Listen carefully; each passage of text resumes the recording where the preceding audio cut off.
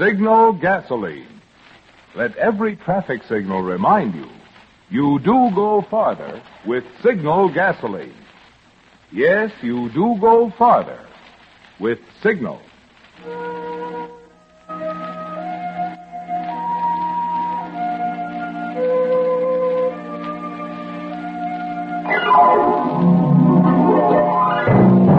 The Signal Oil Company and your neighborhood Signal dealer bring you another curious story by The Whistler. Tonight, X marks the murderer.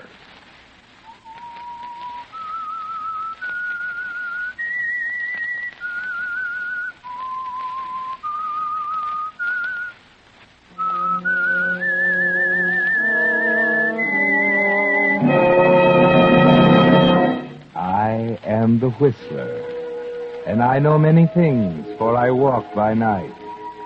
I know many strange tales hidden in the hearts of men and women who have stepped into the shadows. Yes, I know the nameless terrors of which they dare not speak.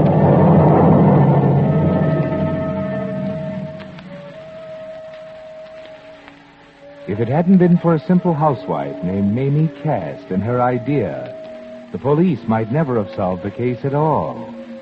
And it was a case that they certainly wanted to solve, and quickly. It was a long series of murders which baffled police and terrorized the city, not only because of their fiendish quality, but because of their apparent lack of motive. I say apparent lack because you can't expect the police to find and recognize a motive deep in the mind of a man who simply enjoys killing. A man who rationalizes his feeling into a sort of righteous cause.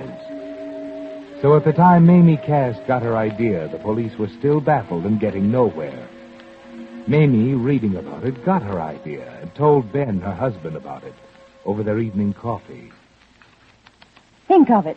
4 of them, all women, stabbed and left dying in the streets. And the police looking high and low, and him or her nowhere to be found. You know, it must be a man. It couldn't be a woman to do a thing like that to her own kind. Don't you agree? Huh?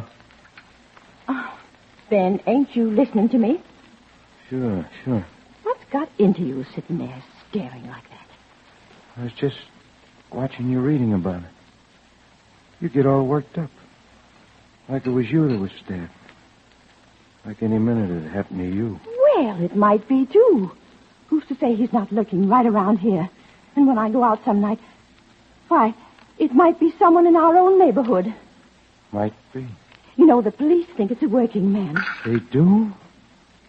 Why? Well, because all the killings have been on weekends, when there ain't work to keep a body busy and out of trouble. If they know so much, why don't they catch him? They don't know. It's just a theory. They're just guessing. Well, sort of, yes, but... Well, they'll double the police on weekends until they catch him.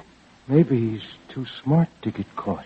The newspaper's offering a reward for $1,000. It says, this paper will pay $1,000 to anyone who can offer a clue which will lead to the arrest and conviction of the monster who's terrorizing the city. Monster? Is that what they call him?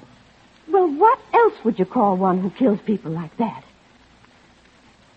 You know, we could use that $1,000, Ben. I want nothing to do with it. You wouldn't take $1,000 if all you had to do was to give the police an idea? I ain't got any idea. Well, I have. I've been working on it all day, and I'm going to send it to the police. You have? Yes. Where'd you get this idea? I ain't put any ideas in your head, have I?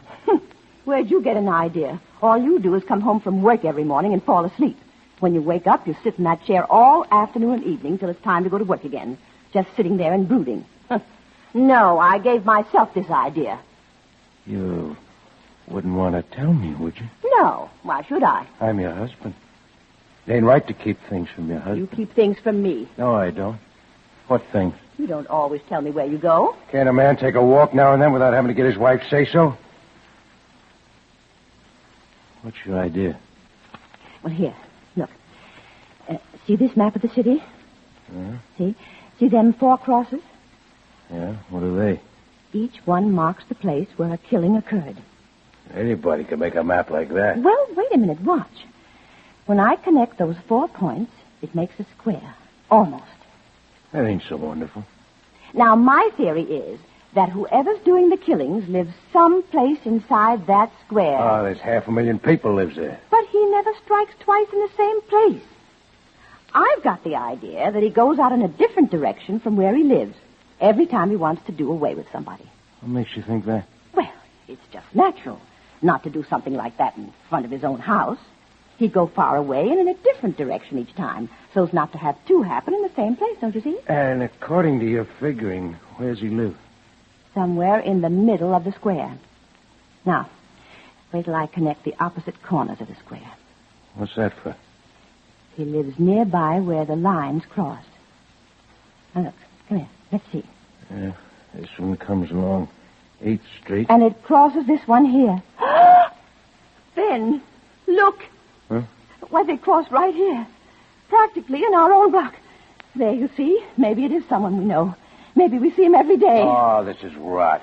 You ain't aiming to send this fool idea to the police. I am. Maybe it is rot. And maybe it's worth $1,000. Anyways, I'm going to try. Mamie, I'm warning you. Don't fool around with something that's none of your business. And why not? Got a feeling you might regret it.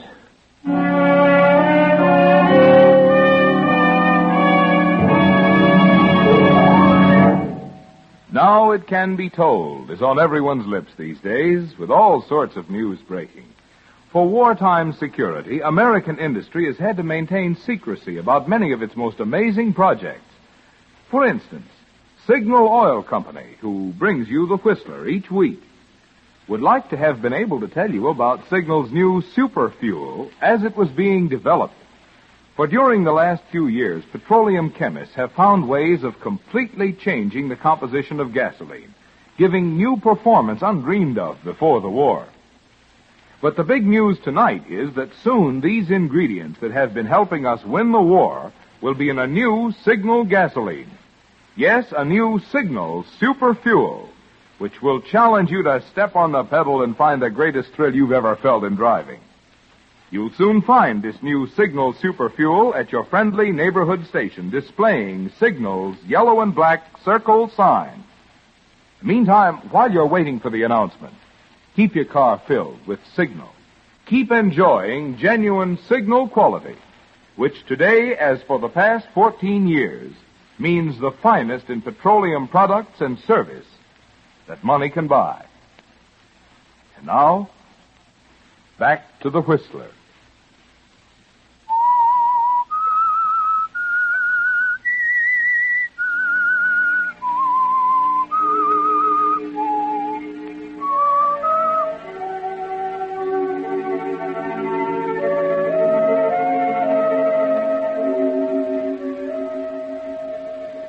Yes, that was the beginning of the end of the atrocity murders that terrorized the city. Mamie Cast had an idea, and in spite of her husband Ben's objection, she sent it in to the police. That was on a Tuesday, and all day Wednesday she waited for somebody to call her. But of course they didn't. And that night, as a patrolman strolled down 8th Street,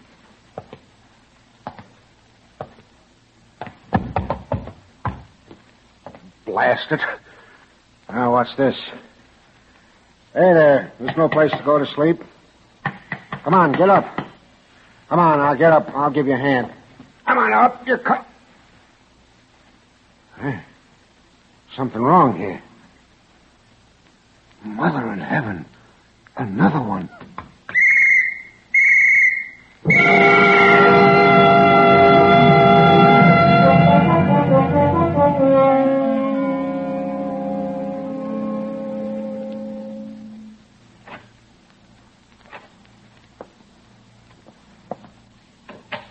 Ben, is that you? Ben, Quit screeching. It's me. it's happened again. What's your light on for? Turn it off. Right here in our block. It was horrible. Turn that light off. I was frightened. I felt safer with it on. I like the dark. Turn it off. All right, all right. Didn't you hear me? Don't you know your wife's been here all this time, almost dying with fear? There's been a murder almost on our doorstep. Yeah, I know. You know? How? Police were talking about it as I came in. What's the water faucet running for? I'm washing my hands. Never knew you to do that before. I thought you washed up at the factory. Can't a man wash his hands when he needs it? Get me some brandy. Brandy? At this hour in the morning? Yeah, I'm tired. Done in. Never acted like this before. It's right here on the sideboard.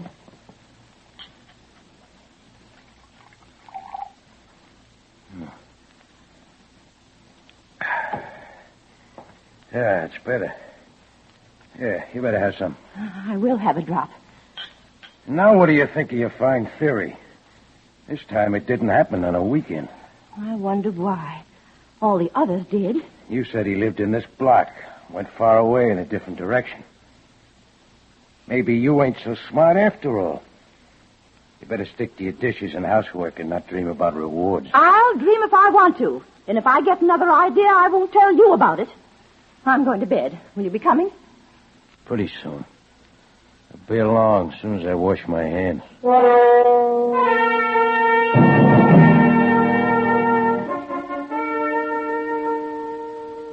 Well, Mamie Cass, perhaps your idea wasn't so good. Or perhaps it was too good. At any rate, you've almost forgotten about it since the latest murder. Besides, the police rarely pay attention to such unsolicited theories as yours. Except in this case, they're getting desperate. I know, Commissioner. It's been over a week since the last killing.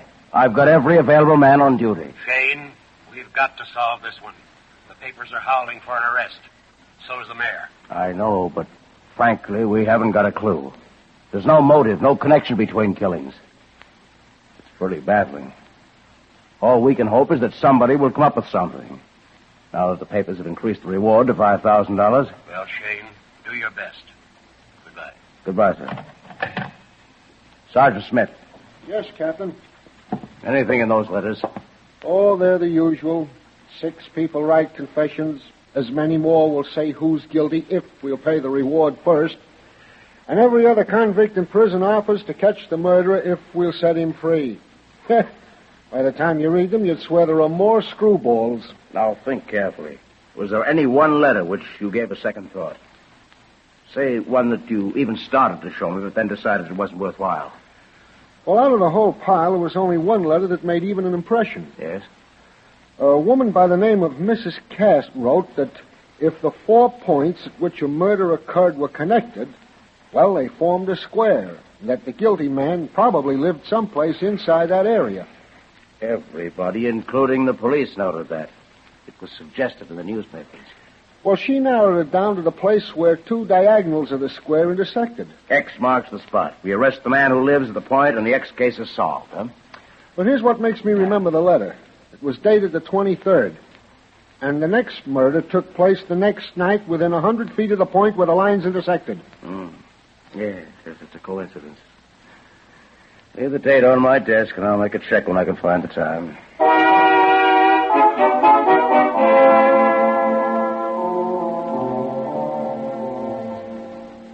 Now, Mamie, perhaps your theory will get a try, but only when Captain Shane gets around to it.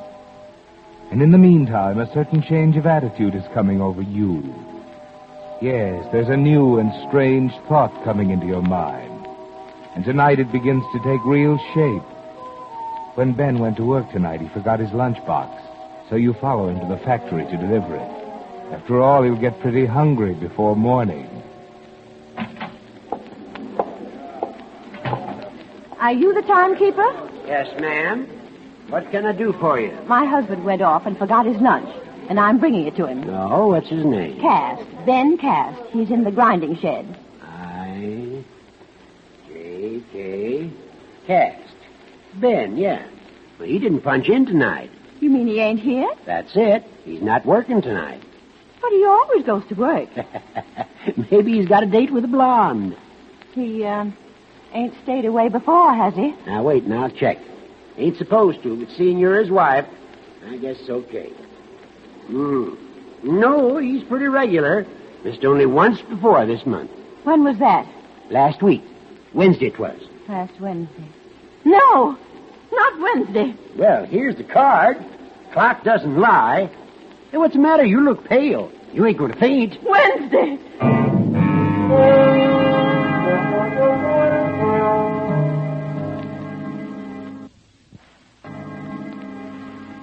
What is it you're thinking, Mamie? Wednesday, last Wednesday, Ben didn't come to work. Last Wednesday, when a woman was killed just outside your door, and Ben came in and washed his hands. When you get home, he's not there yet. You wait, and finally...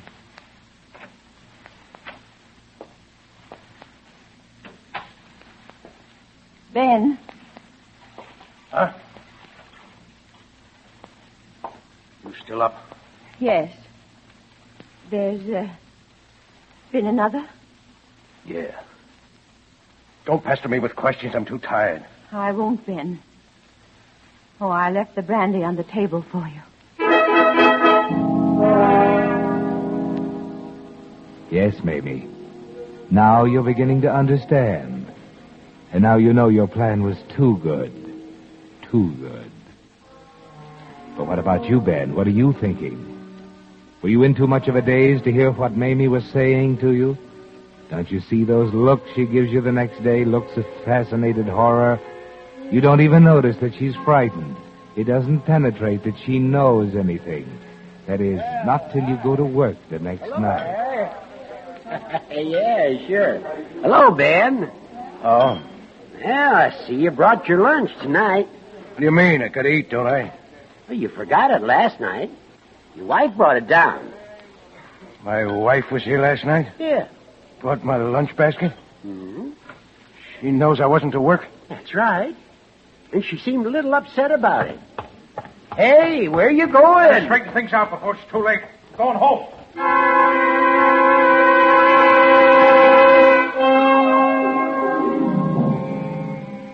Yes, Ben, now you know. Now the danger signals penetrate through your numbed consciousness. And you're going home to Mamie fast.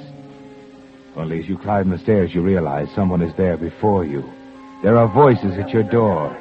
You shrink back in the shadows of the hall. Well, good night, Mrs. Cass. Good night. Sorry to have bothered you.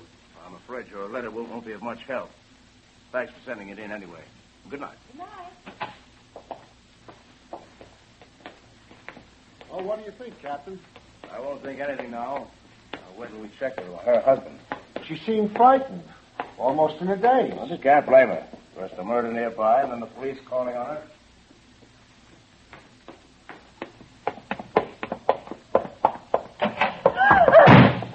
Ben, you're home. What those men want? Well, they just came to ask about the letter. It doesn't mean a thing. They check up on all letters like that. You were right, Ben. The idea wasn't any good. They ask about me? Yes, but just what they call routine questions. What you did, where you worked, and how long we'd been married, and, things like that. You told them? Oh, yes, I had to. And did you tell them I didn't go to work last Wednesday? No, I didn't tell them that. You know, don't you, Mamie? No. You don't have to tell me where you were. I'm not asking you anything, Ben. How'd you know the other night when you asked me if there'd been another one? It was in the newspaper. Wasn't in the papers when you asked me. Then it wasn't in the papers when you told me. It's you. You're the monster. No, don't call me that. No. I'm not. Monster. That's what you are.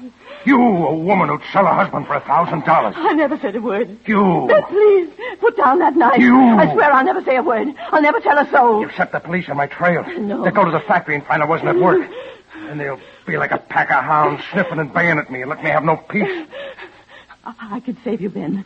I know I'm only a woman, but I can throw them off the scent. How can you? It don't prove anything. You're not being at work. And when they come back to check, I'll tell them you were with me every minute of the time. Don't you see, Ben? You need me. I need you. Yes, more now than you ever did. You need someone who can swear to where you were those nights you weren't at the factory. I'm the only one who can do that. The only one who will do it. Yeah, that's right. I'll have to tell him I was someplace. But you'll have to have someone to back you up. You're not going to turn me in? No. You can put that knife down now, Ben. I won't ever tell. I'm your alibi now. Without me, you haven't a chance. I'm your alibi.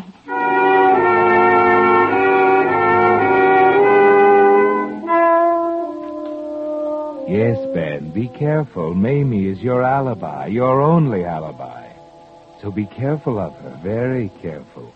Stay at home. Watch her closely.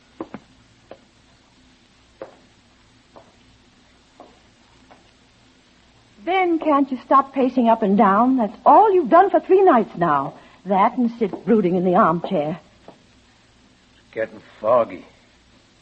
Heavy black fog. Can't see the street light. Ain't it about time you started for work? Ben! What'd you say? I said, ain't it about time you started for the factory? I won't be going to the factory tonight. Not going to...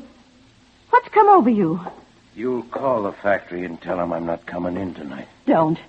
Don't make me do that. You'll do as I say. All right. But don't go out. Not again. Not another one. What difference does it make? Oh, no. Rotten world anyway. Oh, no. You're better off out of it. We'd all be. Oh, but Ben... Call the factory. Tell them I won't be there. I'll be back in the morning. No, Ben, come back! Don't go! Ben!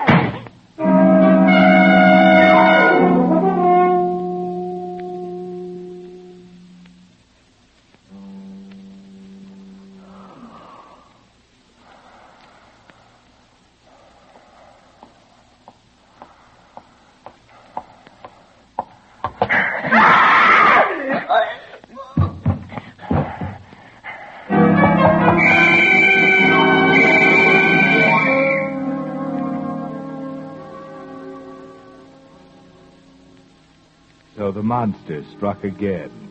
For the last time. You didn't know that, Ben, but it was for the last time. Yes, it might not have been if it hadn't been for Mamie's idea and her letter to the police. And the train of thought it started in the mind of Captain Shane of the Homicide Squad.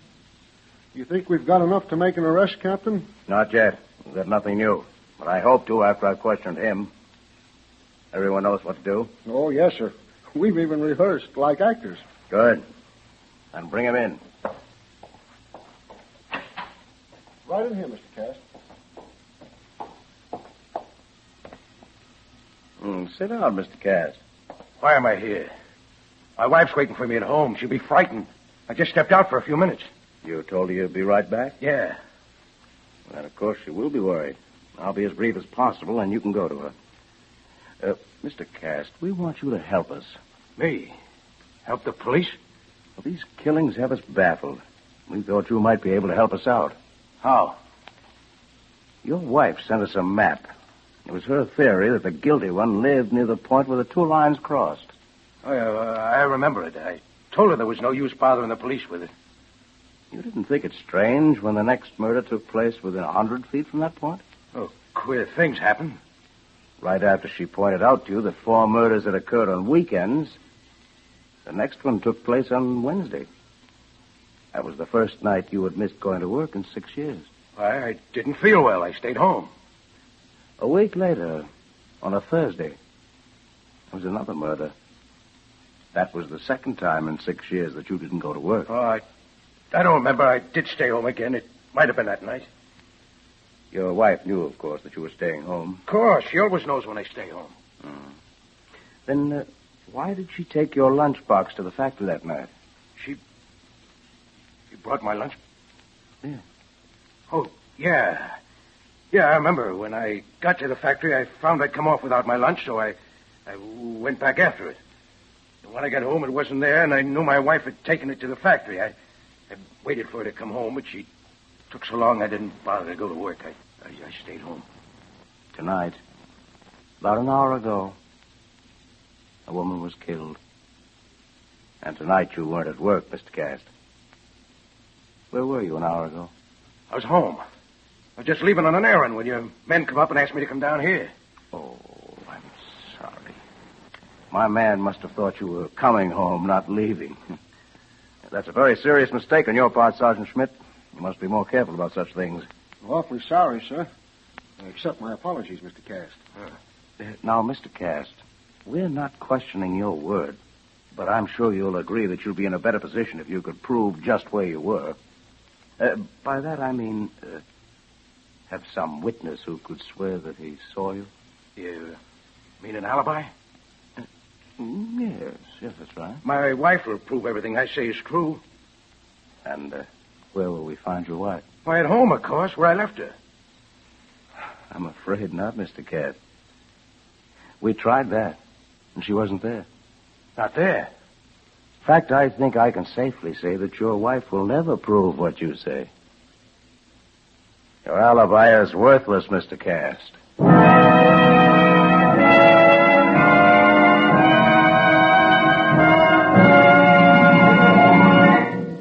The Whistler will return in just a moment with a strange ending to tonight's story. Meantime, where are you going? I mean, with that unlimited supply of gasoline you can enjoy from now on. Yes, of course, you're going to make up for lost driving and really go places. But unfortunately, for a while at least, it's going to have to be on those tired old tires that have been recapped and repaired again and again. Now, to avoid marring your driving fun with that familiar roadside disease in which one side of a tire gets very, very flat, here is a surefire prescription.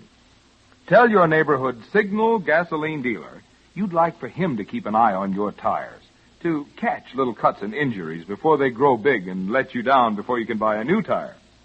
You'll find your signal dealer is completely equipped to give you the finest in modern tire repair, whether it's a small patch or a full recap. For those friendly dealers displaying Signal's yellow and black circle sign are much more than just a place to get Signal Go Farther gasoline and fine Signal lubrication. Each Signal dealer has a complete line of automotive services and fine accessories to keep your car running better, looking better, and lasting longer. And now, back to the Whistler.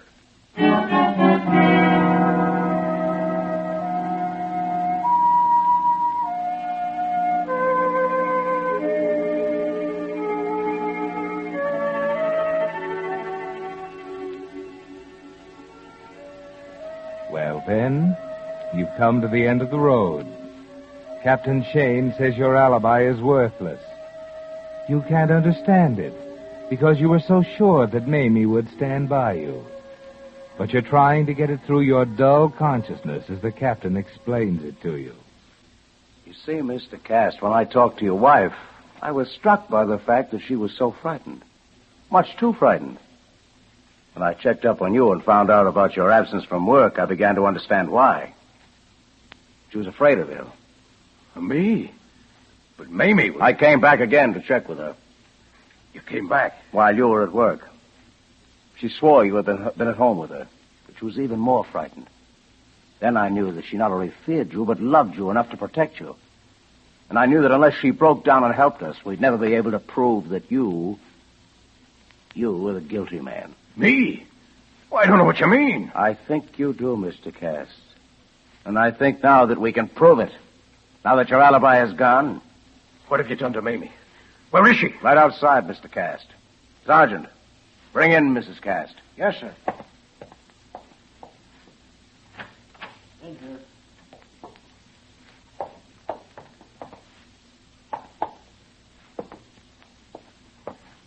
Put the body down.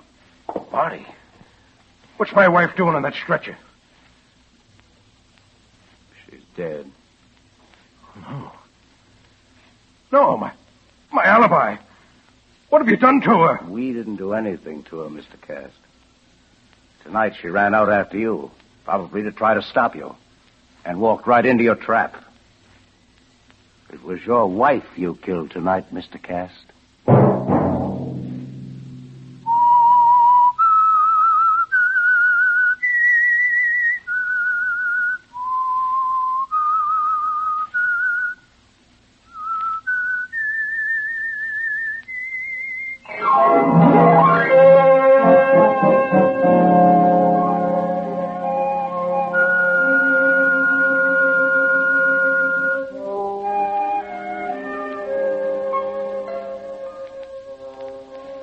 Next Monday at 9 o'clock, the Whistler will bring you another strange tale.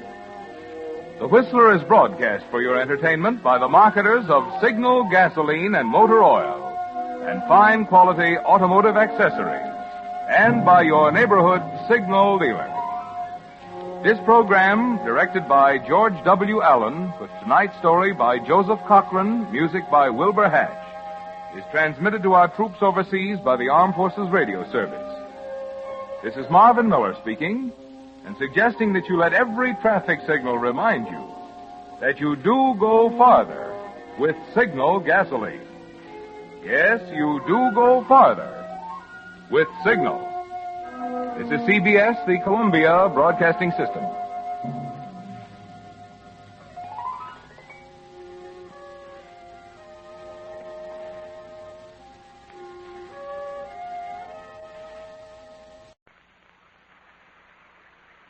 Signal gasoline.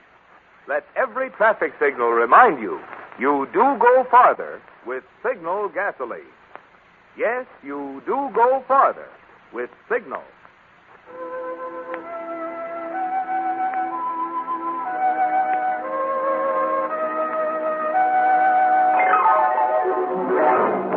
The Signal Oil Company and your neighborhood Signal dealer bring you another curious story by The Whistler.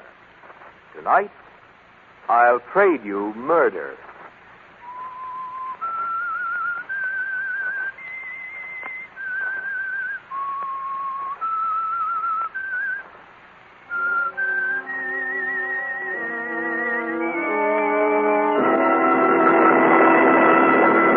I am the Whistler, and I know many things, for I walk by night. I know many strange tales hidden in the hearts of men and women who have stepped into the shadows. Yes, I know the nameless terrors of which they dare not speak.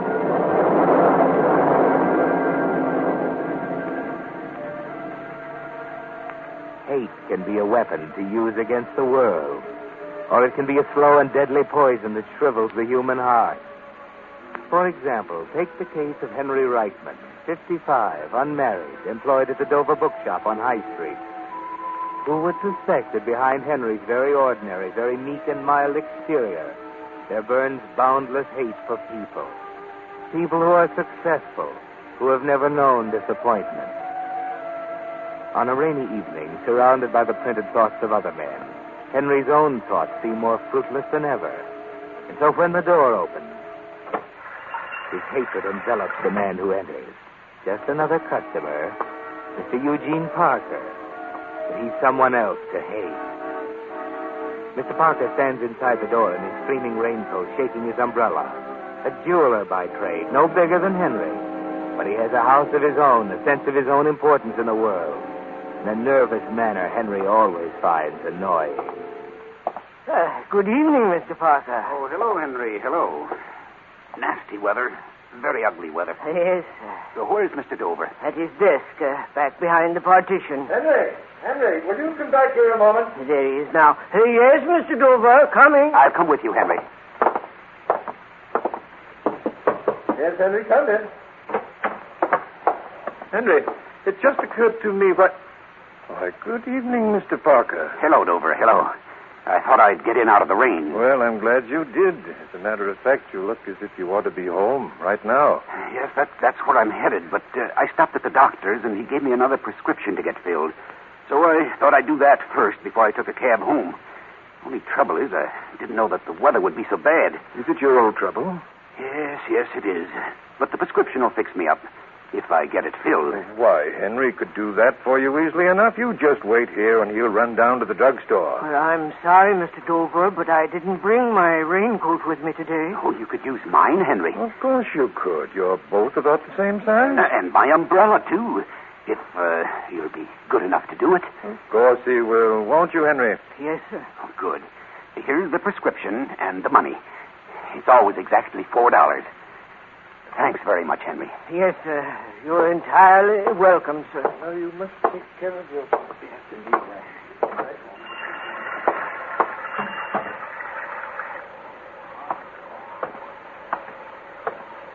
Not so fast, buddy. I didn't see you in that doorway. Don't move. Now, don't get any funny ideas. Just get in that car. Well, who are you? What do you want? Go on. Move over to the curb. Well, what do you want? What's the meaning of this? We'll find out. Get inside. No, I won't. You've made some mistake. Oh, that's a gun. Now, will you quit arguing and get in that car? Yes. All right. Yes, of course.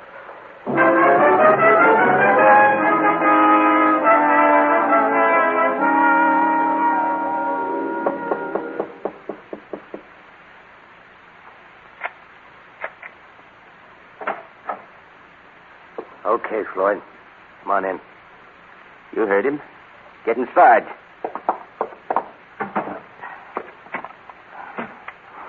Well, I had to wait for him, Max, but here he is. I demand to know why you brought me here. Shut up. What's the matter, Max?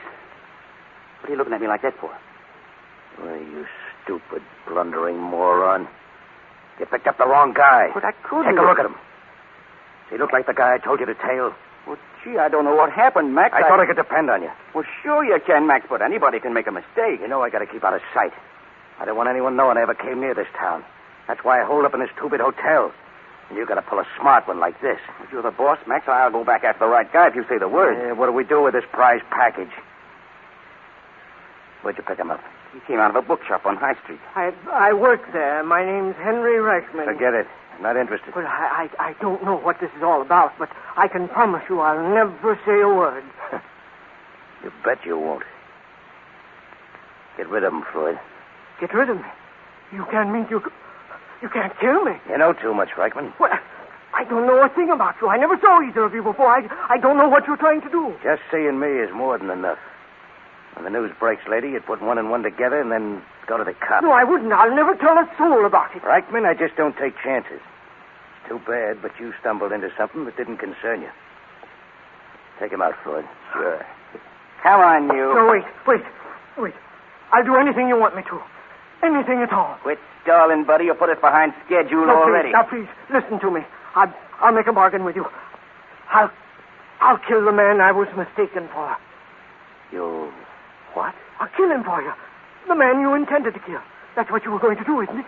Then I'll do it for you, if you let me go. What do you say? Is it a bargain?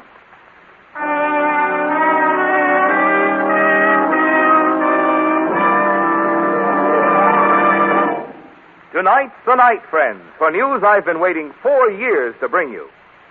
New Signal Ethyl is here. Post-war Signal Ethyl. The gasoline of tomorrow that you can enjoy today. Many signal stations from Canada to Mexico already have it, and the rest are being supplied just as fast as deliveries can be made. I could tell you about the pep and pickup and anti-knock of new Signal Ethyl. Oh, but that'd be spoiling the surprise. Just get a tank full of new Signal Ethyl and make that wonderful discovery for yourself. Touch your foot to the accelerator and feel that old motor get young again. Feel that performance you never dreamed was built into your car. Oh, there's real driving fun. New Signal Ethyl driving. So keep up that good habit of stopping at the friendly station in your neighborhood with Signal's familiar yellow and black circle sign. Be among the first to find out how much fun driving can be with new Signal Ethyl. I repeat, many stations already have it. Others are being supplied as fast as possible. And now, back to the Whistler.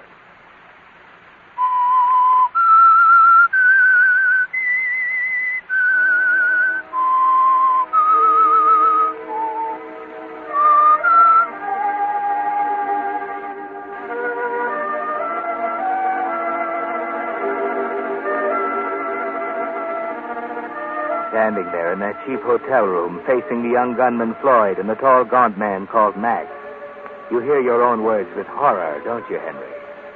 You had offered to kill a man to save your own life. It's unthinkable, monstrous, an insane slip of the tongue. Yet in the same instant, you know you meant it. For the hatred that has slowly festered in you has suddenly found an outlet, hasn't it?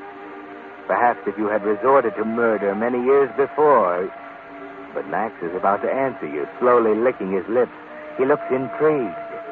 Maybe he's the kind of a guy who will take a chance on a proposition like this. You're not very funny, Reichman. I mean it. I'm quite serious. How long are you going to listen to him make with the words, Max? Let me do it. I'm a failure, I'm a coward, a nobody, but now for the first time in my life, tell me the name of your victim. You're going to listen to him all night, Max? You've got to tell me. Tell me his name. I don't think so. You know too much already. Then what harm will it do? After all, if you're going to kill me anyway. Yeah. There's something to that. Of course there is. If I'm going to die, I have the right to know why. Whose place have I taken by accident? You ought to be able to figure that out for yourself. No. Tell me. Why do you think Floyd picked you up? Well, I've already told you I don't know what this is all about. Whose raincoat are you wearing? That's the answer. You mean Mr. Parker? Sure. Mr. Eugene Parker. But that's impossible. Why, he's a respectable man. Mr. Parker's a jeweler, repairs watches, things like that. Well, things like that are what get him into trouble. He's a double-dealing little weasel. Well, I'm sure you made a mistake. Everybody knows Mr. Parker. He dropped into the store tonight because he didn't feel well. Say he didn't feel well. He knew I was tailing him. But he couldn't. He asked me to go to the drugstore to get a prescription for him. It's right here in my pocket. Never mind.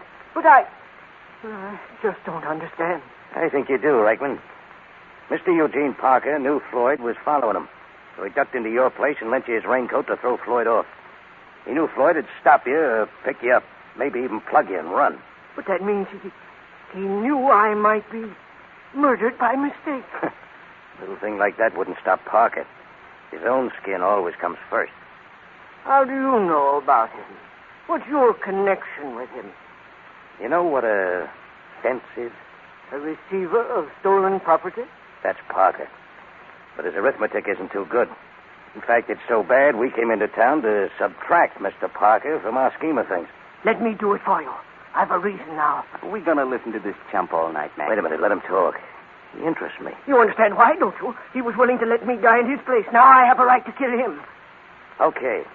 Let's say we let you do it. Then I'm free to go. I saved my own life. It's a double cross, Max. I better take care of it. But you haven't anything to fear. The risk is all mine. Why, do you think I dare tell anyone about you? I couldn't. It mean my own neck. Sounds pretty good, Reichman. Well, it's ideal for you. You have nothing to lose and everything to gain. You'll eliminate him at no risk to yourself. He's right, Floyd. It'd put us in the clear. Nobody could touch us. Yeah? How do you do it with Parker still back in that bookshop? Well, let me call up the shop. I'll see if he's still there. Keep away from that phone. Well, then, call the number yourselves. The Dover Bookshop. Look it up in the directory, Floyd. I can tell you what... I'm not taking any chances. Look it up, Floyd. What do you want to waste time for, Max? I'll take him out and then go find Parker. Get that number I said. We'll find out where Parker is first. Then we'll decide what to do.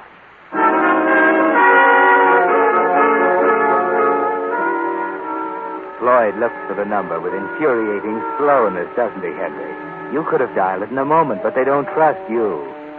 Of course, Mr. Eugene Parker trusted you. Trusted you to die in his place. Strange, isn't it, Henry? And a little frightening how all the passive hate you've ever known seems to shrink and harden and focus on that respectable citizen, Mr. Eugene Parker. That pompous little man, that would-be murderer. But perhaps it isn't wise to want to rush towards murder. What's the matter? No answer? Oh, not yet, Max. Want me to keep ringing? Yeah, hang on a second. I suspect Mr. Dover decided to close up for the night. Hey, he'd expect you back. You got Parker's raincoat and umbrella. Well, maybe Mr. Dover left a note tacked on the door for me. What about Parker? He's going to take a cab home. Maybe he got tired of waiting. Yeah, I guess you're right. All right, forget it, Floyd. Now what? I think maybe we'll make a bargain. You're nuts. I don't think so. Come on, Reichman. We'll make sure they've left already. We're driving back to the shop.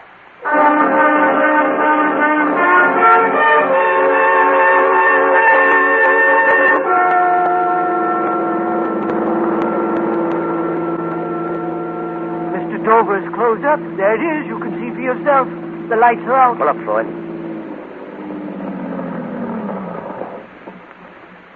Now what? We're going to sit here and look at the dump? You talk too much, Floyd. I told you there wouldn't be anybody here. Didn't expect to find him. Only wanted to make sure. Well, now what? You know where Parker lives, Reichman? Oh, yes, in a little house on the outskirts of town, about 10 minutes from here. He lives all alone. Don't give me that. He's got a housekeeper. She's in the hospital. She's been there since Sunday. Okay, then. We're driving over to the house. And what happens after we get there depends on you.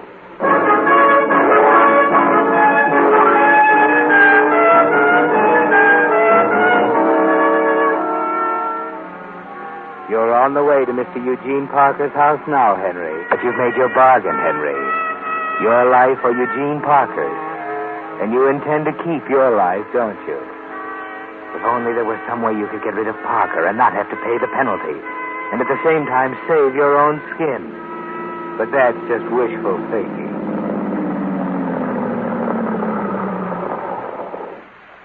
Well, this is the back of the house. It's dark. Looks like he's turned in already. Yeah, maybe he didn't get home yet. Oh, he's home. He told Reichman he was going straight home. Look, light just came on upstairs. Yeah. I guess he just went up to bed. What do you want me to do now? You still want to go through with this, Reichman? If I say I don't... Brother, that's just too bad. I didn't ask. Don't give me none of that. Easy, Floyd, easy. Not trying to back out, are you, Reichman? Oh, no, of course not. But you must promise me. You're not in any position to make demands. Take care of Parker. That's all. Where's the gun I'll use? Give me a shoulder automatic, Floyd. It's got a silencer. You're nuts. If I slip my Maserati, you'll start pumping us so full of lead we won't know what hit us. Take the clip out first, you moron. On and load it. What for? Do what I say. What good will an empty revolver do me? I don't take chances, Reichman. You can load it inside the house. Now, come here. Watch the way Floyd does it. He's like this. And this here's the safety catch. All right. I understand how it's done. Well, now it's empty. Give it to him. Max, I still... Give it to him. All right. I'll leave just one cartridge in the clip. Why, just one? We're not taking any chance on you barricading yourself in there and using that on us. Put it in your pocket, Reichman. All right. Now, listen to me. Floyd will get you in the back of the house. Are you sure? The door will be locked. I know it'll be locked, but Floyd will get you in.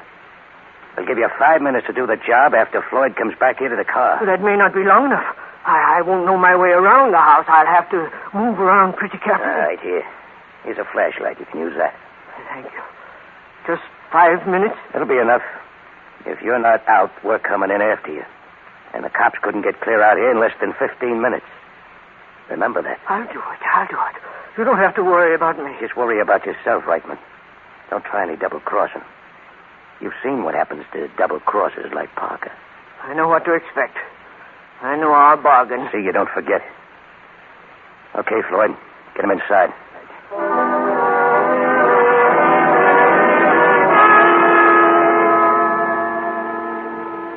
The rain has stopped, but the sky is still clouded as you and Floyd move silently through the darkness to the back of the house. What's that noise you hear, Henry? Oh, nothing really, just your heart thumping. It seems even louder than the scraping noise Floyd makes as he opens the back door with a key from his pocket. Then you step into the darkness of the house and close the door quietly behind you. And then you're alone, Henry, as if you're really alone for the first time in your life. A life that will remain yours only if you take another man's life without delay. You've got to go through with it now. You know that. You're trapped here. That thought makes you switch on the flashlight, doesn't it, Henry? And then carefully, slowly, you go out of the kitchen and into the front of the house and then up the staircase. Softer, Henry, softer. Suppose Mr. Eugene Parker should hear you. But he hasn't, not yet. You can see the light from his bedroom slanting into the hall. And then in another instant, barely a footstep away from his door, you suddenly remember. You haven't loaded the automatic pistol in your pocket. Now, really, Henry, if every murderer went about his business so carelessly, but then not all murderers are so intent on preserving their own lives at the expense of others. That's it. That's more like it. Now you may enter Mr. Eugene Parker's bedroom. Good evening, Mr. Parker. Oh, it's you, Reichman. Were you expecting someone else? What are you doing here? I wanted to return your raincoat and umbrella. They're downstairs. A raincoat? Just how did you get in my house? I walked in. What's the matter with you, Reichman? What's wrong? Why didn't you come back with my prescription? I was delayed. You didn't even go to that drugstore. Now you've broken into my house. What's got into you anyway? I'm here about a debt, Mr. Parker. Well, if it's the $4 you mean, I could have picked them up from you tomorrow. I'm not thinking of your $4. Well, what do you mean? What kind of debt are you talking about? I'm here to collect a debt, not repay it. What kind of nonsense is this? You don't know what you're saying. The debt, Mr. Parker, is your life. Your life or mine. I have listened to enough of this. I'm going to call the police. I wouldn't advise it. I said I would not advise it. You think you can... Where did you get that revolver? From certain friends of yours. The friends you knew would see me wearing your raincoat and carrying your umbrella. I don't know what you're talking about. Yes, you do, Mr. Parker. You know exactly why I ought to kill you. Kill me? Well, does that surprise you so very much? Well, I don't know what you mean. I can't imagine what's got into you. You only waste time by lying, Mr. Parker. You see, I've met Max and Floyd. You do know them, don't you? What are they? What have they told you about me? They've told me enough to make me want to kill you. No, you can't. You can't. Why shouldn't I? You'll be caught. You have no reason to kill me. Well, you expected Floyd and Max to murder me. No, I didn't. I swear I didn't. What I wanted was a little time. I knew they'd learn their mistake right away. And you knew they'd rectify their mistake by killing me. Or perhaps you hoped they'd kill me and not realize they'd made a mistake. Yeah, that was it, wasn't it? No. That's exactly what you were counting. No, I was desperate. But I didn't mean you any real harm. When I came into the shop, I thought I could slip out the back way. And Dover insisted you get the prescription for me. I didn't really think about you, Henry. Yes, I know. You can't gain anything by killing me. Not a thing. I stand to lose my life if I don't. If it's money you want, No. I'll pay you well. I know Dover pays you starvation wages. I'll give you enough so you can leave the bookshop. You won't have to work there again. I don't want your money, Mr. Parker. Don't be a fool. Nobody need ever know about tonight. I'll certainly never tell. $5,000, Henry. Huh. I'll give you $5,000 if you'll simply walk out of here now. $10,000. I have the cash in the house. I can get it for you now. Don't move, Mr. Parker. But if you'll only let me get it Don't for move. you can't shoot me, Henry. You can't do it. You can't. I think I can, Mr. Parker. Because I must. No, Henry. I'm a sick man. You know I'm not well. If you had any mercy, No.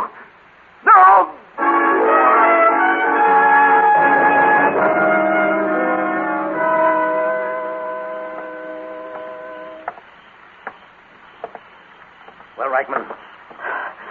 He's dead. All right, get in the car. But you promised me. I'm still keeping my bargain, and I'm making sure you don't get picked up till we're out of this burg. But he's dead. And nobody will know I ever had anything to do with it. Get in the car, I said. And give Floyd the gun. All right, here you are. Thank you very much. What's so funny?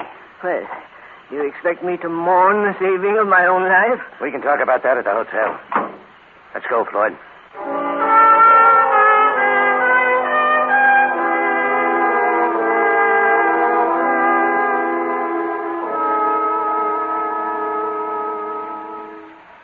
Haven't you kept me in this room long enough? Yeah, maybe you're right.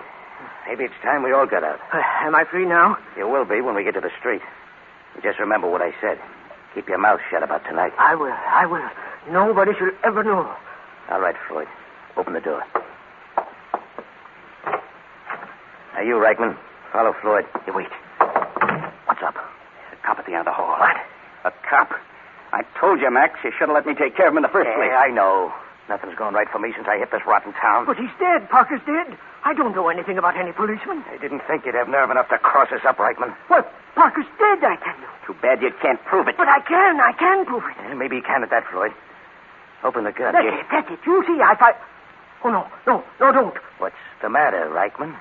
You've got to believe me. Sure, we'll believe you. Pull the clip out of the gun, Floyd. How about it? Double-crossed us.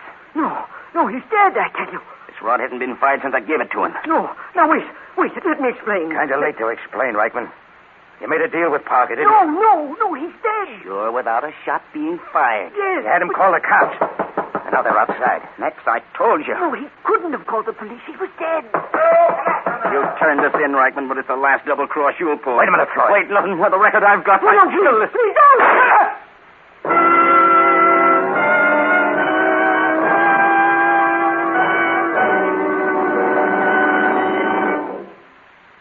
The announcement I made at the opening of this program is so important, I want to repeat it. Tonight's the night, friends, for news I've been waiting 4 years to bring you. New Signal Ethyl is here. Post-war Signal Ethyl. The gasoline of tomorrow that you can enjoy today. Many signal stations from Canada to Mexico already have it, and the rest are being supplied just as fast as deliveries can be made.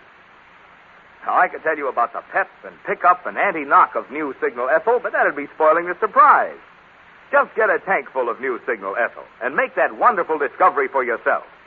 Touch your foot to the accelerator and feel that old motor get young again. Feel that performance you never dreamed was built into your car. There's real driving fun. New Signal Ethyl driving. So keep up that good habit of stopping at the friendly station in your neighborhood with Signal's familiar yellow and black circle sign. Be among the first to find out how much fun driving can be with New Signal Ethyl. I repeat, many stations already have it. Others are being supplied as fast as possible. And now, back to the Whistler.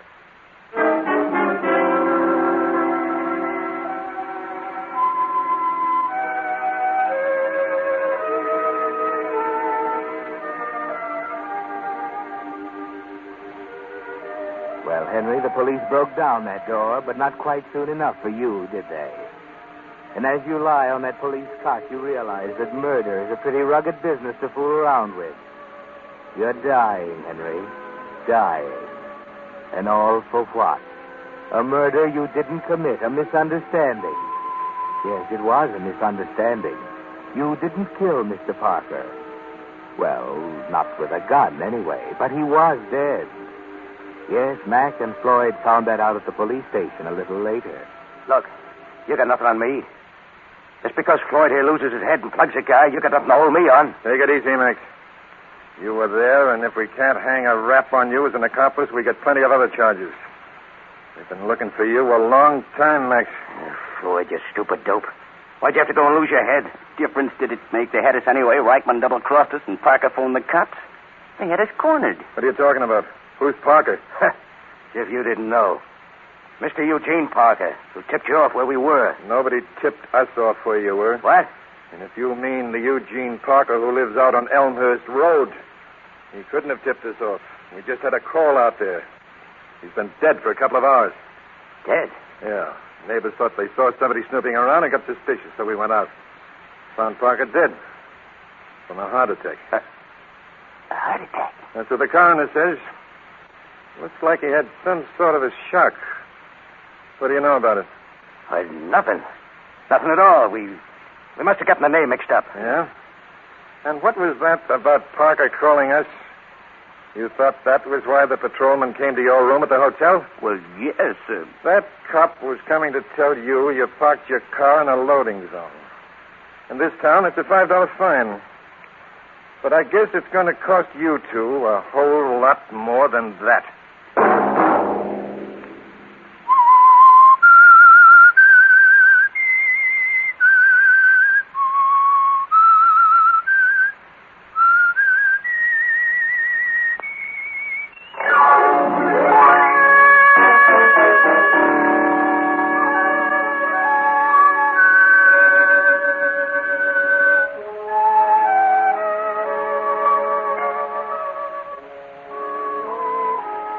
Next Monday at 9 o'clock, The Whistler will bring you another strange tale.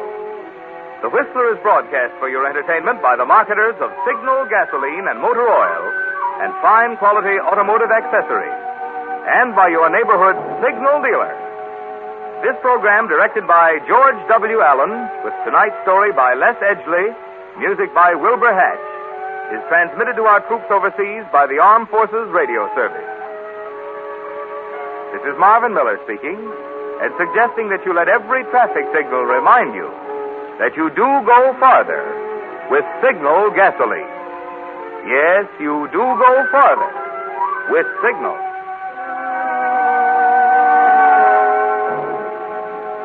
This is CBS, the Columbia Broadcasting System.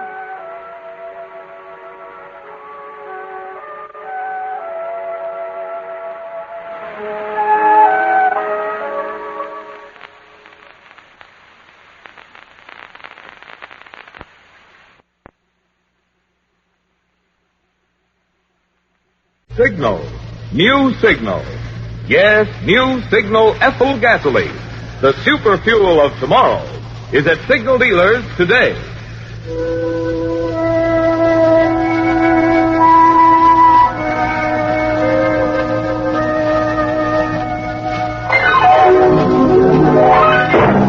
The Signal Oil Company and your neighborhood Signal dealer bring you another curious story by The Whistler. Tonight, Ambition Perilous.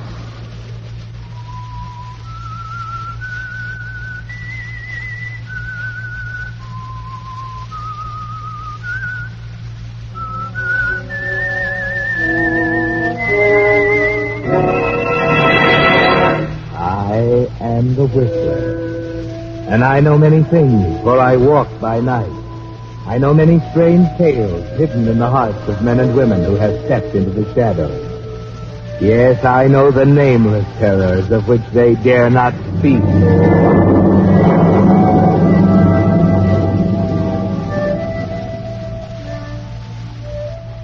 Ambition is a very powerful stimulant, a powerful urge driving men upward toward better things. Unless, of course, it's so strong that it drives them on to evil things. That's the aspect that Fred Conrad forgot about. Fred was ambitious, very much so, and his great hopes had carried him far. He was the most popular district attorney in a long time. And now he had his eye on the governor's chair, and the prospects looked good for the coming election.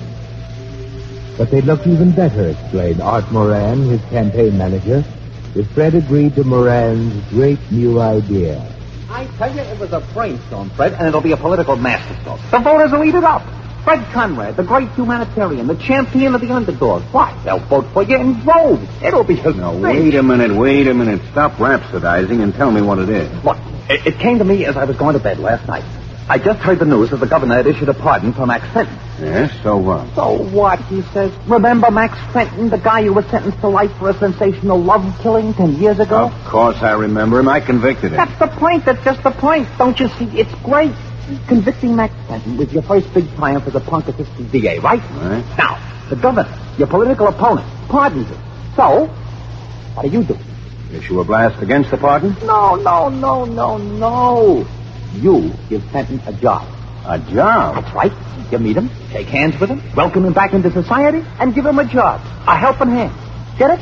You take him under your wing. Oh, it'll be terrific. Wait a minute. That would mean I'd be siding with the governor, approving his pardon. Not necessarily. You don't have to prove fully. I got your statement all worked out. Besides, sometimes it pays to jump the fence a little. Yes, but suppose Fenton doesn't go straight. Supposing it doesn't work. That's the beauty of it. Let the governor worry about that. It's his baby. He issued the pardon.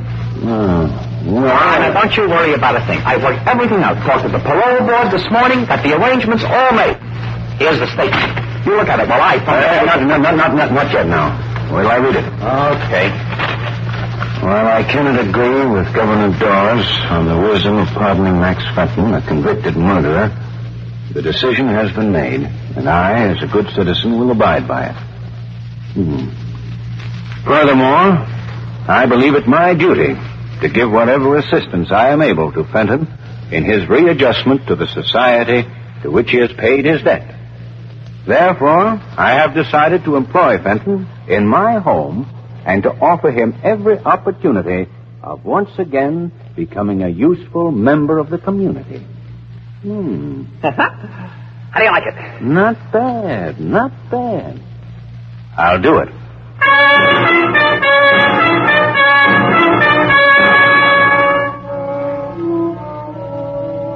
Well, that's very decent of you, isn't it, Fred Conrad? That is, it would be if you were doing it for a sincere motive, but you aren't. No, it's only your selfish interest you have at heart.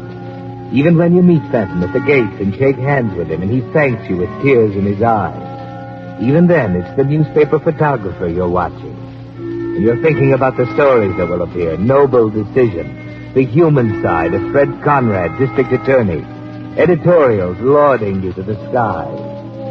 And you're thinking of Governor Dawes up at the State House, who's wondering what's behind it, getting nervous about your new political popularity. It all comes true, of course. The newspaper is the governor. But publicity can attract attention lots of places, Fred Conrad, places you'd forgotten about. For instance, at the bar of the Club Saint Maurice. Hiya, Millie. What'll it be? Make it the same, Barney, but double. Double? Coming up, bourbon straight. Thanks. Something bothering you, Millie? Why? Why do you ask that? Just curious. You never ordered the double before. Oh. Yeah. Something's bothering me. Now, that ain't right. A good-looking doll like you. A swell singer. You knocked him with that last number. That guy down at the end of the bar there, for instance. He sat there with his mouth hanging open like he hadn't seen a good-looking woman in years. Yes? He's not bad himself. If you like the type. Anyway, he likes yours. He sure been staring at you. Know who he is? No, you want us to find out? You know better than that. The boss blows his top if I got guys hanging around here. Okay. Fill it up again, Barney. You mean another double? That's right. Yeah. Hey, you really are stewing. You want to tell old Barney about it? It might help. It might. Barney, did you ever hate a person so bad that all you wanted to do was hurt them? Somehow, anyway, hurt them? Well, now, I don't know. Well, I have. So it eats you up inside. But you don't do anything. You keep it all inside of you. And one day, this person does something. He's a big hero, talk of the town, great guy. Maybe you'll get elected to something. You wouldn't mean Conrad, would I'm you? not saying who I mean. But he's no hero, and I can prove it. He's a heel. Suddenly, all this you got inside, you have to bust loose. You feel like you gotta get it out, get your revenge, or else. What are you going to do, Millie? I'm not sure yet, Barney.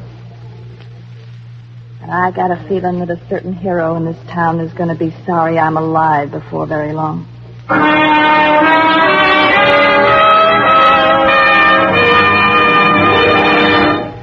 Have you tried new Signal Ethyl? If you have, then you know it's the post-war gasoline you've been waiting for. The gasoline of tomorrow that's available today at your neighborhood Signal gasoline station. Motorists who have tried it can tell you about the pep, the pickup, the anti-knock of new Signal Ethyl. Oh, but that'd be spoiling your surprise. Just get a tank full of new Signal Ethyl and make that wonderful discovery for yourself. Touch your foot to the accelerator and feel that old motor get young again. Feel that performance you never dreamed was built into your car. Oh, there's real driving fun. New Signal Ethyl driving. So make it a point to stop this week at one of the friendly stations displaying Signal's familiar yellow and black circle sign. Say, fill her up with Signal Ethyl. Be among the first to find out how much fun driving can be with new Signal Ethyl. And now, back to the Whistler.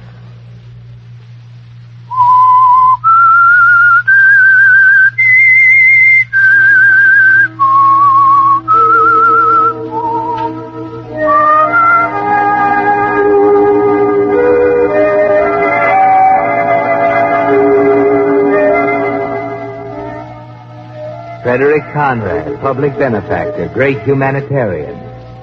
Too bad that opinion isn't shared by everyone. Of course, one person couldn't keep you out of the governor's chair. Or could she? Better get a grip on yourself, Fred Conrad, while you sit at your desk talking to Mrs. Christie, your housekeeper, as she cleans the room. Yes, sir. It's as certain as I'm here in this room, you'll be in the governor's mansion in 2 months. Well, thank you, Mrs. Christie, but, well, we'll take things as they come, eh? And believe me, those who've helped me, stood by me through the lean years, won't be forgotten. The little people who've served so faithfully. like you, Mrs. Christie. Oh, if that isn't just like you, Mr. Conrad. Always thinking of others before yourself. Land sakes, you're always doing someone a good turn. All those prodigies, for instance, like Mr. Fenton. Protégés, Mrs. Christie. Oh, yes, of course. Well, that's just my little hobby. You might call me a speculator.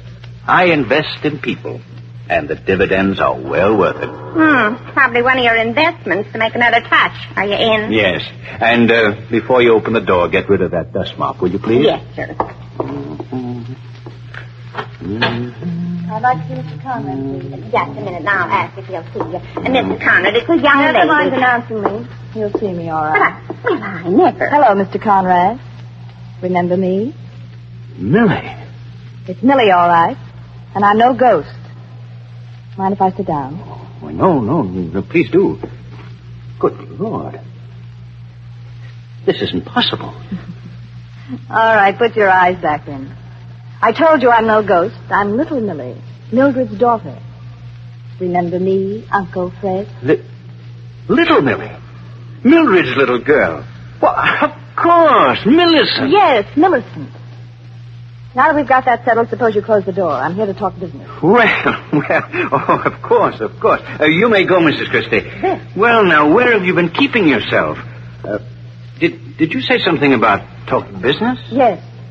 And I don't like snoopy housekeepers. Yes, the whole thing. There. Well, my friend, you've done all right for yourself now. District attorney, next governor. At least I know you won't be satisfied until you are. You seem to know me pretty well. I ought to. Do you think I've forgotten what you did to my mother? You killed her. Just as surely as you'd stuck a knife in her heart. Millie. She committed suicide because of you. Yes, governor. I know the real Fred Conrad. And I've got an idea there are a few other people in the state who might like to know the Fred Conrad I know. That letter in your hand. Looks familiar, doesn't it? Hands off. I've managed to keep this nice and clean ever since Mother died. I don't want to get it all smudged up. But I just wanted to compare it. You wanted to compare the stationery to that letter on your desk? Oh. No wonder you looked scared. Still using the same personal stationery, same letterhead, Frederick Conrad. Same thick gold engraving. I hope you're smart enough now not to write love letters on that paper. What are you getting at? Ever hear of a smear campaign? Sometimes it takes a lot of big guys with a lot of pressure to blot out someone's career. And sometimes it just takes a girl with a letter or two. You're threatening me with blackmail. My mother was a rich widow. You took her for every cent she had. You were going to invest it for her. But I was. Could I help that her? Wasn't Things enough. didn't go... You told her you loved her, promised to marry her. I've got a complete record of your crooked, worthless promises in the letter I've got. Even when she had a chance to marry someone else, you ruined that. Listen to this. My darling, I must see you before you take this rash step. You know I love you, and I don't intend to let anyone come between us. Please... Stop! I don't want to hear any more. That was the night she jumped in the water at Cypress Point. Nobody ever knew you were there that night. Except me. How much do you want for that letter? Well, let's say $30,000. Isn't that about what you took from Mother? Are you out of your mind? I don't have that much money in the world. Okay, I'll take it on the installment plan. And we'll start with $5,000 by next Wednesday. Oh, you cheap little blackmailer. Cheap is hardly the word. I think you'll find me rather expensive before I'm through with you. Wait. Who's there? Me, Mr. Conrad. I brought the car. Oh, I'm sorry. I didn't know you had company. It's all right, Max. Well, what's the matter with you two? I'm sorry. Well, hello. I remember you. You were at the bar at the Summer Ritz the other night. Yes. I suppose I should apologize for staring as I did. You two know each other? Well, not really. You might introduce us, Uncle Fred. Oh, yes, of course. Millicent, this is Max Fenton. Not the Max Fenton. Yes. I'd better be going now. I just brought the car out. Well, it's all right, Max. I won't be needing it. You can go. No, wait. I was just going. If you don't mind, Uncle Fred, Mr. Fenton can drive me home. Oh, yes, if he's not busy. No, I'd be very happy to. Good. And we can go right now. But, Millie... Our business is all finished. I'm sure we understand each other, don't we, Uncle Fred? And I'm sure you'll make the necessary arrangements by, shall we say, tomorrow night.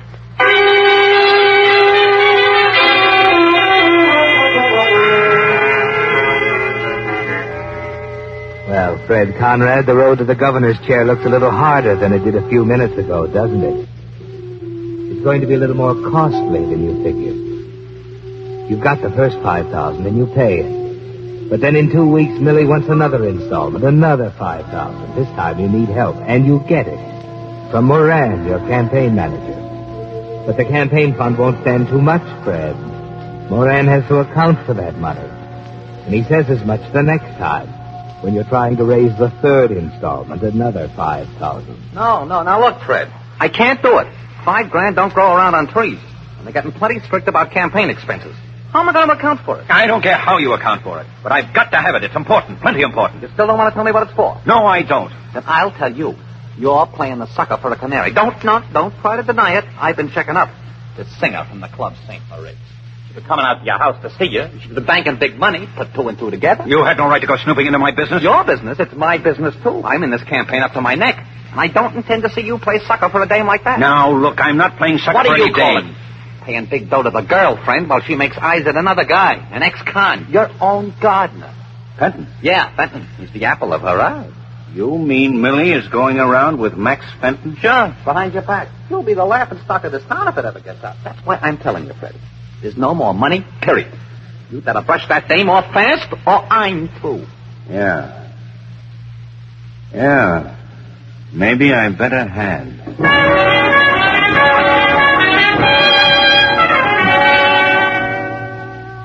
Now, Fred, what's going through your mind? When Moran told you about Millie and Fenton, a great idea burst in your mind, didn't it? A great idea. But wait, Mr. District Attorney. You're thinking about murder. Murder, Fred Conrad. You know all about that. You know what happens to murderers. You've sent them there many times yourself. So if you're going in for anything like that, you'll have to be careful, plenty careful. Set it up carefully, Fred. Well, Max, you certainly have the green thumb. The roses haven't bloomed like this in years. Just what I've been telling them, Mr. Conrad. Would you look at this basket of Cecil Bruners? My, aren't they beautiful? Mm-hmm. Where'd you learn so much about flowers, Max? I took care of the garden. You know where. Oh, yes, I see. We'll have to hurry if you want some of the zinnias, Mrs. Christie. It won't be light much longer. Why, it'll be light for another 2 hours. What's your hurry, Max? Now, Mr. Conrad, it'll take him a good 2 hours to get cleaned up for his date tonight. How'd you know I had a date? Oh, I may be dumb, but I'm not blind and deaf. Neither's Mr. Conrad. That's right, Max. Oh, now, don't look so sheepish, man. You've got a fine girl in Millie. And a mighty good looker. Yes, sir. There are plenty of young swains who'll testify to that. What do you mean by that? Well, Max, I do believe you're jealous. Just look at his face, Mr. Conrad. A regular thunder. Give me that basket. I'll get you a zinnia. Why, land sakes, the man must be silly in the head to get so upset over a little thing like that. Oh, I was a fool to make that remark. Not at all. It wasn't your fault. The man is just crazy jealous, that's all. You're right, Mrs. Christie. It's very obvious.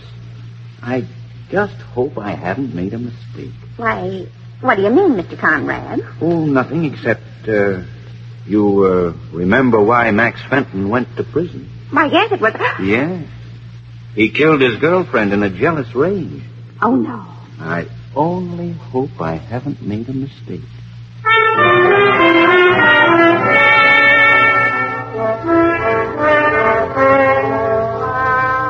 Nicely planted, Fred. Mrs. Christie will remember that later, won't she? The rest of the plan is taking shape in your mind, too. It's so simple. Max Fenton once killed a girl he loved in a fit of jealous rage. Why can't he do it again? Well, of course, it's too much to expect that you could drive him to it. But it wouldn't be hard to make people believe it if Millie were found dead, would it? Not hard at all. Of course, that means that you personally must do the job. But, well, ambition has carried you far, Fred, and you're not going to give it up now. No, not Fred Conrad. Now all you have to do is set up the scene. And Max Fenton helps you with that when he comes in to apologize. I just wanted to apologize for that scene in the garden, Mr. Conrad. I don't know what came over me. I guess I acted pretty stupid. Oh, don't worry about it, Max. The man isn't responsible for anything in this heat. I don't know what's wrong with me. It's just that when a man's gone through what I have, His past just won't let him be. I guess sometimes I'm afraid of myself. Does that sound crazy to you? No, it doesn't, Max. But you've got to exercise some control over yourself, man. Snap out of these neurotic fears. You're a free man. You're paid for your crime. Face the future with courage. You'll need it. What do you mean? Just this. Unless you're prepared to face things as they are, you're licked. Men will always be attracted to beautiful girls. And just because you've fallen in love with one, you can't keep her like Peter's wife locked in a pumpkin shell. Oh, I know it. Unless... Unless what? Unless you just take the bull by the horns and ask her to marry you. That should end it once and for all. You'd be married and you could be sure. Yes, you're right. I've wanted to. But do you think I should? I mean, after all I've been through, Of course, man. Now, look. You call her right up. Make a date to see her tonight, take her to some quiet, secluded spot, and ask her and get it over with. By golly, Mr. Conrad, you're a brick. You make me feel like a new man. I'll do it. I'll go out and get the engagement ring and make a date to meet her at Cypress Point tonight after she gets off work. Thanks, Mr. Conrad. Thanks a lot.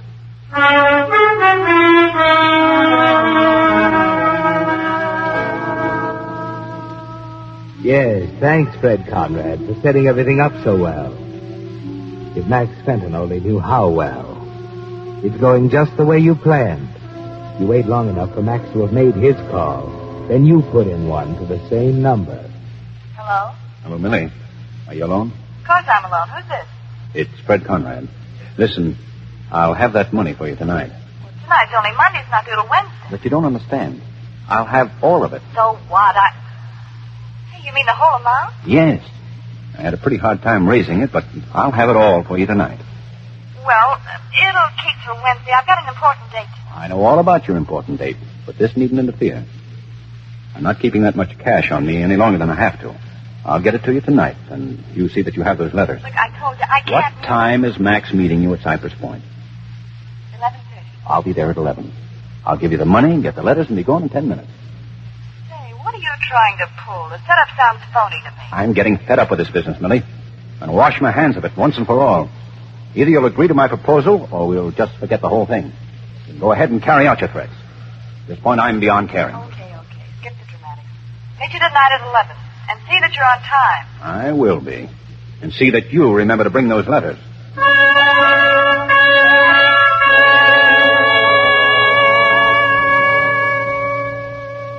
So far, so good. The plan is thoroughly formulated in Fred's precise legal mind. And as the time for action approaches, he carefully reviews each step in the plot. By 10:30, Mrs. Christie will be asleep. He can slip out without her ever knowing. The trip by automobile will take 20 minutes each way. And the lethal business to be transacted at Cypress Point, 10 or 15 minutes. The whole job done in less than an hour. And as for evidence, Fred permits himself a satisfied smile at this thought. Any number of people can bear witness to the fact that Sam and Millie had been meeting at Cypress Point. Mrs. Christie, for one. Yes, it will be an open and shut case. That's what Fred keeps telling himself, as he makes his last-minute preparations before getting the car out of the garage. He stuffs the envelope with paper. That's all he'll need for the final payment. Everything's set now, Fred. So you drive out to the point in exactly 20 minutes, park carefully behind a row of shrubs, and climb up the incline to the little park overlooking the water. It's very quiet and lonely looking. There doesn't seem to be anyone here. Until suddenly you see her, lying on the ground. Millie! Good Lord. She's dead. Yes, Fred, there lies Millie, dead. And the thoughts go whirling through your mind. It's even better than you'd planned. Max Fenton had done the job for you, probably in a jealous rage. Maybe Millie refused to marry him. Somehow you don't stop to wonder about the fact that Max wasn't due until 11:30. But you should have, Fred. But now it's too late. Your thoughts are rudely interrupted. Yeah, she's dead. Uncle Fred. Max! What have you done? That shouldn't interest you so much as what I'm going to do. Max, no! No, stop! Max! What are you doing, Max?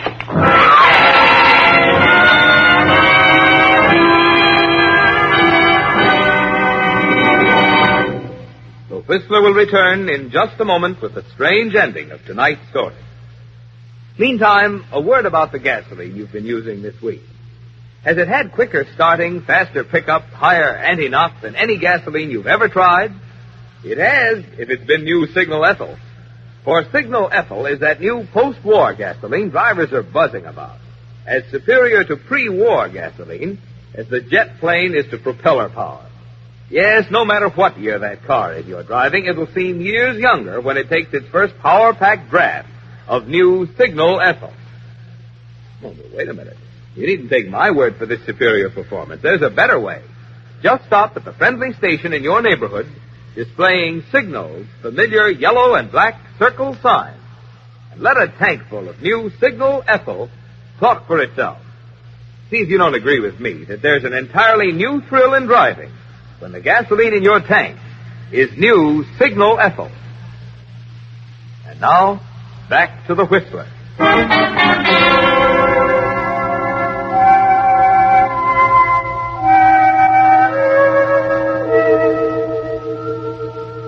Well, Fred Conrad, it didn't turn out the way you planned, did it? And as you gasped out your last breath, you still didn't know why. You didn't reckon on several important things, Fred. One, that love is impatient. That Max Fenton, anxious to meet his future wife and give her the engagement ring, had arrived early at the point. But why had he killed her then? You might have had the answer to that if you could have seen the letter he held in his hand as he walked away from the point to give himself up to the police. A letter he didn't give Millie a chance to explain. It was a letter on your stationery in your handwriting. Your letter, Fred. My darling, I must see you before you take this rash step. You know, I love you. I don't intend to let anyone come between us. Please meet me at Cypress Point tonight. Just for a few minutes. I know we can straighten everything out. You're a loving friend.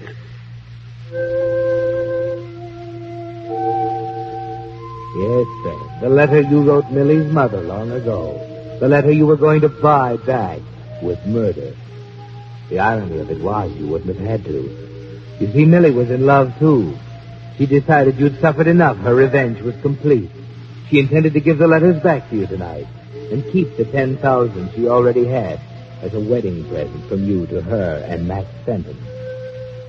Too bad, Fred. It might have worked out so well.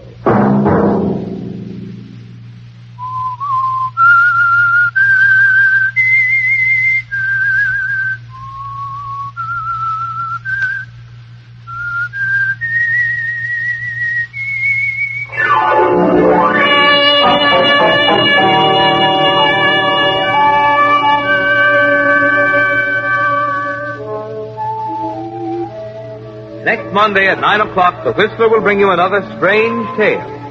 The Whistler is broadcast for your entertainment by the marketers of Signal gasoline and motor oil and fine quality automotive accessories, and by your neighborhood Signal dealer. This program, directed by George W. Allen, with tonight's story by Harriet Ray, music by Wilbur Hatch, is transmitted to our troops overseas by the Armed Forces Radio Service. This is Marvin Miller speaking, and reminding you that new Signal Ethyl gasoline, the super fuel of tomorrow, is at Signal dealers today. Yes, you do go farther with Signal. This is CBS, the Columbia Broadcasting System.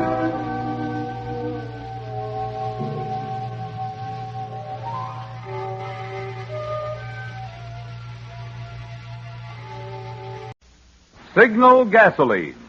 Signal, the new gasoline you can prove is superior.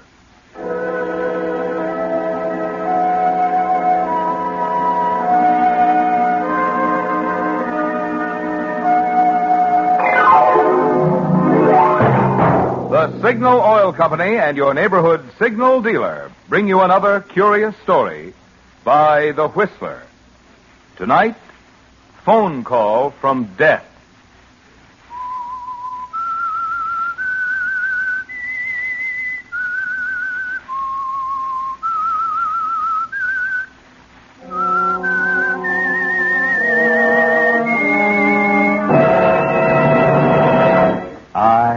I'm the Whistler, and I know many things, for I walk by night.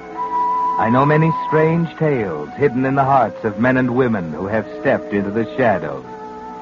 Yes, I know the nameless terrors of which they dare not speak.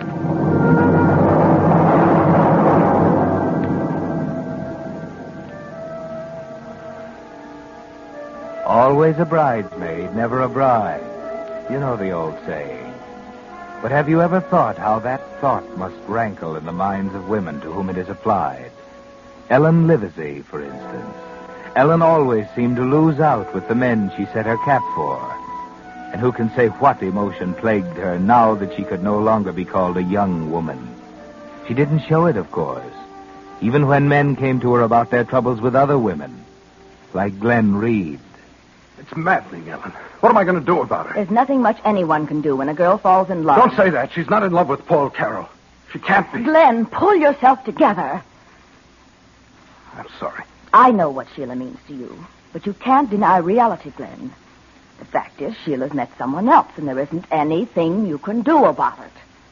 2 months ago, she was going to marry me. I didn't know that.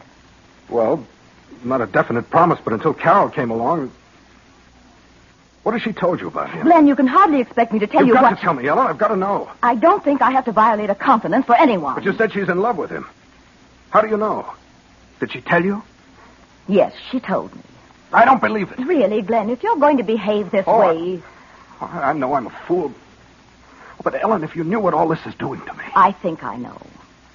Ever since Sheila met Paul Carroll, she's been infatuated with him. And I can understand why. But why can't she see her money's made a hit with him, too? Oh, Glenn, lack of money doesn't mean anything to Sheila. I've certainly never been wealthy. Why, the jobs I've had. Dime store clerk, telephone operator, stenographer, and now secretary. Yet Sheila and I have always been close friends. Very close. Ellen, I'd do anything. Humiliate myself, anything, if she'd only let me talk to her. You want me to call her for you, Glenn? Oh, no. No, I wouldn't want you to do that. Yes, you would. When you called me this afternoon, I knew that's what you wanted me to do. I'll call her right now. Well, all right, if it isn't too much trouble. You know it isn't. Oh, that's a silly thing to do. I started to dial the wrong number. Well, good heavens. Hello?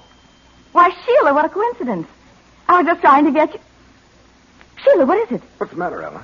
Sheila, I can't understand you. Sheila! Sheila! Ellen, what's wrong? What's happened? I don't know exactly. She seemed terrified. Something about someone trying to break into her apartment.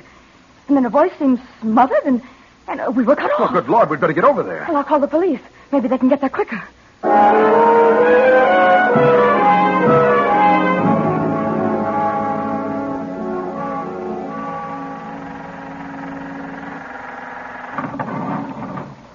Oh, I hope I'm mistaken, Glenn. Sheila simply has to be all right. Well, we'll soon find out. Oh, Glenn, wait. What? Down the hall, that patrolman. Standing guard outside Sheila's door. Oh, Glenn, do you think... Come on. Well, we'll let you up. We're friends of Miss Blaine, officer. We're going inside. Oh, are you? Well, I don't know how you got by downstairs. Nobody tried to stop us, officer. We simply came right up. Why can't we see Miss Blaine? What's happened? Just a minute now, just a minute. What's going on in there? What's wrong? I said hold your horses, young fella. Wilson, get downstairs and take... Who are these people? Well, sir, that's what I was just My about... name's Ellen Livesey. I called police headquarters about Miss Blaine. Oh, yes, Miss Livesey. I'm Captain Hazlitt of the Homicide Division. Homicide? Captain, what's happened? Sheila Blaine has 2 bullets in the back of her head. She's dead.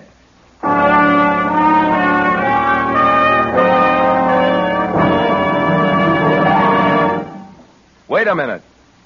Have you tried new Signal gasoline? That new super fuel that offers you premium performance at no extra cost?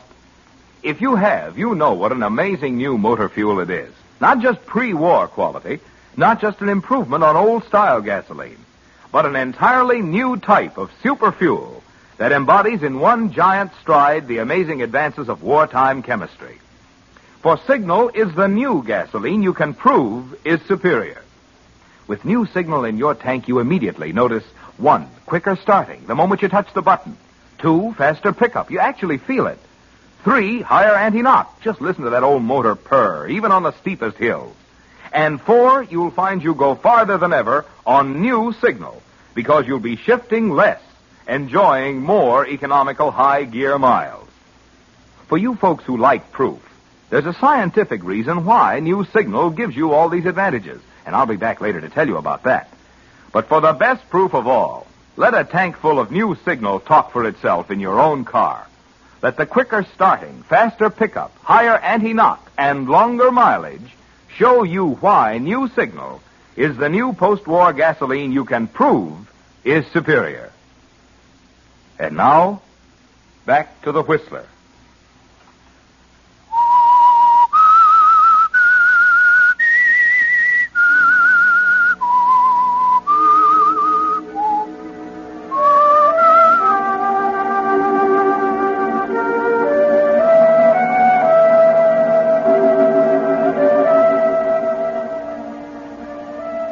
Well, Ellen Livesey, this time it looks as if you won't have even to be a bridesmaid.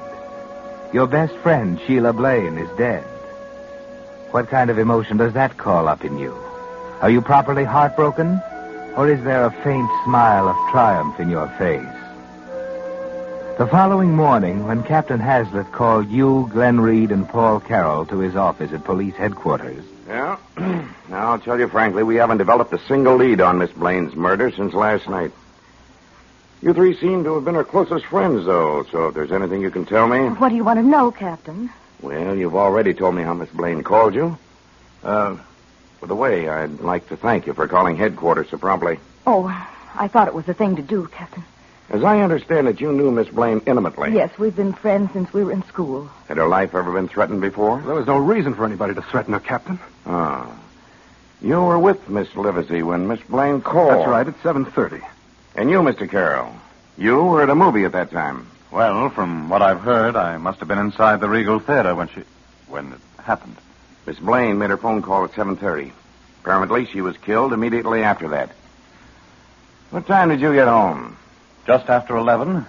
One of your men was waiting for me. What time did you enter the theater? Just after 7. Wasn't that a little early for you to attend a movie? I don't see why. I hadn't anything to do last evening.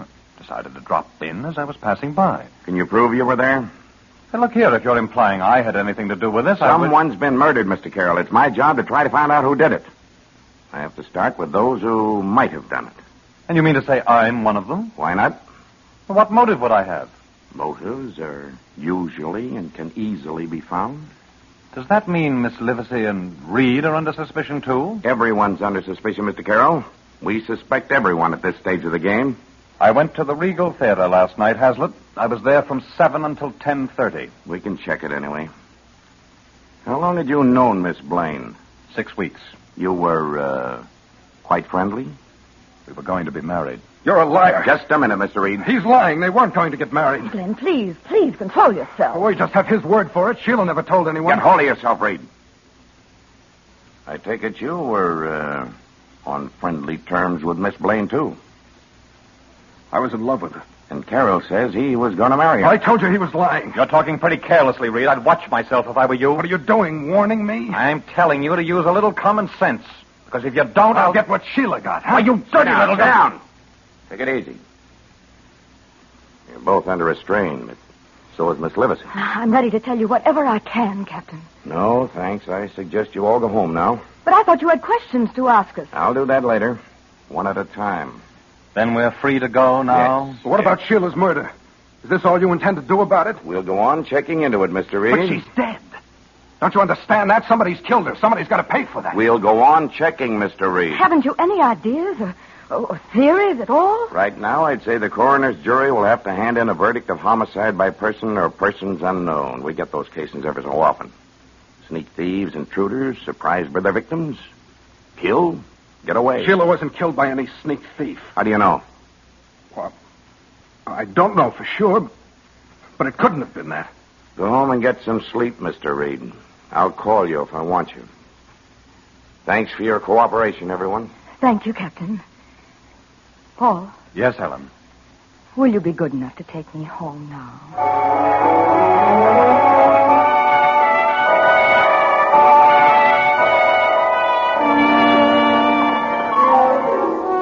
It's all quite a mystery, isn't it, Ellen? The police get nowhere, and soon it's almost forgotten. Yes, even you almost forget it. Because of a new anxiety, a new emotion. Your anger because you haven't seen Paul Carroll since that day he drove you home from the police station. With Sheila out of the way, you thought he'd be around much sooner, didn't you? You thought you could wait. But every day you're away from him. Well, he's very much in your mind the afternoon you face Wilson Andrews in his office. Wilson Andrews, Sheila's attorney. Before Miss Blaine's will is admitted to probate, Miss Livesey, I'd like you to read it, or if you prefer, I'll read it to you to give you the gist of its contents. Mr. Andrews, are you telling me I'm one of Sheila's heirs? Her only heir, my dear. Oh, no, that isn't possible. Surely you don't object Oh, but I couldn't. I couldn't take her money. My dear Miss Livesey, she wanted you to inherit her estate. And surely you can use $30,000. Well, I don't know what to say. And she was quite fond of you, Miss Livesey. I'll always remember her great glee in describing how surprised you'd be. Yes, I can imagine. If there are any questions you wish to ask, why... I think not, Mr. Andrews. Very well. Oh, yes, there's one question. When will I come into the estate? Almost immediately, I'd say. I hope this bequest will bring you much happiness, Miss Livesey. Happiness? Well, yes, perhaps it will. Perhaps it will.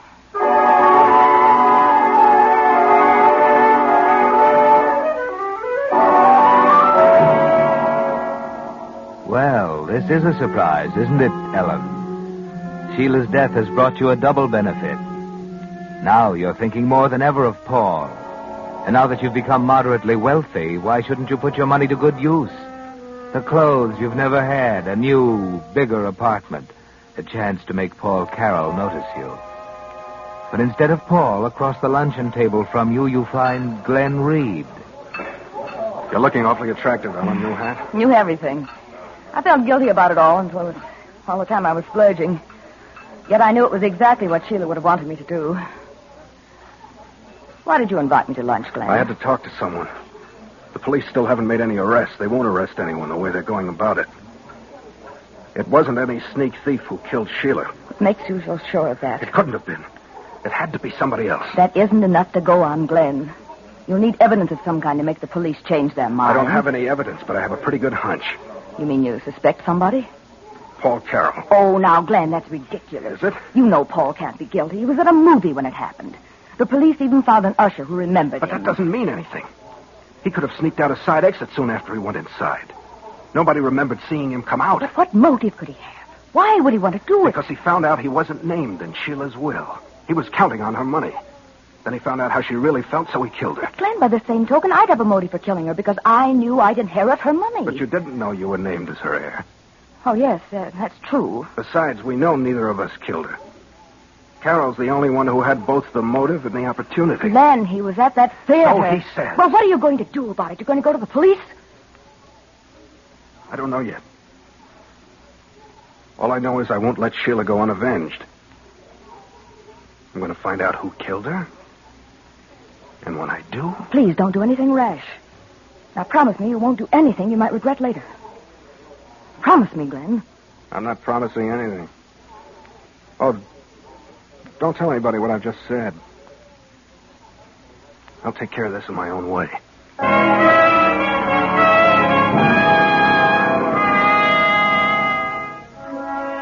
Well, Ellen, this might be dangerous to your plans. Suppose Glenn does do something to Paul Carroll, the man you love. But wait, Ellen. Suppose Paul did kill Sheila. You wouldn't want the murder of your best friend to go unavenged, would you? Or would you? Love is a very strong emotion, even when it's one-sided. You haven't seen Paul for weeks. He hasn't called you up at all. Never mind. Now you have an excuse, Ellen. An excellent excuse for seeing him. You like my hat, Paul? Oh, yes. Very nice. It's the very first time I've worn it. Oh, is it? You've never noticed anything I've worn, have you, Paul? What?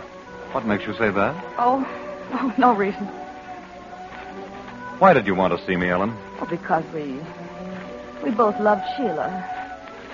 And because I haven't seen you since it happened. Well, I meant to call you and congratulate you on inheriting her estate, but somehow I didn't get around to it. Shall I consider myself congratulated now? If you like. You've changed, Paul. You're not the same at all. Maybe I've good reason for it. Were you so much in love with her? I don't know. What does that mean? Well, you knew Sheila as well as anyone. You know what she was like. She was beautiful and capricious, unpredictable, provoking. You found that out in 15 years. I knew her for 6 weeks. During that time, there were hours when I adored her, and moments when I could have killed her. Not a very good choice of words, is it? I know what you mean, Paul. Now she's gone. My world's pretty much upside down.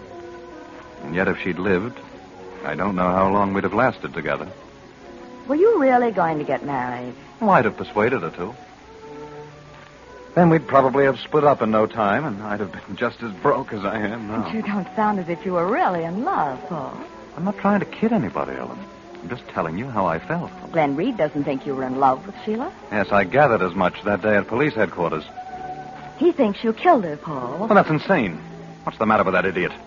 Is he going around spreading that kind of gossip? Oh, no, I don't think so. He told me about it yesterday, though. That's the real reason I wanted to see you. I thought I ought to warn you. Has he gone to the police? Oh, he said the police wouldn't believe him. You bet they wouldn't. But please be careful, Paul. Please don't take any chances. Don't worry. I'll talk to him. Get him straightened out. Oh, no, please don't go near him. No, that might only stir up trouble. And if anything happened to you, Paul... Oh, I'm sorry. Oh, I didn't mean to betray myself. I mean... Oh, it's shameless of me to talk like this. But I'm free to tell you now. I'm in love with you. And if anything Ellen, happened... don't. If anything at all happened to you... I could never tell you before. Sheila was my dearest friend. But just like Sheila, the first time I saw you, I fell in love with you, too. Now you know. Oh, I'm a fool for telling you this way. But I don't care. I have money now, Paul. We can share it together. I'm not ashamed of myself. I'm proud. I want to stand up here and tell everyone. Ellen, I think we'd better go. Oh, Paul, please. Please let me finish. It wouldn't do any good, Ellen. Oh. I'm sorry. I don't know what else to say. There's nothing else to say, Paul. Shall we go?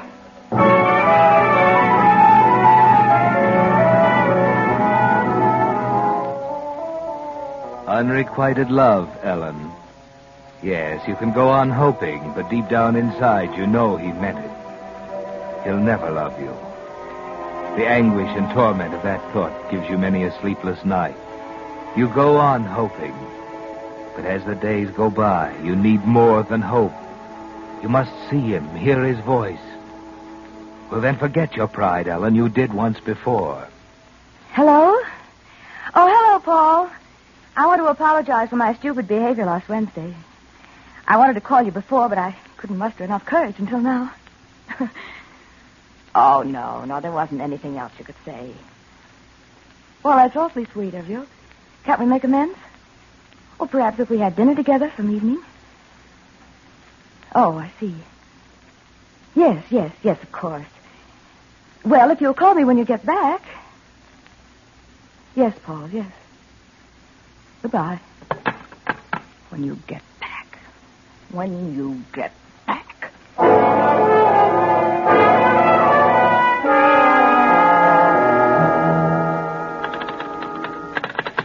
Hello, operator, we were cut off.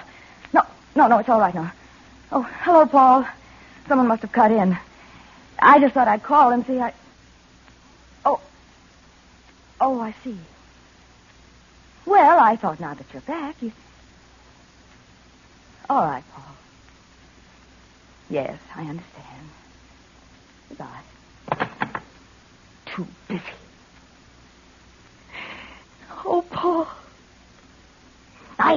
hate you, Paul Carroll. I hate you.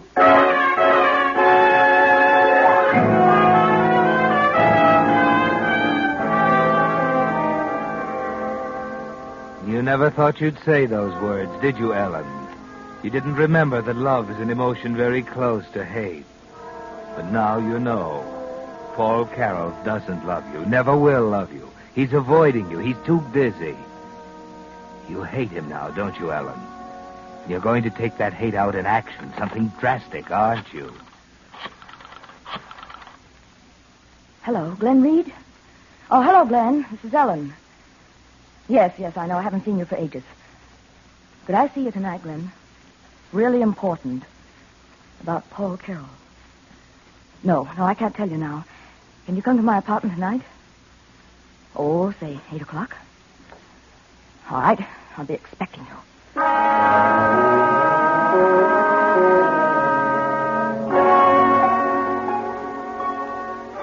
Yes, you're going to do something drastic, aren't you, Ellen?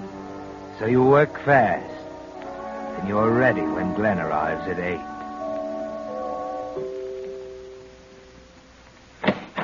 Why, hello, Glenn. Do come in. Thanks.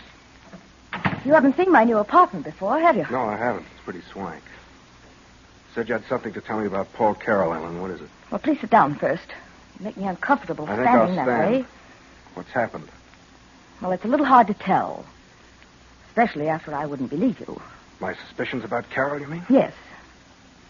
I saw Paul several weeks ago, just before he went out of town.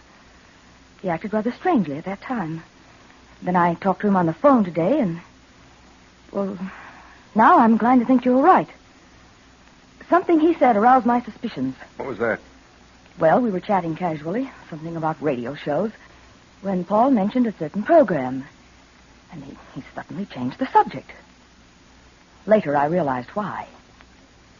He talked about a program that was on the air while he was supposed to be at the theater the night Sheila was murdered. Are you sure of that, Ellen? I wouldn't have called you if I weren't. First, I thought of calling the police, but then I could see the evidence would seem so flimsy to Captain Hazlitt. Yes, you're right. If we could see Paul alone, just the two of us with him, and trick him into confessing. How? Well, I could invite him to the apartment tonight. I'd tell him you're here, and then when he arrives... That wouldn't do any good, Ellen. I think it would. I'll give him a ring. I wouldn't do that, Ellen. Nonsense. We both want to avenge Sheila's death, don't we? But if you'll only listen to me... Oh, always making that mistake. I keep dialing Sheila's old number. Oh, good heavens, that startled me. Hello? Oh, well, hello, Paul. I was just about to call you. Yes, I wanted to invite you over. Oh, don't say you can't come. Well, I suppose I could. Mm-hmm. All right, Paul. Yes, I'll be there. Goodbye. Well, that wasn't hard. He won't come here, but he'll be glad to see me at his place. He won't expect to see you with me, so we may be able to surprise him. I don't think so, Ellen. Why not? We're not going to visit Carroll. I thought we'd agreed. Let me have the phone, Ellen. Glenn, what in the Let world? me have it. Really, Glenn? Very well. What in the world are you... Glenn, I demand an explanation. Why don't you answer? Oh, there's no use stalling, Ellen. I watched you dial. You see, you didn't dial Sheila's old number. You faked that call to Carroll. That's absurd. I don't know what you're talking about. Don't you? Well, listen. There's nobody on the line, you see. Because the phone numbers I just dialed make your own phone ring. You didn't talk to Paul Carroll just now. Really, Glenn, I'm not going to sit here and You let couldn't you have tell... talked to Carroll. I know that, Ellen. You see, I've already killed him.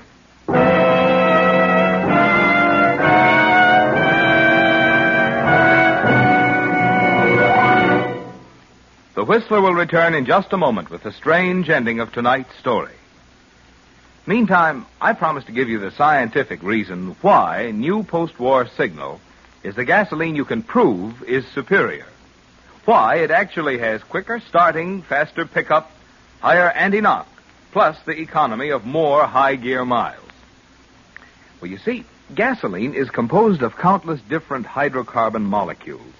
In pre-war gasolines, the molecules were left just as nature made them.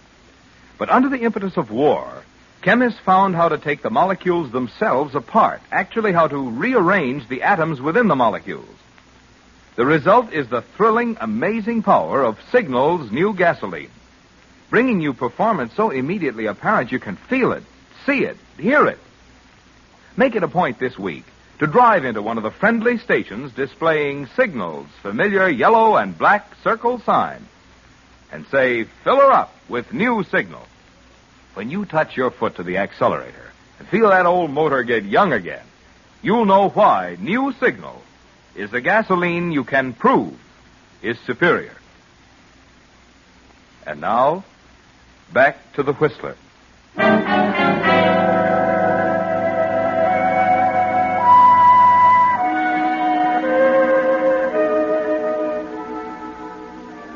The unexpected can be a physical blow, can't it, Ellen? Almost like the promise of death itself. Glenn's words completely upset your elaborate little scheme. You stand in horror as it crumbles about you. Glenn, you can't be serious. I can't believe it. Oh, yes. I've been following him for weeks because I thought he'd killed Sheila. I saw the two of you in that restaurant several weeks ago, and I saw you go into his apartment earlier this season. Oh, no, you couldn't. I went in after you left. He was sitting in his chair, his back to me. Crept up behind him, a heavy metal lamp from an end table in my hand, and then Well, no one saw me go in or out of his flat. Oh, Glenn, you fool. You I fool. came here to tell you about it before giving myself up, but then you faked that call from him. Puzzled me at first, but not now, Ellen. Ellen, you faked that call from Sheila, too. You killed Sheila. Oh, Glenn, listen to me. Let me explain. Answer me. I know you killed her, but why? How could you do it? Because she'd always had everything I didn't have. Money, beauty, popularity. And then Paul came along, and she got him, too. I couldn't let her take him, so Yes, I killed her. And then I made my own phone ring while you were with me. I learned how when I was an operator. So you killed Sheila, your friend, knowing all the time I talked to you about her that night that she was already dead. If it hadn't been for you, I wouldn't have killed Carol. Glenn, let me tell you. You didn't kill him. He was already dead. You killed him, too. Don't come near me. I shot him, and I made it look like suicide, as if he killed Sheila. We'd both have been avenged if you hadn't meddled. You meddled. We'd have gotten away with it. You won't get away with anything again, Ellen. What do you mean? What do you mean? What are you doing? I told you if I ever found Sheila's murderer, I'd avenge her. Glenn! No!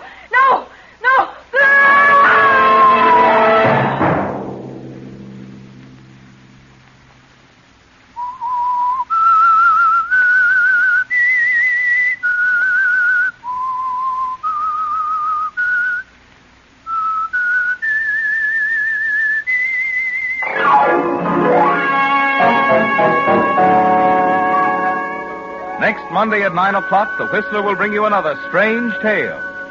The Whistler is broadcast for your entertainment by the marketers of Signal gasoline and motor oil and fine quality automotive accessories, and by your neighborhood Signal dealer.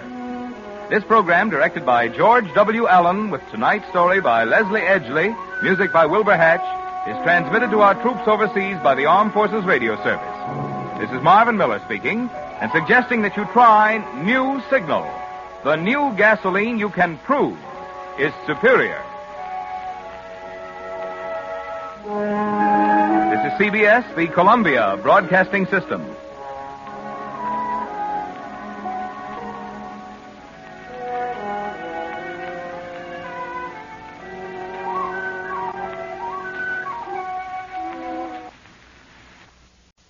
Signal gasoline. Signal.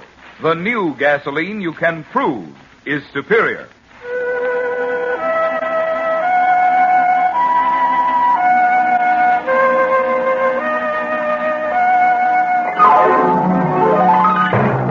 The Signal Oil Company and your neighborhood Signal dealer bring you another curious story by The Whistler. Tonight, sing a song of murder.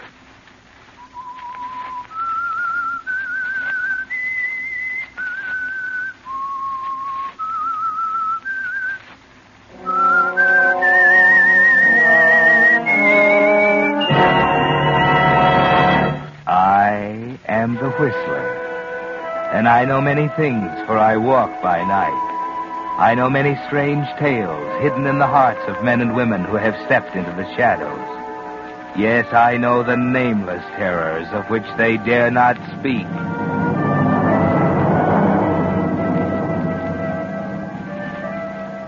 Success is a curious thing. Sometimes it comes very slowly, the result of a lifetime of dull drudgery. And sometimes it comes quickly, almost overnight. It was that way with Bill Randall. The fact that he was the most popular singer in the country wasn't as amazing as how quickly it had happened. Less than a year, and he was on top. His voice was as much a part of the average teenager's life as her bobby socks. Everybody was very happy about it. Everybody, that is, except Bill Randall. Bill wasn't happy at all. And after his broadcast one night, as he was taking his manager home, he told him why. Show went pretty well, Bill, but I thought you were going to run over a little. Now, you got to learn to judge times better. Why don't you get in the habit of timing everything you do? That way you Look, Gordon, I didn't offer to take you home to hear a lecture. I could be doing other things, you know. Yeah, I know, Romeo. You and your swooning dames. But I didn't ask for the lift. Diana got to pick me up. I want to talk to you. So you want to talk to me? Hey, better slow down a little. They keep this highway pretty well patrolled. That's better. Keep it at 35 and they'll never bother you. That way we ought to get out to my place about 10 minutes to 10 anyway. But you do drive the local bus? No, I just timed it. At 35 miles per hour, it takes just 36 minutes over the highway. You see, that's what I mean about timing things. That's what you ought to do. Gordon, what I want to talk to you about is... You can switch on your country beam now. Let me do the driving, will you? Frank, that contract of ours. Yeah, what about it? I'd like to buy it back. Not a chance, Golden Voice. Well, I'm getting pretty sick of getting hooked. I'm willing to give you $10,000 for it. Don't make me laugh. You're worth $500,000 to me. Yeah, that's just it. I'd like to start making some money for myself for a change. Now, why start that again? Well, I think it's a dirty deal, and I don't mind telling you. Dirty deal? That's gratitude for you. Listen, hotshot, who were you before I got hold of you anyway? Just another punk singing in a joint. I'm the guy that built you up. I put you where you are. You? My voice put me where I am. So you got a voice. Look, Swooner boy, there are lots of guys floating around with voices just as good as yours. The biggest asset you've got is a smart manager. I'm the guy that's made the difference between you and all the other two-bit troubadours in this town. You see those girls swooning all over the studios tonight? I did that for you. Why shouldn't I get a cut? A cut?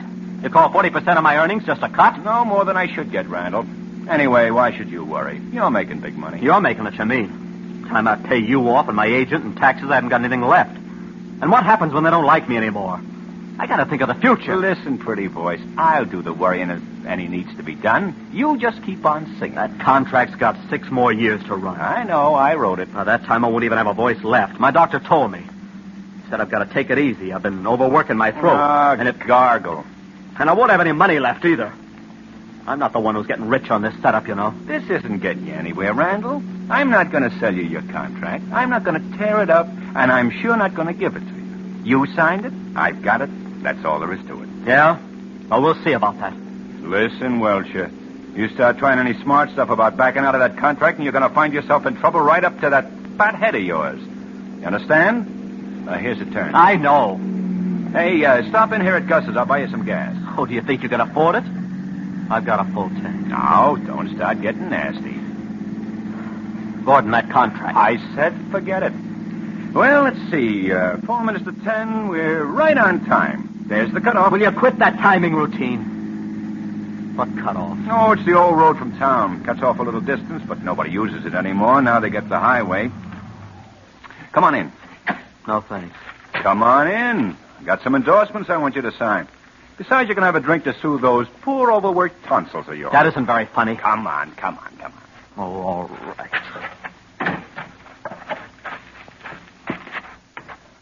I guess Diana stayed home tonight. Hello, Dad. Oh. Hello, Bill. Hello, Diana. You have any luck finding a housekeeper today? No. Guess I have to carry on a while longer. Well, it's not going to hurt those delicate hands of yours. I got those endorsements in my desk, Randall. Come and take a look at them. What are you going to do, make me sign them? What do you mean? That gun in the drawer. Oh. No, Glamour boy. I don't think I have to use a gun to handle you. I just keep it because it's a good idea to have one, living way out here, you know. Well, here they are. Look them over. I'll go fix some drinks. Oh, I'll fix them, Dad. You stay here. Uh-uh. You mix drinks like a Sunday school teacher. I'll fix them. You stay and keep Golden Throat here company. Well, Diana, you trying to avoid me? Why, no, How about proving it, then? What do you mean? Bill, don't. What's the matter with wanting a kid? Just that that's about all you ever seem to think about anymore. Well, you know anything better to think about? You think that just because you're where you are now, you can have anything you want. Well, seems to work. You didn't used to be that way, Bill. I didn't know what the score was. I remember how you used to be. We used to go for walks after the late floor show and buy popcorn and just talk. And you used to tell me the things you wanted to do. Oh, kid stuff. I wasn't dry behind the ears. And now you are? Oh, let's not dig up that stuff, Diana. How about dinner tomorrow night? I'm sorry, I'm busy. Oh, how about the night after? I'm busy then, too. Sure you are. You're probably busy the night after that, too. You're always busy now when I want a date. It didn't used to be that way before I signed the contract. What do you mean? You know what I mean. Before I signed that contract with your dad, you were very willing to go out with me. Bill, that had nothing to do with it. Oh, no, nothing at all. You just used to see me to hear me sing because you liked me. And you just told your dad about me out of kindness. And you just talked me into signing with him because you thought he'd do something for me. That happens to be the truth. I don't think Dad's been fair with you either, and I've told him so. You expect me to believe that? I'm not that big a dope, even if I was silly enough to think you loved me. I did, Bill, I did. You were sort of a nice guy in those days. But now, well, you've changed. You're the one who's changed. I love you, Bill. But I'd love you a lot more if you signed your soul over to my father. Bill, don't say things like that. that. The truth hurts, doesn't it? It isn't the truth, and you know it. You've no right to talk like that. You've got that idea in your head, and you won't listen to anything else. You've gotten so bullheaded, so conceited that you just All can't right, say... okay. It doesn't matter anymore, I guess. I'm hooked. But listen, Diana. Someday I'm going to get even, understand? Get out of here! Remember, someday I'm going to get even.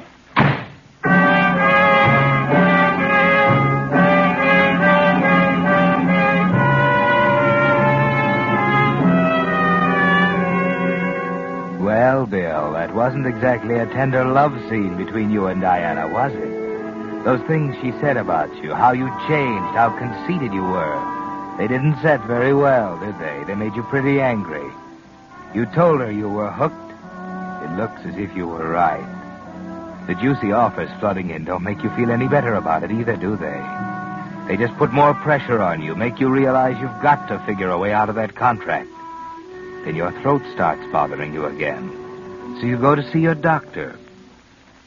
I'm afraid I have some bad news for you, Mr. Randall. Yeah? What is it, Doc? You've got to quit singing for a while. Oh.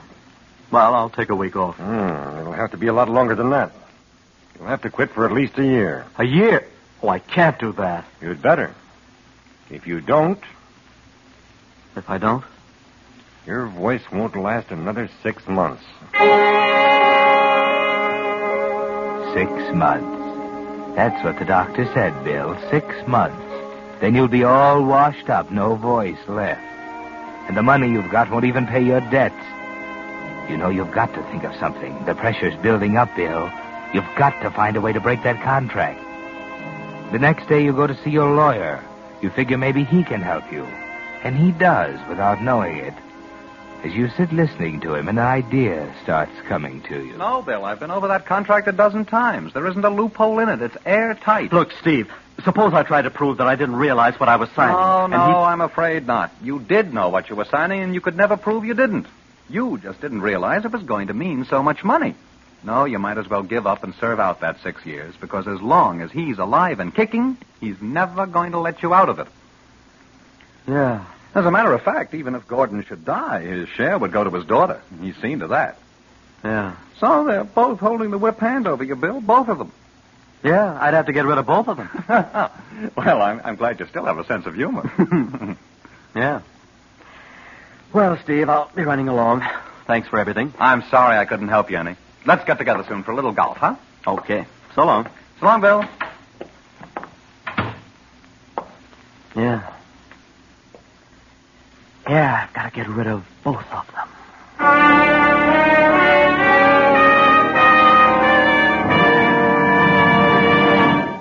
It was just last Monday on the Whistler that Signal Oil Company first announced new post-war Signal gasoline. Yet in that short week, thousands of Western drivers have made a wonderful discovery. A discovery of thrilling new performance they never dreamed was built into their cars. For new Signal isn't just another gasoline, not just pre-war quality, not just an improvement on old-style gasoline, but an entirely new type super fuel that embodies in one giant stride the amazing advances of wartime chemistry. Yes, new Signal is the new gasoline you can actually prove is superior. Prove it in 4 ways.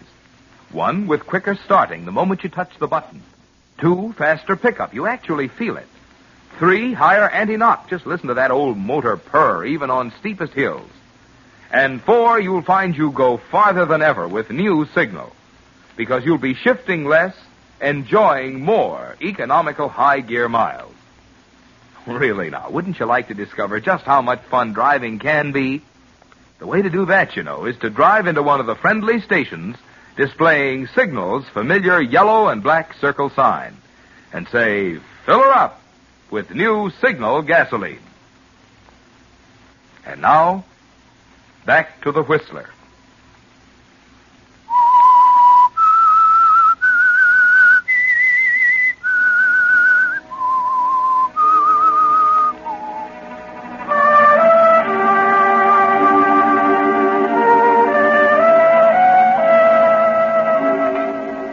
Well, Bill Randall, if you want to break that contract with Frank Gordon, you've got to get rid of both him and his daughter, Diana. That's the only way out, isn't it? You've made up your mind to that. But you know you need a plan, Bill, and you need an alibi. Not too much of an alibi, just enough. After your show that night, waiting for your appointment with Gordon, you're thinking about it. The plan is starting to come to you. You're late? Look, I'm not in the mood for any cracks. It wasn't a crack. What's eating you? Diana. What's the matter with Diana? That little dope, I ought to knock some sense into her. Why, what'd she do? Oh, I cut down her allowance for running the house and didn't tell her so one of her checks bounced. She got all upset about it and we had a big scene. So you had a big scene? Yeah, but it was in front of a lot of people we had at the house. I lost my temper and slapped her. She told me she hated me and went to her room. In front of all those people? Oh, that's too bad. Well, what'd you want to see me about? You know what I want to see you about. Those endorsements. You stormed out of the house without signing them. Yeah, so I did. Now I've got to come traipsing around to give them to you. Looks like I have to plan everything for everybody. Well, here they are, little boy. Maybe you can quit pouting long enough to put the famous name on the dotted line. Hurry it up, too. It costs me good money here. You know, get off the dime. I'm going to sign them. Go on. It's about time, prima donna. Here. Well, you almost lost your temper again, didn't you, Bill? You almost said something else. You've got to watch that. But the plan's beginning to take shape in your mind. That scene between Gordon and Diana in front of all those people. You can use that, can't you, Bill? That'll fit in very well. And what was that Gordon said about having to plan everything? Why not let him plan this too, Bill? You start remembering things he's told you, things you can use. It takes 36 minutes to Gordon's house over the highway, remember that? And there's a cutoff. And that gun in his drawer, you can use those things, Bill, all of them. Maybe it'd be a good idea for you to find the shortcut. So one day you drive out that way and locate it. It's a nice deserted road, and you time the trip. You can go as fast as you want on the shortcut. Fast enough to make it in 18 minutes. 18 from 36 leaves 18, doesn't it, Bill? 18 minutes to kill Gordon and get up to the gas station on the corner, so it'll look as if you came over the highway all the way. That's all the alibi you want, isn't it, Bill? Just enough. Now all you need is the right night.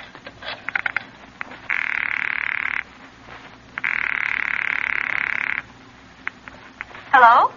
Hello, Diana. Oh. You want to speak to Dad? No, you. Look, Bill, I thought we'd settled all that.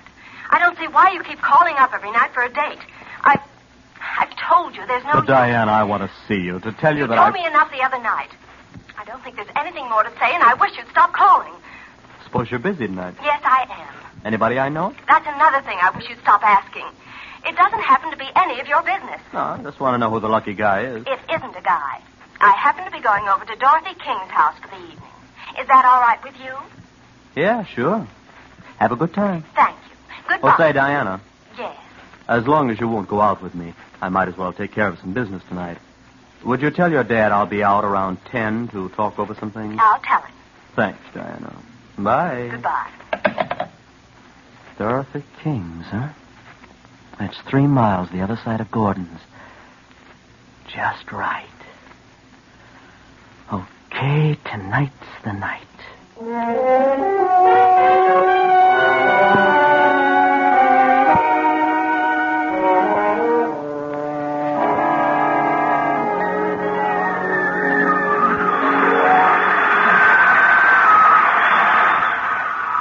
That's about all for this broadcast, folks. This is Bill Randall thanking you for listening and asking you to be around same time tomorrow night. Is it a date?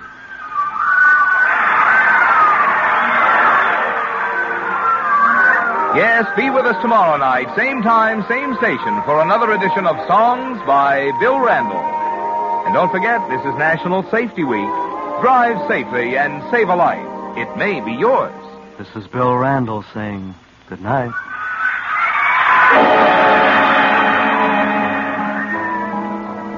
You ducked the autograph kids, and you're out of the studio now, hurrying toward your car. You knocked them dead again tonight, didn't you, Bill? But you're not thinking about that now.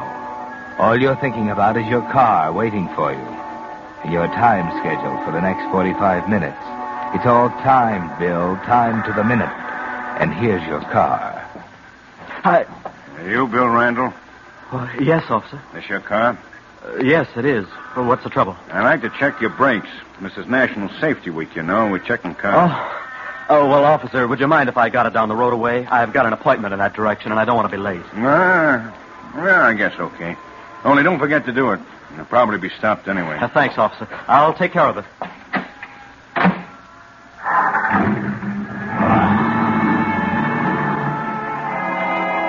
That gave you a start, didn't it, Bill, seeing that cop standing beside your car? For a single panicky moment, you thought he might know what you're going to do. But he couldn't know that, Bill. He just wanted to tell you it's National Safety Week. That's a laugh, isn't it? It's not exactly going to be National Safety Week for Gordon, is it? But you're late now. He cost you 2 valuable minutes, and you can't afford that. If you're going to stay on schedule, you've got to hurry, Bill. You've got to hurry. You're on the back road now, speeding up. The minutes are sliding by. 10, 11, faster down the back road. 13, 14, your foot's pushing the pedal to the floor. 16, 17, the car's wide open. You're going to make it, Bill. 18, 19, and you're there, around the bend from Gordon. You're almost on schedule now, Bill, but you've still got to hurry. Say, Bill, what's the matter? Quick, Frank, your gun. Well, what's the trouble? Someone's following me. Following you? Yeah, quick, give me your gun. Oh, okay, it's right in here. I'll get it. Here it is. Now, where is he? Thank you, Frank. Well, there it is. Don't just stand there, stupid. I thought someone was after you. No, Gordon. Someone's after you. Hey, what is this? Put down that gun. Not just yet, Gordon. Have you gone crazy? Give me that Don't gun. move. No, Gordon, I haven't gone crazy. I was crazy to sign that contract, but I'm not anymore. Well, you're blowing your top. I'm going to break that contract, Gordon. And I'm going to use your gun to do it. Don't be a fool. You can't get away with it. They'll find you. I don't think so, Gordon. They'll be too busy pinning it on someone else. Well, Randall, say, maybe we better talk a little. Shut up. You've talked enough.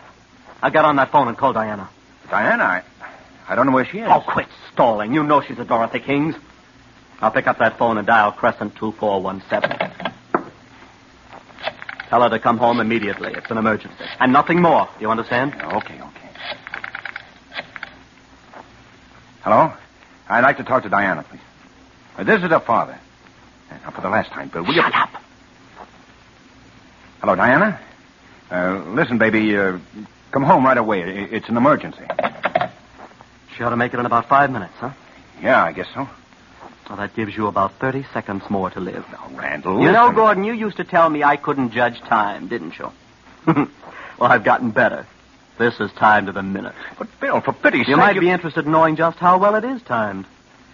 Diana's going to get here in a few minutes, and a little after that, the cops are going to walk in and find her standing over your dead body. I think they'll jump at the obvious conclusion. Diana, why? You're not going to drag her Quite into the this... fun parent all of a sudden, aren't you? Yes, I'm going to drag her into it.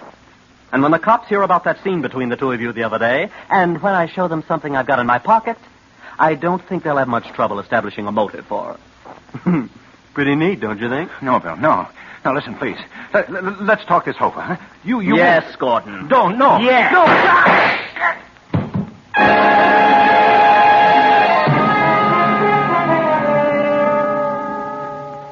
You've done it, Bill. There he is, and you're not even nervous. Your plan has worked beautifully so far. It's 20 to 10, Bill. That gives you 5 minutes to make a phone call and get up to the service station on the corner.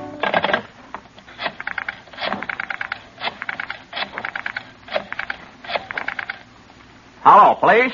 This is Frank Gordon at 21 Denning Lane. Come over right away. You're through now, Bill, except for the fingerprints. Don't forget to wipe them off the gun and phone and door. Now you're ready. Out the door, back to the car. Get it started.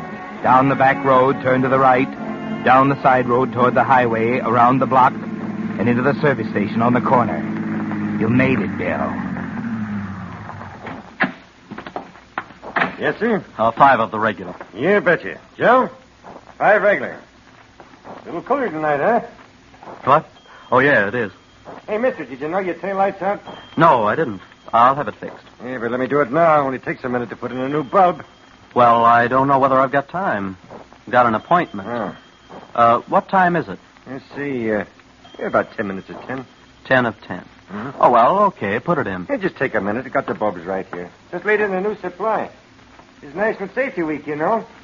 Cops checking for things like this, taillights, brakes, and driver's licenses. Yeah, that's what I hear. Good thing, too. Helps cut down the number of accidents.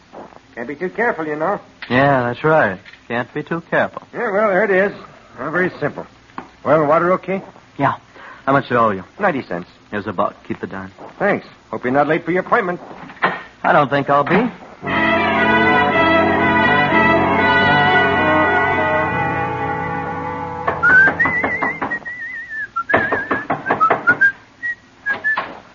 Oh.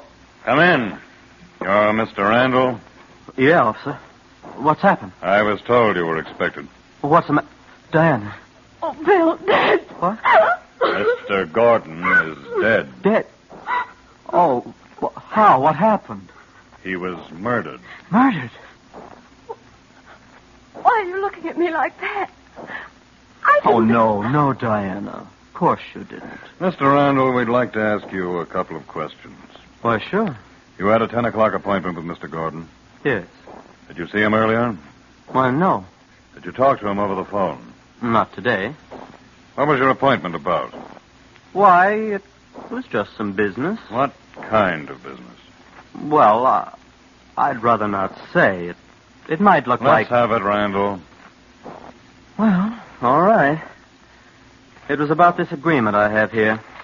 Gordon was going to sell me his interest in my contract. This was the agreement. I was going to give him $10,000. Here's the check.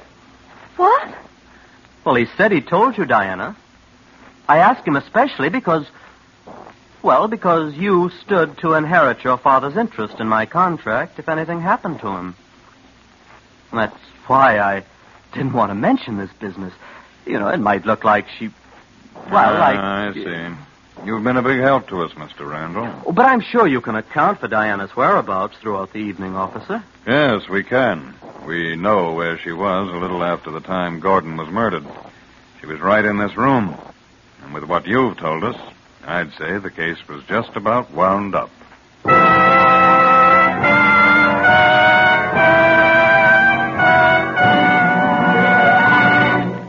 The Whistler will return in just a moment with the strange ending to tonight's story. Meantime, here's a special message for you folks from Missouri, the Show Me State. or any of the rest of you who like proof. For I want to show you just why it is that New Signal is so superior to old-style gasolines. Why New Signal is actually an entirely new type, super fuel. You see, gasoline is composed of countless different hydrocarbon molecules. In pre-war gasolines, the molecules were left just as nature made them. But under the impetus of war, chemists found how to take the molecules themselves apart, actually how to rearrange the atoms within the molecules. The result is the thrilling, amazing power of Signal's new gasoline, bringing you performance so immediately apparent you can feel it, see it, hear it. Yet in New Signal, you enjoy this premium performance at no extra cost. Now, if you have that Missouri trait, I can hear you say, "You gotta show me." And that's just what we want to do. Next time, fill up with New Signal. Let a tank full of this new super fuel show you in your own car that New Signal is the new gasoline you can prove is superior. And now, back to the Whistler.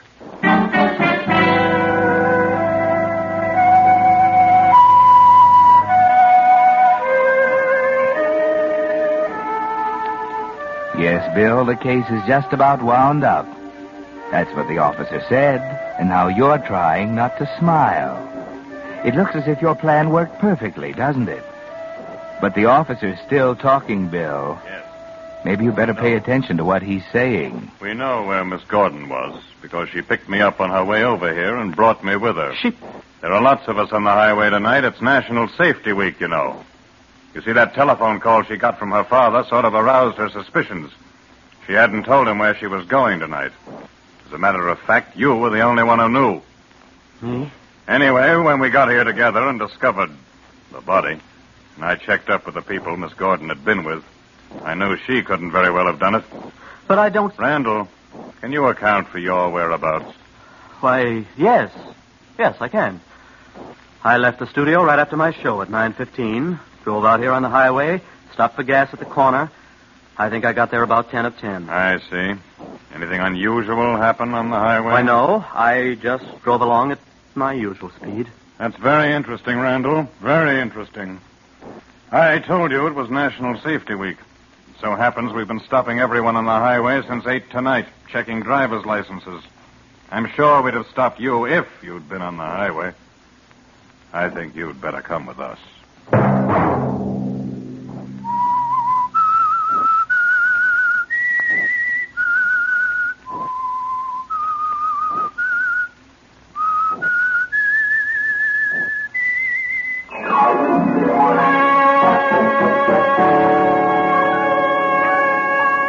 Next Monday at 9 o'clock, the Whistler will bring you another strange tale. The Whistler is broadcast for your entertainment by the marketers of Signal gasoline and motor oil and fine quality automotive accessories, and by your neighborhood Signal dealer. This program, directed by George W. Allen, with tonight's story by Robert Wright, music by Wilbur Hatch, is transmitted to our overseas by the Armed Forces Radio Service.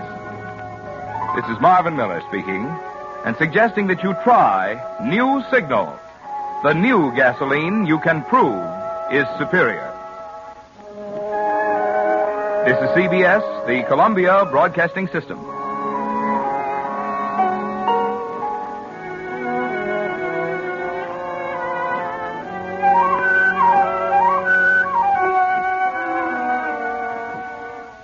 Signal gasoline. Signal, the new gasoline you can prove is superior.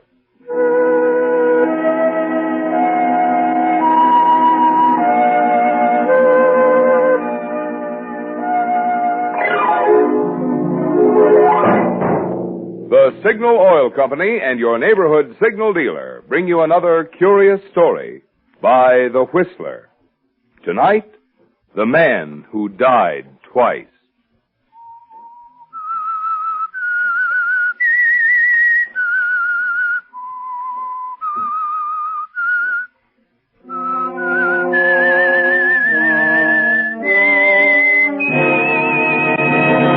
I am the Whistler, and I know many things, for I walk by night. I know many strange tales hidden in the hearts of men and women who have stepped into the shadows.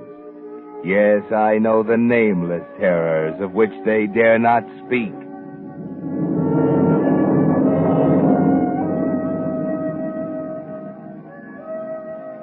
It wasn't until a year or more after his second death that the public learned the facts in the case of Stash Wilk and made him famous posthumously as the man who died twice. That was an interesting story in itself, but it was really only a prologue to a bigger story, one which the public never knew in full. 4 people were involved: Stash, his brother John, his lawyer Ben Maddow, and his girl Edie Shelby.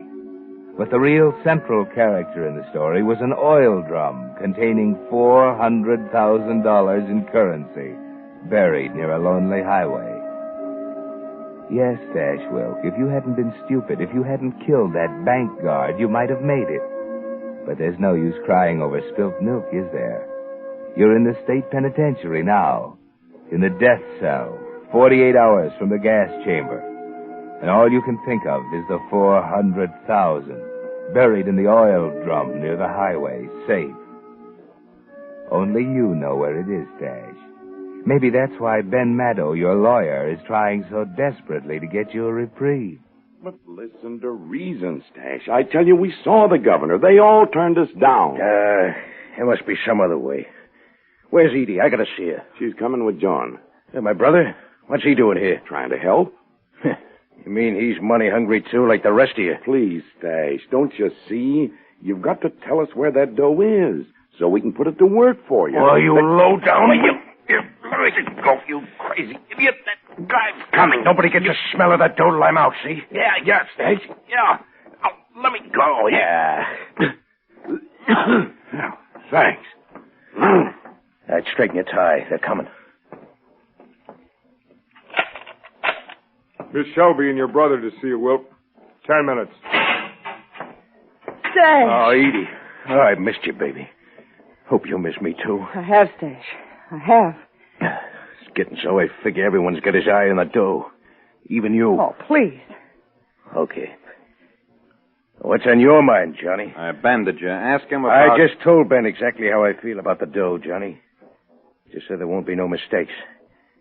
You see, there's one thing worse than walking to that little green room tomorrow. That's walking there knowing someone else is making free with that $400,000. In other words, John, he doesn't trust us. Right. Once I'm out, it's a different story, of course. Of course. Well, that leaves us just one alternative. What's that? It's a long shot, Stash, but that's about the only kind we have left. It'll take money. Now or later? I think you'll be satisfied with later. Who? The doctor. Are you kidding? What good can a doc do me? Let him talk, Stash. It's this way, Stash. With the right injections, a man who's been gassed to death can be brought back to life. Brought back? What are you giving me? What kind of a double cross is this? Or you all crazy or something? Relax before you have the guard here. I'm telling you a plain fact. A man who's been gassed and pronounced dead can be revived, providing you get him to the right doctor fast enough. Now, cigarette, anyone? Yeah, I'll have one. Thanks. A little less noise now, huh? Yeah. Well, Stash, you ready to listen to details? Don't have much choice, do I? Okay, Johnny, I'm listening. But get this straight, the 3 of you. I don't do no talking about the $400,000 till I'm out of this pen. And you can figure how much talking I'll do if I come out dead.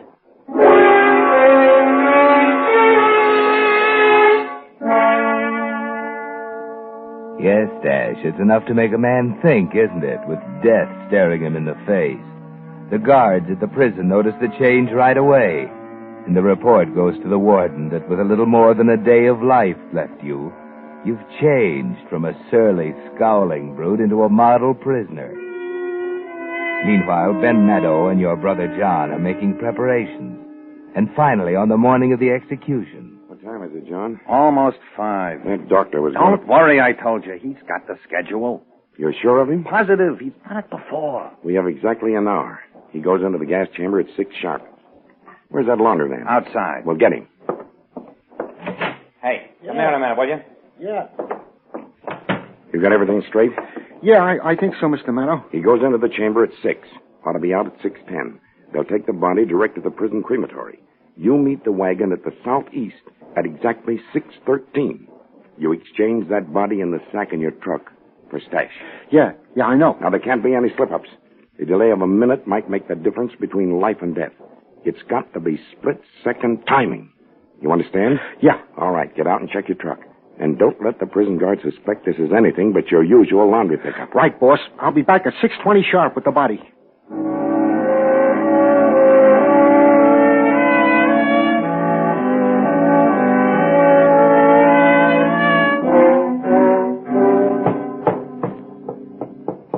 Laundryman.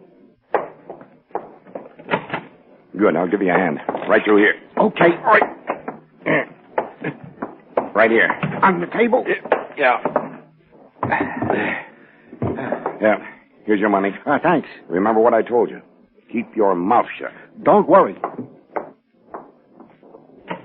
All right, Doctor. Let's go.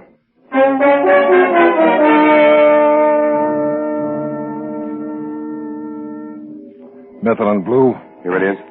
Needle? Right. There. Oxygen on. It's on, Doctor. Heart? Not yet. More methylene.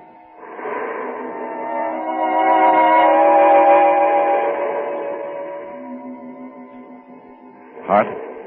I don't know yet. I can hardly tell. Give me that stethoscope.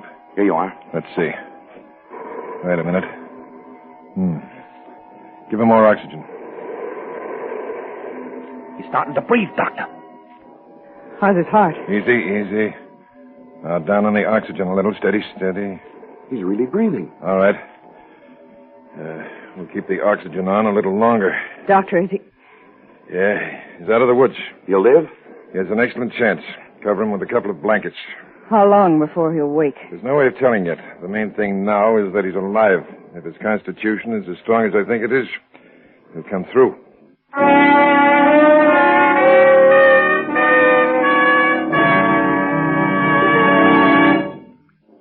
Ping. Remember that word? Ping. That's what cars used to do going up hills and on the getaway before the days of new signal. The new gasoline you can prove is superior. But ping is a lost word now, on its way clear out of the motoring vocabulary. For with new signal gasoline, tired old motors purr with pleasure, even when they're working hard. But higher anti-knock isn't the only improvement you'll notice when you try Signal's new super fuel. No, indeed. In addition, you'll enjoy quicker starting the moment you touch the button, faster pickup that you can really feel. And because you'll be shifting less, you'll get more of those pleasurable high-gear miles, actually go farther than ever with new Signal. Because all these advantages are things you can see, feel, hear right in your own car, we call new Signal the gasoline you can prove is superior. Why not make your next gas stop a stop at one of the friendly stations displaying Signal's familiar yellow and black circle sign? Fill up with new Signal gasoline and see for yourself the surprising performance there's still left in your car. And now, back to the Whistler.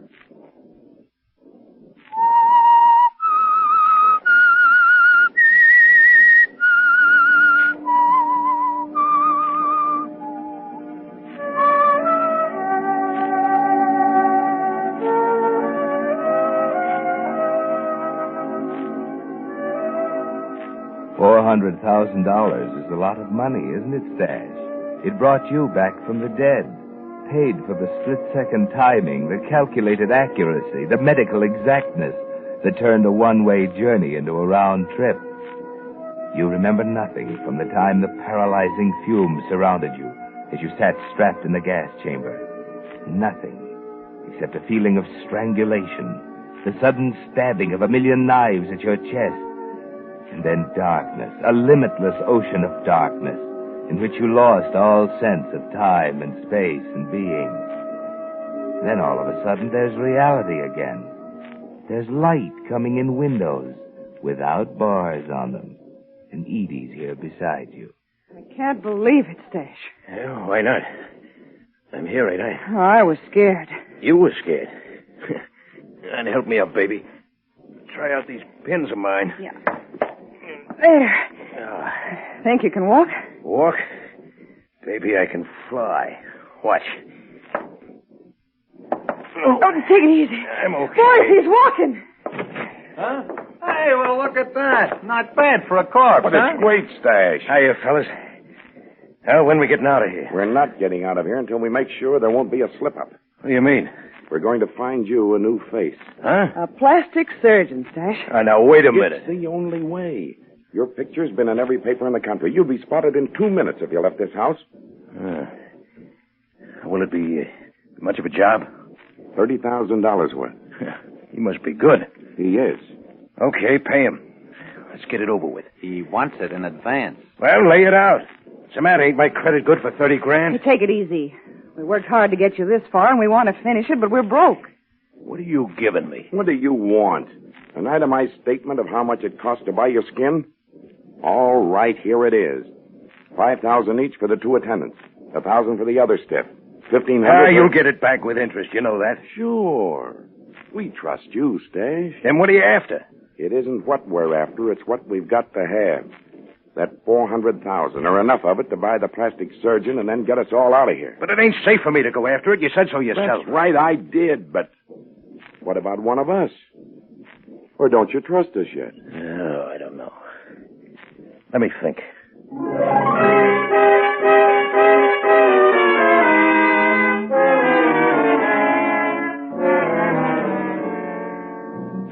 And you don't trust them, do you, Stash? Because you know there's no honor among thieves. Still, you're not quite yourself today, are you? There's a new feeling inside you. The dictionary calls it gratitude. You don't recognize it, but it makes you feel a little like a heel doubting these people after they saved your life. But perhaps you can squirm out of it gracefully. Perhaps your brother...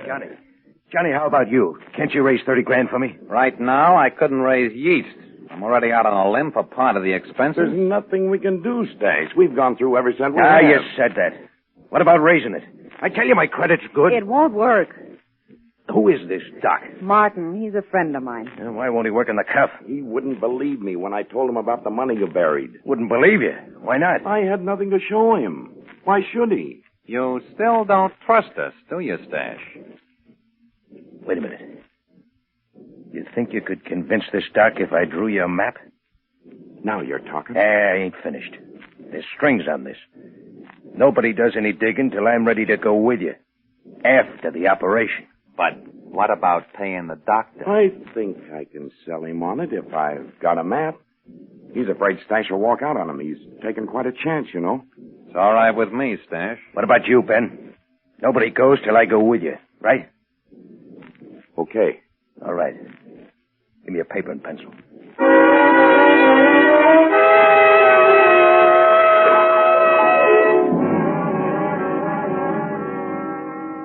Then right at this point, on the left side of the highway, there's an auto club road sign. 20 yards from there, right on the line with this rock, you'll find an oil drum buried. See? Right there. You can't miss it. Thanks, Stash. Hey, you better run out and wrestle up that Doc. I want to get... Ben. Get your hands up, Stash. Over against the wall. Hey, what's you going too, on? John. Edie, you're not going to let him do... Oh. So that's how it is, huh? That's how it is, Stash. I'll kill you, you little double-crosser. Get back to the wall, you... There. That's better. You always were hot-headed, Stash. She'll double-cross you, too, the little... I don't think so. He wouldn't understand. Edie and I were patient, Stash. We knew what we were waiting for, and now that we've got it, there's no need to tolerate you or your brother any longer. Ben, listen. You got $100 grand coming to you. Knock me and Johnny off, you just wind up with a murder rap. And 300,000 more. Don't forget that. Yeah, a lot of good that'll do you when you're walking the last mile. That's right, ain't it, Johnny? Not exactly. There's no crime in killing a man who's already been executed. No, Johnny. Not you, too. Look, Maddo, you're the boss now. I'm only suggesting you haven't much to gain by rubbing me out. Ben, he's right. We don't want to spend the future ducking the cops. That's no worse than ducking Johnny Wilk. For what? I'm not sore. All I want is my $100 grand, and you'll never see me again. Ben, it's the best way for us. Maybe you're right. Maybe it is smarter. Step out of the way, John. Ben, don't. Ben, for heaven's sake.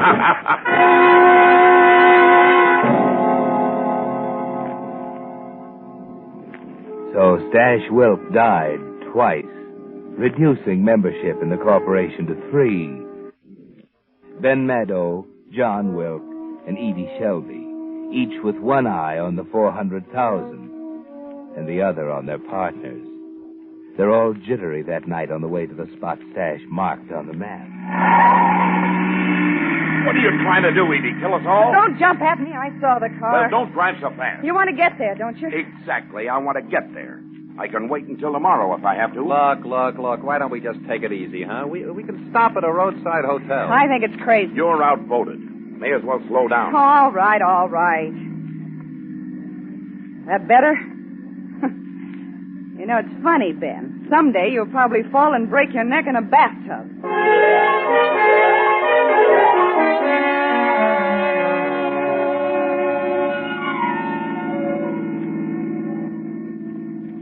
There's a place ahead. Pull in there, and I'll see if they have any rooms.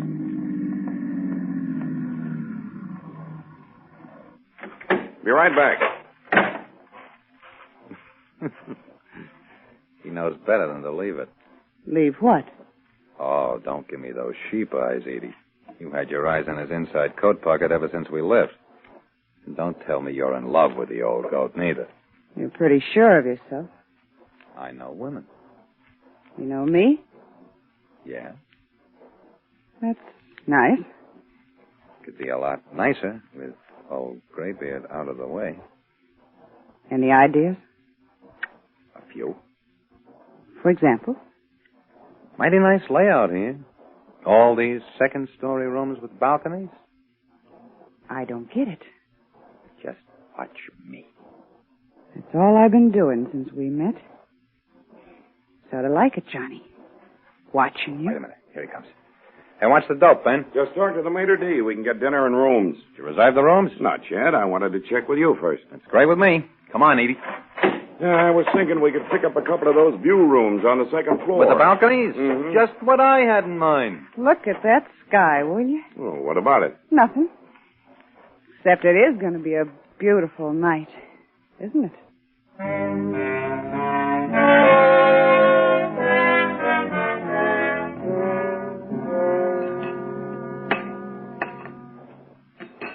Shall I serve some more wine? You, John? No. Mr. Maddow and I'll have some more. Yes, ma'am. Now you're talking to me. There you are. Yeah. Will that be all? Yeah, that's all. Hey, wait. Just leave the bottle. Huh? Yeah. Yes, sir. If you want anything else brought up, just ring. Yeah. How's about another glass, everybody? We got lots to celebrate tonight. Edie will keep you company. I'm going to stretch my legs. Okay, Johnny. Careful, Ben. You're spilling. Yeah, it's a pretty elegant suite. Venetian blinds. French windows. Pretty fancy, huh? Yeah. Private balcony. Yeah. Nice and private. Well, I'll see you two later. Sure you won't have another drink? No, thanks. Oh, by the way, Edie, you were right about it being a beautiful night. You two really ought to have a look outside. I don't know why, but that guy gives me the woolies, Edie. I'm beginning to think I shouldn't have listened to you. Oh, forget it, Ben. Tonight we celebrate, remember? Sure, that's right. What do you say we walk out on the balcony? Huh? I'm comfortable here. Knock my glass over. It's all right, though. I emptied it first. Come on, Ben. A little fresh air will do us both good. Here, I'll take your arm. Oh, no. I feel fine. It is pretty out here, isn't it? You're pretty, Edie. You and me. We're going to have a great time, aren't we, huh? Why not? We'll have $300,000 to keep us warm, Edie. Anywhere we want to go, we go there.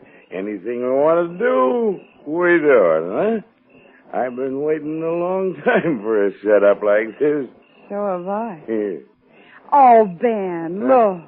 Right in our backyard, a deer. Yeah? Oh, that's nice. Oh, look at him, Ben. He's cute. Huh? I don't see anything. Here, get where I'm standing. Right by the rail. Huh? I still don't see anything. He's down under our balcony. You'll have to lean over to see him. You sure it's not an elephant? A little pink one? You're seeing things, Edie. Maybe we'd better go... Hey, God! What are you...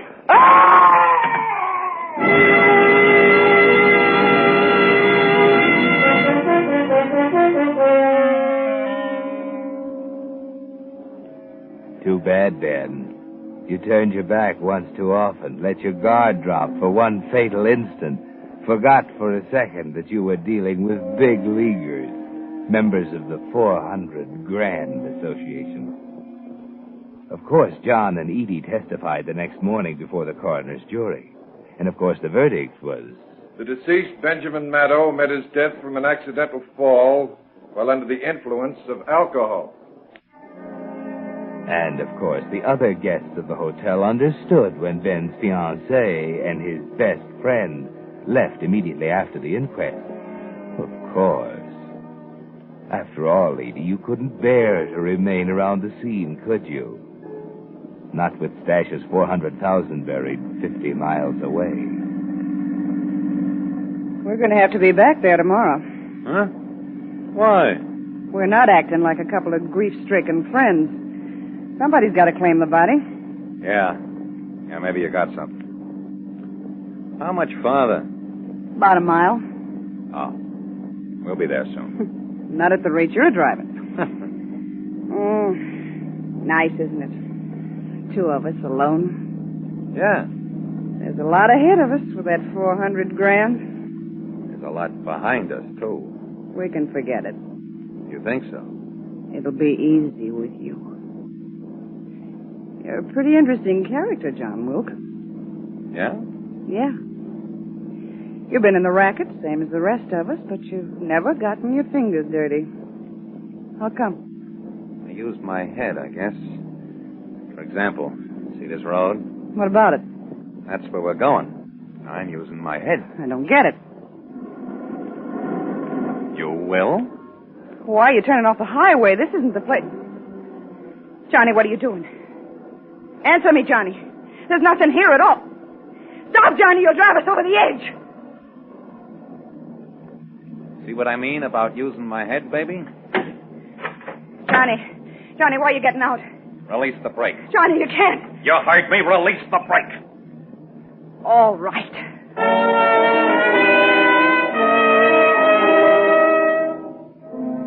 You know what he's doing, Edie. He's too smart to shoot you with that .38 he's holding. The shoulder of the road slopes down for about 10 feet. Then the cliff. They'll find you in the wrecked automobile, and there'll be no telltale bullet holes. You're thinking fast. You've got one chance, haven't you? There, he's behind the car now to start it rolling down the slope. That's it. Into reverse, quickly. Run him over. I got him. You're going to have to turn around. It's narrow, but you've got to make it, Edie. That's right. Now into reverse. You have to back close to that edge. You have to watch where you're going. Better take your eyes off John for a minute as he lies on the other side of the road. Johnny! No! Keep right on going, baby. Right on over.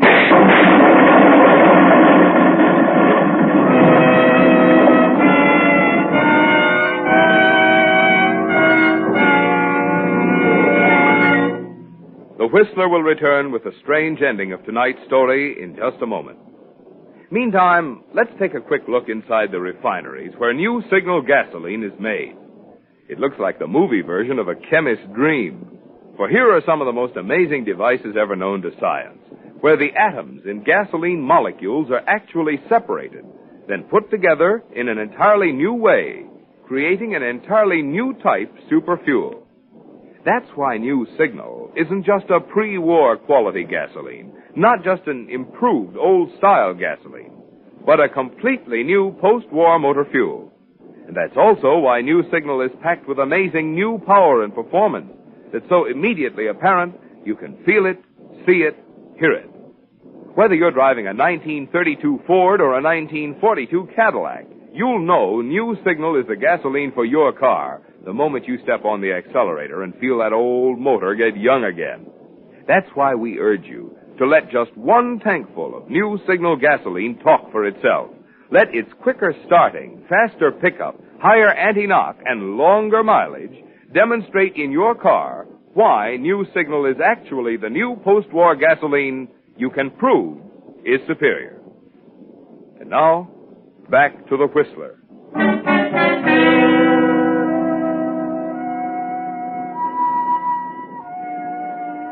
So the corporation is finally cut down to one. And you're it, aren't you, Johnny?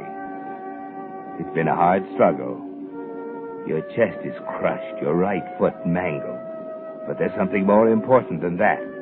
You're just like Stash and Ben. Money comes before anything else. It's the thought of the 400,000 in the oil drum that gives you the strength to half walk, half crawl that last mile to the roadside. Yes, there it is. 50, 60. And there's the rock. 17, 18, 19, 20. Here. Right here. Yes, John. This is the spot you've lied and betrayed and killed to reach. You don't care whether you live or die now. All you want is the sight of those greenbacks, isn't it? You look for something to dig with, a stick or a sharp stone. There's nothing. So you dig with your fingers, claw at the dirt, forget the pain in your hands, every breath feeling as if you've inhaled a load of razor blades. But at last you reach it. The oil drum, just as Stash had said. The top comes off easily. There. Now. Can't feel it. Light a match. Now. What's this? Where's the... Empty. No. No, I'm wrong.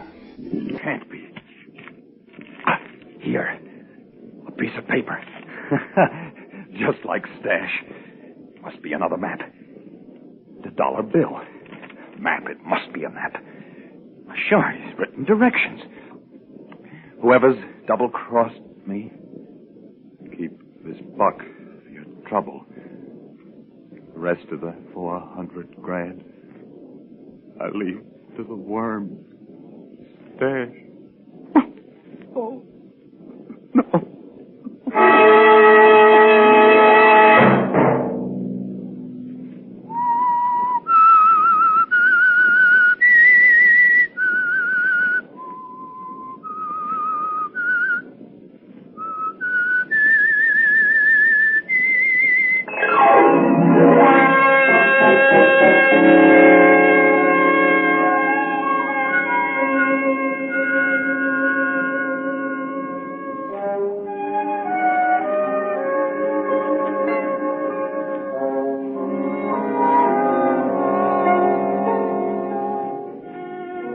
Next Monday at 9 o'clock, the Whistler will bring you another strange tale. The curious story, Death Wears a White Robe. The Whistler is broadcast for your entertainment by the marketers of Signal gasoline and motor oil and fine quality automotive accessories, and by your neighborhood Signal dealer. This program, directed by George W. Allen, with tonight's story by Stanley Rubin, music by Wilbur Hatch, is transmitted to our troops overseas by the Armed Forces Radio Service. This is Marvin Miller speaking, and suggesting that you try new Signal. The new gasoline you can prove is superior.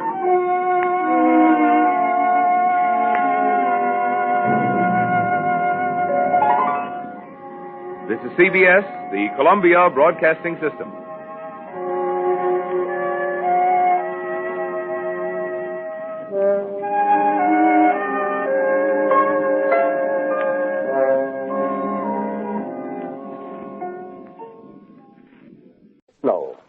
Signal gasoline. Yes, Signal is the new gasoline you can prove is superior.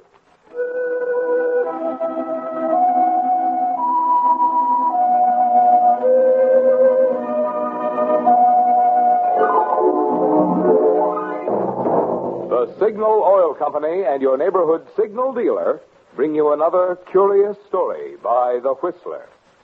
Tonight, Death Wears a White Robe.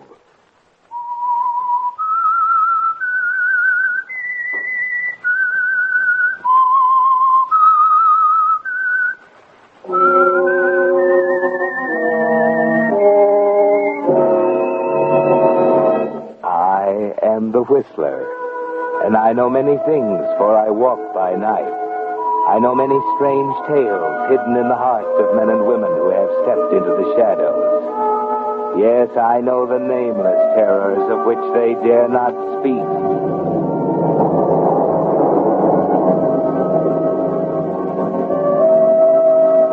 The cabin high on the slope of Bald Mountain had always been an important part of the marriage of Sam and Leah Wixon.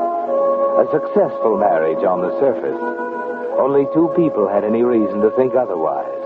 One was Leah herself, and the other was her best friend, Suzanne. Leah and Sam had met at the cabin. Their romance had begun there. And one bright day in late winter, some 5 years afterwards, Suzanne had come to the conclusion it should properly end there.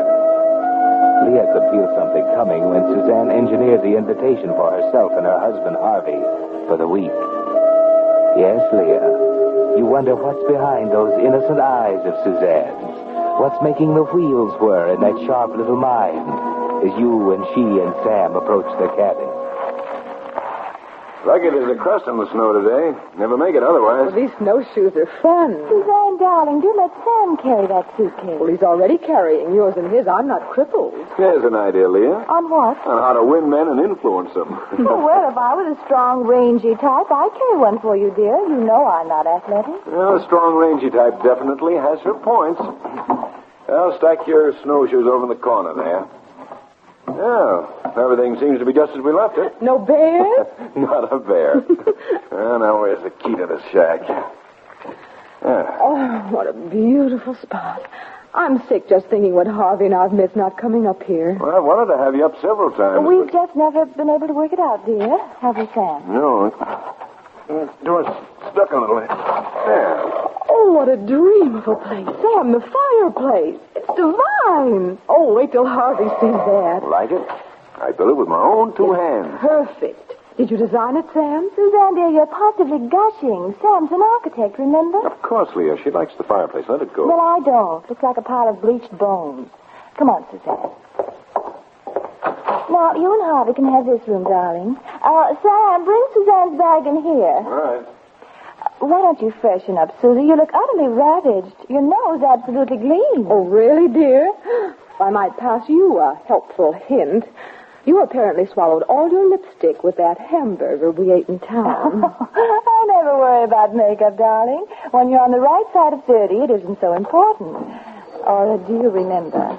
I'm taking the sled and going to get a load of wood before dark. Oh, Leah, you better show Suzanne where the linen closet is so she can get her bed made up. Oh, can't we help? Oh, no, thanks. Oh, Sam, what a cute bell on that sleigh. Well, back home in Connecticut, we always had a bell on the sled that brought in the Yule log, and I thought it was a cute idea, so I put one on this. You have such nice ideas, Sam. Where do you have to go for wood? You sure we can't help? Oh, I think I can manage all right. Woodshed's about 50 yards from the house. Kind of inconvenient, but it was already built when we bought the property, and I haven't gotten around to moving it yet. Well, I'll see you girls later. Oh, I hate to think of Sam having to drive all the way back to the city for Harvey. Or is it that you hate to think of Harvey coming up here, Susie? You're not just a teensy bit bored with Harvey, are you?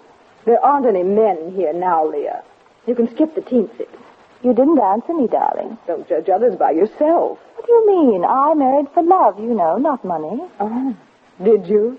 Well, could anybody doubt it, looking at Sam? Oh, I grant you, Sam's a handsome Oh, you've noticed. I thought you had, dear. Yes, I'm a very lucky girl. I've often thought how discouraging it would be to be married to someone who was bald and fat and unimaginative, even if he did have gobs of money.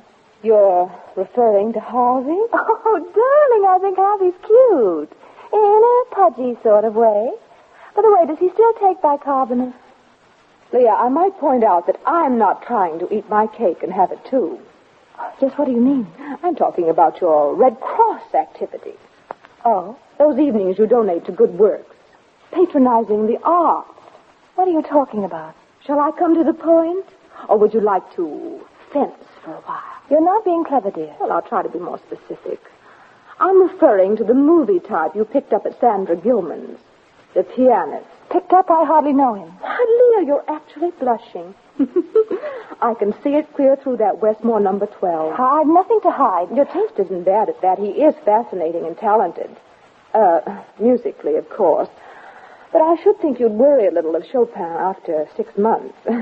It has been 6 months, hasn't it? You wouldn't dare.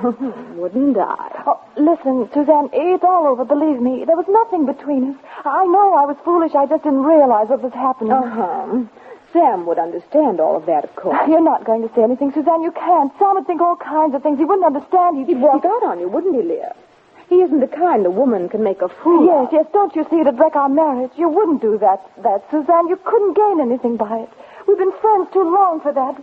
You can get off your knees now. I hate you. Of course you do.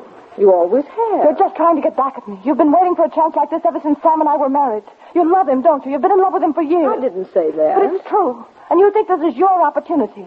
But you won't tell Sam what you found out. You won't. Do you understand? But, darling, you're so terribly dramatic. How could you stop me? I don't know. But I will, Suzanne.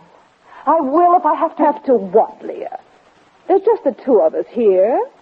And I'm the strong, rangy, athletic type. Remember?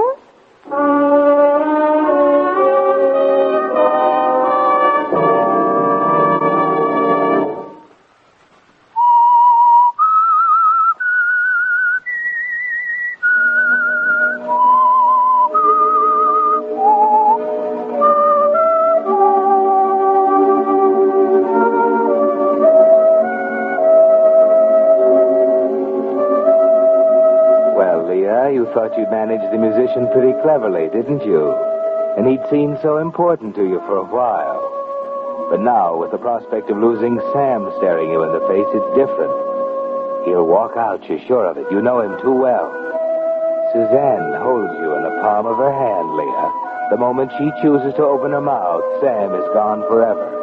And with him goes everything. Money, social position, friends. Everything your calculating mind bargained for when you married him. All through dinner, you wait for the axe to fall, but nothing happens. You can hardly bring yourself to look at her. That self-satisfied half smile on her face makes you want to scream. And that night, when you and Sam are finally alone. Suzanne finally go to bed? Yes, her lights just went out. Good. Now, perhaps you can let me in on it. On what? On what's been going on around here. You two have been at each other's throats all day. Oh, that's just our way, dear. We've always been frank with each other. Too frank, I'd say. The air was so full of daggers for a while this afternoon, I could hardly see what I was doing. Come on, what is it? Well, Suzanne's all wrapped up in music, you know, and particularly Chopin. Well, there's a pianist we all admire that she met personally the other day, and, well, we thought she wasn't being quite fair to Harvey. You mean... Oh, it was nothing serious, of course. Oh, Sam, you mustn't breathe a word of this to anyone. If either she or Harvey ever found out, I don't know what I'd do. It's all very silly. It isn't silly. It's darn serious. But you don't understand, Sam. It was really nothing. I don't care how insignificant it is. If people are talking about it, it's serious. I can hardly believe she'd do a thing like that. It just isn't like Suzanne.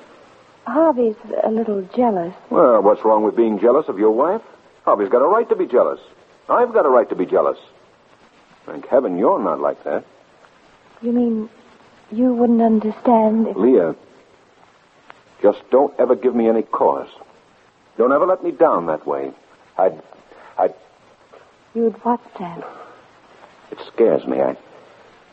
I'd probably do something terrible. Sam. Just remember that, Leah. Don't ever give me a reason. Promise me. All right, Sam. I promise.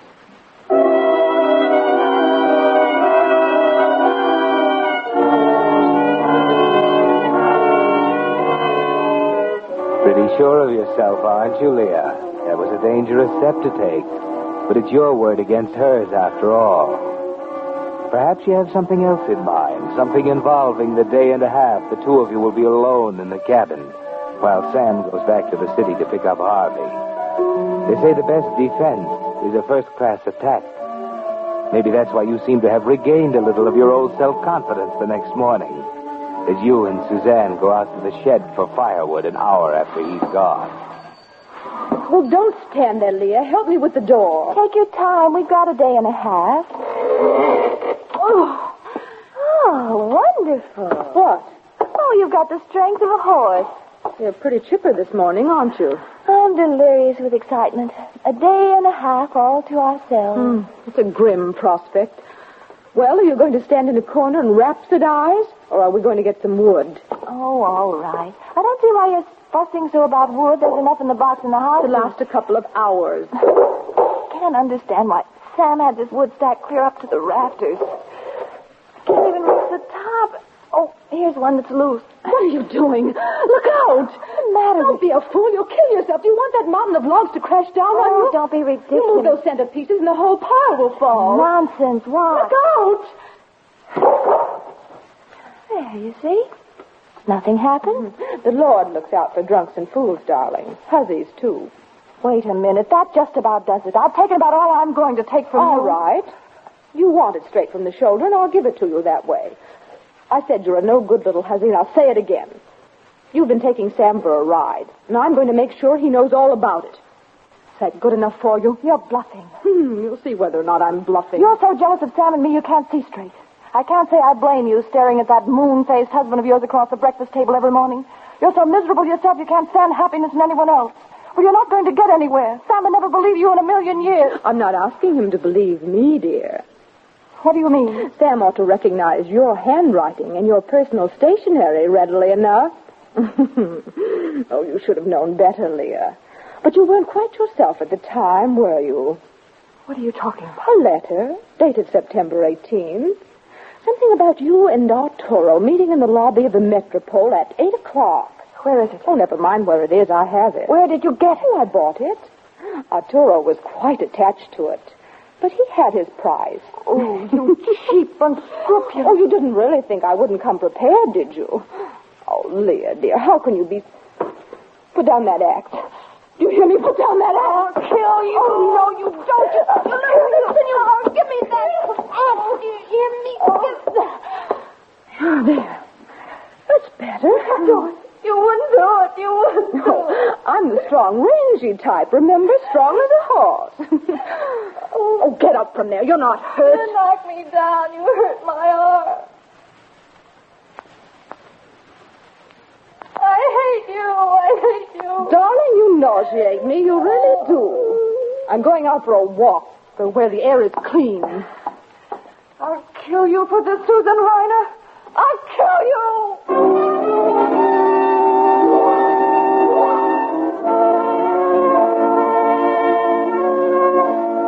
And you could do it, couldn't you, Leah? There's a blind, frustrated hatred inside you that would make you capable of anything, even murder. All that day while Suzanne is out walking, you stood alone in the living room in front of the big fireplace, staring into the embers and thinking. The two of you alone in the cabin. It would have to be perfect. The slightest indication that it wasn't an accident and you'd be done for. There simply wouldn't be any other suspects. Yes, Leah, it would have to be perfect or it couldn't be at all. Perfect. Perfect. Thinking, dear? Oh, when did you get back? Just now. I made a great to-do about slamming the door and throwing off my snowshoes, but you didn't budge an inch. What's on your mind? Nothing. That's as it should be. Where have you been? Over to the West Slope and back. You should have stayed longer. Oh? You might have been caught in the storm. Storm? Don't be silly, dear. The sun was so bright on that snow you could hardly look at it. The radio said we're in for a bad storm sometime tonight. I just turned it off. That raises a delightful possibility. What's that? Sam and Harvey may be delayed, dear. You and I may have several more charming days together here on the mountain. How's the food situation? There's plenty. That's good. Speaking of food, what about dinner? I haven't thought about it. There's coffee on the stove. Will you join me in a cup? Thanks, no. Oh, it's a shame to waste that gorgeous fire, isn't it, dear? If Arturo were only here... Suzanne, will you stop it?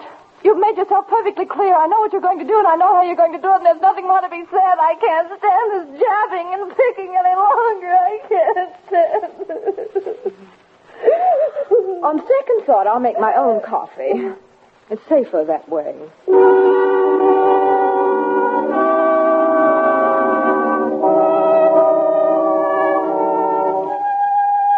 By midnight, the temperature outside the cabin drops to 20 below zero. And at 1:30 in the morning, the blizzard sweeps in from the north. The mercury falls another 10 degrees. You're forced to cooperate with her now, aren't you, Leah?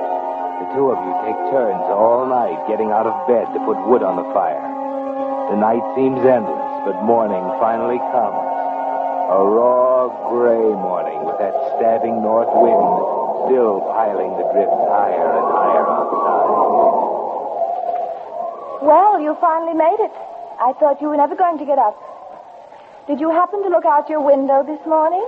Leah. We're snowed in, my perfidious friend, all snug and cozy. Leah, is something the matter?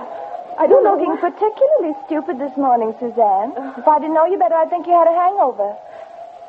What's the matter with you? Why are you fumbling around there in the doorway? Leah, I can't see. Oh, Leah, I'm blind. I've gone blind. What? Come out here in the light.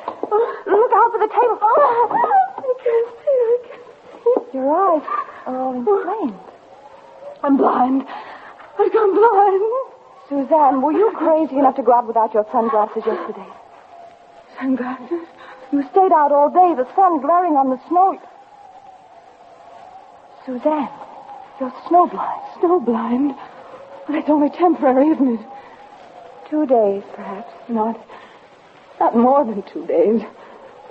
Harvey will be here today. Harvey won't be here today. Probably not tomorrow either. If you could see, you'd know why. The road is blocked. The storm's getting worse. No, I think you'll have to rely on me, darling, to be your seeing eye.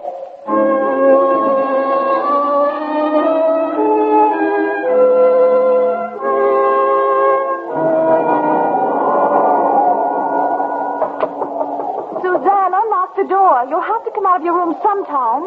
You'll freeze to death in there. Well, you do have a large mouth, Suzanne, but it doesn't extend as far as you've daubed that lip. You're cruel, Leah. You'd like to see me like this. You think it's funny. It will go away, though. You said so yourself. I'll be all right tomorrow. I'll be able to see tomorrow. I'm not afraid of you, Leah. Afraid of me? Well, why should you be? Let me guide you to a chair by the fire, darling. Don't touch me. I can get there. I can feel my way. Oh. Better let me help you, darling. No. I'll just sit right here. Well, now, what are we going to have for dinner, huh? How about a couple of nice poached eggs on toast and a steaming cup of coffee? I don't want anything. Oh, but it's all cooked. Here. Smell good? I don't want any. Well, you haven't eaten since last night, dear. You've got to have food. Look, you're shivering. Take it away. You're cold, darling. Couldn't you possibly force just to swallow this hot coffee down? Do you a world of good. Here, smell. Good? All right. I'll take the coffee. That's better. Here, I'd better warm it up from the kitchen. You know, I never really explored this cabin until today. There are all kinds of interesting things in the cellar. Sam's really quite a trapper, you know. All his equipment's there, the scrapers for the skins, the frames, the traps. There you are, dear. I put sugar in it. And a big box of some kind of arsenic he uses to cure the hides. Arsenic? Uh-huh. Gets rid of the vermin. Come on, dear. Drink up. Do you good. No, I don't want it. Take it away. Oh, Oh, Suzanne, you're priceless.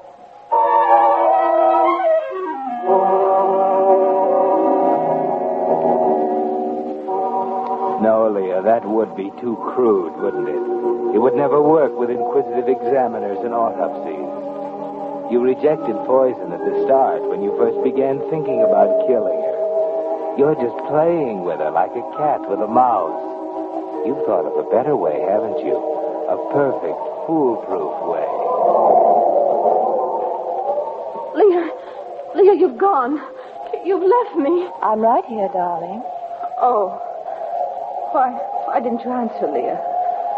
I've been thinking. Of what? Of you, of me, of our beautiful friendship. Leah, I want to tell you something. Leah, you know I'm your friend. Of course, you're my dear, dear friend. And Sam's, too. Especially Sam. It's not what you think. Leah, spare me, darling. I'm not interested in listening to you unburden your soul, even when there's no other entertainment available. But, Leah, I want you to know this. There's nothing I want to hear from you. Where are you going, Leah? I'm getting our coats and snowshoes. Our what? Our coats and snowshoes. We have to get another load of wood. Unless you want to sit in here and freeze to death. I can't go outside. I can't see. And I can't pull that loaded sleigh alone. We'll get along. I'll guide you. If you fall down out there, you won't hurt yourself. The snow is soft. Very soft, Suzanne. It even gets warm after a while. Here's your coat and mittens and a scarf for your head. I won't go out there. I won't. Listen to that wind. We couldn't find our way through that blizzard. I can get to that woodshed blindfold. Come on, put on these things. I can't. But you will. You will. No. Here. Now, put on these mittens. No. Oh, Leah, you hold my arm. You won't let go of me. I'll hold your arm. And when we get outside, you can hold on to the rope. Ready? Come on, then.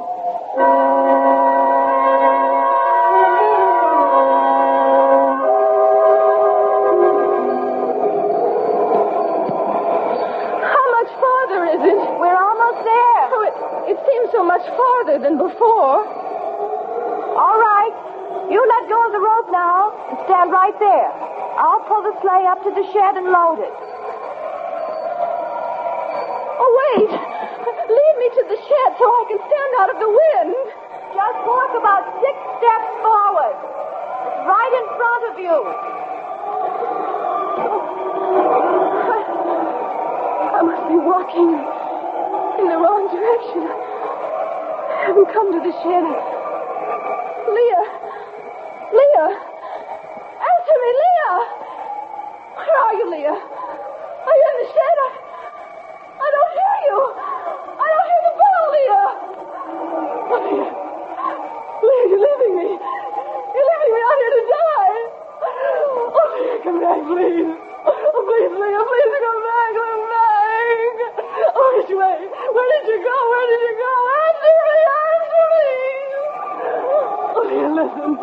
Leah, what I said about telling Sam, I won't. Honestly, I won't. I was never going to. There isn't any letter. Oh, you're my friend, Leah. I'm not in love with Sam. I'm not in love with him. You're my best friend, Leah. You believe me, don't you? You believe me? Answer me, Leah! Answer me!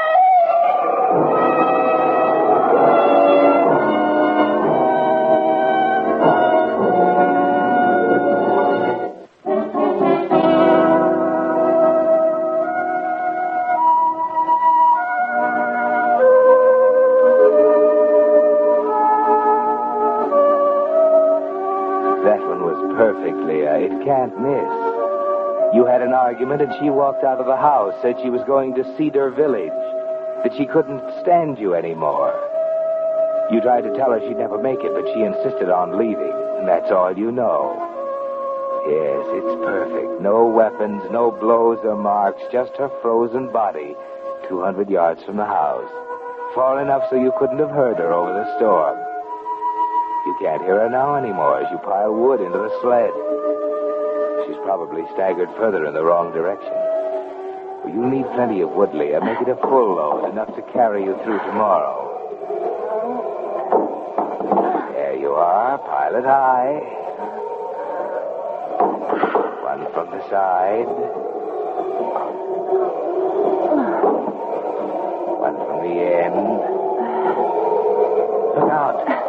remember what Suzanne said about pulling one out from the center.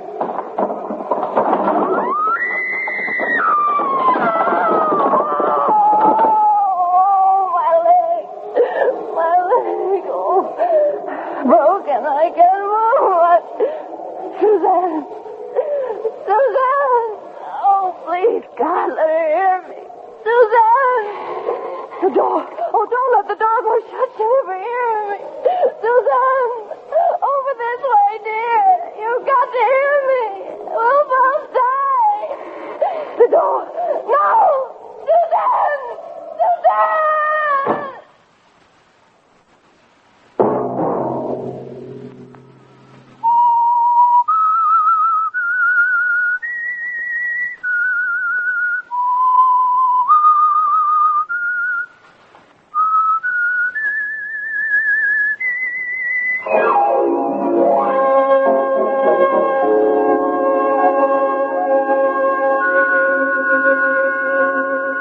Next Monday at 9 o'clock, the Whistler will bring you another strange tale, the curious story, Death Laughs Last. The Whistler is broadcast for your entertainment by the marketers of Signal gasoline and motor oil and fine quality automotive accessories, and by your neighborhood Signal dealer. This program, directed by George W. Allen, with tonight's story by Virginia Teal, music by Wilbur Hatch, is transmitted to our troops overseas by the Armed Forces Radio Service. This is Marvin Miller speaking and suggesting that you try new Signal. The new gasoline you can prove is superior. This is CBS, the Columbia Broadcasting System.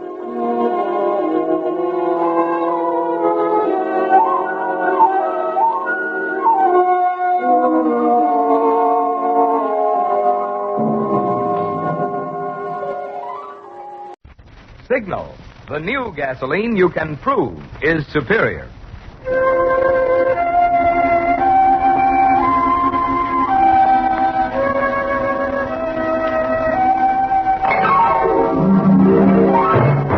The Signal Oil Company and your neighborhood dealer bring you another curious story by The Whistler. Tonight, Death Laughs Last.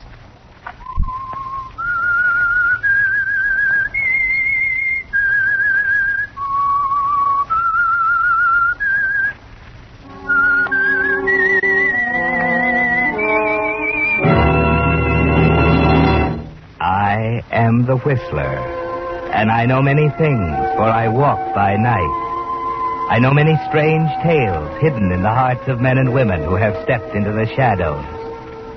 Yes, I know the nameless terrors of which they dare not speak.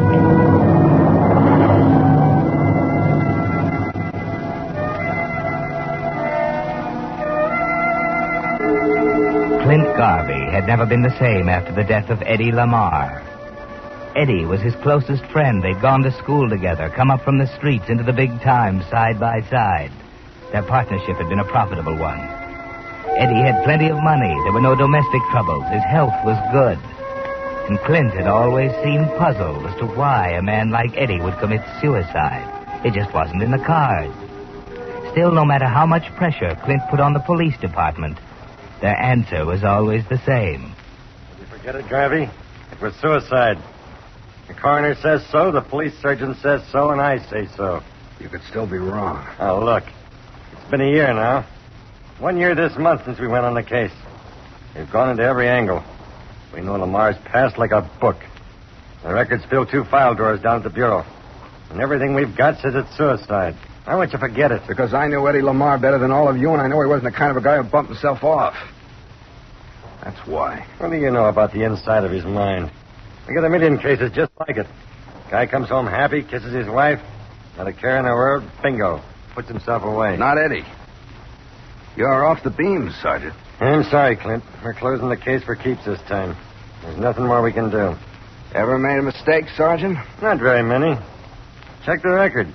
This department is a pretty high batting average, Clint. There hasn't been a single unsolved murder on the books for the past 18 months. Oh, come on, Sergeant. You're not trying to tell me that Just for check the record. It's all there in black and white. Well, I better get going.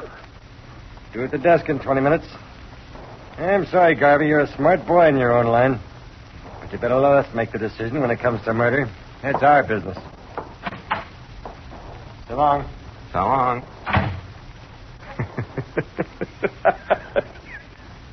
The boobs. The poor, dumb boobs. Oh, what I'd give to tell 'em off.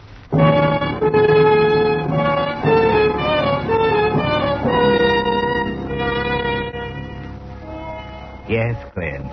If there were only a way you could tell them off, show them what blundering saps they are.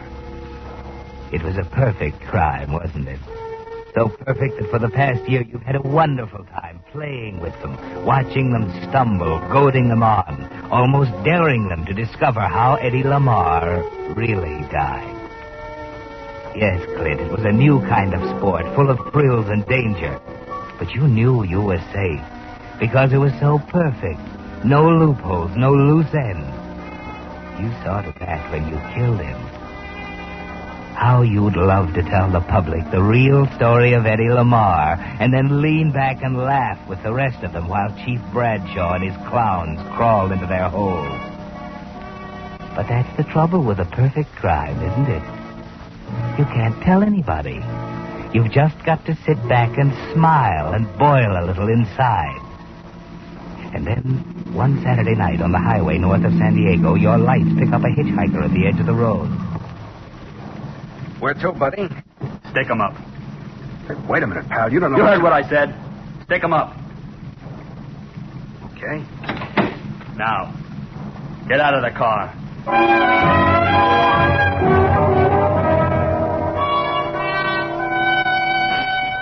He took everything, your watch, your ring, all your money, except that $100 bill you always carry in your right shoe. Left you on foot 10 miles from Chalmers Cove, the nearest town. Nothing to do but wait for morning in a haystack near the highway. You were boiling mad, weren't you, Clint? Didn't feel much like talking when that breezy truck driver picked you up the next morning. I'm always glad to give a guy a lift. Against company rules, of course, but, well, you know, it gets darn lonesome pushing one of these six-wheelers all day. Always manage to find a ride of nights, too. That's when you need a guy to talk to. Yeah, keeps you from dropping off like that guy did last night. Huh? What guy? I just heard about it back at the station. Guy must have fell asleep at the wheel. Drove off a graded curve. Yeah, killed him dead. Car burned to cinders. Some guy from Frisco. Mention his name? Yeah, Garvey. Made a note in my mind without thinking. Garvey. That's gravy spelled backwards. See? Wait a minute. Hold it. I think I'll go on to San Diego. Change my mind. You can let me off here at Chalmers Cove.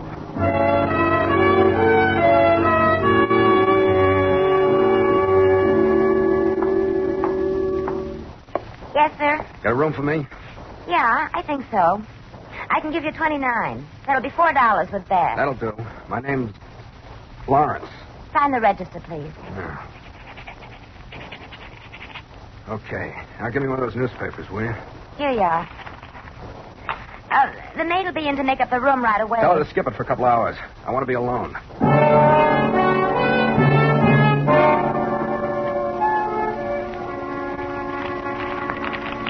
The body was burned beyond recognition, but police confirmed identification of Garvey through articles of jewelry discovered in the wreckage. The car, a 39 Buick Coupe, was purchased by the victim in San Francisco. I'm dead. What do you know? I'm dead.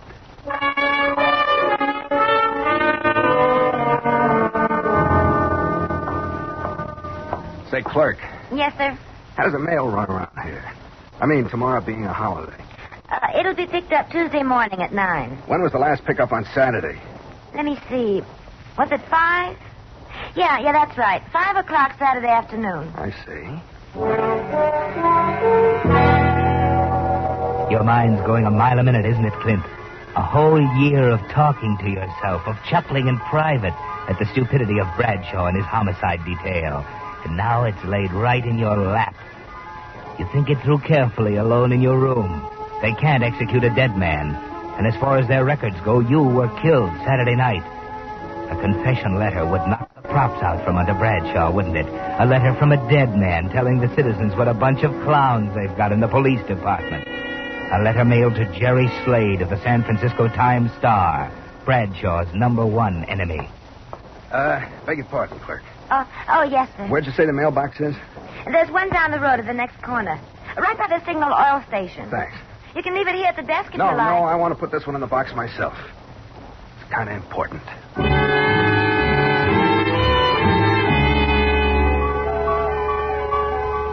And Jonathan Skinny Wainwright, the general who saw the stars and stripes hauled down. Morning, Mr. Lawrence. Checking out? Checking out? It's Tuesday. Oh, You said... yeah, and I changed my mind. Think I'll hang around a while longer. Changed your mind, huh? Yes. Any idea how long? Can't tell. It all depends. I see. Years he spent as a prisoner of Isn't the it Japs. that? It's the greatest Great day news, of all huh? in the life of Skinny Wainwright. Well, Now, here's a late that's item it. from San Diego. Better turn it off. Police revealed No. a new development in the Wait a case minute. of the automobile which crashed on the highway north of San Diego late Saturday night. When they announced examination of the death of the charred victim, proved him to be not Clinton Garvey, but one Joseph Castro, an itinerant wanted in Salinas for robbery. It is believed that the car, registered to Garvey, had been stolen. Police are puzzled by the fact that Garvey has not yet appeared to report the theft and are checking on his whereabouts. And that's the news to this What's the matter, Mr. Lawrence? Your reporter is What time is it? Lyle Craig. 9 o'clock. Stay tuned to this station for The latest mailbox mail's picked up at 9. Mailbox. Hey, what's the matter, Mr. Lawrence? Where are you going? There's something wrong with that guy. I bet he's changed his mind again.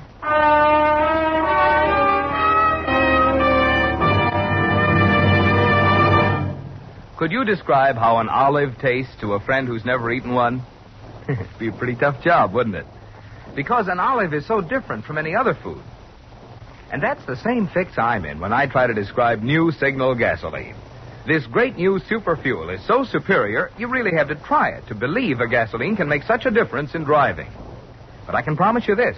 With your very first tankful of new Signal gasoline, you'll see the difference. Yes, and feel it, and hear it, too. Here's what I mean.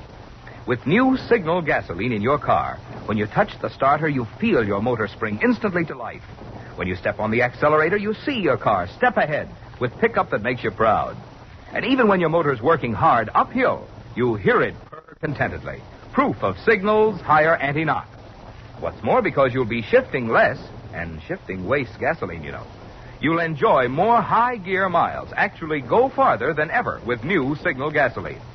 No wonder there's been such a swing to Signal. No wonder so many folks are saying, I didn't realize how much pleasure driving could be till I tried new Signal gasoline. And now, back to the Whistler.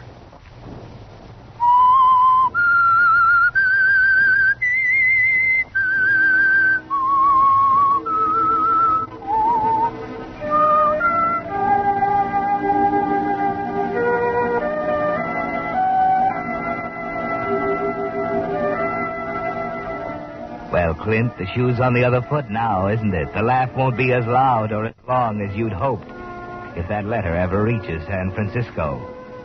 Yes, if it gets there, you're a dead duck, and you know it as you race pell-mell down the side street in Chalmers Cove toward the mailbox you dropped it in last night. 9:05, the pickup scheduled for 9 o'clock. Maybe the truck will be late, you keep telling yourself. Yes, it's pulled up at the box as you turn the corner. Hey, wait a minute. Huh? What's wrong?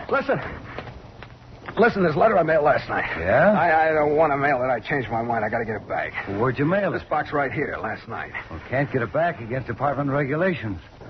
Once she's in the box, she's our baby till we make delivery. Better take it up with the postmaster. Well, listen, nobody will know about it. All you got to do is... Sorry, bud. I tell you, I got to get it. I can't. Okay. Sorry, pal. I'm under the bushes. Where do you keep your keys?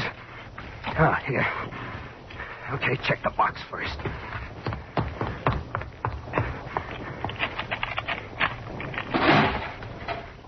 Empty. Oh, he's already got it in the truck.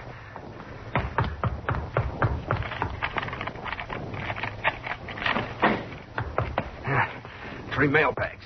Okay.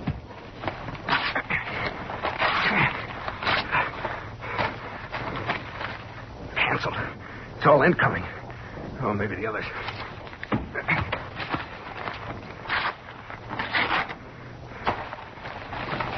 Canceled.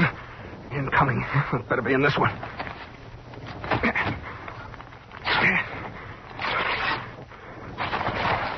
Oh, this is incoming, too. It's been picked up by another truck. Wait a minute. The post office. Yeah, the Los Angeles post office. I still got a chance.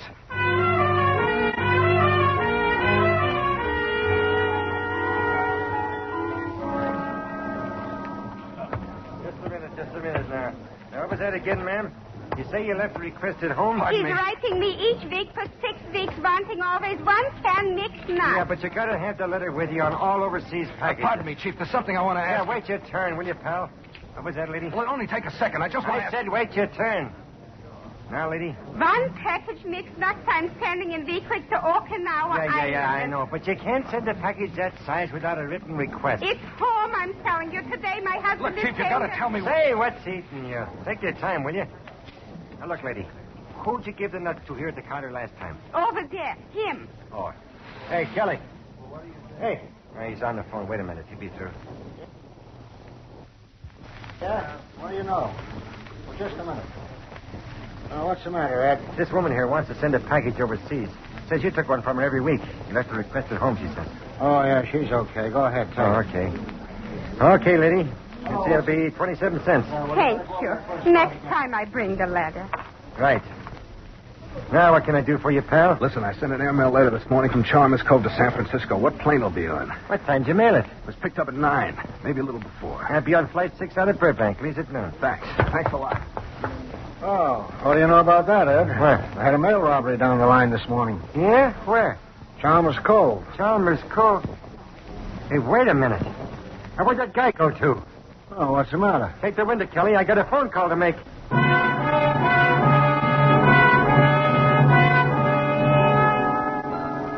11 o'clock, Clint. 1 hour to make that plane, and you haven't a chance without a reservation. Unless, yes, you walk into a phone booth in a drugstore.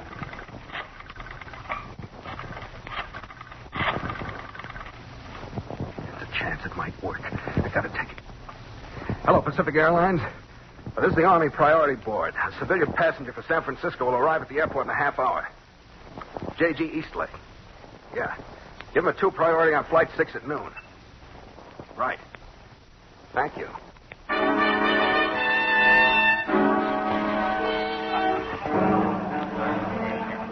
Passengers Noble, Gray, and Hackett on Flight 10 to Las Vegas. Please report to reservation desk. Flight 8 to Phoenix, All right, El Mr. Paso, Starr. and Eastern Baggage Point. checked at 42 pounds. Priority 3. Pardon me, clerk. Just a moment, sir. Be right with you. That's Flight 10 to San Francisco. Change for the Reno plane at midnight tonight. There you are. What can I do for you? I want to leave on flight 6 to San Francisco. I see. Your name? My name is... Excuse me just a minute. You're Miss Gregg? Yes. I'm Reynolds. Oh, yes. How do you do, Mr. Reynolds? Has he checked in yet? No, he called here about half hour ago. Naturally, we confirm all calls from the priority board by calling back. They've never heard of him. I see. Well, I'll be in the lobby here. All you have to do is give me the eye. Right. Thanks, Mr. Reynolds. What was that name again? Name is Vickers. Howard Vickers. You say you're on flight 6? I'm trying to make it. I don't have a priority. Oh, I see. Well, there may be a cancellation, of course. Will you wait here in the lobby? Take off in 15 minutes. Yes, I'll wait. You'll have a pretty fair chance. As it happens, we're running 2 sections on flight 6. 2 sections? Yes. That's a break for you, isn't it? Yeah. Quite a break.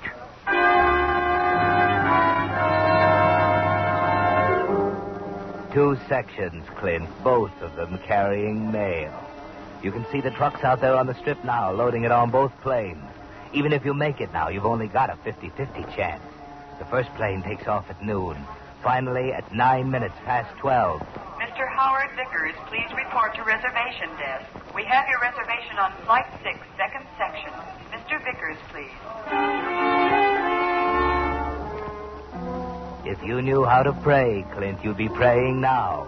Praying that the letter that means life or death to you is in one of the sacks you saw them load into the tail compartment of the plane you're riding on. Yes, and that you can follow it from the airport in San Francisco, tail the postman who takes it to the office of the Times-Star. But if it's on the first plane, Clint, if it's delivered before you arrive, you're just as dead as if you'd stayed in Chalmers Cove and waited for them to come and get you.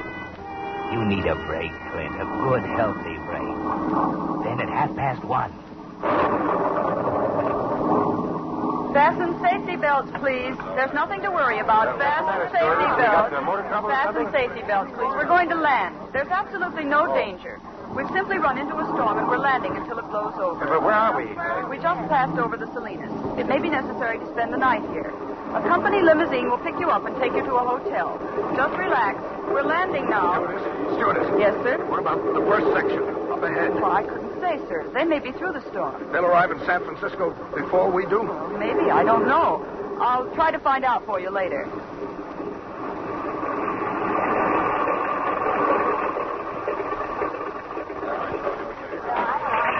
Enter an emergency field. There's a shelter down to your right. This way, please. What's the matter, sir? Why, I don't know. Well, you'd better come along, sir. I don't feel well, Stewardess. It was a pretty bumpy landing. You'll feel better when you get your feet on the ground. Everybody gone? Yes. Good. Well, what are you... Never mind. Just do what I tell you and you'll be okay. Get out the keys. But I Don't tell don't... me you haven't got them. They're in your shoulder bag. All right. That's it. All right, now open up that tail compartment. But I have no right Listen, sister, I'd hate to drill you. I don't want to play games. See, now get back there and open it up. All right.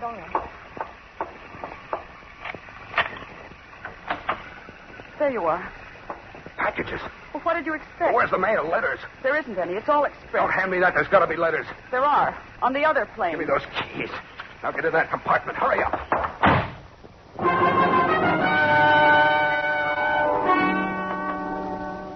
You're pretty panicky, aren't you, Clint? There's no way out of it now. For once, you don't know what to do. And just as you're about ready to give up... A train. If I can make that train. It's a quarter mile along the edge of the field to the tracks. A car is pulled up on the highway at the grade crossing. That's a better idea, isn't it, Clint? A car. Hey! Hey, you! Hey! Yeah? What's up? Wait a minute, will you? Wait a minute. Sure. What's the matter, mister? Had a wet, ain't you? Never mind that. Get out. What you talking about? Get out or I'll blow your head off. Hurry up. Oh, yeah, sure. I didn't see All that. right, beat it. Yeah, mister, sure, I'm going. I'm pulling.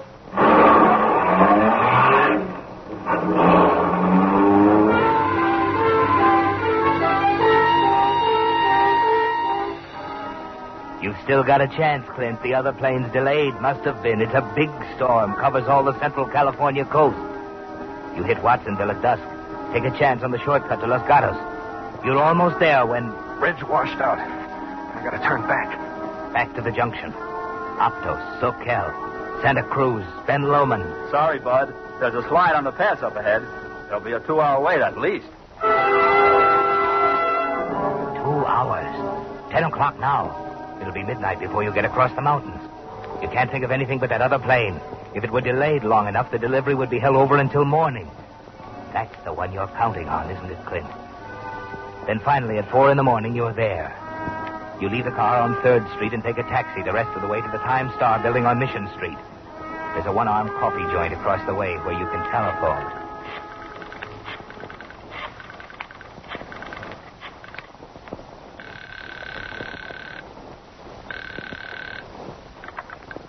Pacific Airlines. Listen, I want some information. Yes, sir. About Flight 6. What's your destination, please? Incoming Flight 6, yesterday from Los Angeles. What did you want to know, sir? Did it arrive here? Well, Flight 6 from Los Angeles yesterday was in 2 sections. Yes, I know it was in 2 sections. One was grounded north of Salinas. I want to know about the other one, the first one. Just a moment, please. What is the reason for your call, sir? Does there have to be a reason? I'm sorry, sir. Is there someone aboard the I'm plane? calling from the San Francisco Times Star. There's a very important airmail later aboard the first section of Flight 6 addressed to my office, and I want to know whether it'll arrive this morning. Does that satisfy you? Just a moment, sir. The first section of Flight 6 arrived an hour ago. Your letter should be in the 8 o'clock delivery. Thanks.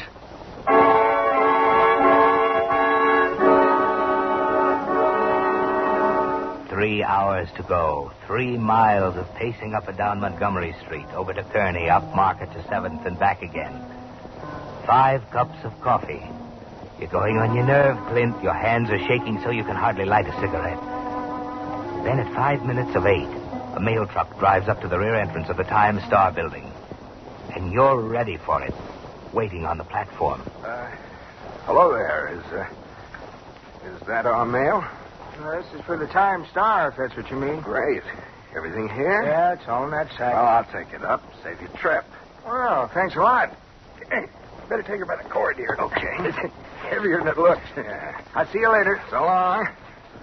Oh, we're gonna phone booth here. Well. What? What would you be taking that mailbag into a phone booth for, Mr. Garvey? Wait for me. Give me it.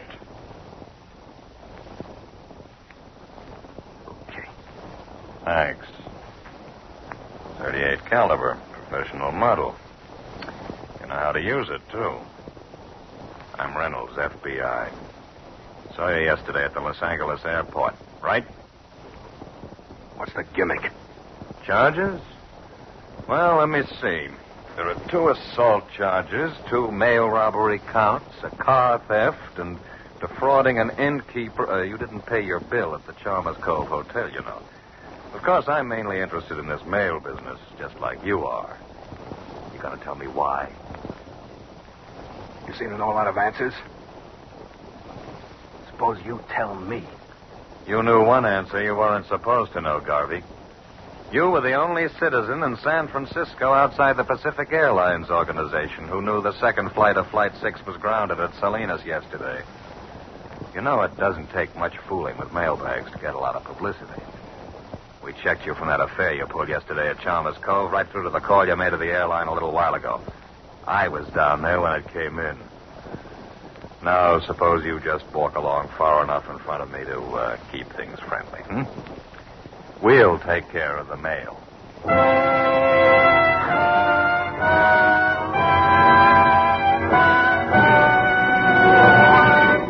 The Whistler will return with the strange ending to tonight's story in just a moment. Meantime, a word about 2 important items that have been making news recently. 1, the atom. And 2, new signal gasoline. No, I'm not going to tell you there's atomic power in new signal gasoline. But recent developments in atoms actually did make possible this great new motor fuel. And I'll tell you what I mean. You see, science has long known that gasoline is composed of molecules, and each molecule is an arrangement of atoms. The way those atoms are arranged determines just how much power you get from the gasoline. In old-style gasolines, the molecules were left just as nature made them. But recently, certain chemists found out how to take gasoline molecules apart, then rearrange the atoms in an entirely new way. The result is new signal. The new gasoline you can prove is superior. Not just a pre-war quality motor fuel. Not just old-style gasoline improved. But an entirely new type, super fuel, with performance so immediately apparent, you feel it, see it, hear it. Yes, with new signal in your tank, you actually feel your car get young again. And the easy way to prove it? Just drive into one of the friendly stations displaying Signal's familiar yellow and black circle sign and say, fill her up with new Signal gasoline. Now, back to the Whistler.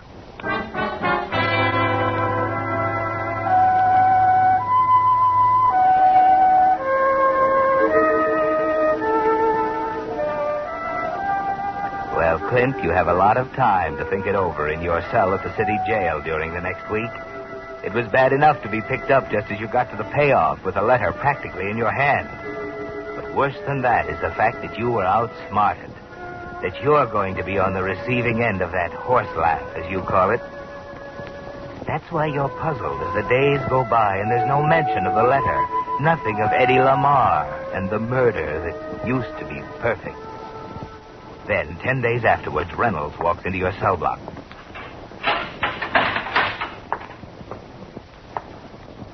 Hello, Clint. Oh. We got it. What? The letter. Took you long enough. Yeah. Slow service. Why you been holding it? We haven't? Oh, wait a minute. It wasn't in the sack, Clint. Where was it? Back at Chalmers Cove, the hotel. What? You're a little behind the times, Clint. The airmail rate is 8 cents, not 6.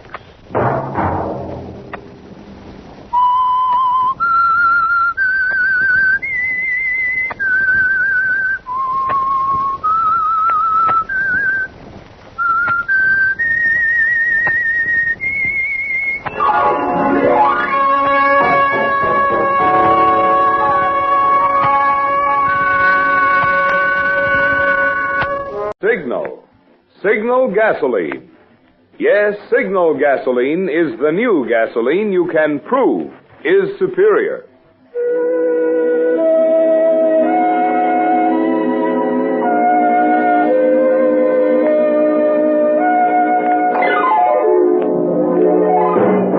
The Signal Oil Company and your neighborhood signal dealer bring you another curious story by The Whistler.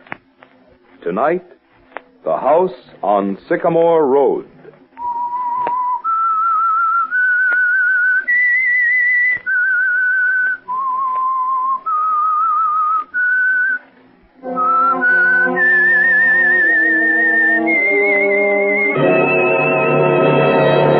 I am the Whistler, and I know many things, for I walk by night. I know many strange tales hidden in the hearts of men and women who have stepped into the shadows. Yes, I know the nameless terrors of which they dare not speak.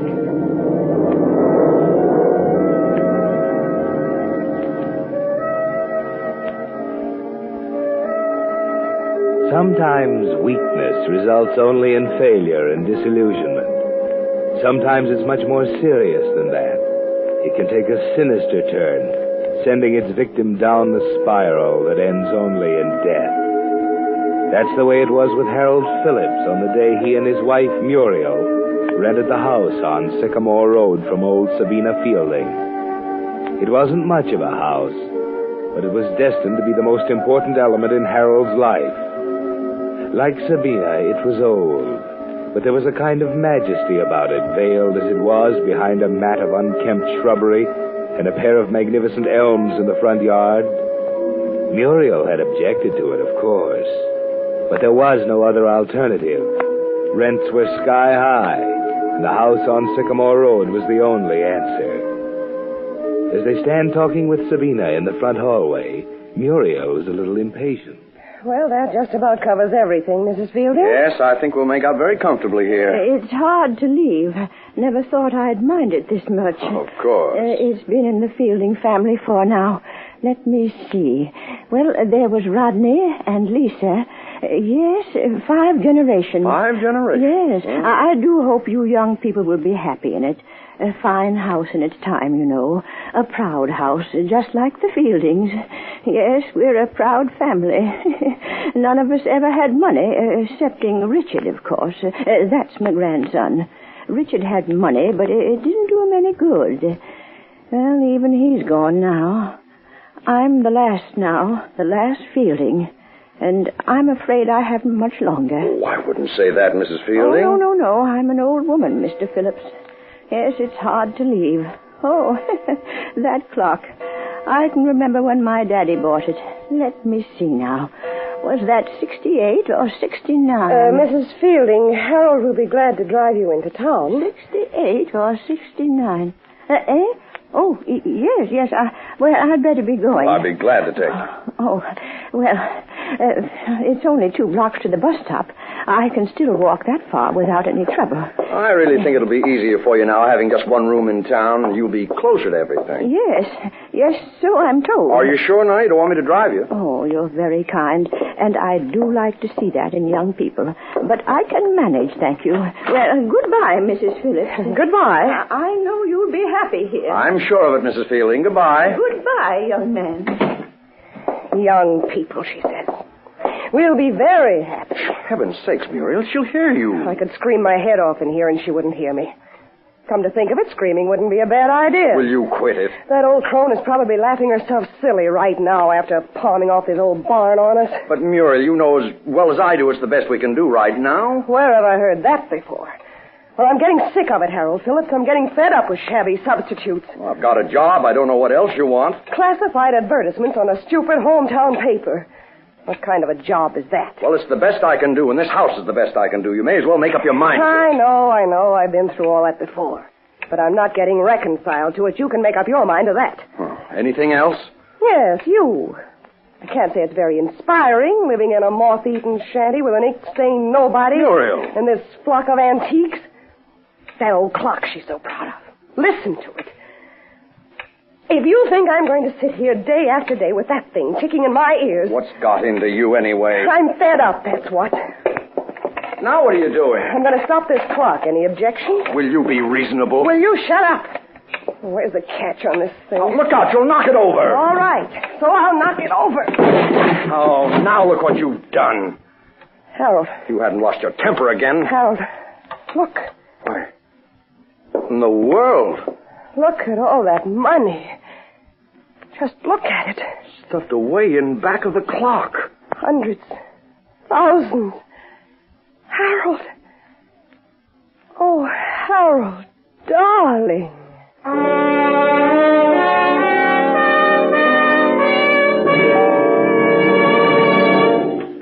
As you sit listening on Monday nights to Signal Oil Company's program, The Whistler, has it ever occurred to you how many millions of persons around the world have never even heard a radio? Missing a lot of pleasure, aren't they? Oh, but wait a minute.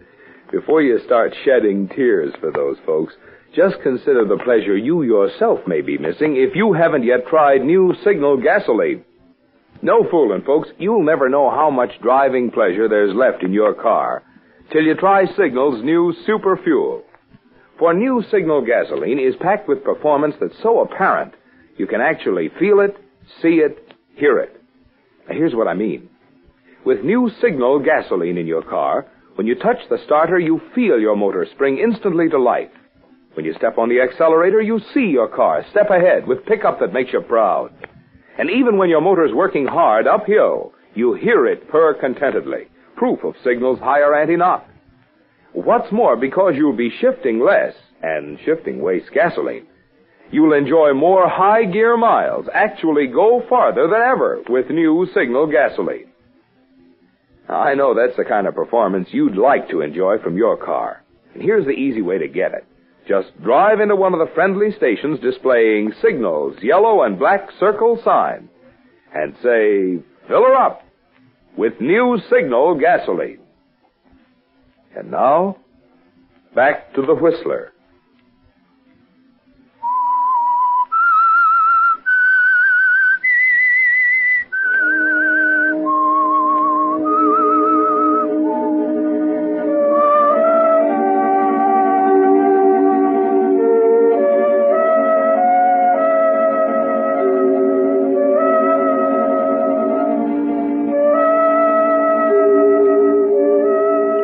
Almost like a dream, isn't it, Harold? You and Muriel kneeling on the floor of Sabina Fielding's old house, literally surrounded with the money that spilled from the old clock. Muriel's in seventh heaven, as you counted. She even called you darling, didn't she? You work automatically, sorting the bills, 20s, 10s, 5s, into small, neat heaps on the scarred hardwood floor. How much is it, dear? How much altogether? Wait, let me finish. I simply can't believe it. 80. It's like a dream. 90. 100. There, that's the last 100. How much altogether? It hardly seems possible. How much, Harold? Tell me. $50,000. Oh. 50,000 in currency, small bills. It's probably been hidden away in this compartment behind the clock for years. $50,000. Never thought I'd see this much money all at once. The things we'll be able to do. All the marvelous things I've always dreamed of. All the clothes. Maybe go abroad. Who in the world? Harold, who can it be? I don't know. Well, we can't let them in, all this money. We won't answer it. We won't let them in. Well, we'll have to. They can see the lights are on. But all this money. Well, stay here and hide it. I'll see who it is. All right, then.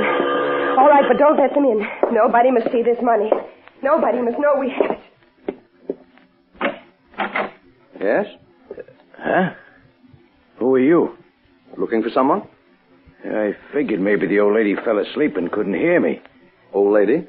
Sure. The old girl, Mrs. Fielding. Well, Mrs. Fielding doesn't live in this house now. Now, wait a second. No, she doesn't live here now. She lives in town. Who are you? My wife and I are renting the house. Who are you? Well, I think you might do well to tell me who you are first. Okay.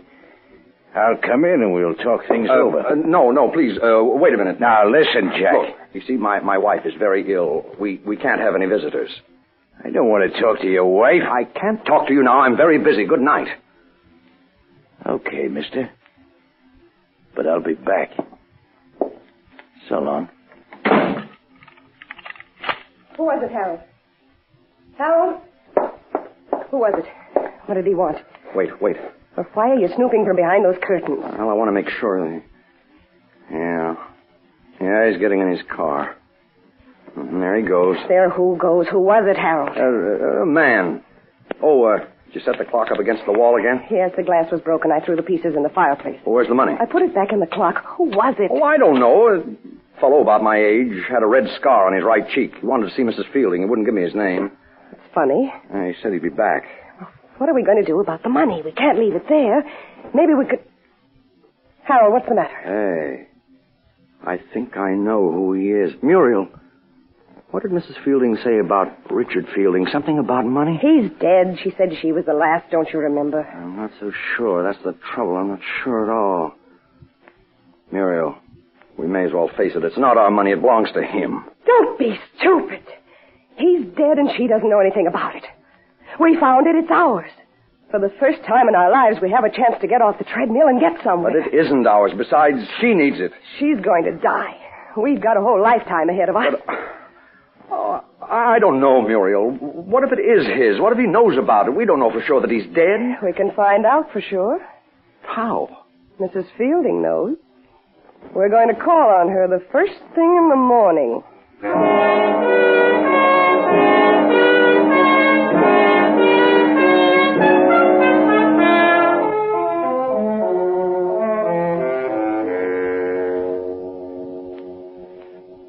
It's quite a problem, isn't it, Harold? You know it's wrong to take this money, but $50,000 is enough to set you staggering.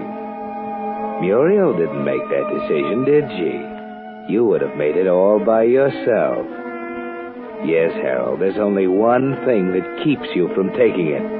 The thought that someone else may be in on the secret. The man with the scar on his face, for example. You can't sleep all night thinking about him. And neither you nor Muriel stop for breakfast the next morning. At 9 o'clock, you're both talking to Sabina Fielding in her furnished room in town. Sorry I can't be a better hostess. Feeling mighty poorly. Oh, I'm sorry, Mrs. Fielding. We just thought we'd drop by and see if you were settled yet. Oh, well, thank you. Thank you. You're so kind. I'm really very happy you came. I don't get many visitors, you know. No one cares much about an old woman. Of course, we don't want to tire you. Oh, fiddlesticks. You're a little like part of the family now, living in my house. You do like my house, don't you? Oh, we're in love with it, Mrs. Fielding. It's a lovely old place. Oh, I'm so glad. You see, I didn't want it to go to anyone who wouldn't understand it. Houses are like people, you know. They have to be understood. Not everybody understands my house. It certainly has atmosphere. That clock is a beautiful thing, isn't it? Oh, you like it? It's always been my favorite. I'm happy you like it. I guess you understand my clock, too. Richard always wanted it, but he didn't understand it, so I never gave it to him. Why did he want it, Mrs. Fielding? I never knew. Richard and I never got on together. Always said he had bad blood in him. Oh, he could have been such a nice boy. Handsome and strong. Until the accident, at least. Accident? Yes. He was never the same after the accident. He had it coming, though, Richard had. There was bad blood in him. I don't like to talk about my grandson. Do you ever hear from him? I don't want to talk any more about him. No, not anymore. Would you have some tea? It's a little early. I wish you'd tell us about Richard. Have you any idea? Muriel, I'm afraid Mrs. Fielding's tired. We'd better be going. Oh, but I'm sorry to be this way. Now, perhaps some other time, when I'm feeling better. Yes, of course. Come along, Muriel.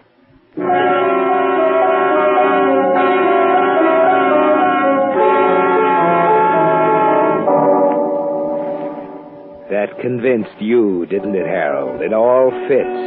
The scar on the face of the man who called on you last night ties in with Sabina's story of Richard's accident. Her remark about his fondness for the clock. It was too easy, wasn't it? $50,000 isn't hidden in a clock and then forgotten. It's Richard's money, and he's bound to come back for it. There was no reason for tiring Sabina any longer. Muriel would have worn her out with questions. After all, Muriel isn't the kind who gives up easily. After you've arrived back at the house, she keeps it up, never letting down for a minute. Harold, of all the asinine... There was nothing else to do. She would have told us if you hadn't... Sometimes I think you have the mentality of a child. What more do you want? She practically came right out and said it. He had money. He was in an accident. The scar, you remember? He always wanted the old clock. Could she make it any plainer? All right, all right. Joe, move. What are you going to do? We can't do anything. He knows the money's there. What do you mean we can't do anything? We can leave, can't we? When? Right now. Huh. That's a prize suggestion. Why, he could trace us in 5 minutes. We'd be in jail in a week. Listen, Harold. You've got a chance. For the first time in your shabby, ordinary little life, you've got a chance at something real. Are you going to throw it away? Well, I don't know. Sabina knows nothing about the money, Harold. There are only 3 people in on it. You and I, and Richard Fielding. And he's coming back here. He said so. You'll probably never have another chance, Harold. What are you suggesting? Think it over, Harold. There isn't much more time.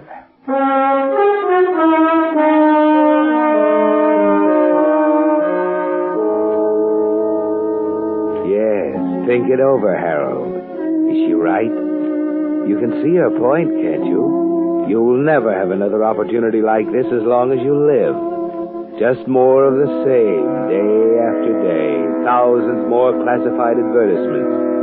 Scrimping, pinching pennies, trying to make $5 do the work of 10. And only Richard Fielding stands between you and everything you ever wished for. Only Richard Fielding. Oh, what's that? Someone's at the door. It's too late. He's come back. Well, what are you waiting for? Let him in. Huh? He's getting impatient, Harold. Let him in. But he's come for the money. Why, Harold, what's the matter? You said it belonged to him. I don't know, Muriel. Nothing else we can do, is there? We can't take it. You said so. We'd be traced. Oh, no, you're right. He can't take it away. It's the only chance we'll ever have. There's no other way, Harold. Or is there? Why, what do you mean, Muriel? He might be difficult, Harold. There's the poker beside the fireplace. No, I couldn't. All right. Give the money back to him. But it's mine. He can't. Harold, get hold of yourself. Muriel. Harold, get the poker. Yes, Muriel. The poker.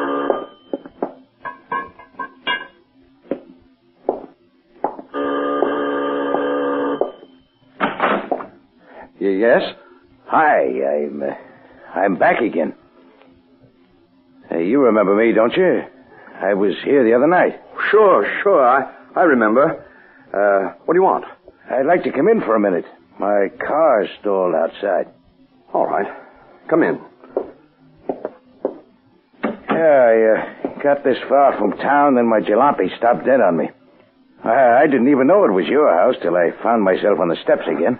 Well, come in the living room. I've been poking up the fire. Yeah, I noticed. Who is it, darling? Oh. Hello. Well, good evening. What's the matter? What are you looking at? Didn't you ever see a scar on a man's face before, Mrs. Phillips? How do you know my name? I've been in town today asking a few questions. He's the one, Harold. It's he. Now, wait, Jack. Now, Harold. Wait.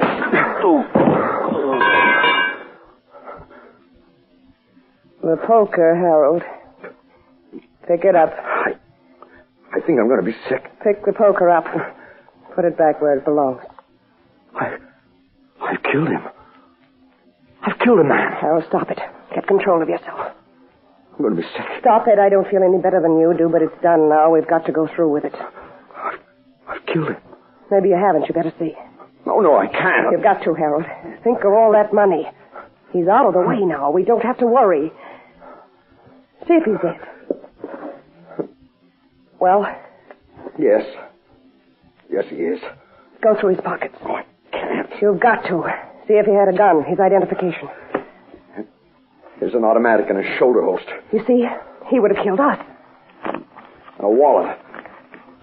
$15 in it. That's all. It has to be more than that. His identification. Oh, there's nothing else in it, Muriel. Handkerchief in his pocket. There's nothing in this. Nothing here. And that's all. Well, we've got to get rid of him now. Rid of him? We can't leave him here. Take him out to his car. It's stalled. That was just an excuse to get in here. Where are those chains? Chains? The ones you had in the car, are they still there? Oh, yes, I think so. All right. Weight his body down with them and we'll drop him in the river. We can leave his car somewhere. They'll never trace him. No identification. And then what? And then we can take our own sweet time. You can give notice at the Express in the morning, and we'll leave town in a couple of weeks.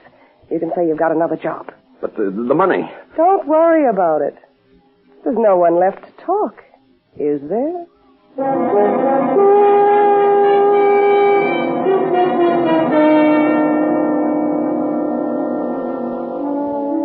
You've killed a man, Harold. It stopped you for a while, didn't it? But after that first wave of nauseating panic, you can think more clearly. The weighted body goes into the river, the car left on a lonely road. Then during the next few days, you try to appear normal at work while you wait for the news to break. It's hard to concentrate, isn't it? Mr. Gardner, your boss, has to call you on the carpet because of absent-minded errors you make in the daily classified section. The others notice you aren't eating at lunchtime. 5 days, 6 days, a week. Nothing happens. They must have found the car. They couldn't miss it parked on the highway 10 miles. Finally, you deliberately stroll into the city hall and look up Chief of Police Norton. Well, hello, Harold. Sit down, have a chair. Where have you been keeping yourself? Missed you at the lodge meeting the other night. Oh, I've been pretty busy. How about you? Never a dull moment around here. You know, police work's funny. Yeah? Sometimes it gets so quiet you can hardly stand it. Have trouble keeping the men in line. I can hardly blame them playing around with traffic violations day after day. Men, all of a sudden, everyone gets so darn busy he wishes he had 6 hands. Yeah, look, like now, for instance. You got a handful, huh? Uh-huh. This is a quiet town, Harold. Too quiet sometimes, almost like a snake coiling up ready to strike. Last week, nothing but traffic violations. Well, maybe a bunch of wild kids breaking a store window somewhere. This week, stolen automobiles. Yeah? Mm-hmm. Just gave the story to one of your boys. That isn't all.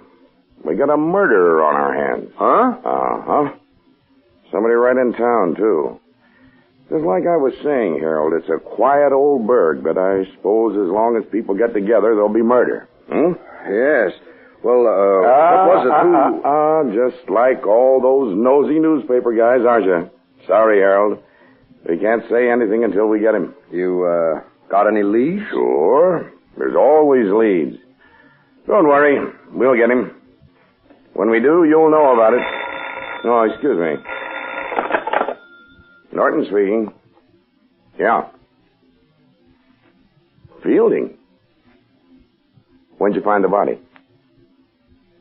Oh, gosh, that's tough. Huh? Well, yeah, Harold's right here. Just happened in. What's it got to do with him? What? Well, that's a funny one. Wait a minute. I'll get Phillips. Say, Harold, what did... Hello? He just ducked out the door. I'll get hold of him for you.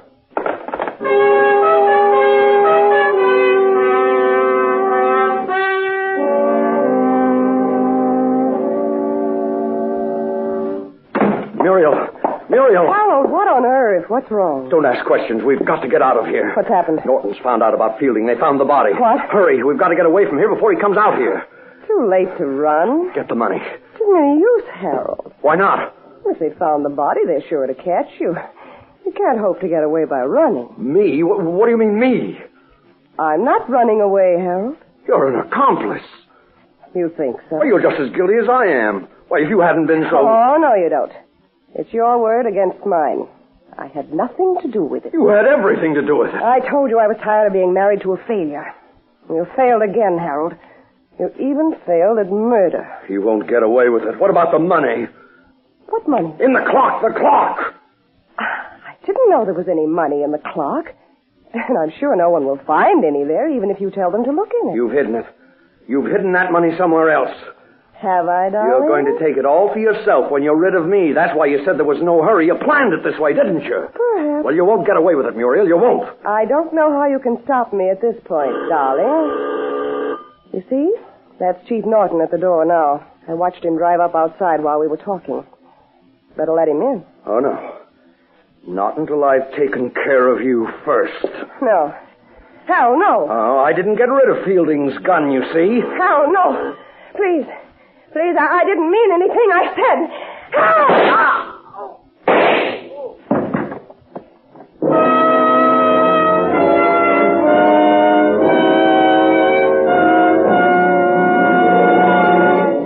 The Whistler will return in just a moment with the strange ending to tonight's story. Meantime, let's take a look at a few of the new post-war products we've all been waiting for.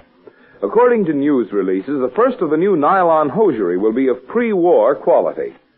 The first new automobiles will be 1942 models with improvements added. But when it comes to gasoline, new Signal gasoline, that's another story. For new Signal is not just pre-war quality gasoline, not just old-style gasoline improved, but an entirely new type of motor fuel with performance features that until recently were reserved for war. You see, science has long known that gasoline is composed of molecules, and each molecule is an arrangement of atoms. The way those atoms are arranged determines how much power you get from the gasoline. Well, in old-style gasolines, the molecules were left just as nature made them. But recently, certain chemists found out how to take gasoline molecules apart, then rearrange the atoms in an entirely new way. The result is new Signal, an entirely new type super fuel with quicker starting, faster pickup, higher anti-knock, and longer mileage. Because these are all features you can actually feel, see, and hear, we urge you to let just one tank full of new Signal gasoline talk for itself. Let its performance in your own car show you why new Signal actually is the new post-war gasoline you can prove is superior. And now, back to the Whistler.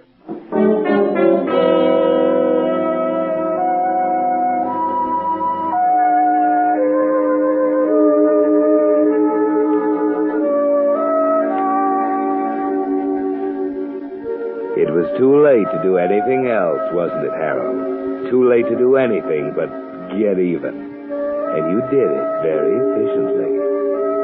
Muriel, your wife, she's dead now, lying at your feet as Chief Norton comes into the room. Harold, what got into you? You killed her deliberately. It doesn't matter. Good Lord, man, what are you talking about? You've committed a murder. Doesn't that mean anything to you? He was as guilty as I am. She was in on it, too, understand? She wanted the money, the $50,000. She wouldn't give me any peace. When Fielding came back for his money... Fielding? What Fielding? Richard.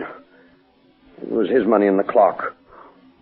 She made me kill him, Norton. She made me. He came to the house for the money? Yes. He had a scar on his right cheek? Yes, of course he did. Oh, will you drop it? I've had enough. Wait a minute. You've made an awful mistake, Harold. What? The man you killed was the murderer I told you we were looking for. He was Richard Fielding's partner in a bank robbery last year. A murderer? Yes. They quarreled over the money, and he killed Fielding. When he broke out of the pen last week, they notified us, figuring he'd check in here sooner or later. Yes, but down at your office, what were you talking about on the telephone? Sabina Fielding. She died last night. Sabina? Yes. But I thought... Funny. I've always thought Sabina was a pretty good judge of character. She sure missed the boat this time. What do you mean? She must have taken a fancy to you and your wife, left the house and everything in it to the two of you.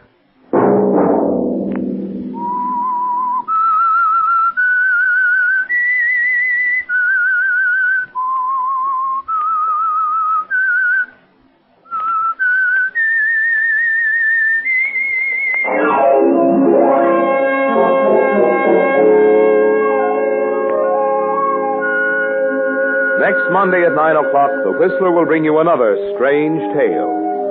The Whistler is broadcast for your entertainment by the marketers of Signal gasoline and motor oil and fine quality automotive accessories, and by your neighborhood Signal dealer.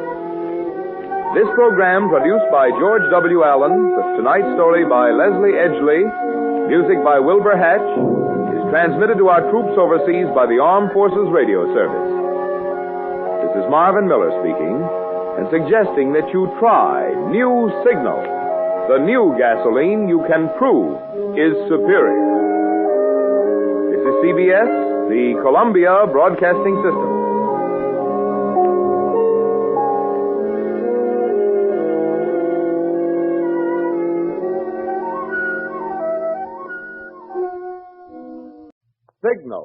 Signal gasoline. Yes, Signal gasoline is the new gasoline you can prove is superior.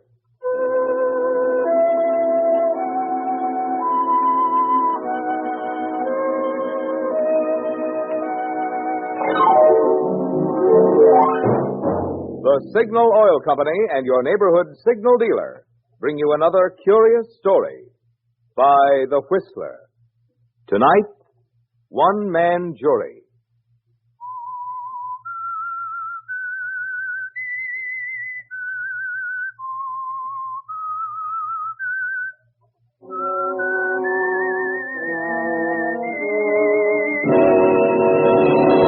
I am the Whistler, and I know many things, for I walk by night.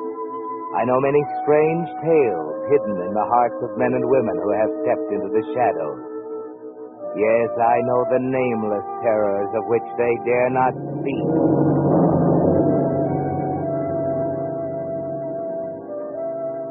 To the people of Southport, Dan Parcher was more than just a newspaper editor. He was a kind of community conscience. Businessmen would read his column carefully before deciding whether the new bond issue was right or wrong. Housewives looked to his editorials first, then made up their minds about divorce and juvenile delinquency.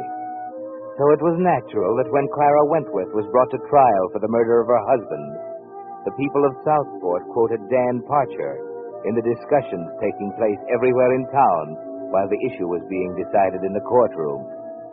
Dan had placed himself and the paper solidly behind Mrs. Wentworth, a fact which didn't set too well with Mr. Newell, the publisher of his paper. Now listen, Dan, you've had a free rein in the past. You've been allowed to say pretty much what you think. What are you leading up to? Well, it's all right for this paper to be partisan about politics and civic improvement. But it's not all right to print biased editorials on a murder case before the jury delivers the verdict. Wait a minute, Newell. I think we'd better get this straightened out right now. The people of Southport look to me for honest opinions. My responsibility to them is to tell them what I think. And I happen to know she's innocent. Don't ask me why, I just know it. And I'm going to do everything in my power to get that jury to turn in the right verdict. One-man jury, eh? Call it anything you like. You can take it or leave it. Take it on those terms or get yourself a new editor. That's a funny attitude for a guy who needs money as badly as you do. There isn't a job big enough to keep me from saying what I believe in, Newell. I see. Well? All right, Parcher. Have it your way.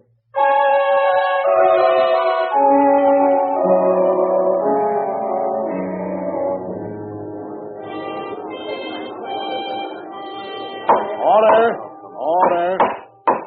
Proceed with the prosecution, Mr. Gresham. Now, Mrs. Wentworth, after this argument with your husband, did you or did you not purchase a number of capsules of a sleeping drug known as Athanol at Wright's Pharmacy? I've already told you why. I was worried and couldn't I'm not sleep asking you why, Mrs. Wentworth. Did you buy them? Yes, I did. That's all, Mrs. Wentworth?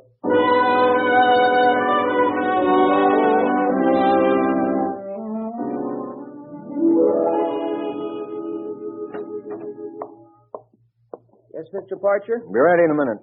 Let's see. The implication by Mr. Gresham that Mrs. Wentworth's desire for control over her husband's assets amounting to roughly $250,000 constituted a valid motive for his murder is a false one. Mrs. Wentworth already had control over more than half the estate. Her husband had seen to it that she never lacked funds, and the prosecution has yet to establish even with the shadow. Yeah, good. All right, son. Have him print this double column, middle page 1. This ought to bury it for keeps. What's that, sir? Bury it. That's an idea. Tell him to put this head on it. Epitaph for the state's case.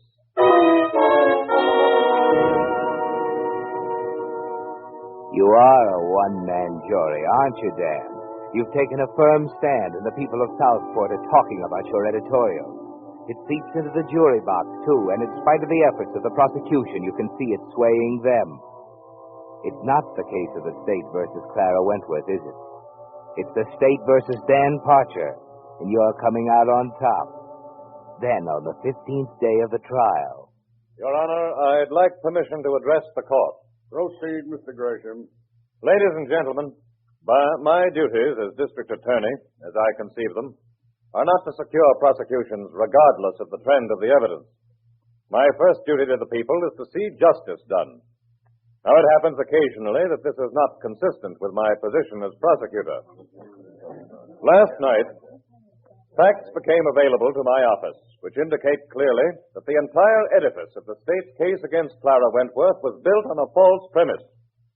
Your Honor, it is the prosecution's wish at this point to dismiss charges against the defendant. Order. Order in the court. Order.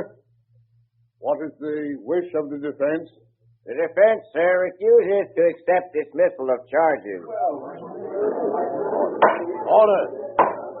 Your Honor, dismissal of charges by the prosecution does not constitute acquittal in the eyes of the community. It does not offer the defendant any assurance that new charges will not be brought against her at a later date. For those reasons, the defense requests a jury verdict. You have heard the request of the defense, Mr. Gresham. Yes, Your Honor. The prosecution rests. Defense? The defense rests. Members of the jury, under the circumstances, any remarks I might have regarding your deliberations are superfluous. There will be a 5-minute recess while you reach a verdict.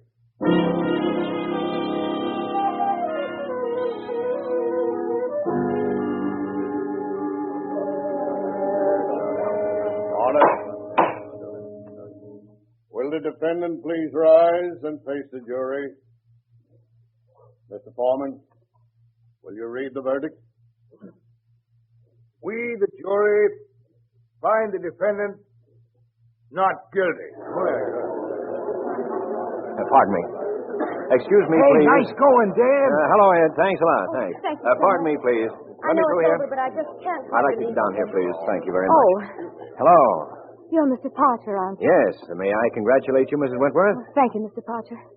It meant so much to have you on my side. Hey, ain't you two ever been introduced? I don't think it's necessary, Ann. Oh, Mrs. Wentworth, this is Dan Parcher, smartest man in Southport, if I'm any judge. You don't have to tell me. Ed, do you mind? I'd like to see Mrs. Wentworth alone for a moment. Oh, sure. Just run along. You must have a lot to talk about. Thanks. This way. The anteroom here. Dan. Clara, darling. When can we tell them? Not for a while yet, dear. We've got to take our time now.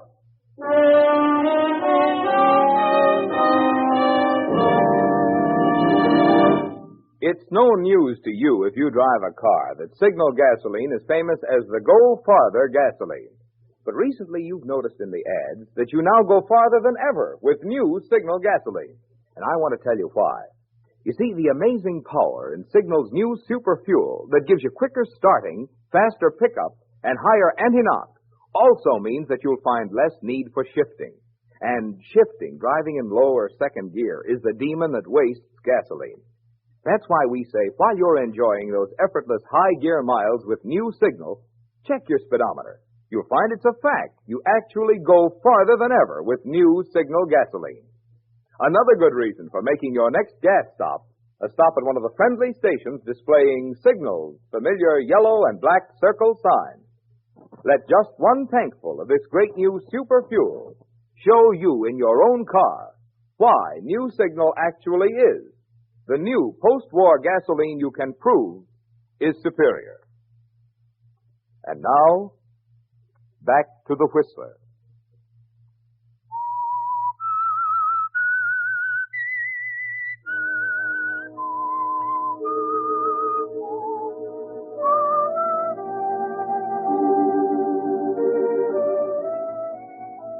Well, Dan, you made an eloquent case for Clara Wentworth, didn't you? Once again, the citizens are patting you on the back, telling each other that because of Dan Parcher, justice came out on top. But there was more to it than that, wasn't there, Dan? quite a bit more. As the months go by, you and Clara see each other more frequently. Then, a short out-of-town trip, and you and Clara were man and wife. It was on one of those first few days at home that District Attorney Gresham dropped in for dinner. Clara, I think that as DAs go, Gresham isn't so bad. Don't carry this too far, Dan. I'm serious. How about it, Clara? I think you're right. Drink on it? Sure, I'll drink on it. Skål. Gold. Thanks. It's at times like this that I realize what an ugly job I have. It's all water under the bridge now. Right, Clara? Of course. I have a wonderful husband, Mrs. Partridge. Oh, yes. I don't believe I could have stood it without him. Oh, come now, Clara. No, it's true, Dan. You know, Mr. Gresham, it wasn't what he said or wrote or what the people who read his articles thought that kept me going. It was the feeling that there was a newspaper man named Dan Parker who had faith in me, who believed me when I said I was innocent, who was willing to take his reputation on it. You know, Mr. Gresham, if it hadn't been for that, I believe I would have killed myself.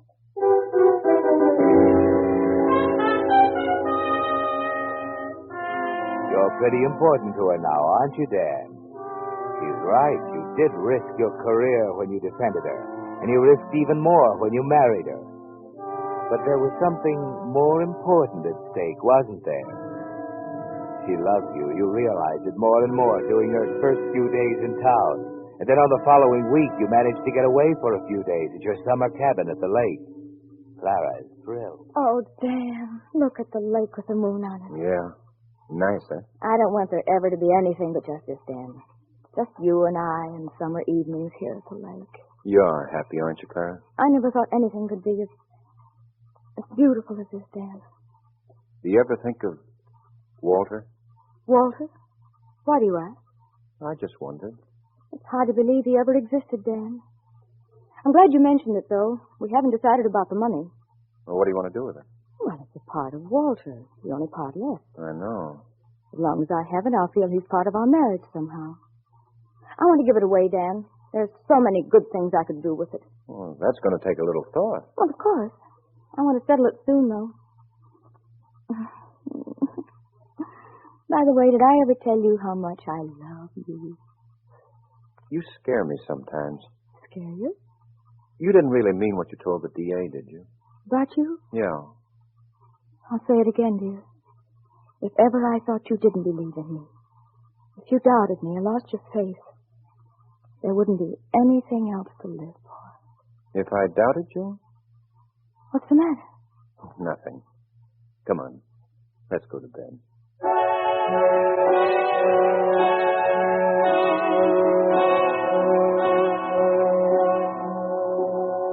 It's made you think, hasn't it, Dan? This woman you married, tried for the murder of her husband, said she'd kill herself if you lost faith in her. Why are you so nervous, Dan? Why can't you sleep? Are you sorry now that you appointed yourself a one-man jury in the case of the state versus Clara Wentworth? Clara. Clara, darling. What's the matter? Clara. What in the world were you dreaming about? Well, I don't know. Dan, tell me what's the matter. Nothing, Clara, nothing. Something's wrong. Please, forget about it. Dan! I said forget about it.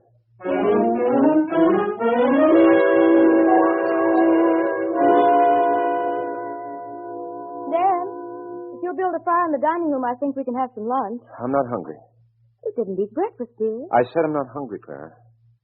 Dan, tell me, what is the matter? I don't know.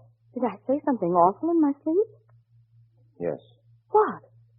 Please, Clara, can't we just forget it for the moment? I'd rather not say anything. It was probably just a... Oh, I don't know. Let's forget it. But, Dan, it can't be anything serious. Can't you see? Please, Clara. Very well, Dan. Come on and fix the fire.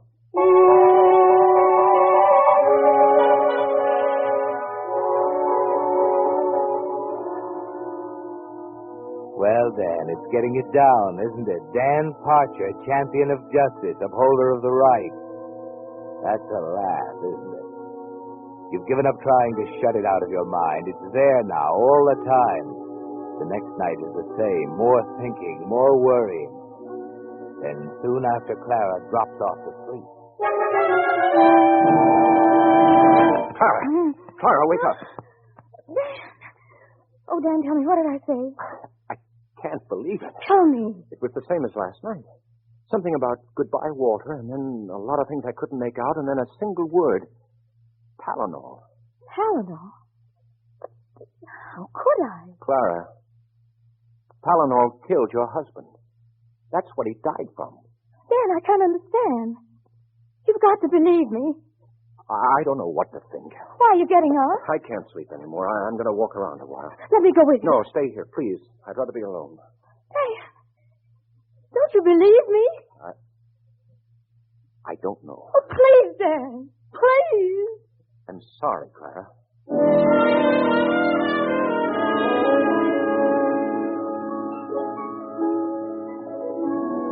Why did we have to go, Dan? We have 2 more days. I know, but it won't hurt to get back to town a little early. Oh, and I thought it was going to be so beautiful. Just the 2 of us, the lake all to ourselves. Why did you have to spoil it, Dan? I didn't spoil it, Clara. But it's so silly, don't you see? All this fuss about nothing. Let's not discuss it, Clara. Oh, here we are. Why are we stopping? Thought we could pick up a sandwich. I'm starved. But, Dan, I just offered you breakfast and you said you weren't hungry. That was an hour ago. Come on. Dan, you wouldn't eat yesterday either. You're afraid, aren't you, Dan? You're afraid I'll poison you. Oh, Clara, don't be silly. That's what it is, isn't it? Do you see what you're doing, Dan? The trial's over. I was acquitted. The world found me innocent. But it doesn't mean anything if you don't believe it. What can I do, Dan? What can I say? The only one who counts is you, don't you see? I'm sorry, Clara. I've tried. That's all I can tell you. I'm sorry.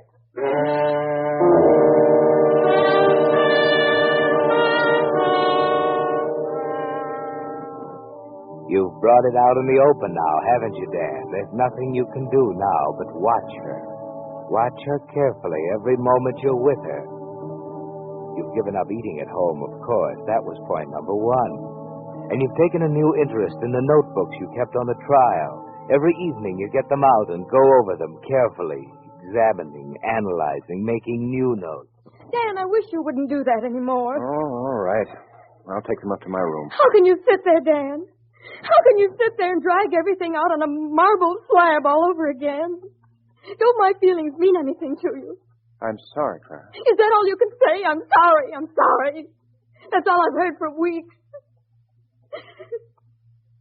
It's all over between us, isn't it? You're convinced that I killed Walter Wentworth. Clara, above everything else, I guess I'm still just a newspaper man trying to get at the truth.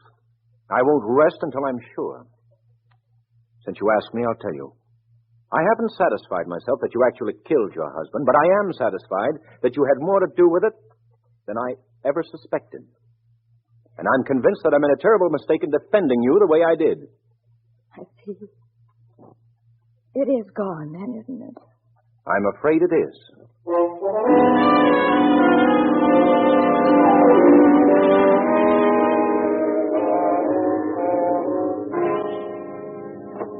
Oh.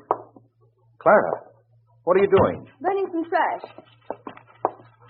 Trash? Well, they're my trial notebooks. All right, what about it? You haven't any right to... Oh, haven't I?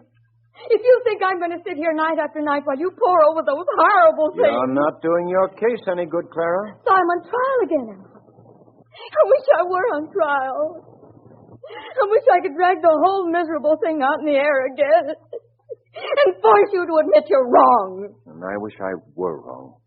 Do you? Of course I do. Oh, Dan. Unfortunately, I'm right. You killed him. You poisoned him. And you'd kill me right now if I gave you the chance, wouldn't you? Oh, Dan, you don't know what you're saying. Oh, yes, I do. And don't think it's easy laying it on the line this way. I loved you once. But I guess I was just in love with an idea, a crazy daydream about an innocent woman who needed someone to fight the good fight. When it's over, Clara, it's all gone. There's nothing left. Goodbye, Clara.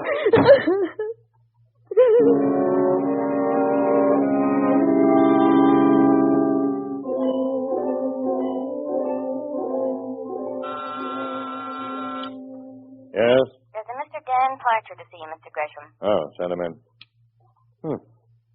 Wonder what Dan wants. Hello, Dan. Oh, DA?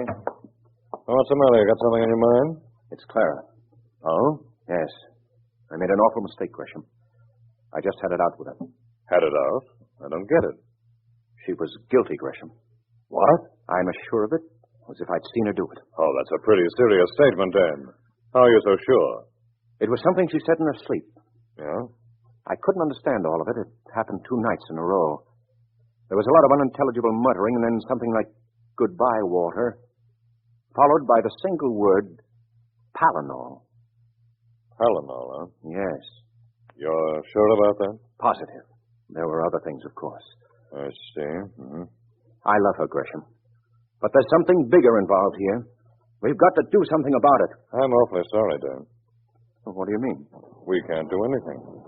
She's been acquitted, and she can never be brought to trial again for the same offense. You mean I'm supposed to go on living with a poisoner? There isn't a thing you can do. Did you discuss this with her, Dan? Yes. I remember something she said, something to the effect that she'd rather die than go on knowing you didn't believe in her. Do you remember that? Yes. And still you discussed your feeling with her? I couldn't hide it. I was afraid to eat. I could see a new purpose in everything she did. You are a crusader, aren't you, Dan? I can't help it. That's just the way I'm put together. Okay. You'll have to handle this your own way. We can't do a thing.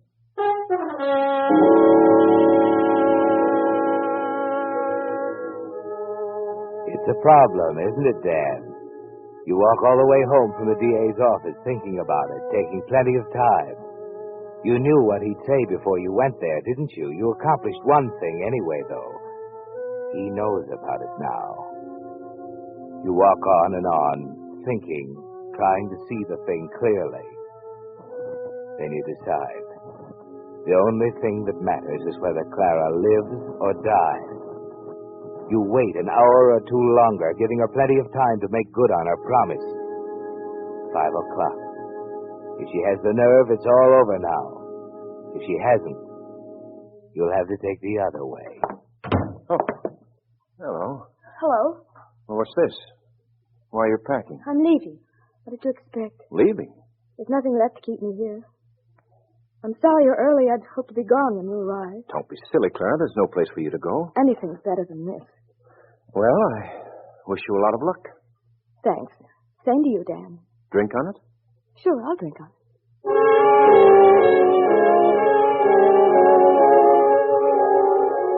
Here you are. Thanks. Skål. Skål.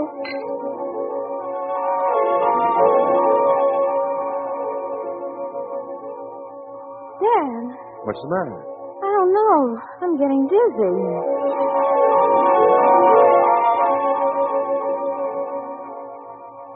I'm so sleepy, Dan. Sure you're sleepy. Just lie down on the bed.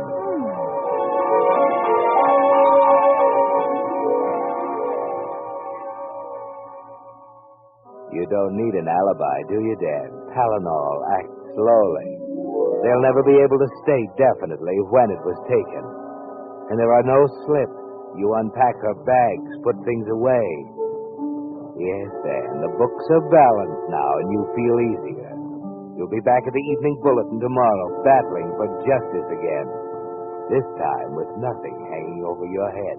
Dan. Dan. Yes? Dan,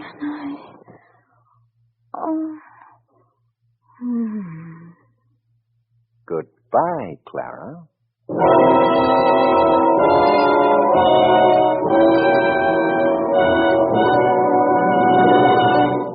The Whistler will return in just a moment with the strange ending of tonight's story.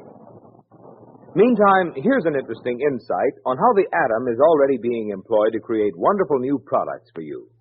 Nylon, for instance, was created by rearranging the atoms in molecules, thus forming an entirely new type of material that can be made sheerer, yet stronger and longer wearing than nature's own silk.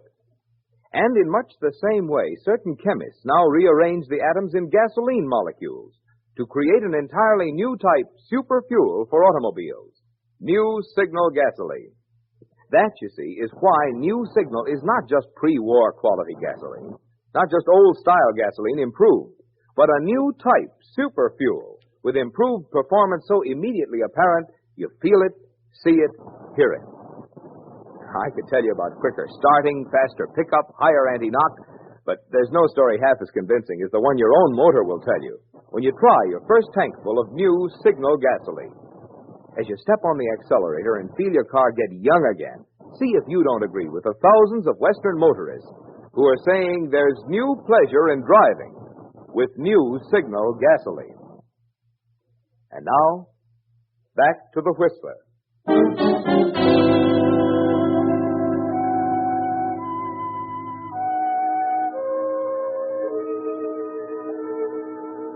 Well, Dan, the one-man jury turned in a conviction, didn't it?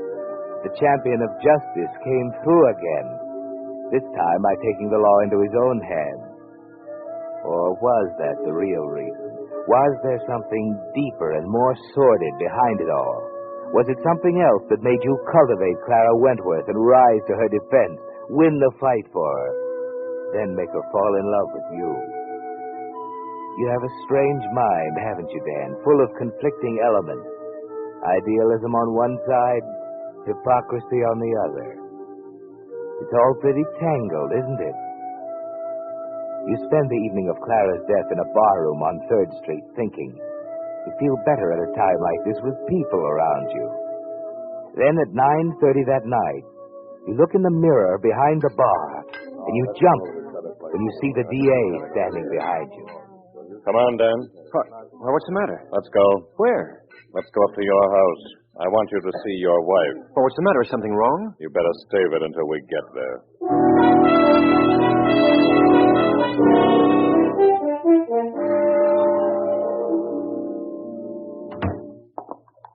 Welcome home, Dan. Clara. Surprise?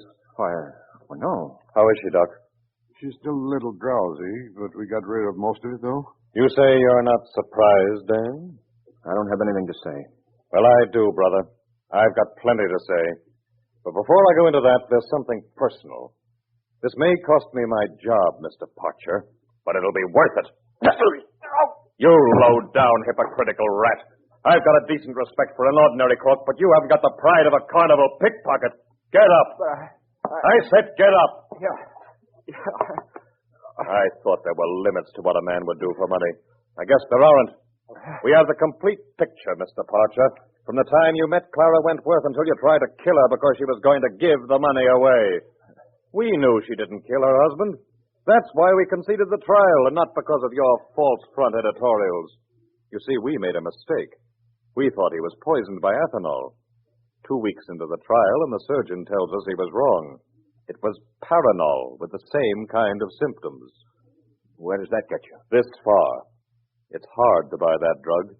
Clara Wentworth couldn't have bought it. Wait a minute. Shut up. When the surgeon told me it was Paranol, he knew about it. I knew about it, and the murderer knew about it. That's all. How did you know about it, Mr. Parcher? Why, When you came to my office, you should have known that sleep-talking yarn wouldn't hold water. Your wife couldn't have said it because she'd never heard of it in her life. Listen, you can't... I'm not finished. There was one piece of evidence we didn't reveal at the trial. The poison bottle we found in the fish pond. It was bought and signed for in Philadelphia by a Mr. Jeffries. This afternoon, I find that you and Mr. Jeffries have the same handwriting. All right, what's the answer to that one? There isn't any. Congratulations. That's the first honest statement you ever made. It wasn't worth it, Parcher. Not even for Wentworth's $250,000. Come on. You're going to write an editorial. One that starts out, I, Danforth Parcher, of my own free will and volition, you know. Look great in the middle of page 1. We'll title it Epitaph for a Heel.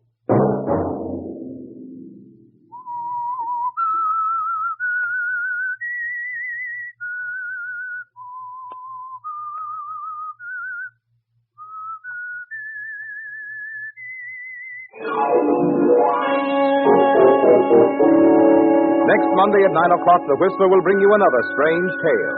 The Whistler is broadcast for your entertainment by the marketers of Signal gasoline and motor oil and fine quality automotive accessories, and by your neighborhood Signal dealer. This program is directed by George W. Allen, based on a story by John Michael Hayes, with music by Wilbur Hatch. This is Marvin Miller speaking, suggesting that you try New Signal, the new gasoline you can prove is superior.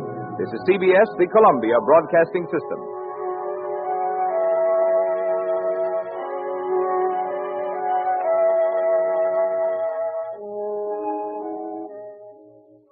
Signal. Signal gasoline. Yes, Signal gasoline is the new gasoline you can prove is superior.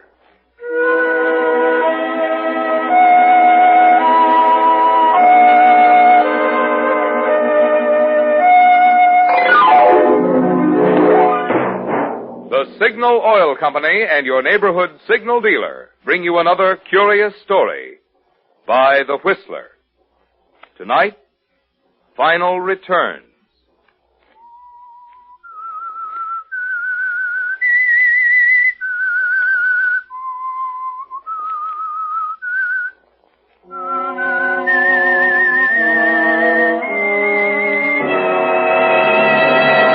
I am the Whistler, and I know many things, for I walk by night. I know many strange tales hidden in the hearts of men and women who have stepped into the shadows. Yes, I know the nameless terrors of which they dare not speak.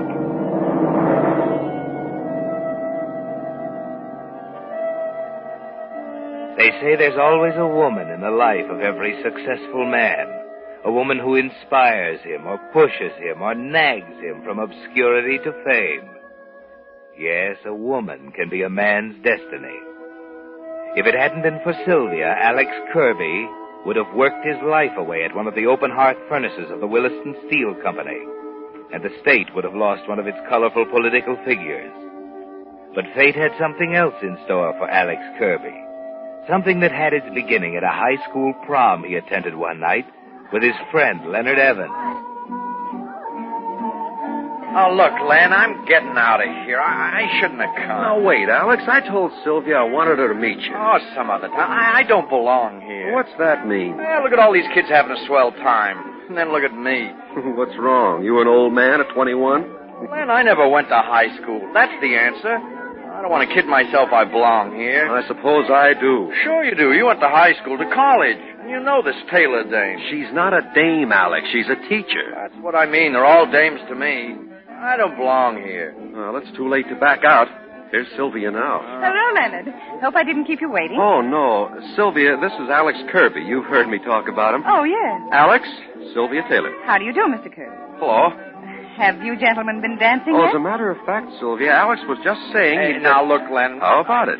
Why don't you two take this dance? Well, if Mr. Kirby... Of course he does. Go ahead. I'll go sample the punch bowl.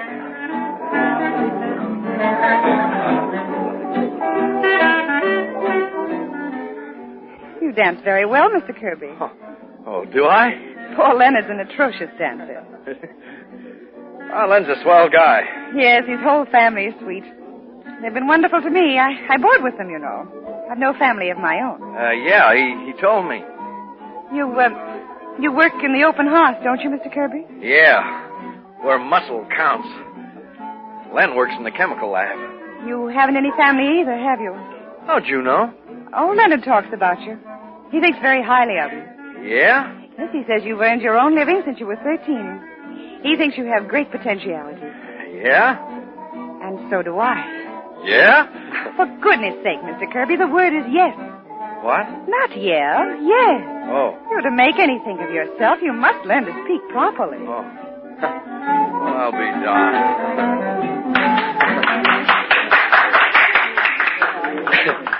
Hey, you like to know something?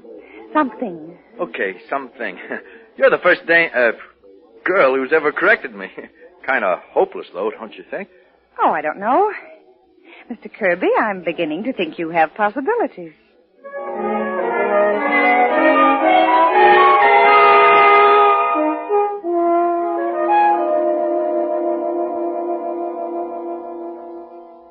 Alexander. Yeah?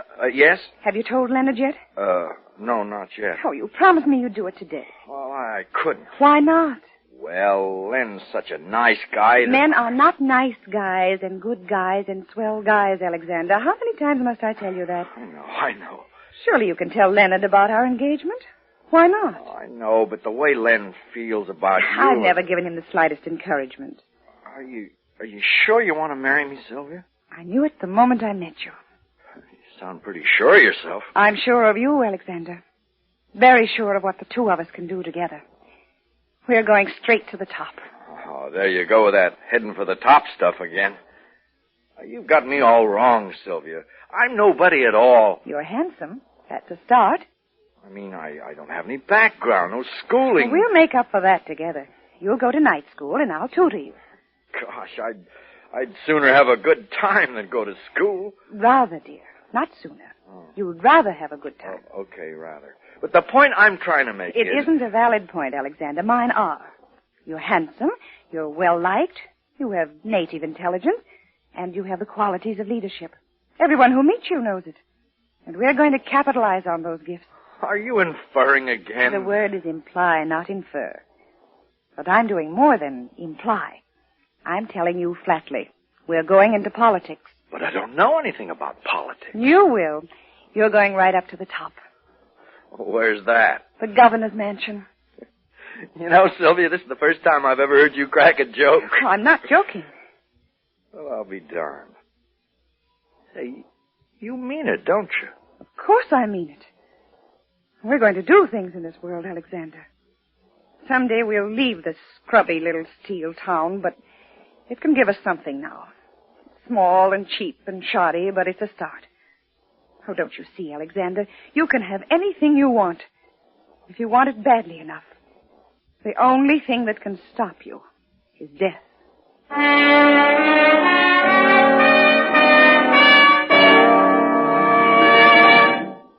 How old is a car?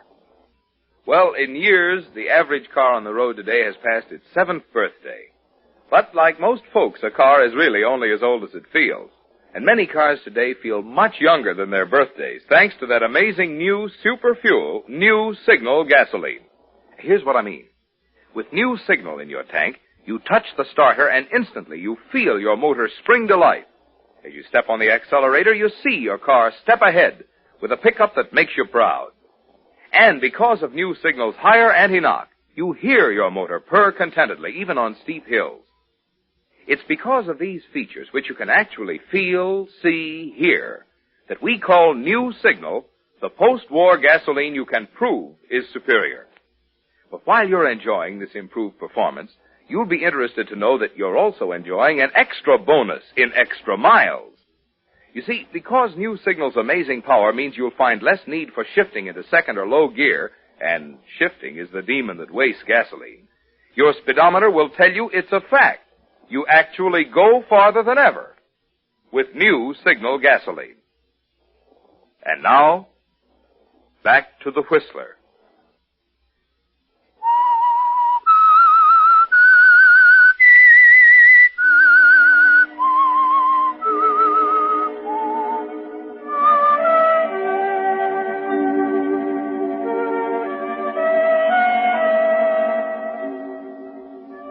Yes, Alex, Sylvia was very much your destiny from the first time she met you and corrected you.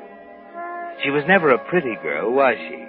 In fact, when you married her, all the lively little Polish girls you danced with and made love to wondered why you'd chosen a cold fish like Sylvia. They didn't know a man can't run away from his destiny, did they, Alex? At the time, nobody could guess that 6 years later you'd be the most important man in that grubby little steel town. Thanks to Sylvia. Yes, thanks to the books she made you study, the ambition she instilled in you, her untiring correction of your mistakes in grammar and speech and the social niceties. You were able to run for mayor and win the election. And on election night, after everyone had finally gone home, everyone but Leonard Evans. Will somebody pinch me now? I still can't believe it. I never had any doubts about the outcome, did you, Leonard? No. You can never be sure about an election, Sylvia. I'll admit I wasn't worried about the mill guys, the labor vote, but When the other side of town poured in for me, too, why, my gosh, it was a landslide. Sylvia told you it would be, Alex. Well, I know, but anything can happen in politics. Now, like I told that reporter. As you told that reporter. Oh, now, Sylvia, can't I relax when nobody's around? School isn't out yet, I see. Well, I guess I'd better run along. I have some packing to do. Packing? What do you mean, Len? I'm leaving town tomorrow, Alex. Oh, you're kidding. No, I'm not. Ask Sylvia. Leonard told me 2 weeks ago, dear. But you didn't tell me. You let me think. I thought it could wait until the election was over. I didn't want to worry you. Oh, I'm a child. Is that it? So I'm a kid who has to be shielded from everything. Now you're being absurd. Okay, Sylvia. Okay. Skip it. Well, where are you going, Len? The West Coast. I'll be up to my neck in chemical engineering. You sure you won't change your mind? Oh, sorry, Alex. I can't. I've got to get away. Well, I hope you'll make a hit at whatever it is. Thanks, Alex. I know you'll be successful. You'll always be. As long as Sylvia's beside you.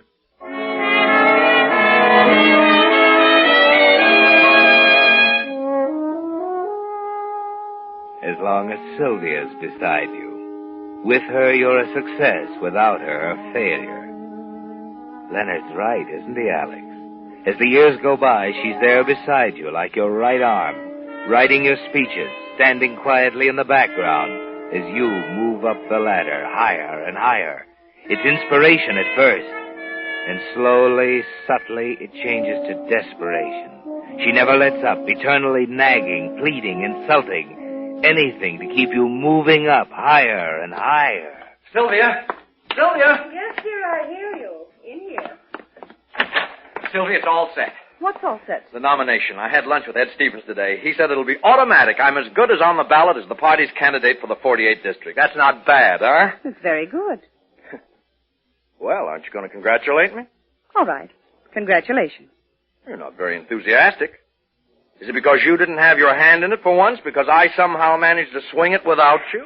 I don't want to disillusion you, Alex, but Mr. Stevens and I had it all settled last week. What? Yes. Furthermore, the one reason they selected you, according to Mr. Stevens, is the fact that you had nothing to do with the Preston machine, and I think you'll agree that was my decision. Am I right? Yes, Sylvia. As usual.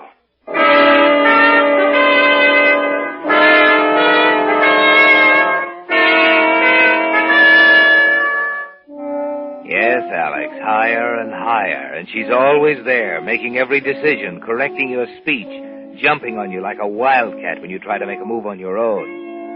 And the trouble is, she's always right, isn't she? She has a genius for being right. You wonder if there's any escape, if she'll ever be satisfied. Washington, a seat in Congress. Still, she's there, picking away, goading you on. Then, at a smart embassy cocktail party, a girl walks into your life. A girl who represents everything Sylvia has denied you. So you're Alexander Kirby. I've been wondering when I'd meet you. Did you expect to, Miss Rowland? Oh, yes. Dad's talked so much about you, you see. About me? You don't know who I am, do you, Mr. Congressman? Well, I'm Senator Rowland's daughter. Oh, I get it now. Of course, Senator Rowland. Sounds surprised. Well, I never expected the senator... Well, frankly, I never imagined the senator having such a pretty daughter. Of course. Dad has other accomplishments besides bellowing on the Senate floor. If you're only one of them, he's a very remarkable man. Very potent champagne, isn't it, Mr. Kirby? I don't think it's the champagne. Maybe the atmosphere? Oh, maybe. You have the bluest eyes I've ever seen. You're not going to take inventory of me, are you, Mr. Kirby? Oh, I know I'm clumsy at this sort of thing. It's been a long time. I don't think you could be clumsy at anything you do. Ah, now you're laughing at me. No, it's a defense mechanism. I always talk this way when I'm scared. Scared? Can't you tell? I'm scared to death. Why? For the same reason you are. Vivian. Silly, isn't it? We're both trembling. Vivian, when can I meet? Wait. Somebody's watching us. Hmm? Oh, where? Over there. The woman in that frightful dress. See her? Yes. She's my wife.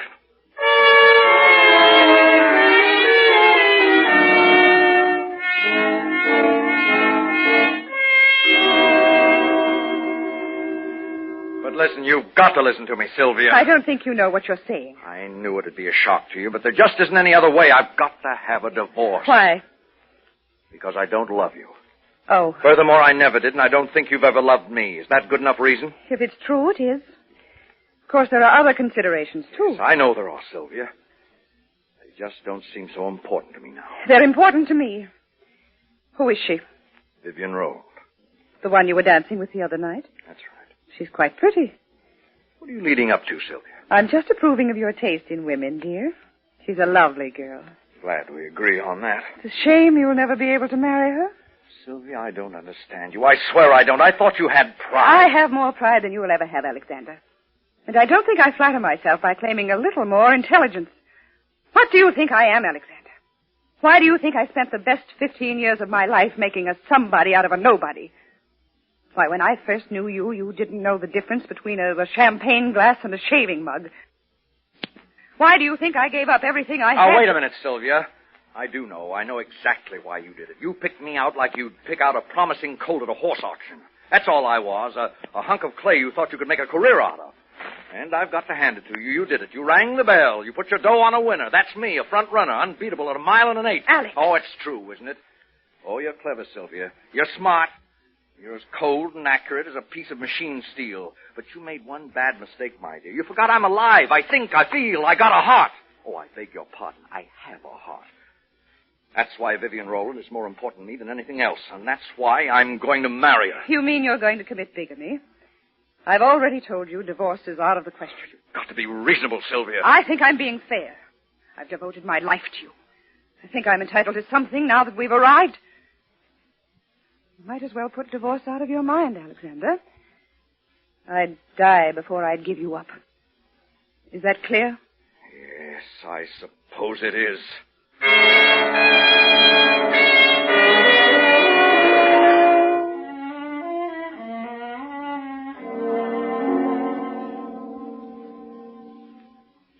Alex. Huh? Have you told her yet? No. You said you'd do it last night. I will, Vivian. Tonight, for sure. You do love me, don't you? If I could only tell you, Vivian. Oh, I can't wait to let Daddy in on it. He doesn't suspect anything, does he? Oh, of course not, silly. Nobody knows about it. What do you think he'll say? Oh, he thinks you're smart and ambitious, and I think you're handsome. I think we'll agree on you. Of course, he might think I'm a little old for you. You're only 35. Well, still, that's a little older than you are. I want it that way. I'm really not a know-it-all, Alex. I'm a fake. You, a fake? Yes. You'll have a lot to teach me, Alex. Teach you? Scare you? No. Just happened to think I've never been asked to teach anybody before. You will tell her tonight, won't you, sweetheart? I'm getting awfully tired of waiting. All right, Vivian. I'll tell her tonight.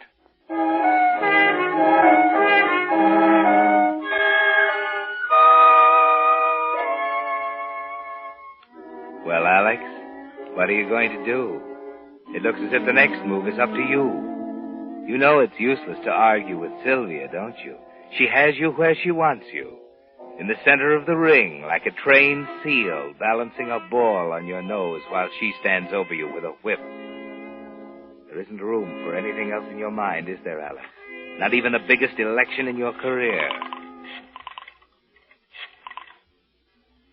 Hello, Jerry. Jerry, this is Alex. Look, tell him I can't speak tonight. Oh, I'm sorry. Tell him I don't feel well. Tell him anything. I just can't make it, that's all. Oh, okay, so it loses me 1 million votes. What if I don't care? All right, I'll lose the governorship, too. I'm not talking tonight, and that's final.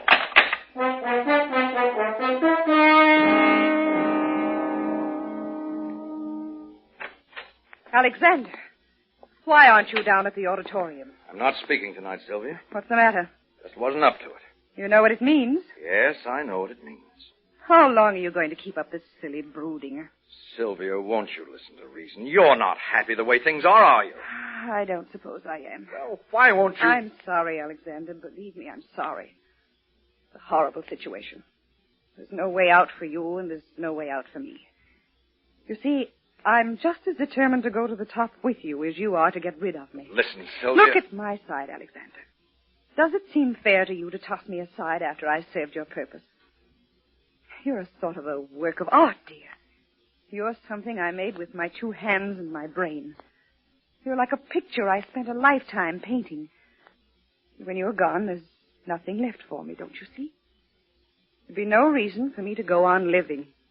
All right, Sylvia.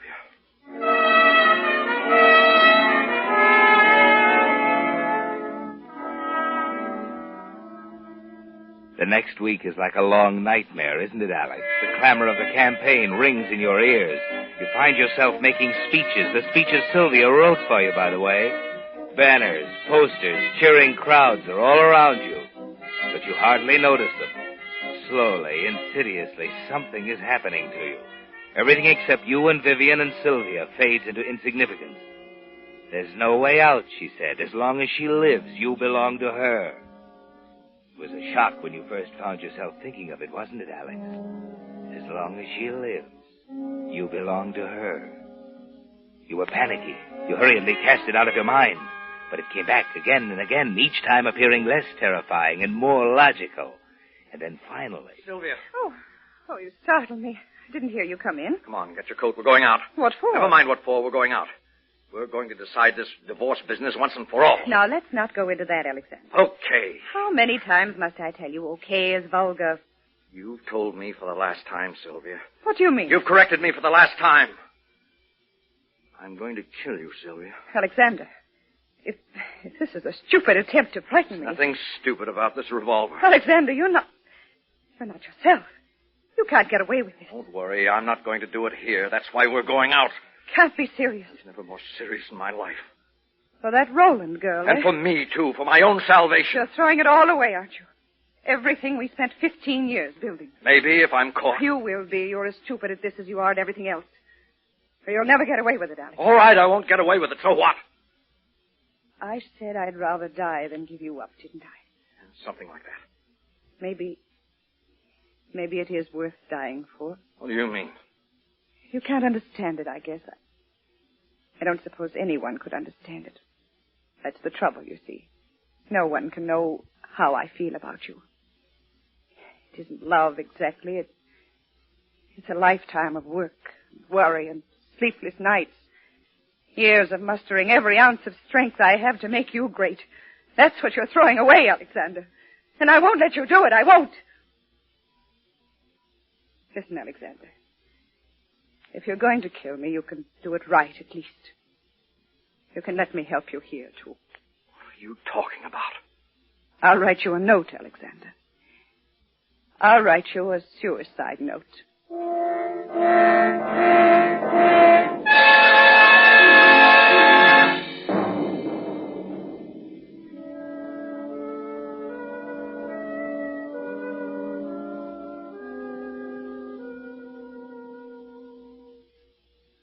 Alex, darling, I feel so sorry for you.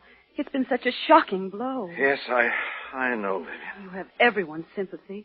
No one ever dreamed she would kill herself. The last thing in the world I expected. I thought it was because of us. Oh, no, Vivian. You mustn't think that. After all, there was her note. Yes, that note. Oh, let's think of the future, darling. You've everything in the world coming your way. And now we'll both share it. Always. We can't get married for some time yet, though. Oh, I know that. But after the election... Yes. I won't see you much until then. I'm going back into the campaign this week. But afterwards... We'll always be together, dear. Forever and ever.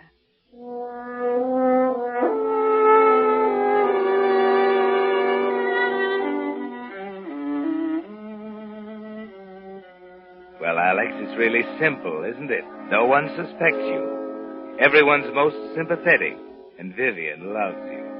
You go back into the campaign in earnest. No time now for anything but politics. Your own politics this time, your own ambition. You forget all about Sylvia and the ugly, sordid past. Until one night, a few months after the murder. What in the world could that be? Hello, Alex. Well, Len. Oh, for heaven's sake. I thought you were on the coast. I was. Well, sit down. Thanks. How'd you happen to come east? Business. Been a lot of water under the bridge since I saw you last, Alec. Yeah. Tough about Sylvia. I like to talk about it, Lynn. Funny thing. You never knew how I felt about Sylvia, did you, Alec? I loved her, you know. Always had until I introduced you to. Then it was all over. I'm sorry, Lynn. Yeah, so am I. I've been reading the newspapers. They gave the story quite a spread. Yeah, I know. Natural, of course, with you a political bigwig and all. Yeah. Well, what business brought you back here, Lynn? Sylvia. What did you think? What do you mean? Very simple, Alex. I'm going to kill you.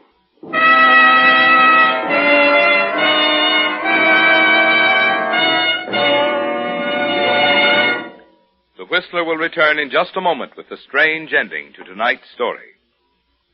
Meantime, while the smashing of the atoms is still making headlines, I'd like to tell you how another group of scientists have already put atoms to work for you, not by smashing them, but by putting them together. You see, it was actually by separating the atoms in gasoline molecules and then putting them together in an entirely new way that chemists created that amazing new type of motor fuel, new signal gasoline. That's why New Signal is not just pre-war quality gasoline, not just old-style gasoline improved, but an entirely new type of super fuel, packed with new power so immediately apparent you can feel it, see it, hear it. To discover what proud performance there's still left in your car, you really owe it to yourself to try New Signal gasoline. Stop this week at one of the friendly stations displaying Signal's familiar yellow and black circle sign. And let just one tankful of this great new super fuel prove in your own car why New Signal actually is the new post-war gasoline you can prove is superior. And now, back to the Whistler.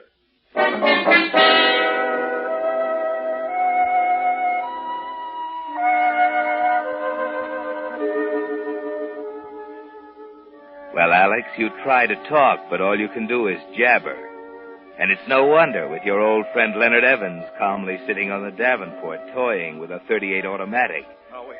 Yes, Alex. Well, wait. It's enough to make anyone jabber, isn't it? Don't be a fool, Len. Put that gun down. I will later. May put it in your hand, in fact, just as you did with Sylvia. Why did you kill her, Alex? What? Why did you kill her? She killed herself. It was suicide. Everybody said so. The coroner, the police surgeon, the papers. You're not giving a statement to the papers now, Alex. You're talking to someone who knows you. Why did you kill her, Alex? Can't mean what you're saying. It doesn't make sense. You got tired of being pushed, didn't you? Thought you could get along without her. I don't know, Alex. Maybe I'm jealous. It couldn't have happened to me, you see, no matter how hard she pushed. We never could have reached the top of the ladder. And she wanted the top so badly.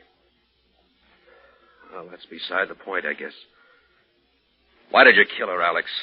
Why did you write that suicide note for her? I didn't write And you forced her to write it for you before you killed her. Oh, listen, Got Len. a copy of it right here. Took it out of the paper. Let's see. Here it is. I don't mean to infer you have been unkind to me. Does that sound like Sylvia, Alex? Well, what's wrong with it? She never would have used infer, Alex. Imply is the right word, remember? She used to call you on it all the time. Let's get this over with.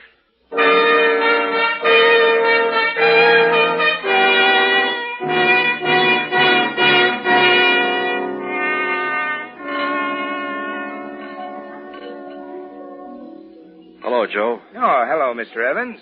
Scotch and soda double. Right away, sir. That was tough about Governor Kirby killing himself. I just heard the news. Yeah. He's a friend of yours, wasn't he? Yeah. Yes, it sure was tough, wasn't it? Yeah. Here, Joe, buy yourself a drink. Gosh, Mr. Evans. $20. Yeah, I won't be needing it. Taking a little trip, Joe. Down to police headquarters.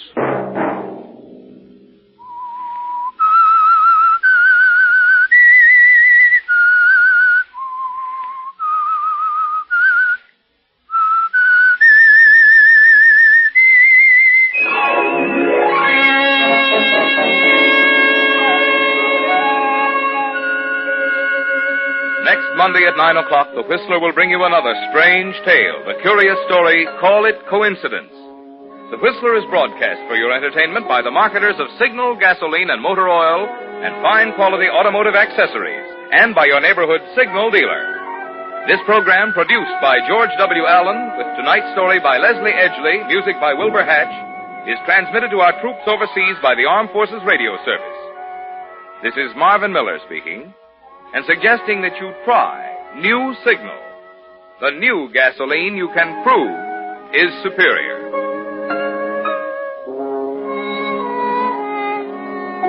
This is CBS, the Columbia Broadcasting System.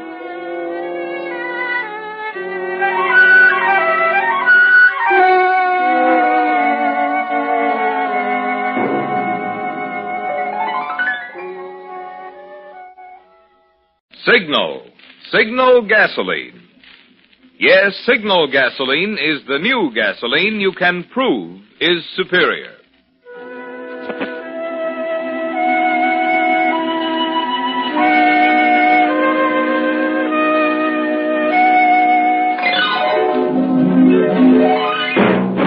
The Signal Oil Company and your neighborhood Signal dealer bring you another curious story by the Whistler.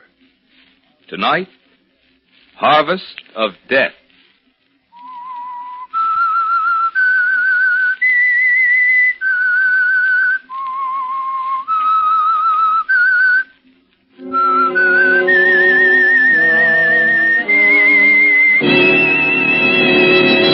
I am the Whistler, and I know many things, for I walk by night. I know many strange tales hidden in the hearts of men and women who have stepped into the shadows. Yes, I know the nameless terrors of which they dare not speak.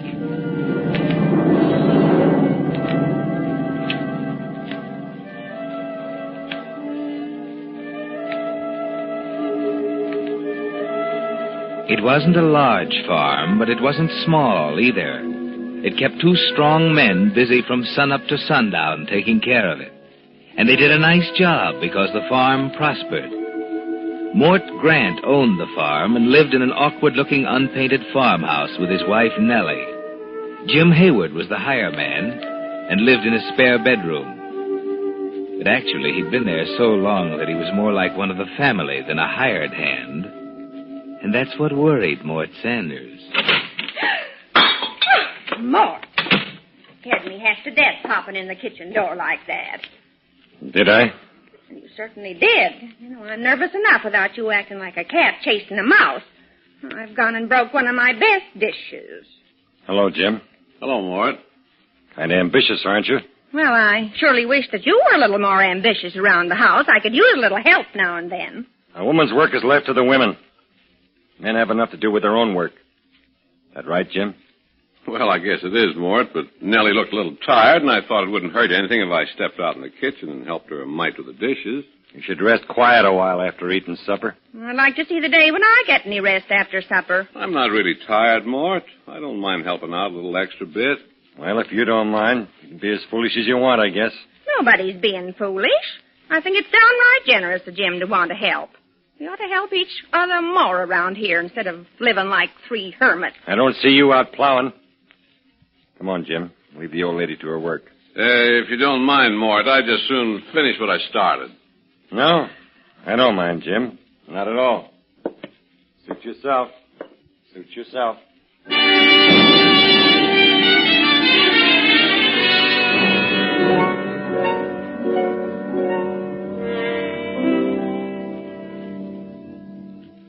Well, as I was saying, Mr. Hawley, the postman, calls Jim, and Jim comes striding down from the chicken coop. And Mr. Hawley tells him the good news. You'd think he'd had the baby instead of his wife. Well, then, he gives Jim a cigar, and you know what Jim says? I couldn't guess. Well, he says, seeing as how you're the mailman, I suppose your baby comes special delivery. Can you tie that? Well, don't you get it? Special delivery. Oh, that Jim. Doesn't sound very funny to me. Huh. If you'd said it first, you would have thought it was funny. Maybe so. But if I said it, you wouldn't have thought it was so funny. Mort Sanders, if I hadn't been married to you all these years, I'd think you was jealous. I'm not jealous. But you do seem to enjoy Jim's company to mine. I'm only your husband. All I hear from you is Jim did this, or Jim said that, or Jim says and does the funniest things. Why don't you pay attention to me once in a while? Oh, Mort. I'm running this farm, and I'm tired of hearing what Jim does. So will you do me a favor and talk about something else?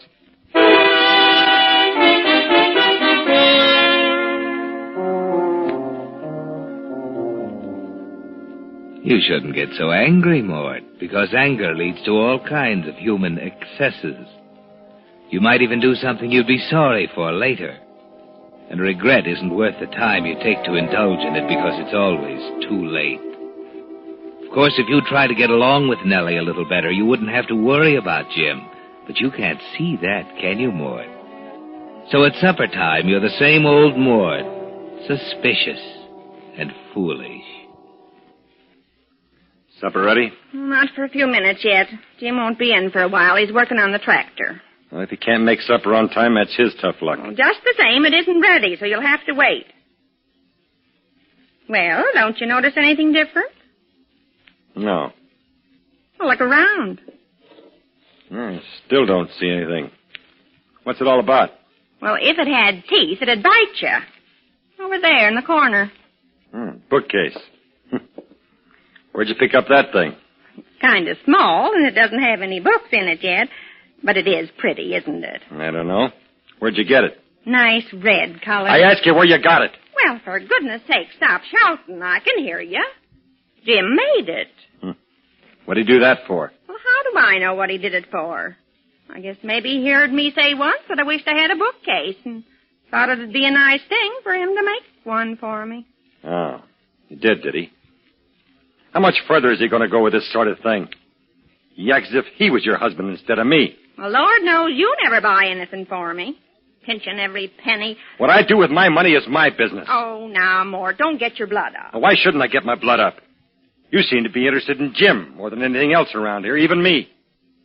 Every time I turn around, you're chatting with him over in a corner, or he's helping you with the dishes, or you're taking a fancy ride together into town. And if that ain't enough, every time you open your mouth, Jim pops out. Now, Mort. Don't now, Mort, me. I've had enough of it. Now that bookcase. Well, it's only a little gift, and it is pretty. Well, it won't be pretty when I get through with it. Mort, what are you going to do? Just watch me. You don't even own a book to put in this.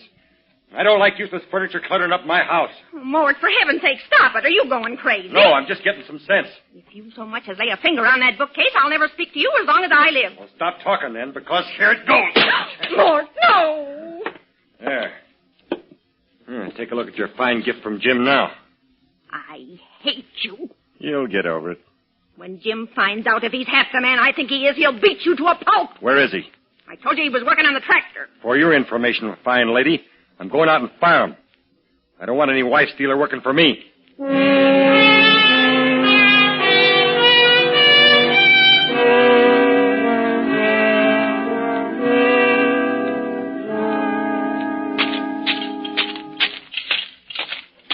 Hello, Mort. Supper almost ready? Almost. I won't be able to finish this tractor tonight, I'm afraid. Turned out to be more work than I thought. The wrist pins... Never mind.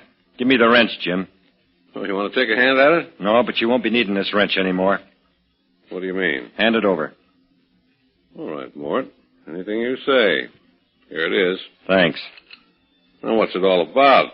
You look like you've got something serious on your mind. I just come out to tell you I won't be needing your services around here anymore. Huh? You can leave as soon as you get your things together. I'll pay it at the end of the week. Oh, you can't mean that you're firing me, Mort. That's exactly what I mean. But I don't get it. I've always worked hard. Why, I always thought of this place as sort of like home. That's the trouble, Jim. You've been acting as if you owned the farm instead of me. Oh, now look, Mort. If I said anything to make you mad, I'm sorry. I don't mind you taking a big interest in the farm. But when you start moving in on my wife, that's where I draw the line. Your wife? Yeah. Why, I haven't done anything to your wife. Why, Nellie and I, well, we get along. That's the trouble. You get along too well. Every time I look around, you're with her, telling her stories or taking her someplace or making something for her. And I don't like it. I don't want to see any more of it.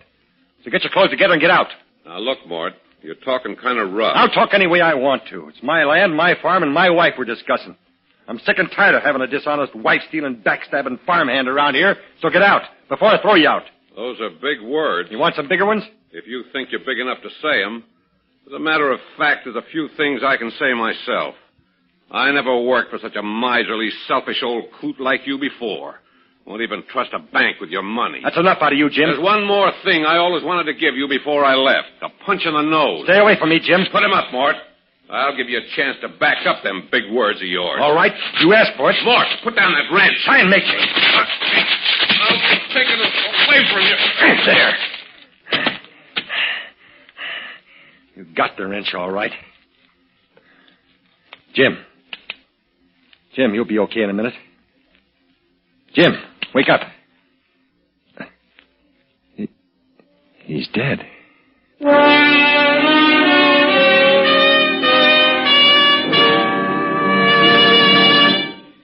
If we of the Whistler cast sound a bit on the excited side tonight, there's a good reason.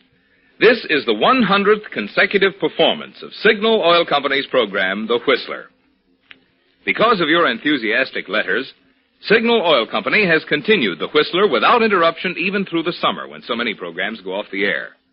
And month after month, The Whistler's popularity has grown until for the past 8 months, it has ranked tops in popularity among all West Coast programs. We of the cast want to thank you for your loyalty, which has made this record possible. It's our richest incentive to keep every performance a top performance, so you'll continue to tune in on the Signal Oil program each Monday night for more broadcasts of The Whistler. And incidentally, next time you're out driving, we of the cast also hope you'll stop at one of the friendly service stations displaying Signal's familiar yellow and black circle sign. And try that other great Signal success, the new Signal gasoline. There's no better way to tune in top performance for your car than with today's power-packed new super fuel, new Signal gasoline. And now, back to the Whistler.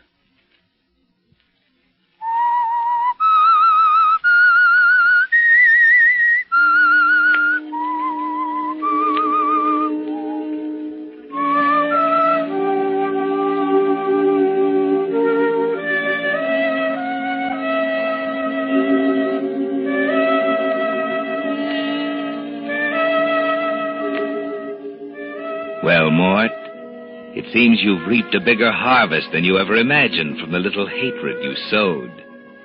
But it's not a crop to be proud of because it's a harvest of death. After you killed Jim Hayward, you didn't know what to do with his body. You had to think. But thinking takes time. So after finding a temporary hiding place in the barn, deep in the soft, fragrant haymow, you turned back to the house for supper. Supper ready? It's all ready. Sit down. Coffee or milk? Coffee. Sit still. I'll get it. Here. Well, what's the matter? Oh, yeah. You startled me, I guess. Where's the sugar? Where's the sugar? For land's sake, it's right in front of you. What's the matter? Can't you see? I didn't notice it. Well, isn't Jim coming in? I said, isn't Jim coming in? Not right away. Well, he can't work much longer. It'll be dark in a few minutes. Potatoes will be cold if he doesn't come in soon. I knew you wouldn't fire him. You couldn't fire Jim, not after he's been with us all... Cut it, will you? All right, Mort. I took care of the bookcase. I finished breaking it up, and I put it in the stove. When Jim comes in, I'll say, I got some bad news for you. But I expect you can take it. Seems I fell up against the bookcase. It wasn't very big anyhow, you know, and I broke it. Mort, you're not eating a thing. Huh? Oh, I was listening to you. Well, it's about the first time you ever were. Well, Jim should be in here by now. I think maybe I'll look out the window and wait for him to come in and eat his supper. Mort. What? It's getting dark, and I can just barely see the tractor, but I can see hide nor hair of Jim. Can't see anything moving out there. Sit down and eat your supper. Jim's old enough to take care of himself. Well, I suppose he's putting the tools away. Jim's always the careful one. Mort, you're still not eating. I'm not very hungry. I bet Jim's got a big appetite tonight. Will you stop talking about Jim? Well, for heaven's sake, Mort, what's got into you? You don't have to shout like that. You scared the living daylights out of me. I asked you before to stop talking about Jim. I was just trying to be sociable. With you sitting there like a mummy, a body could go crazy for something to do. If you want to know, Jim won't be having supper tonight, so you can stop waiting for him. Why won't he have supper tonight? Because I did what I said I was going to do. You mean that you fired him? Yes, I fired him. Well, of all the Nellie, selfish... I don't want to hear one word out of you about it. It's done, that's all, and there's nothing you can do to change it. All right, Mort, if Jim's fired, he's fired, but I don't Shut up. Well, at least he can have one more meal before he goes. Candy? Jim's gone. Gone already? Yes, he's gone already. How many times do I have to say it? Well, it seems funny he didn't say goodbye to me. He didn't even come after his clothes and things. Oh, he can't be gone yet. I told you he was gone. Gone for good. He won't be back. Did he ask you to send his clothes to him? No. Well, didn't he tell you where he was going? Look, he just left. He didn't tell me anything. Was he angry? A man who gets fired isn't exactly happy. Well, aren't you going to give him a character reference or something so that he can get a job someplace else? Where he's going, a reference from me isn't worth a thing. Oh, then you do know where he's going. You said before that you didn't. I don't know. All he said was that he thought he might go north, maybe to Canada. That's all he said. Well, it's funny he left late in the day like this. You'd think he'd wait until morning and get a fresh start. Can a man do what he wants with his own life without you analyzing the whole thing? But I thought I knew Jim. I thought I could tell just what he'd do. Well, you couldn't, so forget it. Well, it seems to me the whole thing's all very funny. It's all very funny. Well,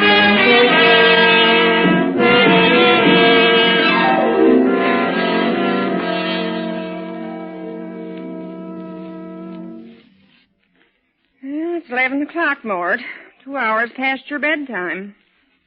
Mort. What? Well, don't you feel well, Mort? That old kidney trouble isn't starting up on you again, is it? Because if it is, we still have some of the medicine left, the stuff that Dr. Kermit prescribed. I told you I'm not sick. So stop trying to give me medicine. All right, I was just trying to be helpful, that's all. After all, I am your wife.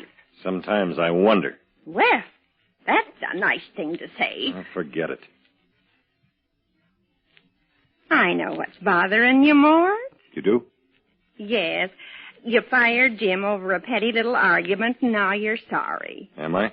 But don't you worry. If I know Jim, he'll be back bright and early in the morning, just as if nothing had happened, and you'll both be plowing up land together just as happy as you please. Got it all figured out, haven't you? Oh, sure. Jim couldn't stay away any more than you could have him stay away. He's just like one of the family. He probably just went into town, had a few drinks to help him forget things for a while, but he'll be back as happy and friendly as ever. You wait and see. How many times do I have to tell you Jim won't be back? He's gone, for good. Oh, not Jim. I tell you he's not coming back. I wish you'd stop talking about it. All right, Mort. All I can say is wait and see for yourself. Why don't you go to bed? Oh, not until you do. I'm not going to let you sit here all alone making yourself unhappy over a little mistake. Why, good heavens, everyone makes a little mistake now and then. It's nothing to fret over.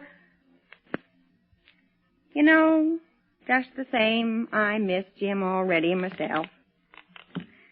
Oh, it used to be comforting to watch him sit in the rocking chair, rocking back and forth, just as comfortable as you please, smoking away on his pipe. Nellie, look. The rocking chair. It's rocking back and forth. Just as if Jim were sitting there. How could it? How could it rock by itself? Oh, don't get all excited, Mort. Can't you see? It's only the cat. Huh. Here, I'll chase it away if it bothers you. Cat! There. Now, the chair won't rock anymore. Never liked that darn cat anyway. Now, don't go blaming anything on the poor little cat. She probably misses Jim, too. I don't miss Jim. Not one bit. What makes you think I do? Well, you're sitting there like you'd lost your last friend. What's that? Somebody's coming up the stairs. Somebody's at the front door. Oh, sit still. I'll look. Maybe it's Jim. Oh, it's only the screen door banging. There. Heavens, you're a nervous man tonight. It was only the screen door banging. I guess you forgot to hook it. Anyway, I fixed it. I'm going to bed. Well, at last. Now, maybe you can relax a little bit. You're so jumpy, you act as if you'd killed somebody.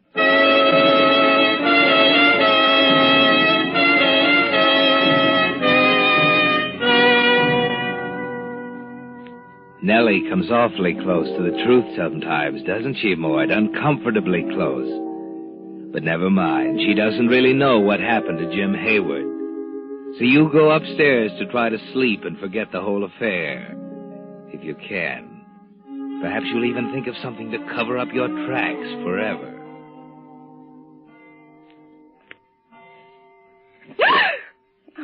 Oh, it's you, Mort. Oh, you give me a start. I just opened my eyes and I thought I saw somebody standing over me. What are you sitting up in bed at this hour of the morning for? I can't sleep. Oh, just lay back on the pillow and relax. You'll go to sleep. I can't. Tried. It's too hot or something. Want me to get up and get you some coffee or something? No, I don't want anything. Let me put the light on. Well, no wonder you're so hot. You're fully dressed. When did you do that? Got up and dressed about an hour ago. I think I was cold. What in the world's got into you, Mort? First you're as jumpy as a thoroughbred. Then you can't sleep. Then you turn cold. And now you're too hot.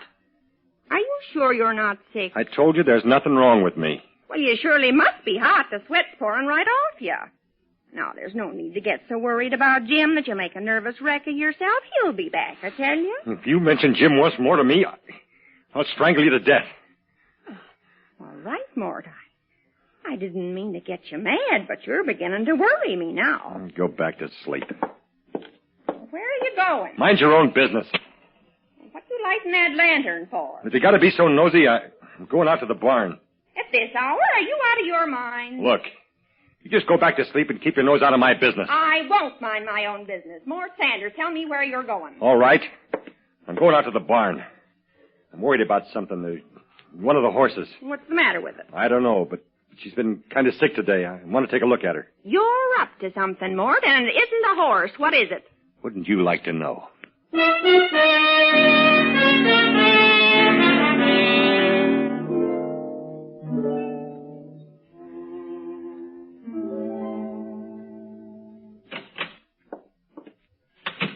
It took you long enough. So you're up. Well, I couldn't lie up there in bed while you're gallivanting around the farm at 3 o'clock in the morning. Get back to bed. I put some coffee on. We might as well have a cup now that we're up. I don't want any coffee. Where's the lantern? Do you always have to ask him any questions? I haven't got it with me, have I? I left it in the barn. Mort, look out the window. That barn. The barn is on fire. Pretty, ain't it? Well, do something. Don't just stand there as if you were enjoying it. The horses, they'll be burned alive. There are no horses in the barn. They're all out in the pasture. Mort Sanders, you're a murderer. Shut up. I won't shut up. Don't try to pull the wool over my eyes. I'm not so innocent as I look. I know why you couldn't eat and couldn't sleep. I know why you were cold one minute and then hot the next. You didn't know I knew, did you? I told you to shut up. I was looking out the window when you fired Jim. I saw you hit him with a wrench. Jim's dead and you killed him. If you ever say that again, I'll kill you. You don't frighten me. You hid Jim's body in the barn, and now you're burning it to get rid of him. You're as much to blame as I am. Jim had no right to be fooling around with my wife, and you had no right to let him. At least he was human. Not a grouchy old man who wouldn't talk half the time. Go on up to bed. I won't. Do you want to know something? I was in love with Jim, and he was in love with me. We were going to run away together. And here's something else. I don't want to hear it. You want to hear this. Yesterday, I took all the stocks and bonds that you'd bought with the money that you've saved in 15 years, the whole $20,000 worth. But you were too afraid to leave in a bank, and I gave them to Jim. Are you telling me the truth? If you're lying, I'll kill you. I'm not lying. Jim had the oilskin pouch with the bonds in his inside pocket when you murdered him, and now they're burning up. I don't believe you. You don't believe me? Look in the steel box in the desk. You did. You did, you thief. You gave him all my bonds. Told you I did. It won't do you any good slapping me. They're burning up right now. I'll get him. There's still time, and then I'll get you. Hurry, Mort! Hurry! You lose your power! I'll get him. I'll get him. Don't worry. Hurry, Mort! Hurry! Your bonds are burning up! The barn will only last long enough. I'll get him. There's so much smoke and fire. I can't see. He shouldn't have poured that gasoline around. But the roof only hold up.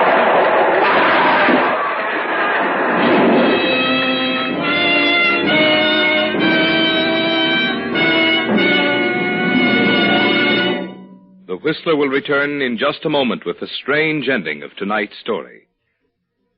Meantime, because the gasoline you use has so much to do with the performance you get from your car, I think you'd be interested in knowing how a new scientific development has put amazingly increased power into that great new super fuel, new signal gasoline. You see, science has long known that the way the atoms in gasoline molecules are arranged determines how much power you get from the gasoline. Well, in old-style gasolines, the atoms were left just as nature arranged them.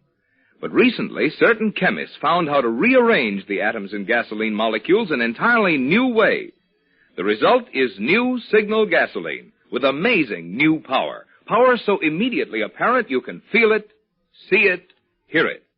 It's because of this superior performance you can actually recognize the moment you step on the accelerator that we urge you to let one tankful of new signal gasoline talk for itself. Let its quicker starting, faster pickup, higher anti-knock, and longer mileage demonstrate in your own car why new signal gasoline actually is the new post-war gasoline you can prove is superior. And now, back to the Whistler.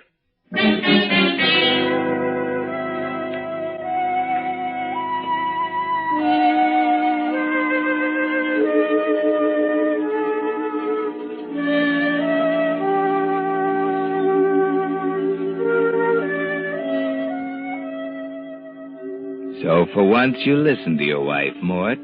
For once you took her advice and hurried into the burning barn. And to death. Of course, the flames lighted the night sky and brought a crowd of neighbors, but there wasn't much they could do. They stand outside the house watching the last glowing embers, talking in hushed tones. But you can't hear them, can you, Mort? It's awful. Awful. Both of them at once this way. Constable figures Mort must have gone in to try to save Jim. Jim was almost like one in the family, you know. Yes. What about Nellie? Is she all right? She's just sitting in there in the rocking chair by the window. Stunned, I guess. Oh, poor soul. I'd best go in and see if I can comfort her.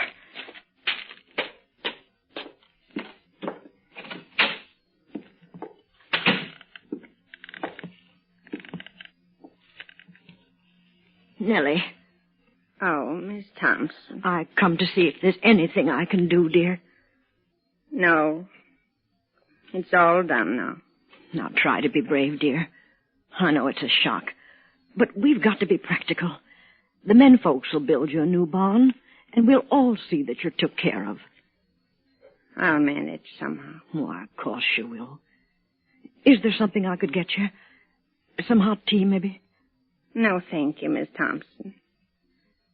I'd just like to sit here a while. Well, of course, I understand. We're all so sorry about Mort and Jim, too. But everything will be all right. You just keep telling yourself that. Everything will be all right. Yes, Mort. They're all so sorry about you, and Jim, too. And Nellie, poor Nellie, just sits there sniffling and rocking through the night in Jim's favorite rocking chair, through the night until dawn. Then, when the last neighbor is gone, she stands up, stares out the window for a moment toward the blackened ashes, walks to the pantry shelf, takes down the coffee can, and lifts the lid. Now, what do you think, Mort? Inside, wrapped in an old piece of oilskin, are $20,000 in stocks and bonds. And here's a surprise for you, Nellie. Those securities were not worth the paper they're written on. Mort wasn't a very smart investor.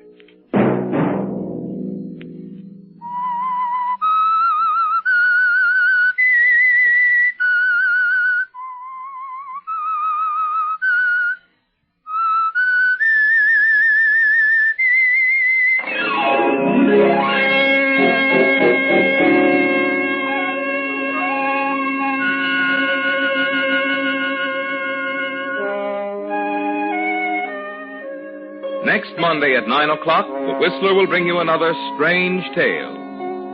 The Whistler is broadcast for your entertainment by the marketers of Signal gasoline and motor oil and fine quality automotive accessories, and by your neighborhood Signal dealer. This program, directed by George W. Allen, with tonight's story by John Hayes, music by Wilbur Hatch, is transmitted to our troops overseas by the Armed Forces Radio Service. This is Marvin Miller speaking, and suggesting that you try new Signal, the new gasoline you can prove is superior. This is CBS, the Columbia Broadcasting System.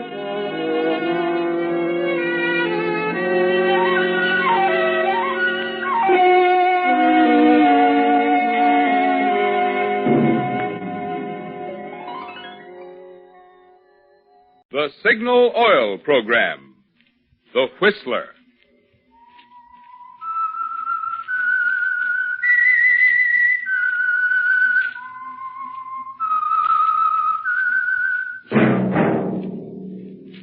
That whistle is your signal for the Signal Oil Program, The Whistler.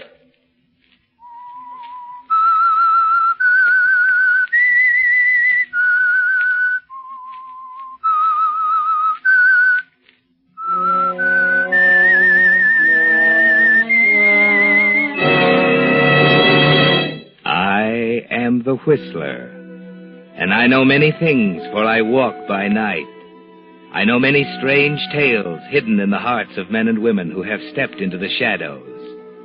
Yes, I know the nameless terrors of which they dare not speak.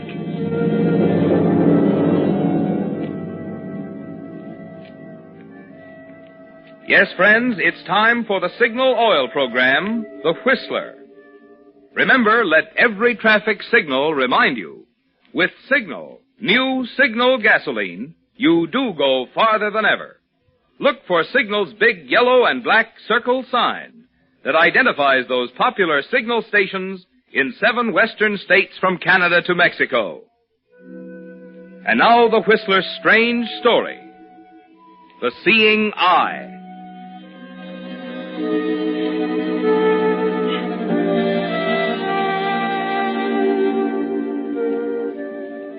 There was only one love in the life of Captain Martin Quiss. It wasn't money. He'd long since made more than enough to retire comfortably. And it wasn't women or liquor or self-indulgence. Captain Quiss was part of the sea. It had been his home and his life since the day in 1907 when he signed aboard a purse-seiner out of New Bedford as an apprentice seaman. But a love as strong as that of Captain Quiss for the sea can be dangerous. It can blind a man to more important things like human decency and justice. It can lead to compromise and ruin. The closing chapter in the career of Martin Quiss began on a stormy night off the Florida Keys, aboard the steamer Carson City out of New Orleans, bound for Portland, Maine. The night wind, pushing up strong from the east, had reached gale strength when the cabin door burst open. What's the matter, Grant? What are we running here, a ship or a nursery? Now, wait a minute. You wait a minute. Well, address me properly or not at all. All right, Captain Quiss, sir. That's better. Now, what's the matter, Mr. Grant? The first mate's drunk again. He just ordered me off the bridge. That's a serious charge, Mr. Grant. I'm not making charges, Captain. This isn't the pink tea at the Mariners Club. We're in dangerous waters. Ryder is perfectly capable. I tell you, he's drunk. He has no right to be on that bridge. If you don't believe me, call him. Very well, Mr. Grant. Bridge. Ryder?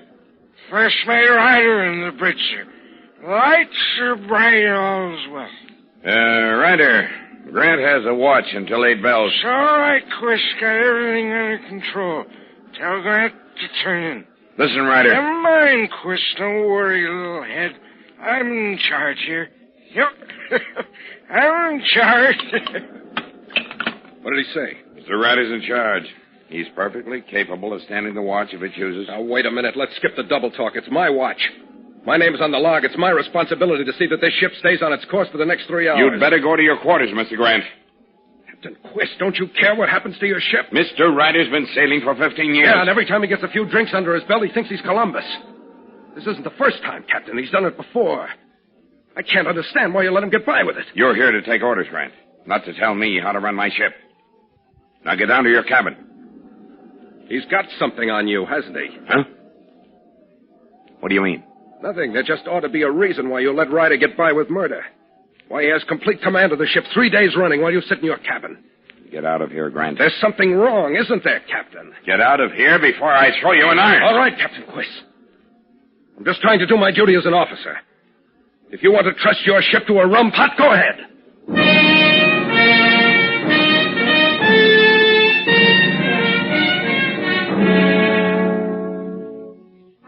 Yes, Captain Quiss, there is something wrong, isn't there? Ryder has plenty on you, hasn't he? Enough to make you overlook the fact that the first duty of a master is to the safety of his ship. Enough to make you afraid to face Ryder and force the issue. It worries you, doesn't it? Instead of turning in, you sit at your desk in the cabin, thinking, wishing there were a way out. Then at 6 bells, an hour before midnight, you hear a strange and terrifying sound. The roar of the surf to the starboard. It's close, Captain, too close. Good Lord, Ryder. You know what you're doing. Go away, Quiss. I'm busy. Give me that wheel. I'm sure of this You'll ship. pile us up. You'll pile us up on the rocks. Watch your helm, man. Get out of here. Watch Leave your me helm. alone.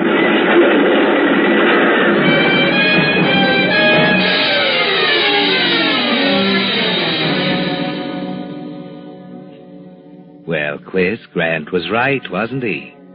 The Carson City did pile on the rocks, a total loss. 2 sailors dead, a valuable cargo gone. But there is an out, isn't there? Ryder's name doesn't appear on the log. Nobody knows he was at the wheel but you. And Charles Grant, second mate. And Ryder must be cleared if you're to continue your career. You don't care what happens, do you, Quiss? Nothing matters now except getting Ryder off. Your life on the sea is at stake. So you play ball because of the strange hold Ryder has on you. You testify that Grant was on the bridge at the critical moment, that in your opinion he's guilty of gross negligence. And the court agrees with you. Second mate, Grant, will you rise and face the court?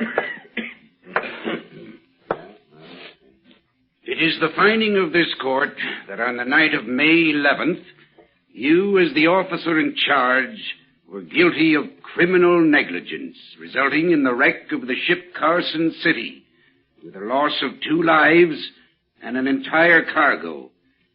You are therefore sentenced to a year and a day in the federal penitentiary, with cancellation of your credentials as an officer in the United States Merchant Marine.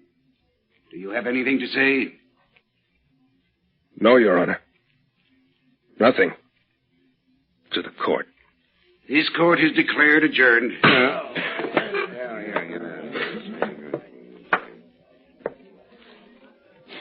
Congratulations, Captain. I'm sorry, Mr. Grant. I was right, wasn't I? Ryder does have something on you.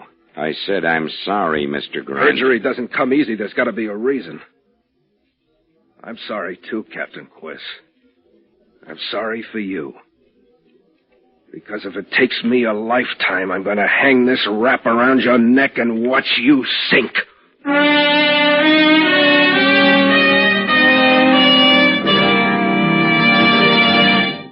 Signal. New Signal gasoline. With the prologue of tonight's story, The Seeing Eye, the Signal Oil Company brings you another of the strange tales by The Whistler. Have you seen the new 1946 cars now being displayed? They're nice, aren't they? But if you've also inquired about delivery dates, you know you're likely to be driving your present car a good while longer. No need to wait any longer, however, for the fun of improved driving performance. No, sir. For with new Signal gasoline in your tank, you actually feel your present car get young again, right now. And that's because new Signal isn't just pre-war quality gasoline, not just old-style gasoline improved, but an entirely new type, super fuel. There's a long scientific explanation about how chemists actually rearrange the atoms in gasoline molecules to put quicker starting, faster pickup, higher anti-knock, and longer mileage into new Signal gasoline. But for the easy way to prove these advantages, just drive into one of the friendly stations displaying Signal's familiar yellow and black circle sign. Get a tank full of new Signal gasoline. As you step on the accelerator, your own motor will show you why new Signal gasoline actually is the post-war gasoline you can prove is superior. And now, back to the Whistler.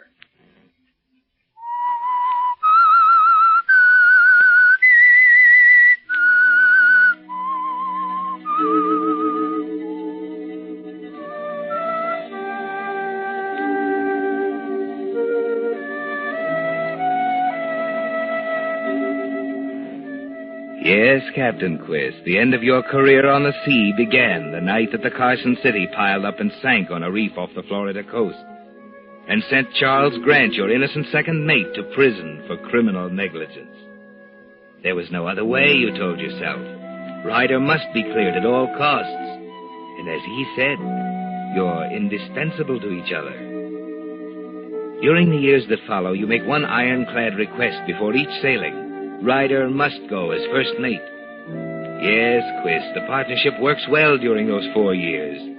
Until one day when your current vessel, the Patricia K, pulls at her moorings in the port of Cape Town, South Africa, anxious to be off on the return trip to New Orleans with her cargo of hemp, leather, and drugs. You're waiting on the bridge for a new officer to arrive. Second Mate Charles Grant reporting for duty, sir. Hey, Grant. Surprised, Captain? What are you doing here? I'm shipping aboard as second mate. Any objections? Well, see here, Grant. What's the matter, Captain? Nervous? I'm sorry, Grant. You won't do. I'll call the agent. Good. He'll tell you I'm aboard the Patricia K on orders from the Home Office. You better have a good reason, Captain. Your record shows... I'm not worried about my record, Captain, and the Home Office isn't either. I'm surprised you're willing to bring up the matter of records, Captain. See here, Mr. Grant. Sorry, Captain. All I have to say, Mr. Grant, is that you'd better be sure you handle your duties well. The past is gone. I'd rather not discuss it. Yes, sir. I'm glad they've given you a new chance. You'll find I haven't changed. But you have, Captain. How's that? I never saw you wearing dark glasses before. Perhaps that's why you didn't recognize me when I walked up just now. Yes, of course. You'd better go to your cabin, Mr. Grant. Stow your gear. All right, sir.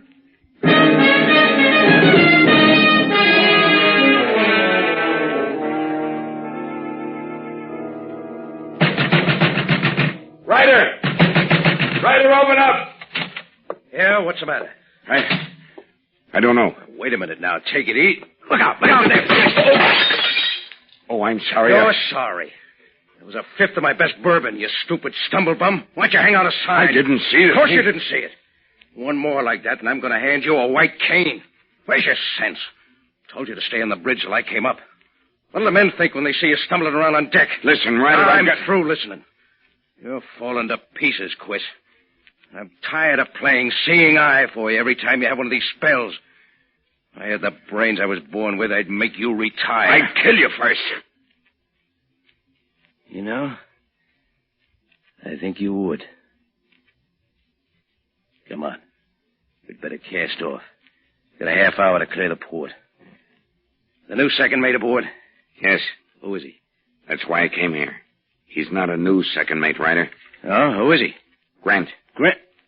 What are you talking about? You heard what I said? He's been in stir. He hasn't got a license. He's here on orders from the Home Office. Nothing I can do. What do you mean there's nothing you can do? That guy can't sail. That's all there is to it. I called the agent. The agent. Good Lord, why didn't you have him shanghaied? I tell you, that guy's not going to sail. I'm going up there, and I'm... Now, wait a minute, Ryder. Shut up, I'm going up Ryder! I'm still in command of the ship, and I want you to remember that. If there were anything I could do, I'd do it. But unfortunately, there isn't. Grant's on board for the voyage, and we've got to make the best of it. All right. I'll make the best of it. And I'll make the best of it when we get to New Orleans, too. Oh? Whether you like it or not, Quist, this is your last voyage. I'm through hanging on to a guy who's fallen to pieces. What does that mean? Grant isn't dumb, and he isn't here for the trip. If you had the brains you were born with, you'd have seen it and brushed him off. It wasn't possible. I don't care whether it was possible or not. Had to be done. And if we're lucky enough to keep him guessing this trip, you're going to decide to retire when we get to New Orleans. And if I don't? The Home Office is going to be surprised to discover that one of their top skippers has a habit of going blind every 6 weeks. And don't try to scare me with that negligence charge. You'd go up just as fast as I would, and for just as long. Who are you? And one other thing. You're going to recommend your bright young first mate to succeed you. How does that sound to you, Quiz? Captain Ted Ryder.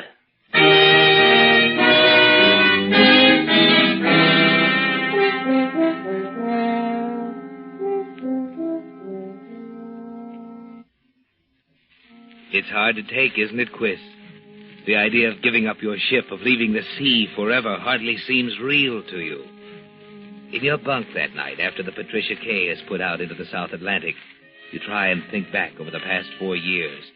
You remember the 2 men who died on the Carson City, 2 men whose lives ought to be on your conscience, 2 men who'd be sailing today if you cared about anything but Martin Quist, ship's master. Perjury, bribery, the conviction of an innocent man. Nothing mattered, did it? Finally, you sleep, although the pain in your eyes tells you another attack is coming on in earnest. All you can make out the next morning as you walk down the deck to the bridge is the hazy line of the horizon and the dull blur of the ship plodding forward against a head-on swell. You arrive to find Grant there, alone. Morning, Grant. Hello. Oh, What happened? Nothing. I just bumped into the chart table. Why don't you take those dark glasses off? Why don't you stop asking me questions, Mr. Grant? That's one way of finding out things, that's all. Happens to be the wrong way at the moment. Hand me my log. What? Don't what me, Mr. Grant. Hand me my log. Why, Captain, it's right in front of you on the table. Huh? Oh. Yes, I didn't notice it. Don't you feel well? I feel quite well, thank you. I'm glad to hear it, sir. What do you suppose that schooner is doing on our starboard bow? Never saw a ship that small in the South Atlantic. Huh? Where? Over there. See her? Huh. Oh, yes. How do you make her out? Coastwise African trader, probably. We're only a day out. Can't be more than 100 feet. Or would you say she was larger? I'm not interested in whether she's 100 feet or 1,000 feet long, Mr. Grant. Turn to your wheel. Yeah. Who are you trying to kid, Captain? What do you mean? You wear dark glasses day and night, you bump into the table, you can't see the log. Who said I can't see the log? You might as well know, Mr. Grant, that if I choose to wear pink glasses and a green jacket, I'll do so. It so happens it's none of your business. On the open sea, the captain's eyes are everybody's business. It has nothing to do with my eyes. It was an accident? Of course. That ship out there, is that an accident, too? What are you getting at? I can see that ship perfectly well. I apologize, Captain. I was wrong about your eyes. You have excellent vision. Thank you. It takes a good man to see over the horizon. What do you mean? That's where she must be. There isn't any ship out there. Tell me, Captain, what made you think you'd get away with it? A ship's captain without eyes. I told you I felt sorry for you once. I still do. That's where the partnership comes in, isn't it? Your brains and Ryder's eyes. Now listen, Grant. You'll do anything to keep that lousy master's license, wouldn't you? You'd stab your best friend in the back, buy and sell witnesses, perjure yourself. Yeah, you'd even kill me if you thought you'd get away with it. Why, Quiz? Why didn't you have sense enough to throw in the towel before it got too big for you? You wouldn't understand. You bet I don't understand, and the families of those 2 men in the Carson City don't understand either. You're a murderer, Quiz. I suppose you know that. Will you stop it, Grant? Stop it! That's exactly what I'm going to do. When we get to New Orleans, I'm going to stop it. For good this time. You can buy all the witnesses in the world, Quiz, but it won't do you any good. This time it's going to stick.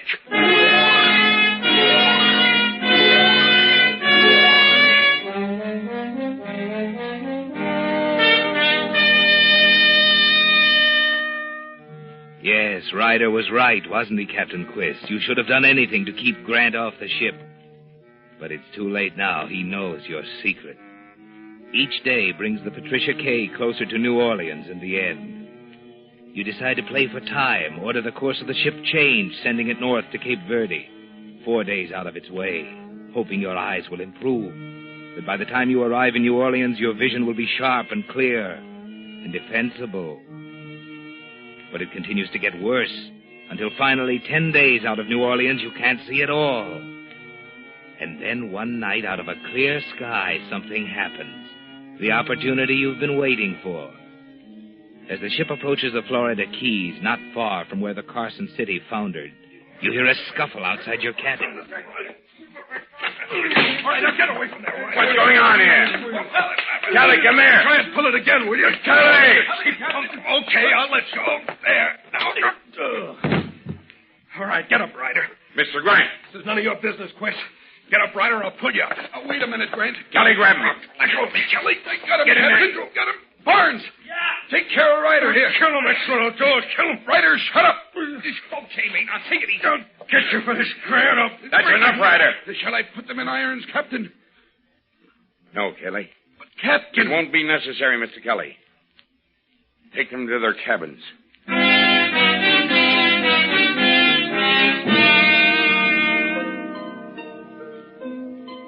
That gave you an idea, didn't it, Quiz? There's a way out after all.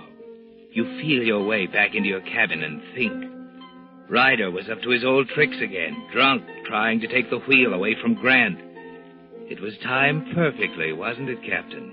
2 competent witnesses present, 2 reliable supporters, both of whom heard Ryder swear he was going to kill Grant. The men are puzzled as to why you didn't throw them in irons. But there's a good reason. They have to be free to come and go as they please during the next night. Free to jump through the hoops you're preparing for them. You go to your cabin after dinner the next night and sit at your table thinking it through. Then at 7 o'clock, you call Grant. Did you want to see me, Captain? Oh, it's you. Yes. I've been standing here for some time. Grant, I've been doing a lot of thinking lately.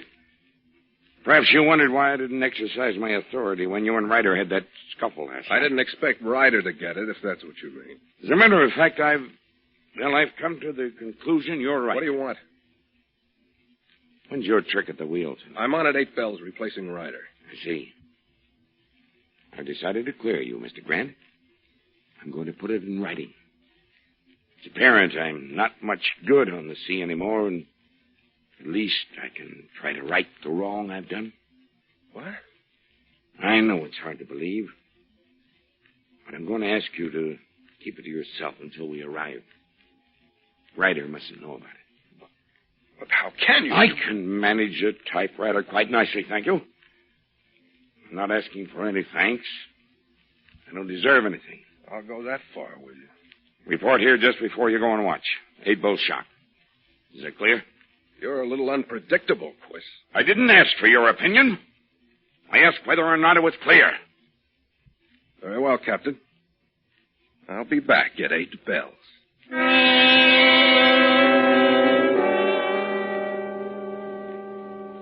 You were afraid of that one, weren't you, Quiz? But he fell for it, hook, line, and sinker.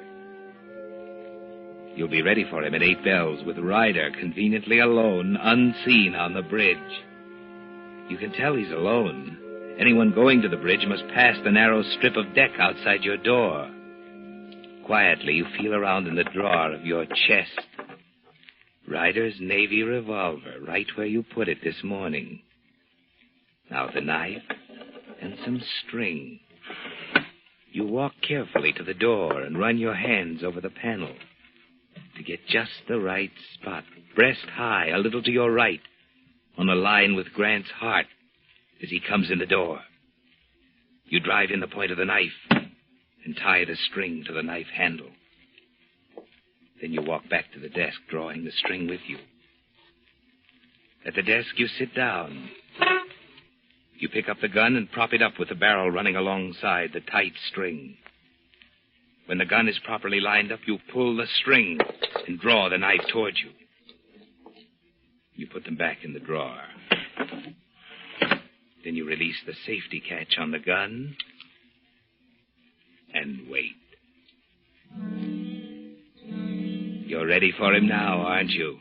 With the gun accurately aimed at the spot in the doorway where the bullet will count most when Grant opens that door. It seems like hours.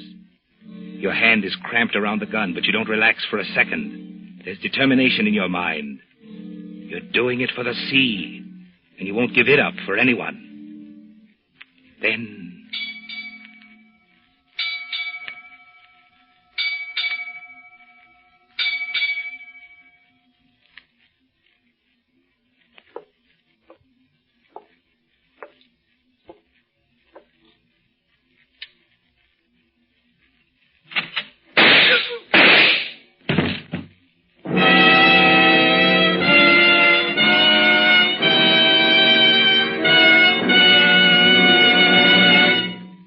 Whistler will return with the strange ending of tonight's story in just a moment.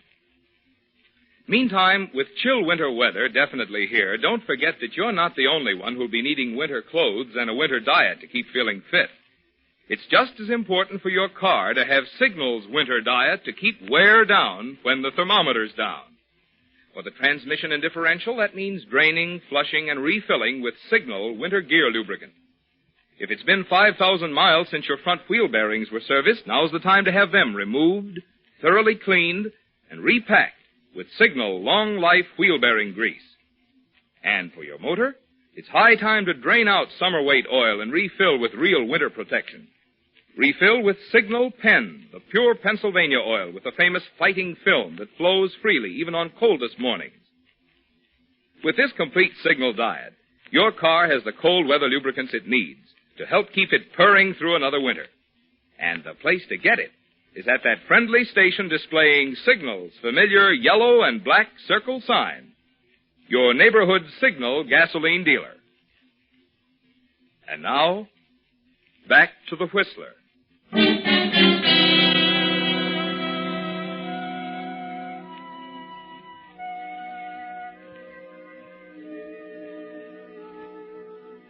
Well, it's over now, isn't it, Captain Quiss? Your system worked. The second shot wasn't necessary. You're shaking as you get out of the chair and wipe the fingerprints off the gun, throwing it on the deck beside the body. Then you call the engine room and order Kelly to the cabin. You're ready for him when he arrives. Good Lord, what's happened? You were right, Kelly. I should have put them in irons.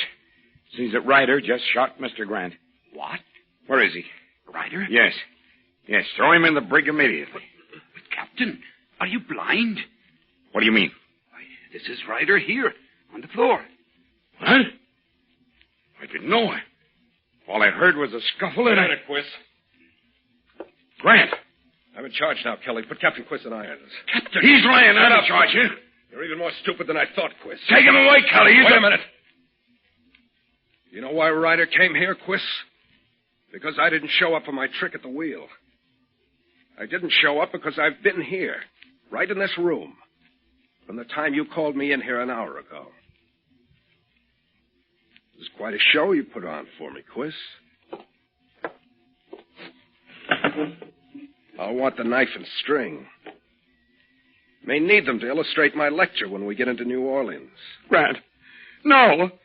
Knock it off, Kelly. I'm sorry for the poor guy.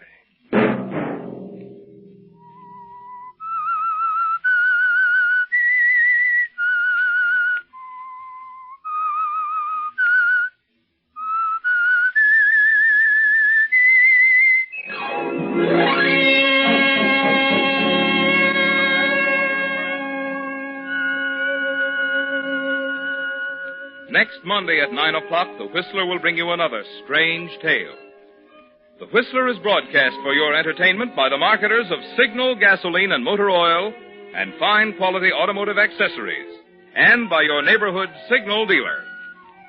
This program, produced by George W. Allen, with tonight's story by John Michael Hayes and Bud Swanton, music by Wilbur Hatch, is transmitted to our troops overseas by the Armed Forces Radio Service.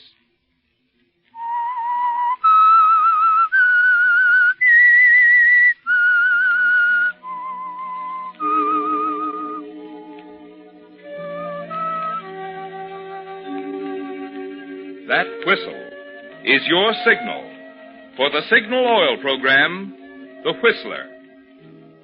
This is Marvin Miller speaking, reminding you to look for those familiar yellow and black circle signs that identify those popular Signal Oil stations in 7 western states, from Canada to Mexico. This is CBS, the Columbia Broadcasting System.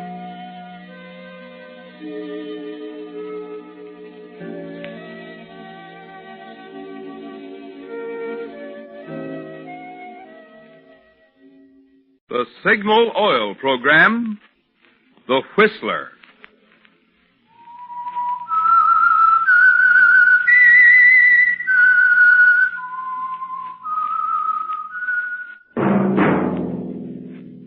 That whistle is your signal for the Signal Oil program, The Whistler.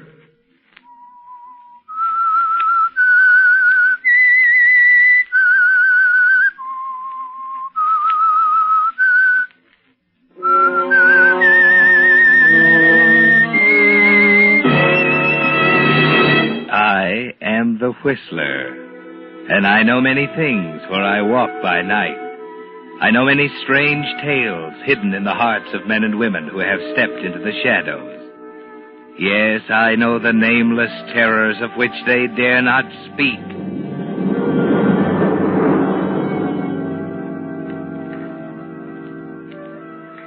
Yes, friends, it's time for the Signal Oil program, The Whistler. Remember, let every traffic signal remind you, with Signal, new Signal gasoline, you do go farther than ever. Look for Signal's big yellow and black circle sign that identifies those popular Signal stations in 7 western states from Canada to Mexico. And now, the Whistler's strange story, Coincidence.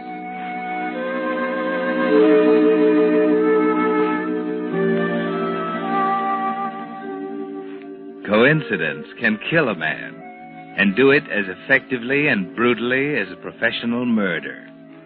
Yes, coincidence can be a murder weapon, particularly when it falls into the hands of someone like Francia Legrand. It began shortly after her sister Elise had separated from her husband and moved to the Strathmore apartments on the west side of Manhattan. And naturally, Francia didn't know at first that coincidence was working behind her. But it was there one night when she returned from an errand. Did you go to the drugstore, Francia? Yes, here you are. But that isn't what I want. I'm sorry, Elise. It's the best I could do. They were out of the other kind. What are you writing? A letter. You can take your hand off it, dear. I won't look over your shoulder. Cigarette? No, thanks. You are wrought up, aren't you? Shall I sit down? If you like. I seem to be as welcome as the Black Plague. I'm sorry, Francia. Oh, don't apologize. I understand perfectly. You don't want to see anyone. Your husband is gone. Life isn't worth living. Please, Francia. Ross isn't coming back this time, Elise. I know he's gone. You don't have to tell me. You're afraid to face it, aren't you? Why don't you admit it? You've made a mess of your life, Elise. You had everything you wanted and you chucked it out the window. There's no one to blame but yourself. Francia, stop it. Why do you keep throwing it up to me over and over again? What difference does it make to you? It's my life. It's my marriage. That's where you're wrong. It's not yours anymore. What do you mean? It's my turn now, Elise. Your turn? I'm not going to make the same mistake you did. Why, you love him, don't you? Of course I love him. Well, take him. He's all yours.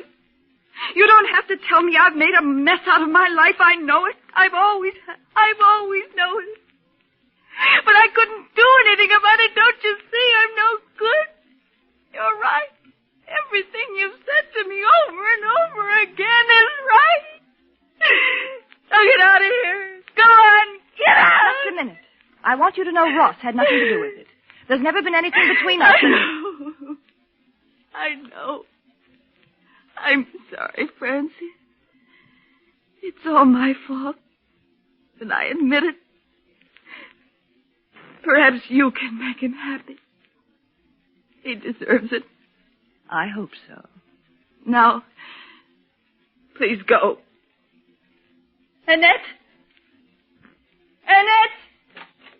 Yes, madame? Please get Miss Legrand's things. She's leaving. And, do you suppose that you could spend the night with your sister? But of course, madame, if you wish. I'd rather you would. Tonight, I'd like to be by myself.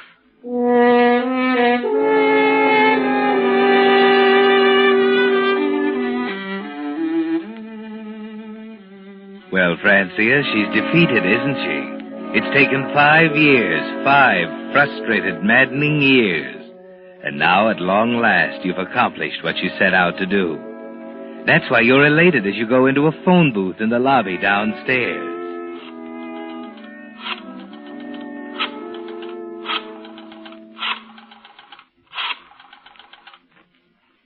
Hello, Ross. This is Francia. Ross, I've been up to see her. It's simply no use. I tried to patch it up. Well, I'd rather not discuss it over the phone. Suppose I pick you up at 79th and Madison in a half hour. Well, it's no use, Ross. She wouldn't listen.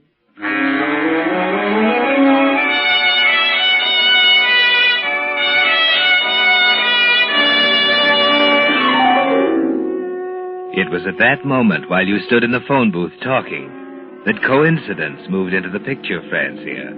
First in a taxicab pulling up to the main entrance. Take the side entrance, driver. I can't park here, Chief. Don't argue with me. Pull around the side entrance. Yeah. Okay. Second, just 1 minute later in the elevator, not far from the booth where you're talking. 12-4, mister. What do you mean, 12? I told you 10. Well, I'm sorry. I wasn't thinking. Don't hand me that. Take me back to 10. I haven't got all night. Yes, sir.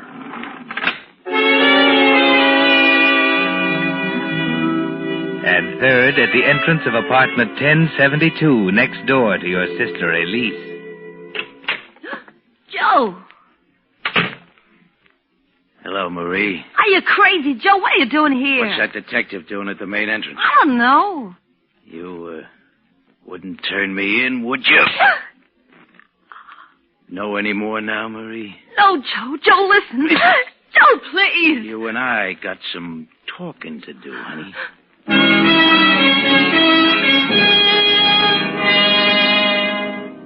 Yes, Francia, that's where coincidence moved in. When Joe Fortescue, gambler, fugitive from justice, walked down the corridor to apartment 1072, next door to your sister Elise, the machinery of coincidence was in full motion. But as you drive through the park, you have no way of knowing that now. All you can think of is Ross. Did you tell her what I said, Francia? Yes, she wouldn't listen. Maybe it's just as well. What did she say? It's all over, period. Just that? Just that. Oh, I knew it'd never work out, Ross. She's not your kind of a girl. She never understood you. Maybe I expected too much. No, it wasn't that. It's hard to figure out what it was, looking back at it now. Maybe it was those awful, ugly quarrels. You know, Francia, it almost seemed as if I were married to two different women. I know. Yeah, I guess you do. Ross, now that it's all over, I want to tell you something. Yes? Those 5 years were difficult for me, too. Standing on the sidelines, seeing you married to someone you didn't love. What?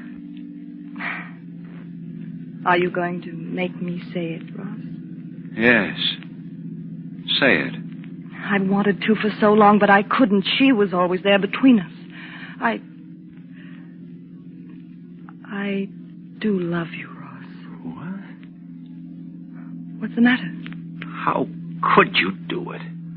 What do you mean? The pieces all fit together now. It makes sense for a change. Ross. You were always there beside her, weren't you? The pal, the faithful sister. Oh, you're wrong. I didn't... Don't lie to me. I've got to hand it to you, Francia. You did a great job. Magnificent. Never made a slip. You don't understand. I'm afraid I do. She was two people, wasn't she? She was herself, and she was what you made her, with your vicious, insinuating remarks. I only hope I can put the pieces together again. Let me out. I have an important phone call to make. In the middle of the park? I don't care where we are. Pull over, will you? Ross, aren't you going to let me explain? You've explained enough. It wasn't only a stab in the back, sweetheart. It was an insult. I'd have to be pretty desperate before I'd fall in love with you. I could kill you.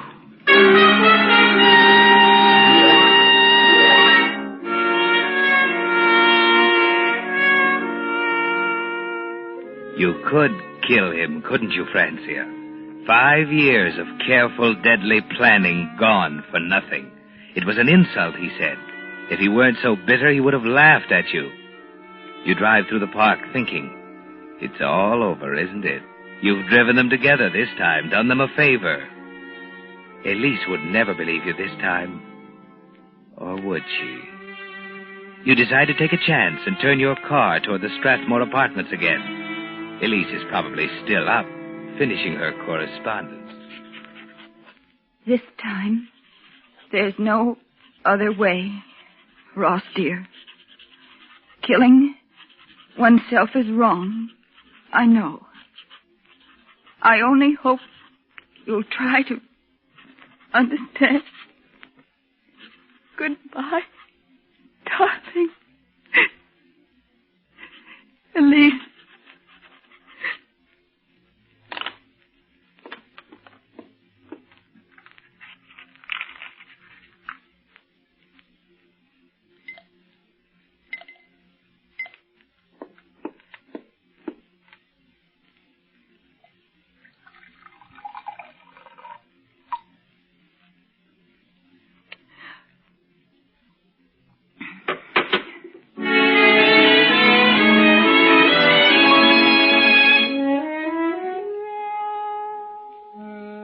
Yes, Francia. Elise has caught up on her correspondence. And now she stands at the window looking down into the street 10 floors below. The telephone rings in the bedroom. But Elise pays no attention. She isn't even conscious of the argument between Joe and Marie in the apartment next door. Nothing to do with it. I ought to kill you, you lying little rat. Why don't you admit it? I wouldn't double-cross you, Joe. Why should I? What good would it... What's that? Holy Christopher. Look down there. Oh. Somebody just fell out of a window.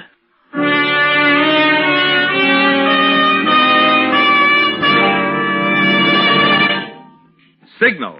New Signal gasoline. With the prologue of tonight's story, Coincidence, the Signal Oil Company brings you another of the strange tales by the Whistler. If you drive a car, this timely warning from the National Safety Council is for you. During 1 year, 97,800 persons were killed right here in America in accidents. Of the deaths caused by autos, 1 out of 5 occurred when roads were wet or slippery. 1 out of 5 when drivers' vision was obscured. Fortunately, precautions can be taken to help prevent these two types of accidents. For instance, tires that are worn smooth tend to skid more readily. But a deep, heavy retread job, the kind Signal gasoline dealers are prepared to give your tires, will restore their grip on the road, help you stop more quickly. And if a worn windshield wiper is leaving streaks across your vision, Signal gasoline dealers will install a fine new Rainmaster blade while you wait. So have your tire tread and your windshield wiper checked the next time you're at your neighborhood Signal gasoline dealers. You'll feel a lot better, knowing your car is prepared for the wet weather driving ahead. And it may help save a life. Possibly your own. And now, back to the Whistler.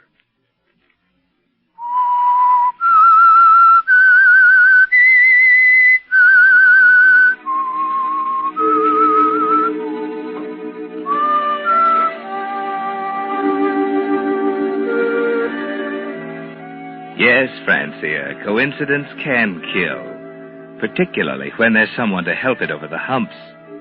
The suicide of your sister Elise is the center of it, of course. And the other threads are beginning to weave together now. The thread Joe Fortescue contributed when he got out of the taxi at the side entrance of the Strathmore apartments at 10:30 and went directly to room 1072 next door to Elise.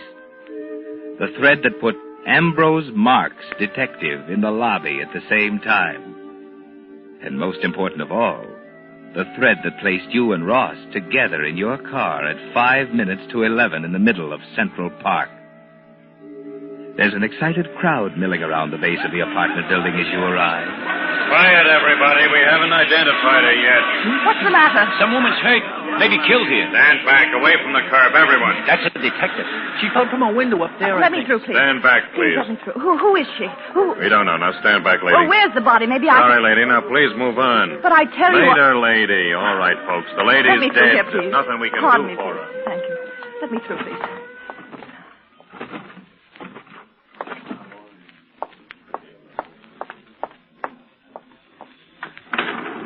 Going up? Yes. What floor, ma'am? 10, please. Right. Have they found out who she is yet? No. Great guy, Detective Marks. Ain't even figured out what floor she jumped from yet. Or was thrown from. What do you mean, thrown? I got my own ideas. A guy came up here a while ago who looked like he was ready to put the fix on somebody. All bundled up with a scarf over his face. You mean it was murder? What else? Oh, what was that floor again? 10. Funny. That's where he got off, too.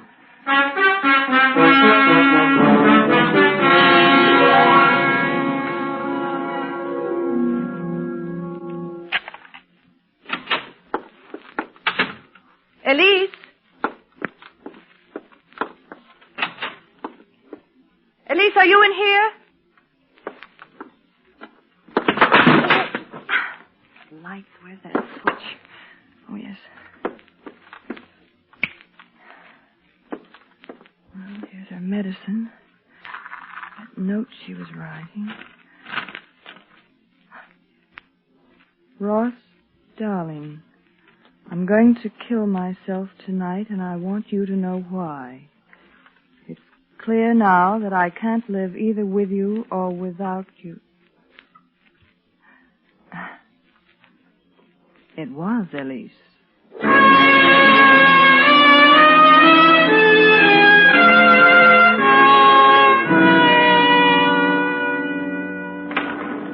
Going down? Main floor? Yes. I was right, you know. About what? The guy in the tan coat. Wasn't I just talking to you? Oh, yes. You mean the man who was angry? Yeah, the guy in the tan coat and the muffler. Dame on the ninth floor's really got the goods on him. Heard him and the girl fighting upstairs right over her apartment. 2 minutes later, boom, she's on the pavement. There you are. Main floor. Just a minute. Going up. 10, please. Oh. Hey, what's the matter? Where are you going? I'll be right back. Hello, Ross. Oh, it's you. On your way up to get your nickel's worth? I've been up. She isn't there. Well, I'll go up and wait. And by the way, you might as well go. I want to see her alone. Naturally. Any objections? No. Well, that's mighty decent of you. Say, what's the matter? Why are all these people in the lobby? And where did that boy go? He's over there with the police lieutenant. Police? Well, what are they doing There here? he is, Chief, in my elevator. That's the guy. Are you sure? Positive. That's the guy in the tan coat.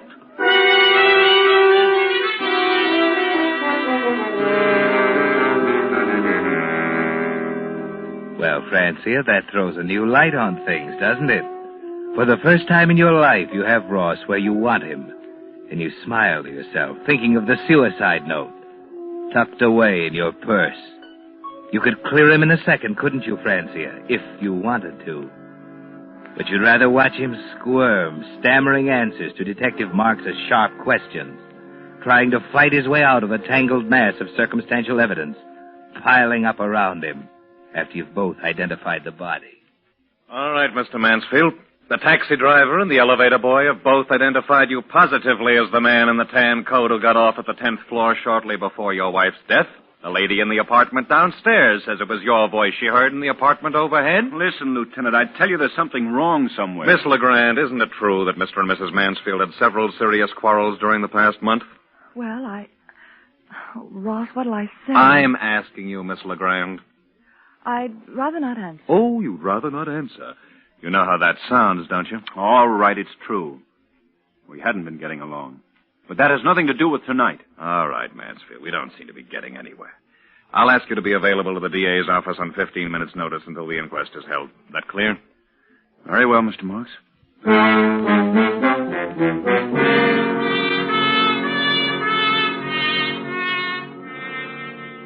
It's pleasant, isn't it, Francia? Ross is really squirming now, desperately trying to get out from under. You follow the papers carefully during the next few days, full of the man in the tan coat. Headlines screaming of Ross Mansfield, prominent architect, suspect in wife killing. The district attorney refusing to comment, stating an indictment should be forthcoming soon. And out of the welter of guessing, out of the quotes from informed sources, out of the analyses by crime experts, there comes one significant fact. The only thing that can save Ross Mansfield is an alibi. That puts it up to you, doesn't it, Francia? You have the power of life and death over him now. You can kill this man with a single statement.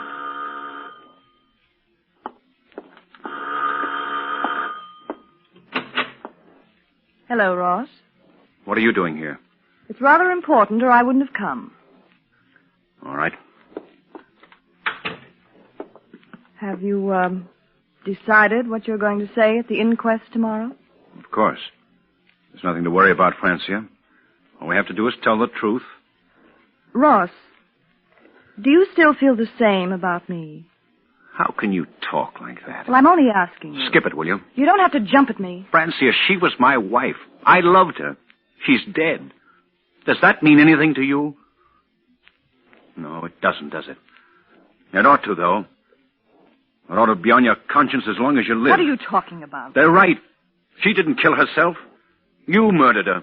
Just the same as if you'd shot her with a gun. That's where you're wrong. You killed her, Ross. Or, haven't you read the papers? Well, don't say anything. I'm going. See you tomorrow at the inquest.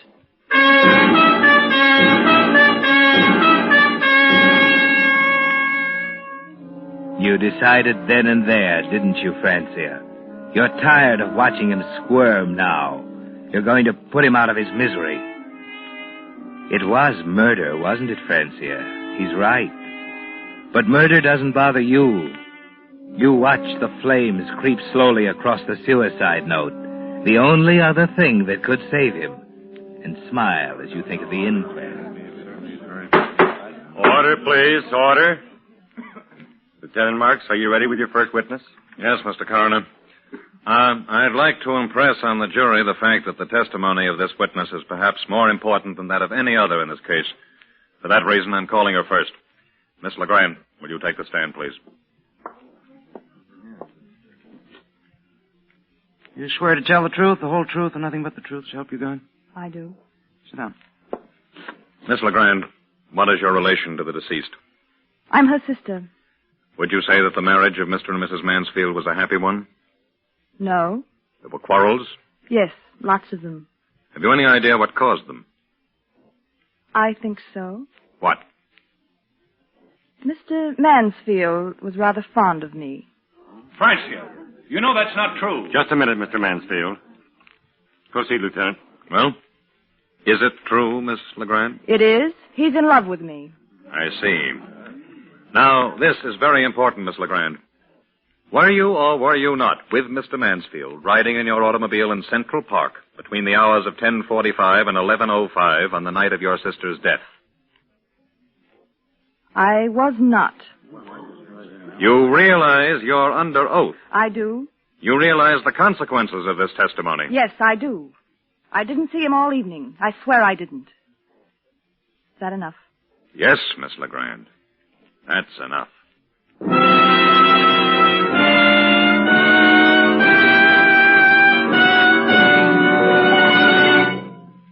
The Whistler will return in just a moment with a strange ending to tonight's story. Meantime, because Americans are curious people, like to know what makes things tick, I want to explain just what it is that gives new Signal gasoline its amazing power and performance. You see, science has long known that the way the atoms in gasoline molecules are arranged determines how much power you get from the gasoline.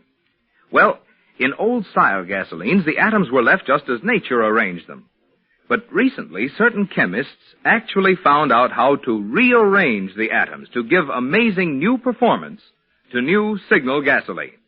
Which explains why new Signal isn't just pre-war quality gasoline, not just old-style gasoline improved, but an entirely new type super fuel packed with thrilling power. For the fun of feeling your car get young again, make this test, won't you? Try just one tankful of new Signal gasoline. Feel its quicker starting. See its faster pickup. Hear the smooth purr of your motor, thanks to Signal's high anti-knock. And check your speedometer for proof that with new Signal, you do go farther than ever. And then you be the judge. See if you don't agree that new Signal actually is the new post-war gasoline you can prove is superior. And now, back to the Whistler.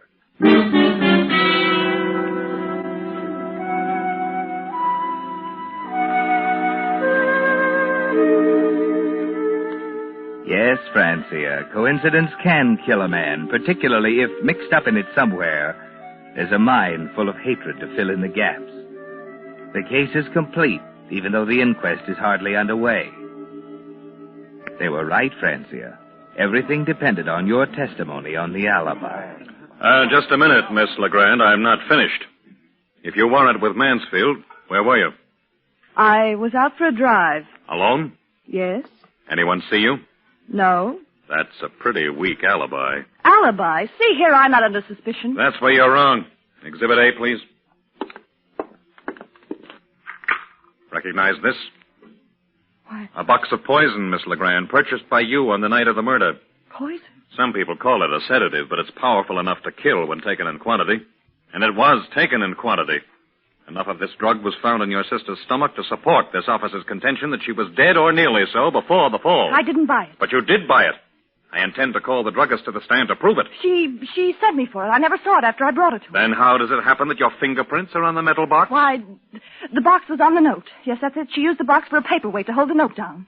What note? The suicide note. I burned it. Oh, there was a suicide note, and you burned it. Why? I don't know. I see.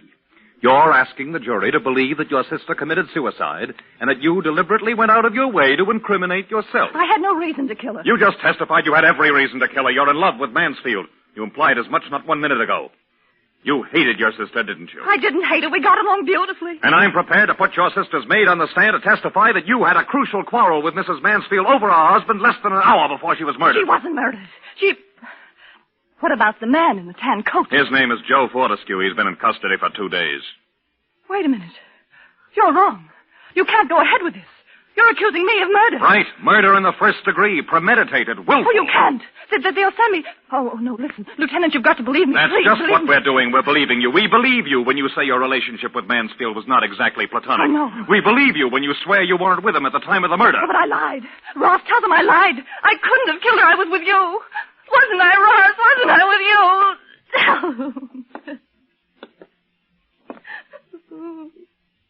Do you have anything to say, Mansfield? Lieutenant, Well? All right, Lieutenant. I was with her. There, you see, that proves it. I couldn't have killed her. It does prove something. What do you mean? It proves he loves you. As far as the murder goes, you're going to have to convince a jury. And believe me, it's going to take a lot of convincing.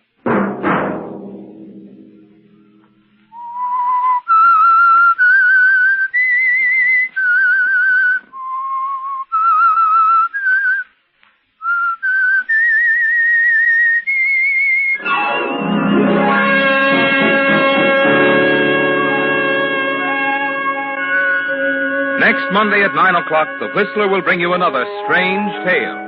The Whistler is broadcast for your entertainment by the marketers of Signal gasoline and motor oil and fine quality automotive accessories, and by your neighborhood Signal dealer.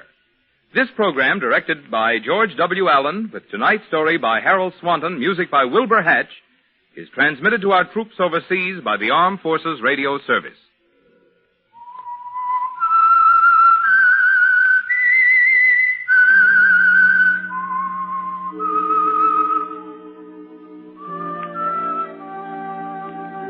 That whistle is your signal for the Signal Oil program, The Whistler. This is Marvin Miller speaking, reminding you to look for those familiar yellow and black circle signs that identify those popular Signal Oil stations in 7 western states from Canada to Mexico.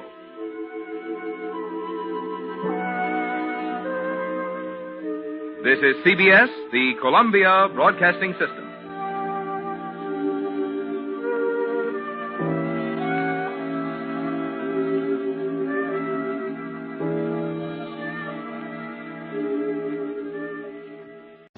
The Signal Oil program, The Whistler.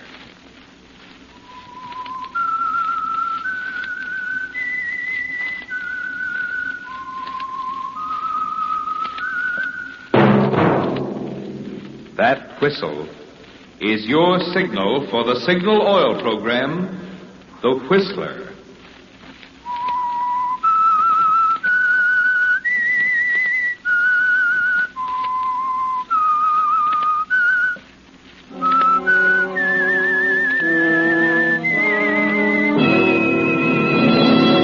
I am the Whistler, and I know many things, for I walk by night.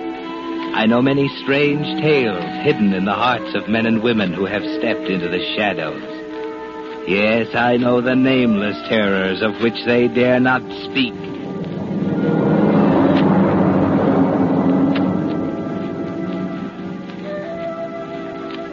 Yes, friends, it's time for the Signal Oil program, The Whistler, rated by independent research the most popular program on the West Coast.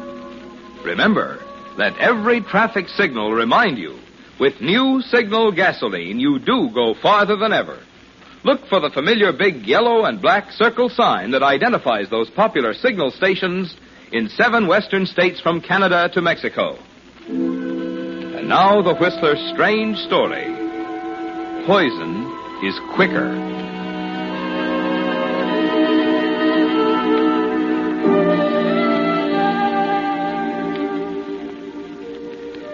Most men lead lives of quiet desperation, said Thoreau.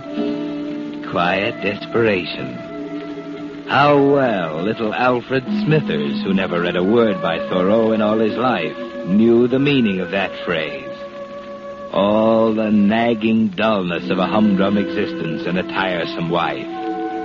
Yes, the saucy little servant girl Alfred had married in London so many years before had become a lazy, slovenly housewife whose untidy little home had miraculously survived the Blitz. Now, with the coming of peace, Gracie Smithers sat in her dingy front parlor night after night, reading murder mysteries and yawning, while Alfred gazed blankly at his daily express and wished he were rid of her. Wished it with all his heart and did nothing about it. Well, that's another one off me docket. The author didn't play fair, though. I still don't see how that little what's-his-name could have been the Crimson Hangman. What you thinking about, Alfie? Nothing. Still waters run deep, you know. You don't just sit there thinking about nothing. Only a perishing statue does that. I was thinking about the days. What? The days aren't so bad. At least I have something to do at the office. At least I keep occupied. What's the matter, Alfie? Getting the jitters? Never mind. Don't you like our happy little home all of a sudden? If you must know the truth, Mrs. Smithers... I say now, what's got your back up? Oh, nothing. Feeling sorry for yourself again, dearie? Oh, shut up. Get back to your murder rubbish and don't bother me. Really, Alfred Smithers? Read, can't you? Let a man have a little peace and quiet. There's nothing to read. I was hoping you'd pick up some more thrillers for me at the bargain shop tomorrow. All right. What do you want me to get? I wrote down the titles somewhere. Got them ready for you. Oh, yes, here they are. Dearest Alfred. What's that? Oh, don't get the wind up, lovey. It's only a book title. Doesn't sound much like a murder mystery to me. Perhaps it isn't. I thought I'd like to see the Alfred in real life if he's anything like Alfred in the book. Very amusing. The others are all thrillers, though. Death is my bridegroom. Here gives you the creeps, don't it? Nobody loves me. That's a murder that looks like suicide. Yeah. This Way Out, a spine-chilling cat and mouse game, the catalogue says. I could hang. Don't know that one. And the last one, Poison is Quicker. Rubbish. Nothing but tripe. Alfred Smithers, you're a snob. Everybody reads murder novels. I don't. Oh, you've always thought yourself better than anybody else. Especially better than me. I've never been good enough for you. That's for you to say, my dear. That's a fine thing to say to your wife. Oh, give me a list, Gracie. I'll pick the books up tomorrow. Well, okie doke. Here's the list. Be sure and get Poison is Quicker. It's all about somebody murdered for insurance. Stark realism, the catalogue says. Cheap trash. Dearest Alfred, death is my bridegroom. Nobody loves me. This Way Out. I could hang. But poison is quicker. Dearest Alfred, death is my bridegroom. Nobody loves me. This Way Out. I could hang. But poison is quicker. Alfred, Well, what's the matter? Why are you shaking so? I don't know. I must have caught a chill or something.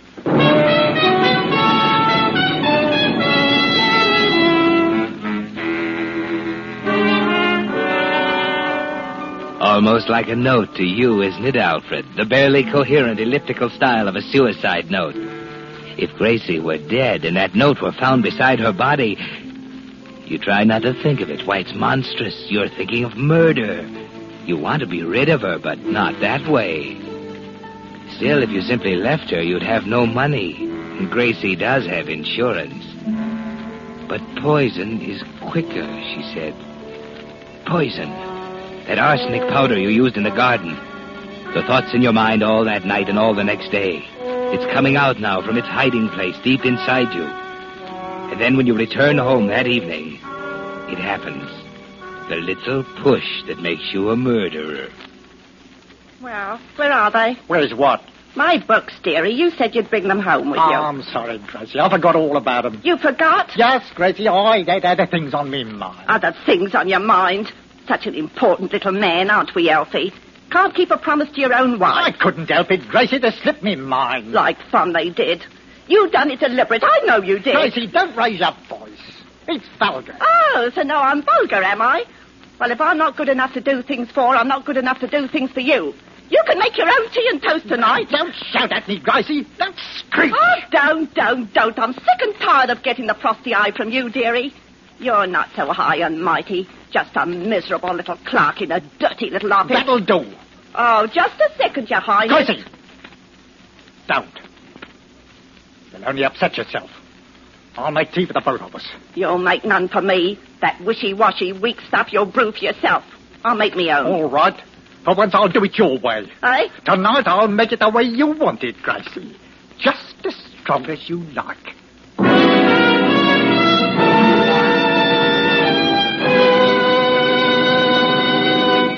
With the prologue of tonight's story, Poison is Quicker, Signal Oil Company is bringing you another strange story by The Whistler.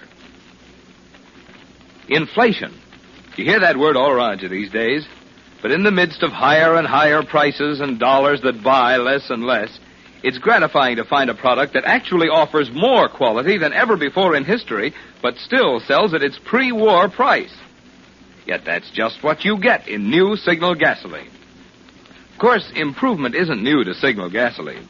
Since that day 14 years ago, when Signal Oil Company introduced the first guaranteed anti-knock gasoline at no extra price, Signal gasoline has been constantly improved to give you the benefit of every latest development in the automotive and petroleum industry. But today's Signal gasoline, in which the atoms in gasoline molecules have actually been rearranged to create amazing new power, is so superior to pre-war gasolines, it's really a completely new type super fuel. To discover what thrilling performance there's still left in your car, try just one tankful of new Signal gasoline. When you step on the accelerator, you'll know why Signal products, although still young in years, have grown and grown in popularity. Until today, those friendly stations displaying Signal's yellow and black circle sign now serve 7 western states from Canada to Mexico. And now, back to the Whistler.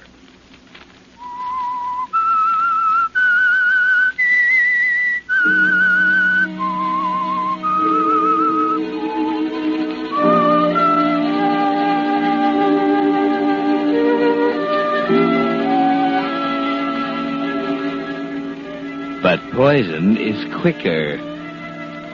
Strange what a book title can do to a man, isn't it, Alfred? Who would think it could be the stepping-off place to murder?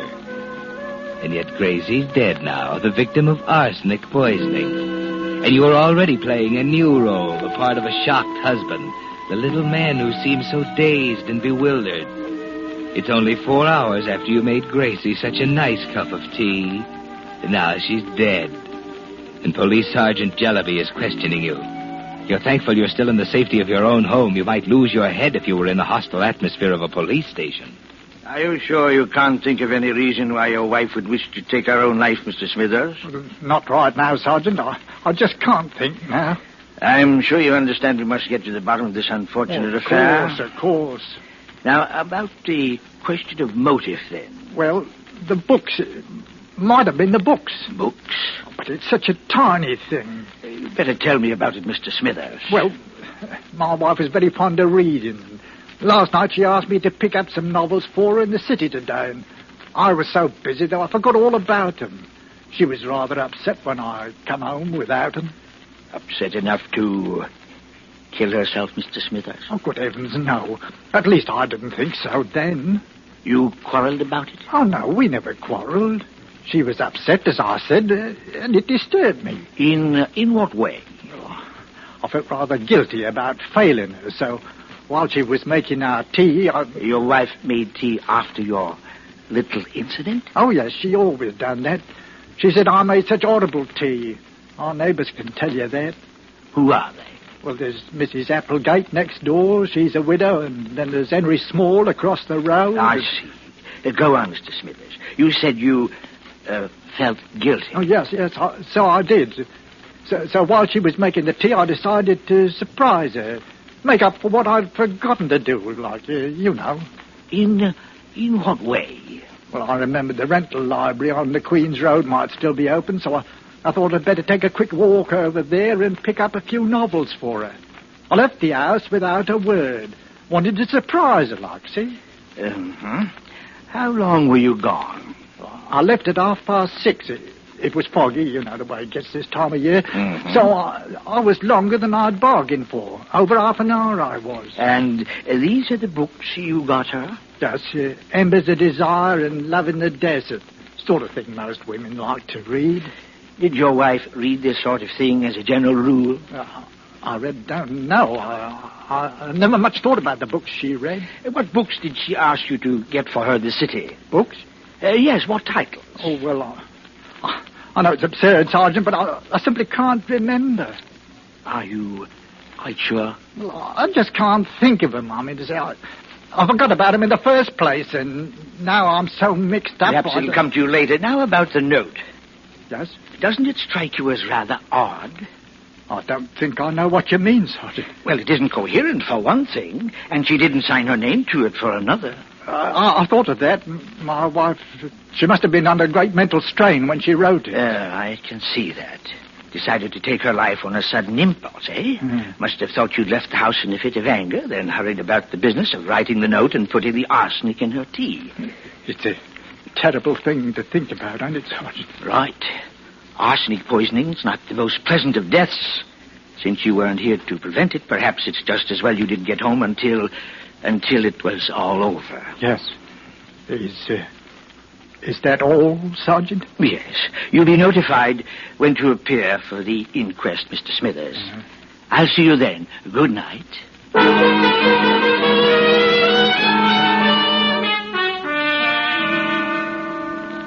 And so you've gotten away with murder, Alfred. Or have you? Is Sergeant Jellyby as stolid and blind as he seems? He certainly didn't seem too sympathetic. Was that merely his official manner, or does he suspect you? And was your trip to the rental library after you'd watched Gracie die as clever an alibi as you thought? You had to lie about the type of novel Gracie read. You deliberately brought home those trashy love stories to ward off any questions about the suicide note.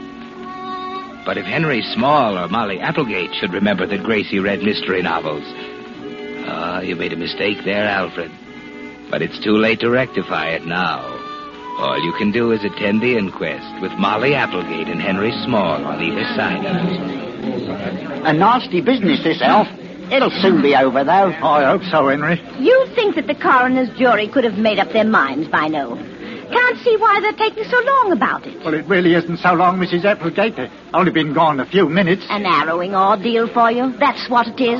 I don't see how you could be so cool up there on the witness stand. The man can't reveal his grief in public, Mrs. Applegate. That he can't. You done yourself proud, Alf. Me, now. The few questions the coroner asked me, they had me shaking like a leaf. Pretty silly if you ask me. How you mean, Molly? The few questions he put to you. Didn't really need to call you as a witness. Same goes for me as far as that goes. I'm sure I could have told a sight more if I'd been asked. Just what do you mean by that, Mrs. Applegate? They're coming back. The jury's coming out. Mrs. Applegate, I'd like to know what you... Now, here's the coroner.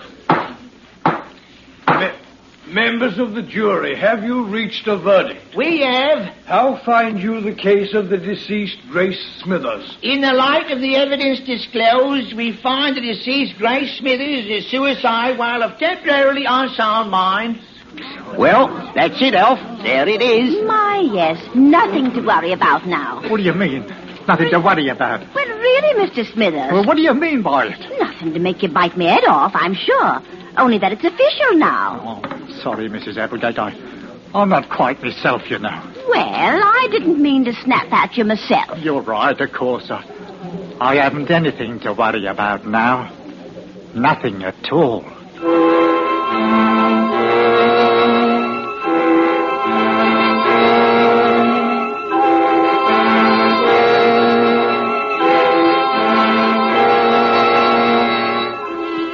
Nothing to worry about, Alfred. Then why is fear so clammy and cold inside you? You've always been afraid of so many things. And now you've actually killed Gracie, you're afraid you'll be found out. That's the greatest fear you've ever known. Murder was so easy, but that was only the beginning. What about Molly Applegate?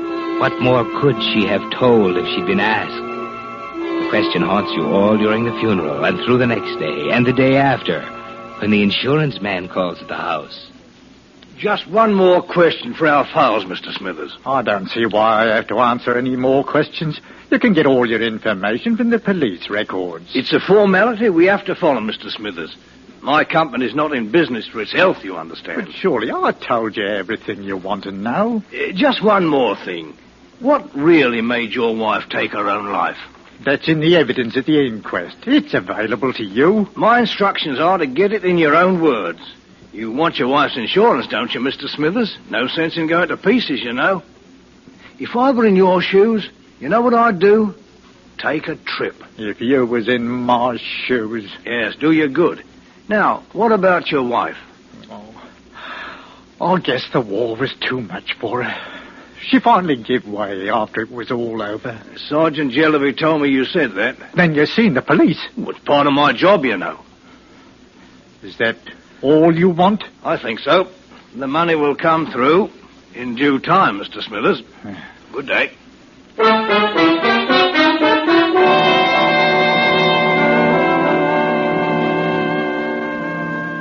Panic won't help you at all, Alfred.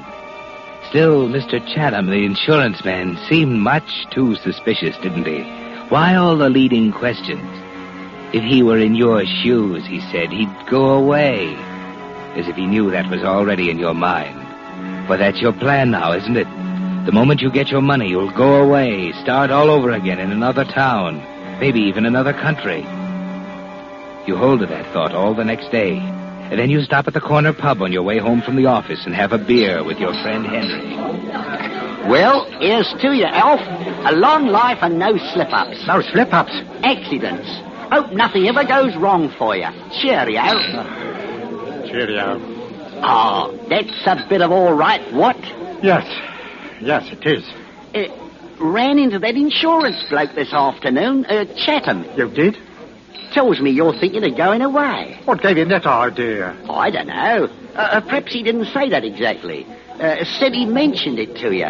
Where are you thinking of going, Elf? Well, I haven't got them. South of France is the spot this time of the year. I haven't even thought about it, Henry. Here, speaking of France, by the way, I read across a rum item in the paper last week. Oh? This French bloke's wife killed herself, see? Suicide. Plain as the nose on your face. Bloke collects the insurance and then skips off. Hops off to Paris and starts blowing in his brass on riotous living, you might say. The gendarmes picked him up like that. Give himself away, he did. He killed her himself. If he'd stayed where he was, nobody'd have been any the wiser. Now, the way I look at it, Elf... Elf, where'd he go? I say there, Peg! Look at your friend, Mr. Small. Well, he was here only a second ago. I was just chinning, not looking at him especially, and he ups and disappears. He walked out while you was talking, Mr. Small. White as a sheet he was, just like he'd seen a ghost.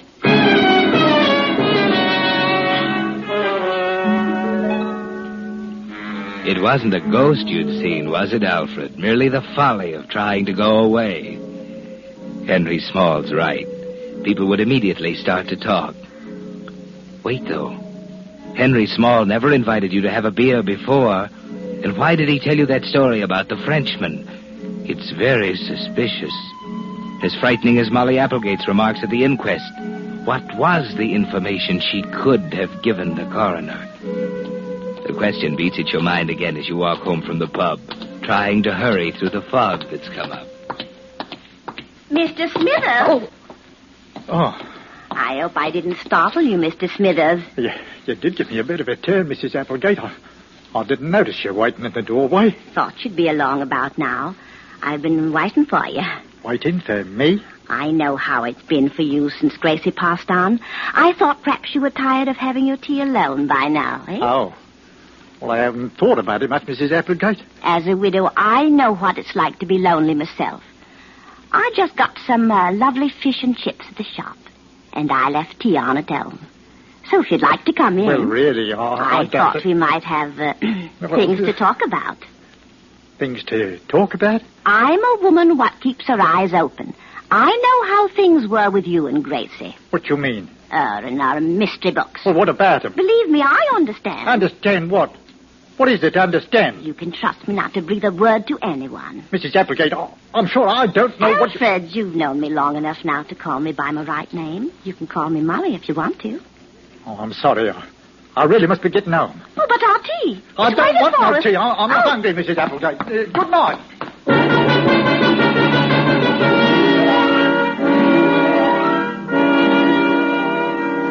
What's happening to you, Alfred? Sergeant Jellaby, Henry Small, the insurance man, Molly Applegate.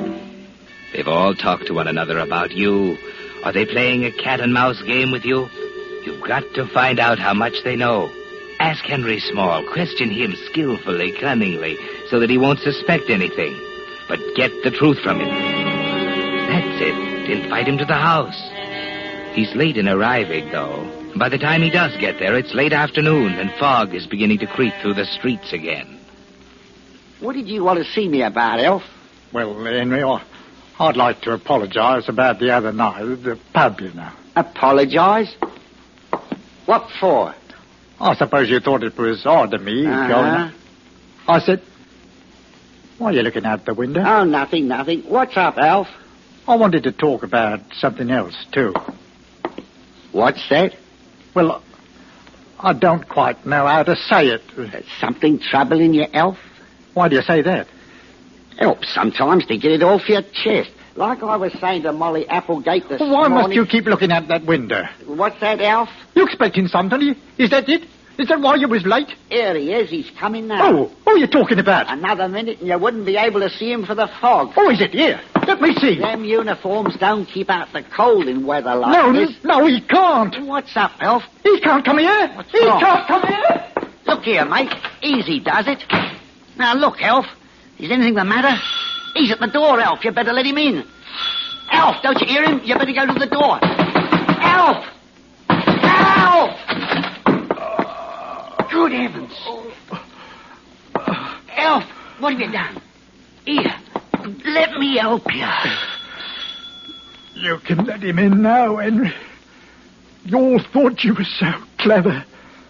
But poison is quicker.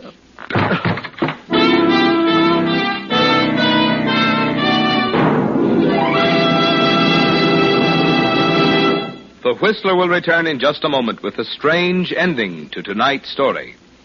Meantime, a word about a sight that's becoming more and more common these cold mornings. Somebody trying to start his car, but no luck. The reason? Another war-weary battery has gone dead. So that this can't happen to your car, I'd like to suggest that you take advantage of your Signal gasoline dealer's complete battery service. At least every 2 weeks, stop in to have him check the water level and remove destructive corrosion from the terminals. If your battery seems run down, your Signal dealer has the latest equipment to tell its exact condition, as well as to give you a thorough recharge job. In the event that you need a new battery, he has top-quality Signal batteries, fully guaranteed for long, trouble-free service.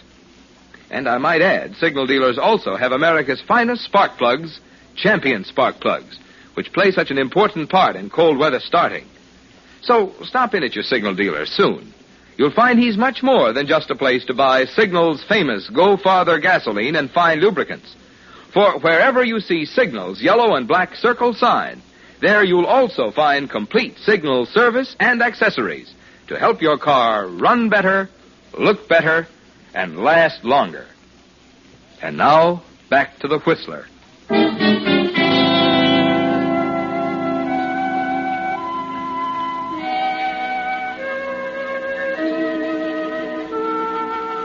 Yes, Alfred, poison is quick enough to kill you while that uniformed figure still rang your doorbell. The cat-and-mouse game is over. The moment you saw his vague form coming up the walk through the fog, you knew that giant paw was descending on you. The police had come for you at last. So now you lie dead in a huddled heap in your little kitchen, while Molly Applegate, aroused by Henry Small's outcry, and Henry talked to the newcomer about you. Terrible, terrible. How soon do you think the police will get here? Sergeant Jellaby ought to be here at any time now. Not that he can do anything. Nobody can now. What made him do it? Well, mate, the minute he saw you, he makes a dash for the kitchen. By the time I realized something was up, it was too late. Oh, poor fella. Seemed to go all to pieces after his wife died. I did what I could for him, too. Stood him a drink the other night. Ran out on me while I was telling him some yarn or the other. I must say I was wrong about him. Wrong? Well, I feel proper ashamed of myself now, but I got the idea she hadn't been a good wife to him. I tried to tell him so. Poor old chum. Ain't it funny how he jumped on the edge the minute I spotted you coming up the walk? Thought you might be bringing me a quid or two on the football pool this week. Instead, you called on old Elf. What gets me, why does he do it just when I'm ringing the bell? What was it you had for him, Mr. Postman? A special delivery letter, registered, from the insurance company. It's the money from his poor wife's policy.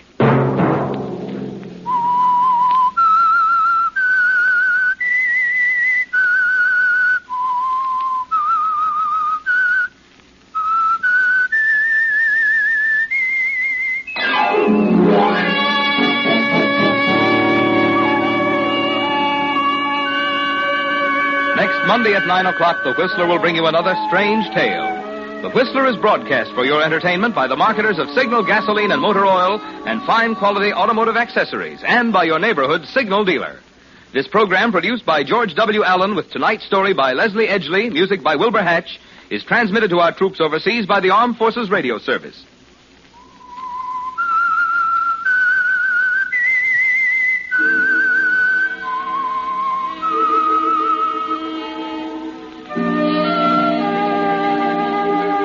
That whistle is your signal for the Signal Oil program, The Whistler.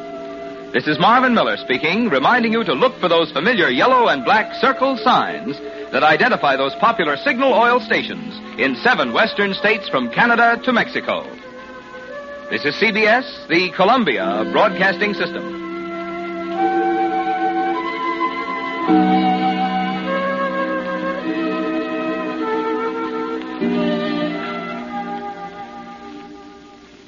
The Signal Oil program, The Whistler.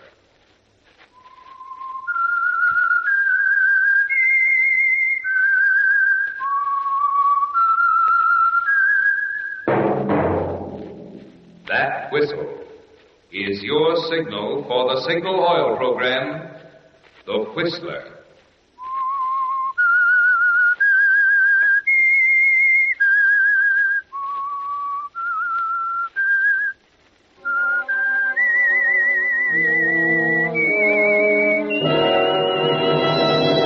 I am the Whistler, and I know many things, for I walk by night.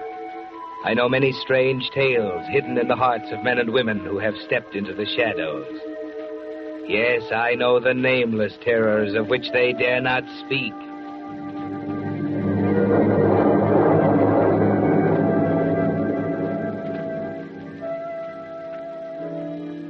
Yes, friends, it's time for the Signal Oil program, The Whistler. Rated by independent research, the most popular program on the West Coast. Remember, let every traffic signal remind you. With new Signal gasoline, you do go farther than ever. Look for the familiar big yellow and black circle sign that identifies those popular Signal service stations in 7 western states from Canada to Mexico. And now, the Whistler's strange story, The Cistern.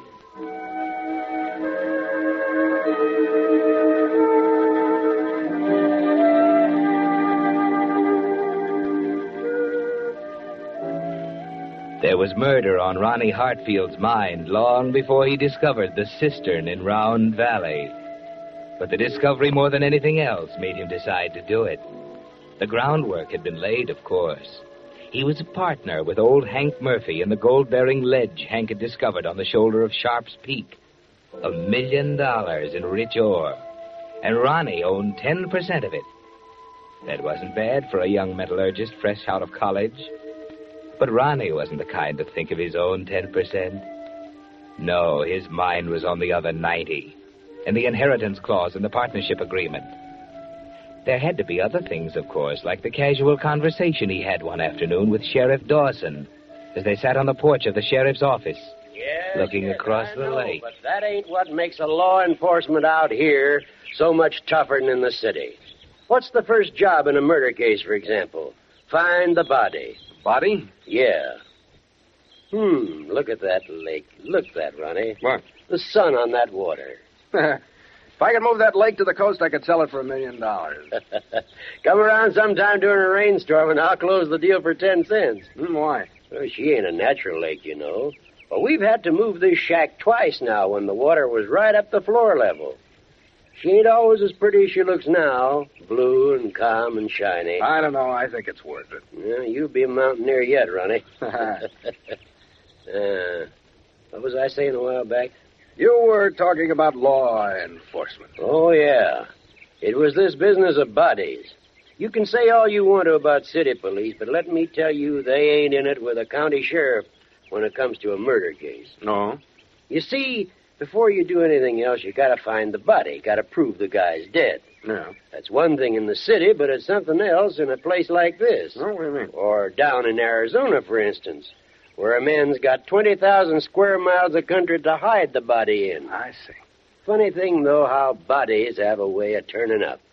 That guy in Arizona I was telling you about. Yeah? 8 years it took us, knowing all the time he done it. You found it, huh? Yeah. The wind uncovered it in a dry gulch 10 miles from town.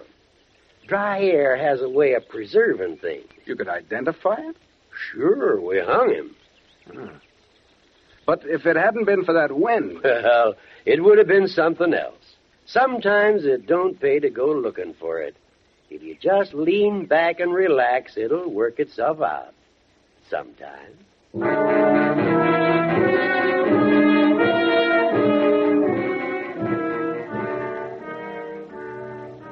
Well, Ronnie, it's odd that the sheriff should have hit upon the subject of bodies. And it's a good thing he couldn't read your mind, because everything he said made you think of the Cistern in Round Valley, with the bare traces of a ruined cabin more than 100 years old nearby. You'd been exhausted the day you found it, after following a 4-point buck down the length of the ridge above and losing him there in the willows. Then, as you fought your way through the brush, your foot suddenly rang hollowly on the cover of the cistern. And there it was, deep and dark, completely lost in the tangled mass of trees. No desert wind there, was there, Ronnie? Once you dropped Hank into the cistern, he'd be there for keeps. Ronnie. Huh? Oh, sorry. You know what, Hank? I think Ronnie's in love. Well, what's the matter? I just been talking to you for 5 minutes, that's all. Oh, I was thinking, I guess. Just like you, Hank. Comes into my store to buy groceries and goes to sleep by the stove. He's thinking about that hole in the ground. What? What's the matter? Marge knows all about the mine. Oh, yeah. You picked yourself a pretty good partner, Ronnie, if that ledge is as good as Hank said it is. Even Stephen. I got myself a good metallurgist, too. What with a stamping mill to be built and all, this ain't no pick and shovel project, you know. Gonna take money. Oh, don't worry about that. We got that all settled, ain't we, Ronnie? Soon as Mr. Coulter sees the plans Ronnie made up. Who's Mr. Coulter? Oh, fella down the city, old friend of mine. I'm going down below to see him next week. Alone? Yeah. Ronnie thinks he better stay around and look after things. Aha. What's the matter? Don't know about Hank alone in the city with all them saloons. Oh, go on, Marge. Well, last time Hank went down for a weekend, nobody saw hide nor hair of him for 6 months. If we didn't know him better, we would have thought he was dead. Oh, my. Better keep a close tab on him, Ronnie. You're right. I'd better.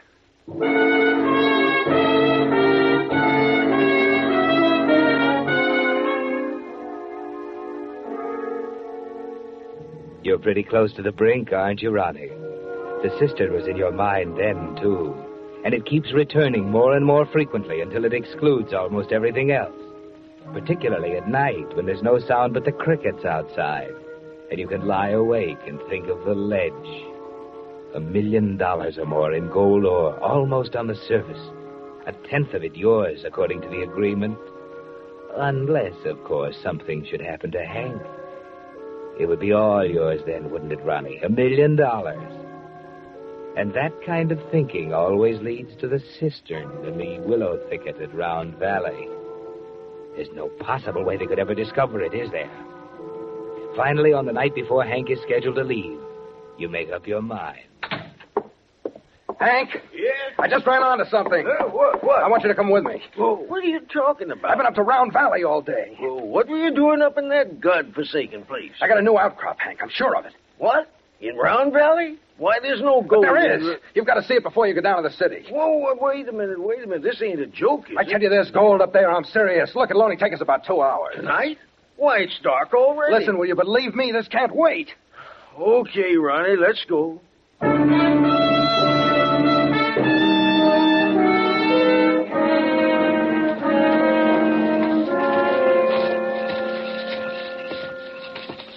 Hold the light up, Ronnie. I can't see where I'm going. It's not much farther. Why didn't we come up the other ridge? I don't see no sense in cutting across this infernal willow thicket. Wait up, will you? Over this way. Where are you? Can't you see the light? No. Went out or something. Ouch. Oh, these darn trees. I can't see a thing, Ronnie. Oh, doggone it. Where's the light, Ronnie? I can't keep my feet in this brush. Ronnie, where are you? Ronnie! Ronnie! Here I am, Hank. Oh, you... You scared me. Here's the light, Hank. Huh? Thanks. Oh! Now, the cistern.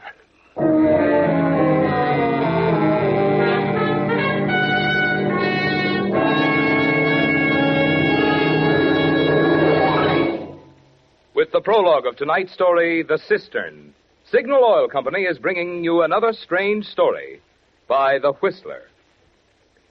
There's an old Hindu fable about the blind men and the elephant. Being unable to see an elephant, these blind men decided to feel one to determine what an elephant is like. Well, the first blind man, happening to grasp the elephant's ear, promptly exclaimed, "Why, an elephant is like a large leaf." But the second blind man, wrapping his arms around one of the elephant's huge legs, protested, "Oh, no, an elephant is like a tree trunk."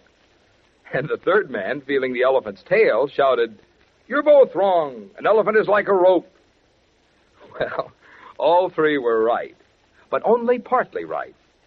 And I'm always reminded of this story when I hear a motorist say, "Signal gasoline is outstanding for quicker starting." Or another say, "Signal is tops for faster pickup." Or a third say, "New Signal has higher anti-knock." Now, all three are right, but only partly right. For in New Signal, you get all three advantages: quicker starting, faster pickup, and higher anti-knock. But in addition, there's a bonus of extra mileage. For because of the amazing power in Signal's new super fuel that helps you get this greater efficiency, this extra performance from your motor, you actually go farther than ever with New Signal gasoline. And now, back to the Whistler.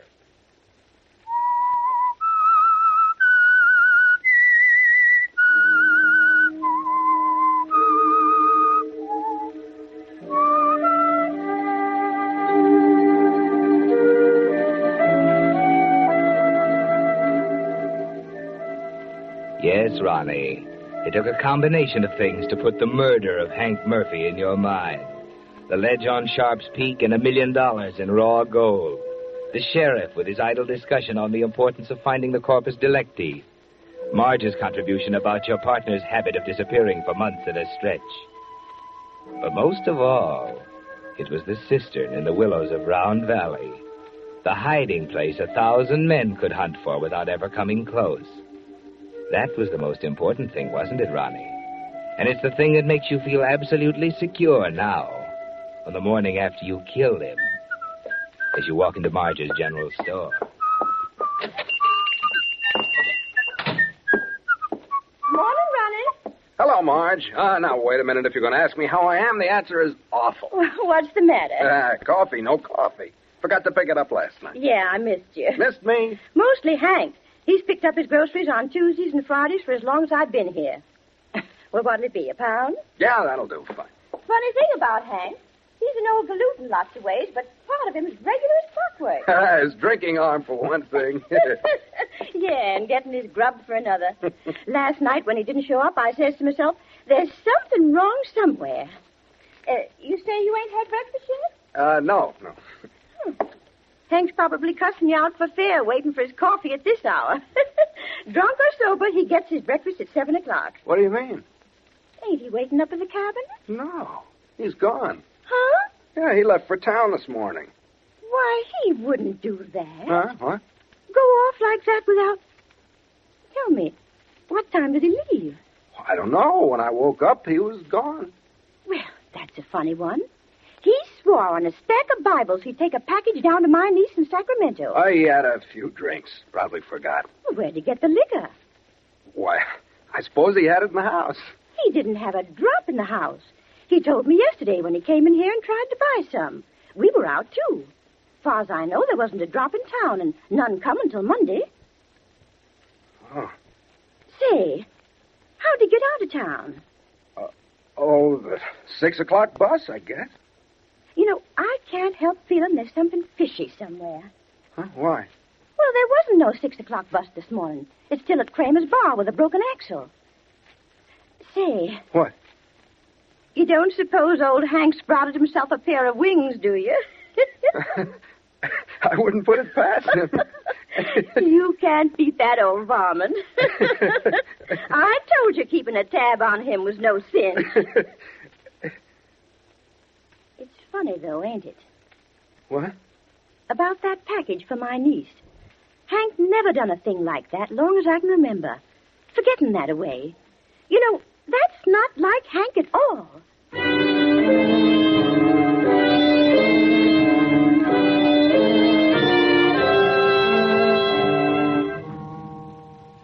Well, Ronnie, you're not whistling now as you cross the street to the bank. You keep telling yourself that Marge is an old busybody, that the rest of the town will chuckle over Hank's unceremonious departure. There's a forced self-assurance about you as you walk up to Mr. Jenkins at the teller's window. Hello, Mr. Jenkins. Hi, Ronnie. What can I do for you this morning? How about $20? Okay. All right. There you are. 10, 15, and 5 is 20. Say, what about Hank? Huh? Ain't he supposed to leave today? Oh, he left this morning. Hmm? Yeah. That's funny. What's the matter? What do you use for money? Why, he had the money. No, he didn't. He come in here yesterday afternoon after 3 and told me he didn't have a dime. Wanted me to open up so he could draw $200 for the trip. Well, what do you know about that? He didn't pick it up either. Pick it up? I got it from him just before closing and left it at the express office. Now, ain't that something? He couldn't have gone down without money. Maybe that's why he borrowed $100 from me. Huh? That's why I came in this morning. He took all I had. Now, wait a minute, Ronnie. Are you kidding me? No, why? Hank never borrowed a dime in his life. It's kind of a legend with him. Oh, I suppose since I'm his partner... Not Hank. Well, he didn't have much choice leaving this morning. I told him the money'd be waiting at the express office. Ain't that one for the book? Never heard tell of Hank borrowing. Just not like him, that's all.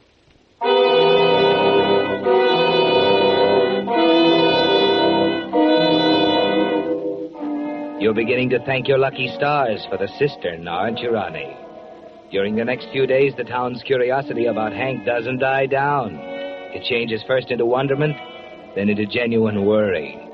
There's a feeling in the air that something is wrong. It hangs over the town like a cloud. And as the days go by, you begin to notice the conversation suddenly hushed as you approach, the penetrating, curious glances, the feeling of terrible doubt. Then, just a week after Hank's disappearance, you come home to the cabin to find the sheriff waiting for you. Oh? Hello, Ronnie. Oh, hello, Sheriff. What do you want? Just dropped by to say hello. Getting a mite worried about Hank. Yeah, so am I. Are you? What do you mean? Nothing. Curious, ain't it, how a man can get out of town without transportation or money? He had money. Maybe. And maybe he could have got liquored up without liquor, too. I don't know where he got that. Kind of jumpy, ain't you? Well, I'm getting sick of this talk, all this insinuation behind my back. Nobody's insinuating, Ronnie. We're just a mite worried, that's all. I tell you, he's probably in San Francisco right now. That's just it, he ain't. Just picked up this wire from the telegraph office. Take a look. Huh? Been expecting Murphy for a week. Where is he? Colder. Whoa. He's probably in some bar down there. No.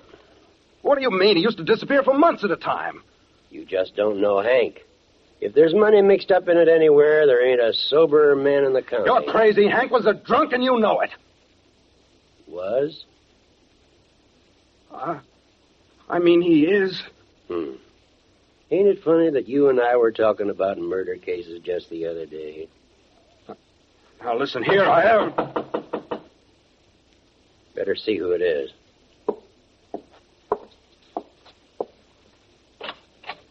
Hank Murphy live here?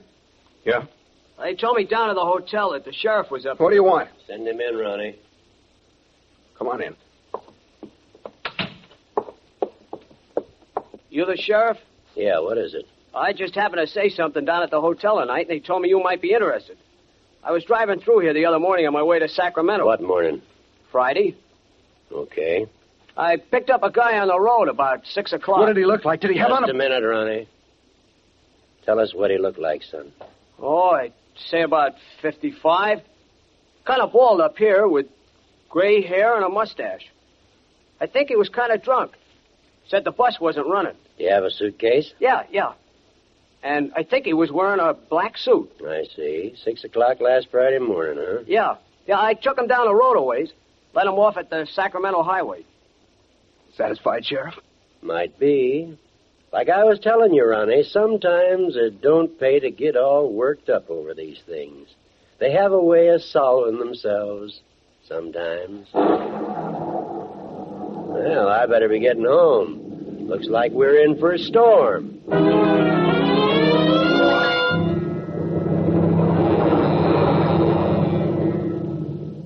You have a lot of time to think during the next few days, haven't you, Ronnie? With the storm pounding around your ears, forcing you to keep close to the cabin.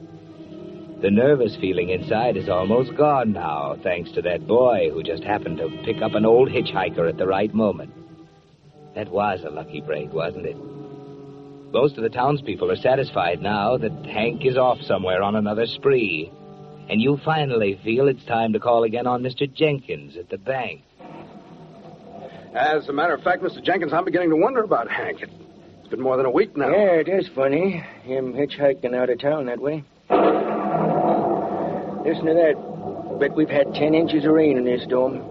Lake level's up 12 feet. Wouldn't surprise me if the sheriff had to move his office again. And now, let's see, you wanted to look over the agreement between you and Hank. Yes, you see, there's a lot to be done before winter sets in. We ought to settle that business with Mr. Calder, get our materials up to the site. And you're wondering if you can go ahead. Yeah. Looks as if Hank's in the driver's seat. Long as he's alive, anyway. Of course, in case of his death, you'll take over. I didn't mean that. All I meant was we're losing a lot of time. Sure. I know you didn't mean that. Well, guess you gotta wait till Hank shows up, Ronnie. And put this away now. Getting kind of tired of looking at it. Sheriff was just in an hour ago asking the same question. What? Yeah. He wanted to know about the 10% and the 90% and who got what, when, who died. He got no right to stick his nose in my business. Funny about the sheriff. Seems to think this is his business now. Maybe you better go see him. That's a good idea.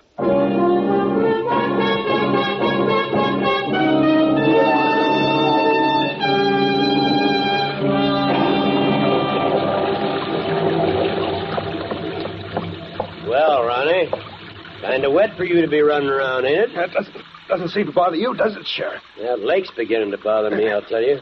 Look at her down there, 20 feet away. That's not what I'm talking about. Well, sit down on the porch here and tell me what's eating you. Let's go inside. Nothing doing. I want to keep an eye on that lake. Now, what's the matter? When are you going to admit you're wrong? About Hank? Yes. Well, I'll likely admit I'm wrong on the day that Hank walks up to this porch like he used to and says, "Howdy, Sheriff. Have a cigar." Trouble is, that ain't never going to happen. So I reckon I ain't never going to admit I'm wrong. That answer your question? He left town. Didn't that kid satisfy you? No. Could have been someone else. Who? Don't know. Too bad no one had a picture, Hank. Don't you see what you're doing with your stupid guessing? They all think I killed him. Well, what? They're right, ain't they? They're wrong, I tell you. He was gone when I Now, woke... wait a minute, Ronnie. Hank was nothing more than a hunk of clockwork. He never went off his schedule. You just didn't know him well enough. That's why I know you killed him, Ronnie. I know why, and I think I know how.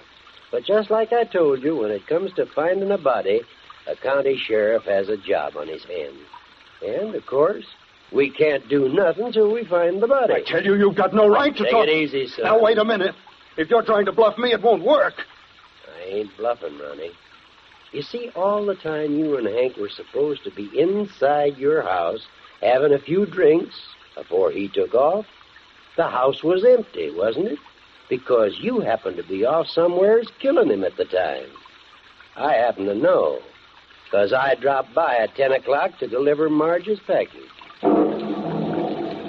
Don't worry, though. I can't do nothing until I find the body, and like I told you, that takes time. Oh, no. 8 years, that time in Arizona, but we got him the day after that windstorm. County sheriffs just got to have patience, you know. Matter, Ronnie? Nothing. You're white as a sheet. What you looking at? It's nothing, I tell you. You sick? It's all right. Oh, it's all wrong. Something's haywire somewhere. What are you staring at? Good Lord. Why, it's... Do you see it, too? In the water. The edge of the lake.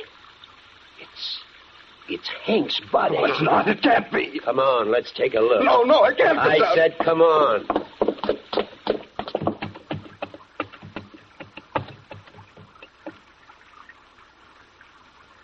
Well, Ronnie? It is Hank.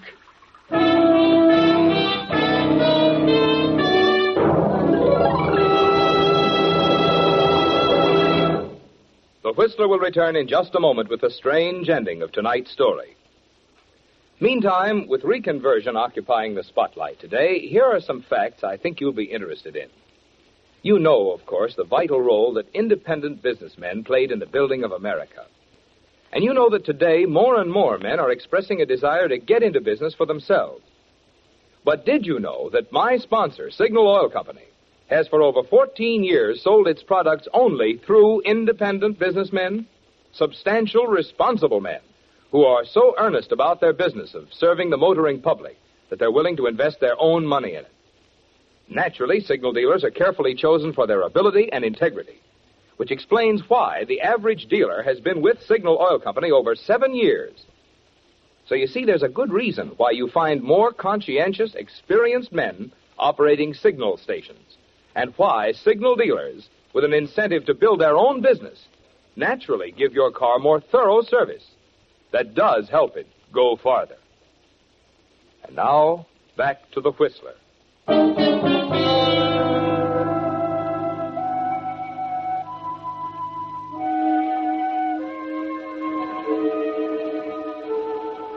It's too much, isn't it, Ronnie? Too much after the tension of the past week to look down at Hank's body floating at the edge of the lake right under the rail of the sheriff's porch. Everything breaks loose at once. You're jabbering like an idiot, telling the sheriff it's impossible. Oh, don't lie to me. You found him, didn't you? You found him and brought him here. It was a plot, wasn't it? Wait a minute, Ronnie. Well, why did you have to drag it out? You knew it all the time. You just wanted to talk to me. Shut up. Listen, I don't have... Shut up. That's better. Now, what in thunder are you talking about? Somebody brought him here. I put him in the cistern. Cistern? In Round Valley in the Willows. Cistern in Round Valley? There ain't no such thing. Yes, there is, in the willow thicket that runs along the bottom. Wait a minute. Did it have a square wooden cover on it? Yeah. Huh. What's that mean? Looks like you sent Hank back to us special delivery, Ronnie. What? It was dry, of course, until this rainstorm. It was dry when you put him in it, wasn't it? Yeah. You see, it ain't a cistern, Ronnie. It's an underground water flume. What? A water flume. Carries the water underground from the upper lake to this one. When she overflowed up above, the water just picked up Hank and delivered him right to my door. Like I said, Ronnie, sometimes it just don't pay a county sheriff to get all excited and go running over the hills. It pays to just lean back and wait sometimes.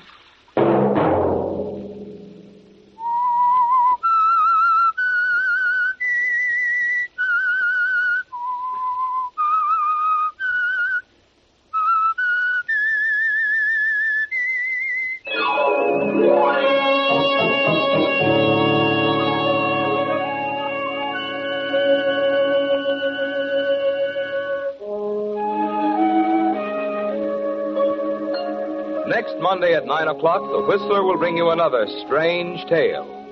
The Whistler is broadcast for your entertainment by the marketers of Signal gasoline and motor oil and fine quality automotive accessories, and by your neighborhood Signal dealer. This program, produced by George W. Allen, with tonight's story by Harold Swanton, music by Wilbur Hatch, is transmitted to our troops overseas by the Armed Forces Radio Service.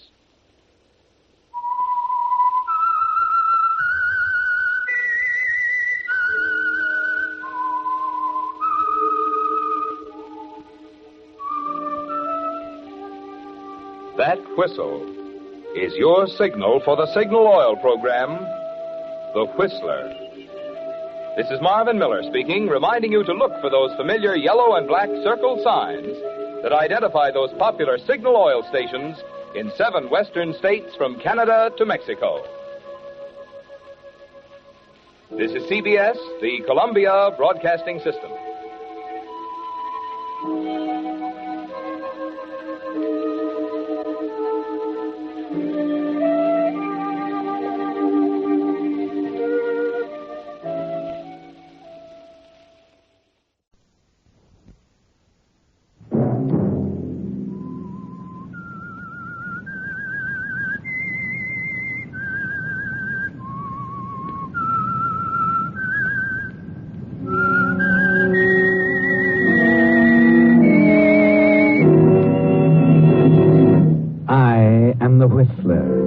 I know many things, for I walk by night.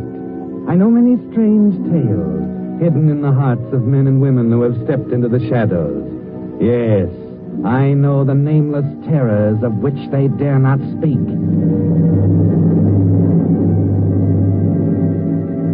Yes, it's time for another strange tale by The Whistler. Tonight, Lucky Night.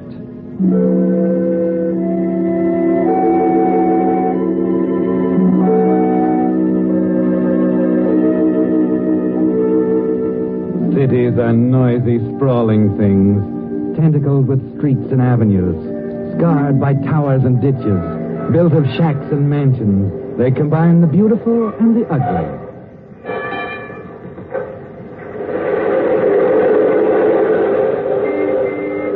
And the people of the cities are as diverse and varied as the buildings, rich and poor, educated and ignorant, the hurrying, scuffling, pushing mob that makes a city live. They are the principals in a million stories enacted every day in the city's streets and its buildings. Here, for example, is the beginning of one. A man running down a street in the cheap section of the city just after nightfall. He darts across a narrow street without looking, comes to the intersection of a street and alley just as a car turns the corner.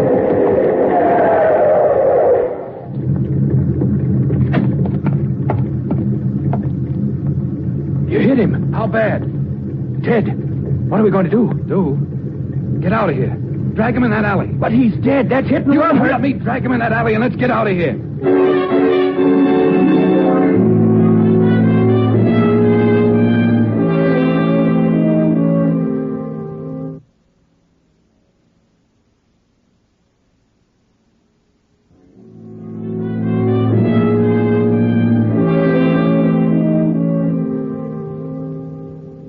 Yes, the man lying dead in the alley marked the beginning of a story. A very important story to Mr. and Mrs. Craik, Albert and Carolyn. Two lovely people who run a boarding house a few blocks away. It's a vital story to them because it involves money. And anything that involves money is more important than life itself to Mr. and Mrs. Craik. We've got to go up and see Mr. Sedgwick right this minute.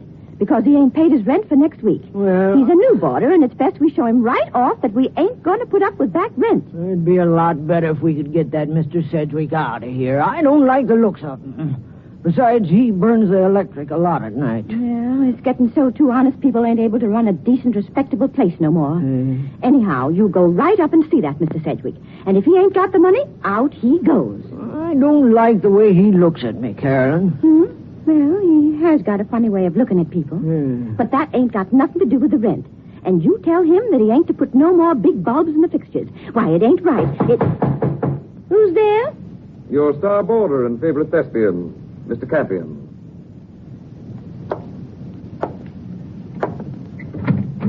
Good evening, Albert.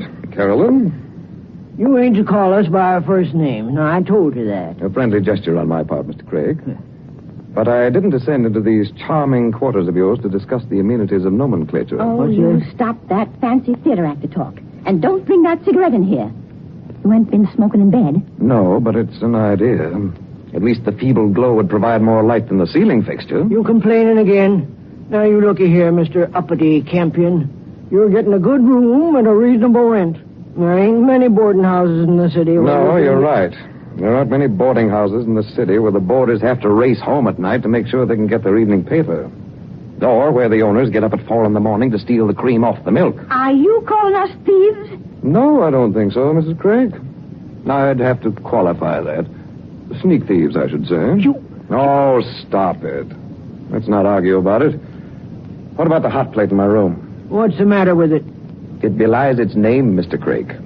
It's no longer a hot plate. It has become a refrigerator. You broke it. In the passage of time, sweet Carolyn, mechanical and electrical appliances get out of order. But we can't get parts, Mr. Campion. All right. Let's go to something else. The bedspread, for example. What's the matter with it? It has become one of the most exciting games I've ever played. To find a spot on the spread free from holes. Yeah. It embarrasses me when I have guests. We can't afford a new one, Mr. Campion. Well, we shall forget about the bedspread and take up the subject of the ceiling fixture. That ain't broke. Well, not exactly, but it certainly is eccentric. It goes on and off, Mr. Craig, like a lighthouse. No human hands touch it, yet it flashes ambitiously and energetically. You keep finding fault with everything. Oh, I'm not alone, friend Craig. I'm not alone. I heard Miss Waverly complaining earlier tonight about her sink. It's her fault. She combs her hair over it, and the hair falls in and blocks the drain. Yeah. I give up.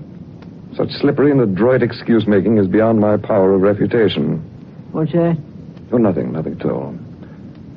Now that I have registered my complaint, I shall retire to the damp chill of the crypt I occupy, and for which I pay $68 a month. If you don't like it, you can get out. That, Mrs. Craik, is a line which becomes you well. Good night. Young puppy, for 2 cents I'd... Such extravagance. And from you of all people, Albert. Good night. Well, Albert, as soon as we can, we'll put him out. No, Carolyn. It might be hard to rent that room. And he does pay regular. Well... Oh, yes, Mr. Sedgwick. Huh? Yes. You go right up there and get the money from Mr. Sedgwick. Well, now, Carolyn, maybe he'll bring it down. The night ain't over yet. You're scared of him. I don't like the way he looks at me. We'll both go. All right.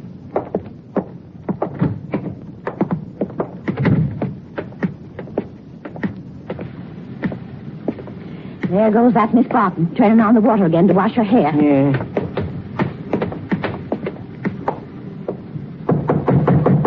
Miss Barton, you close off that water good and don't use too much. Yeah, she knows all right. Her being a day behind with her rent.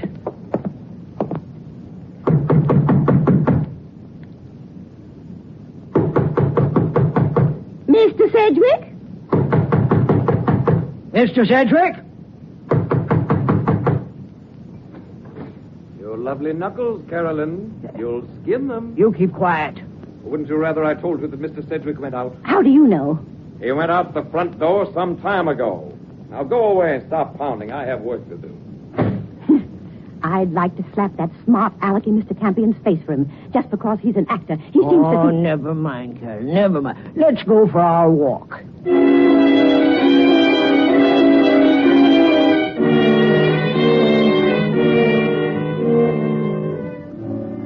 Yes, Mr. and Mrs. Craik, you are a remarkable couple. You do take the cream from the milk, and you do read the newspapers before the boarders get home to save a couple of pennies. And now you go for your walk. Not for exercise, though. It's to save electric light bills. Every night it's the same. Down the same street, past the warehouse, over to the brewery, and along the street running through the wholesale district, until you finally get sleepy and turn homeward.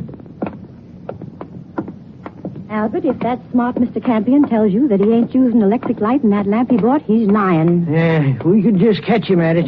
He's got enough light in his room. He don't need no more lamps. Costing us money to put up with him. That's right, Albert. Money. We always got trouble. Wait a minute. That's a man laying there. Drunk, most likely. That's right. Honest people have to slave for their money, and some no good like this drinks it up, and then... I don't smell no liquor. Maybe... I'm going to look closer. Keep away from him, Albert. Maybe it's a trap. He might be a hold-up man. Karen, it's Mr. Sedgwick. It is, look. What's the matter with him? He's dead. Albert! Yeah, looks like maybe he got hit by an auto. What's that? His pocket. It's stuffed with money. And him owing us rent. Look, Karen, look. It's so much. Albert, what do you suppose? Ain't nobody in sight. What are you thinking? Huh? Me? What are you thinking? Nothing. I ain't thinking nothing. Ain't nobody in sight. But it'd be stealing. Ain't nobody in sight. It's so much money. Well, like as not, he come by it bad. I never did like the way he looked. Like one of them gangsters. He wouldn't do no good with it. He owes us rent. It's his kind that spent it on some chorus girl. You and me, we slaved. Albert, are you going to do it, or ain't you? Ain't nobody watching. Ain't nobody saw him before us, either. There wouldn't be any money left. Well? Darling, come on, I got it.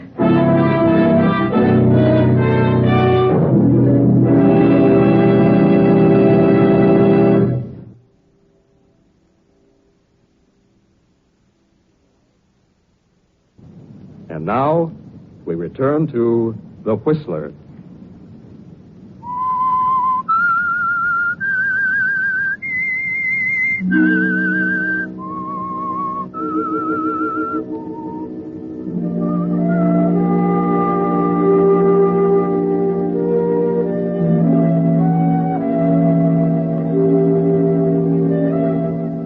So you've taken the money from Mr. Sedgwick, Albert, and Carolyn. But look, isn't someone behind you? Faster. Walk faster. Oh, just a shadow, wasn't it? But you didn't know that, Mr. and Mrs. Craik. That money is heavy in your pocket, isn't it, Albert? Faster now, both of you. Hurry home to hide the money in the mattress. Yes, in the mattress with the rest of your miser's hoard. But faster again. The memory of Mr. Sedgwick lying back there is pursuing you, and you've got to get away. Faster now. Faster.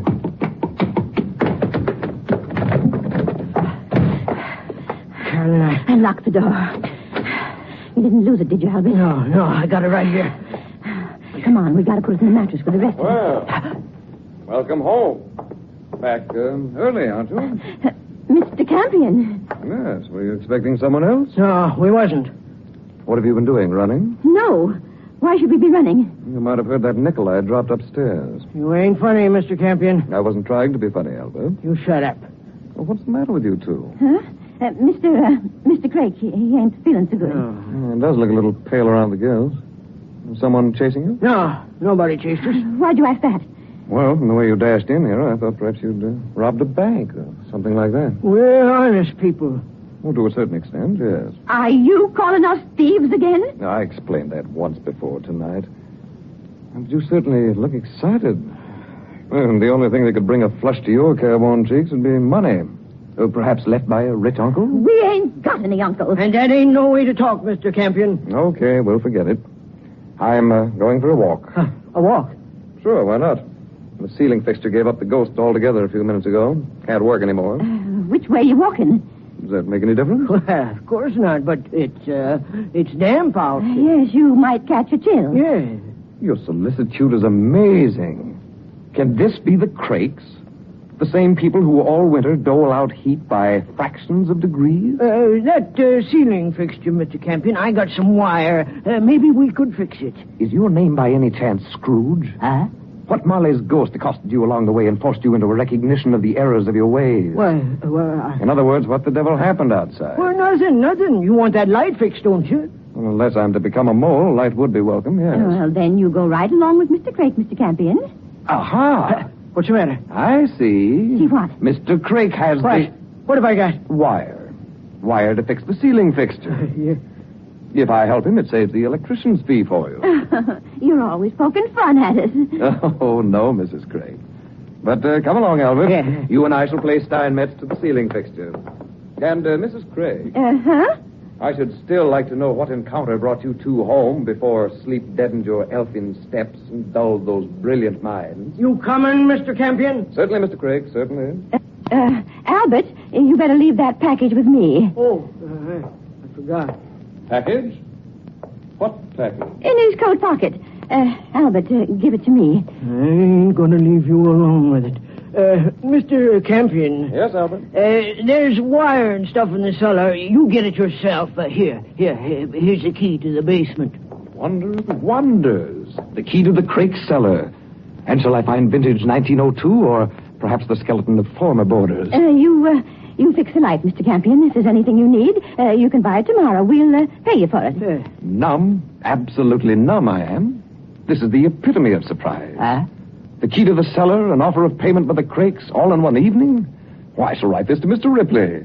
Nay, I shall insist upon another time capsule sunk into the ground to record this event for posterity. You gonna fix it or not? Certainly.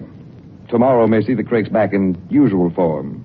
Therefore, tonight I shall gather the golden fruits of whatever occasioned this munificent behavior. Talks like it. You're a fool. You're a fool, Carolyn. You mentioned package, and there ain't none. I want to see how much is there. Well, we could have counted it later. How do I know you wouldn't have took some for yourself? You shut up and come on. We'll count it in our room.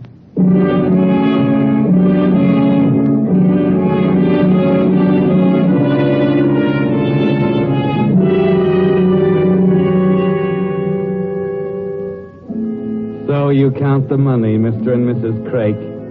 And how much is there? 100? Keep counting. 300? Oh, much more. 500, 7, 1,000. Keep counting. Perspiration is beading your forehead. Your hands are damp, sticky. The bills stick to your fingers. Now you reach 2,000. They're all hundreds. 1, 0, 0 on each one. 2,000, 3, 3,500, and you're not through yet. Keep counting, counting, your breath hot, your eyes glazed with greed. Now you're finished counting. How much? $5,000. And we found it. We just found it. Yes, we went for a walk and we found it. Not so loud. Not so loud. Wake everybody. We're rich. Who's there? Campion, is anything wrong? No. Nothing the matter. But I thought I heard Mrs. Craig. Did you fix the light? Yes, here's the key to the cellar. Put it under the door. Put it under the door. Just shove it under. Okay. But are you sure there's nothing wrong? Oh, no. Just go to bed. I'm going out for a walk. If anyone calls, I'll be back in half an hour. Albert, he can't go. Maybe he'll go the way we did and see him. Did you hear me? Sure. Mr. Campion. Yes? It's awful chilly out. Well, if you'll observe closely, Albert, I'm the possessor of an overcoat. A very serviceable Benny, which I feel... Wouldn't you like a nice cup of tea? I beg your pardon? Well, you like tea, don't you, Mr. Campion? But I don't understand. And tomorrow we'll have a new hot plate for you. Yeah, maybe we can pick up one second-hand. Mr. and Mrs. Craig, take a close look at me. My name is Campion. I've been living here for 6 months, during which time you must have seen that I'm not affluent in any way. I have no influence with the governor. I know no politicians or statesmen. What little money I have, I spend for bare necessities. In short, Albert, Carolyn, why are you spreading this soft soap with such a lavish hand?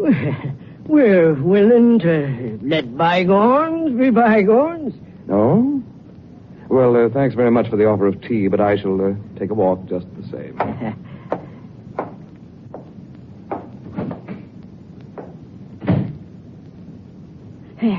He'll go the way we did. I know he will. Oh, forget it. Close the door. And what if he does? All you'll see is that Sedgwick laying in the alley. We didn't kill him. Anybody could see it was an auto that done it. And Campion don't know about the money. Sedgwick was only here 2 days. But we gotta hide it in case. Yeah. In the mattress. With the rest of our money. We ain't got time. What if Mr. Campion does know about the money? What if he sees Mr. Sedgwick and comes back here? We ain't got time to open the mattress and close it again. Then what do we do? Hide it in the fireplace. Yes, until tomorrow morning. Then what? Then what? Let's see. When the bank's open, you go clear over to the other side of town. What? If it's a nice day, you can walk. Change one of the big bills into littler ones. Oh, you're crazy. What good's that going to do? Well, now, let me think. You'll see. Now listen. Then go to another bank and put the littler bills in the bank account. We ain't got none. You can open one. Maybe do the same thing for a week until all the money is out of here. like nobody knows us on the other side of town. Don't you see? Yeah, I see. Well, that's a good idea. And then when we're good and sure nobody else knows about the money, we can take it out of the bank and bring it back here. Well, that's smart. That's pretty smart, Carolyn. I bet even Mr. Smarty Pants Campion couldn't think of nothing like that.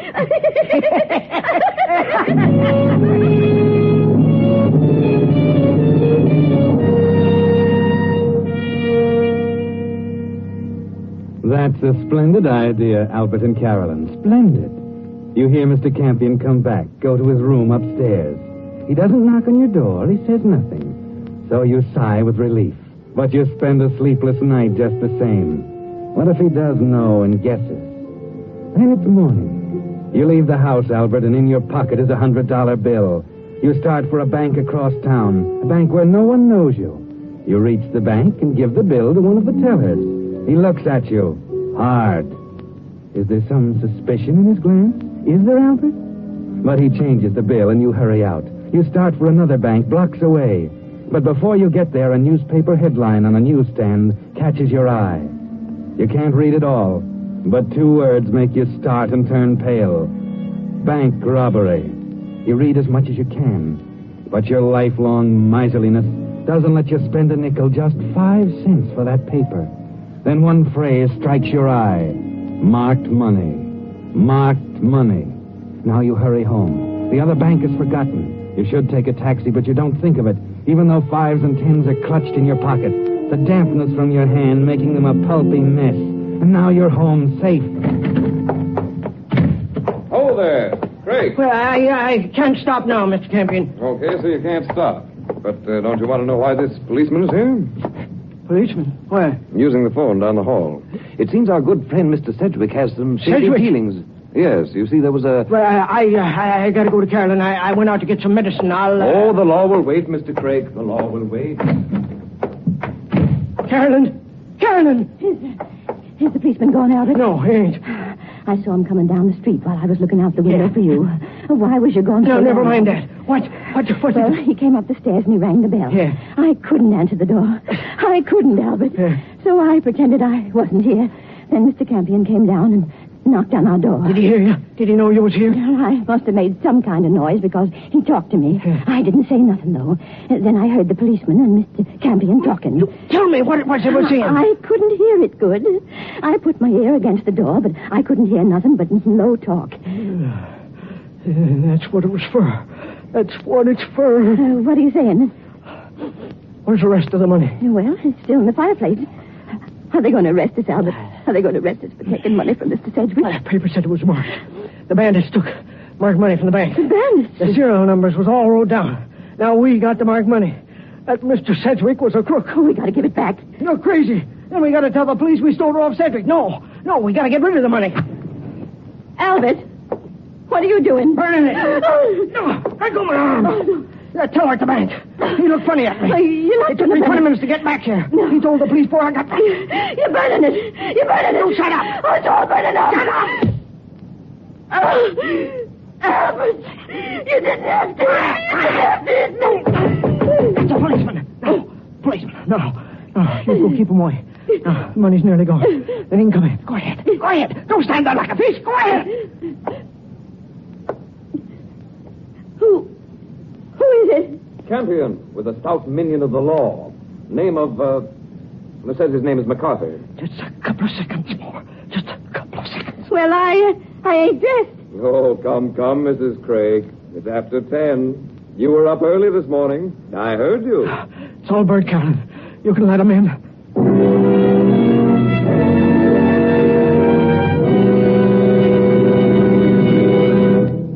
In just a moment, the Whistler will return with the strange ending of tonight's story.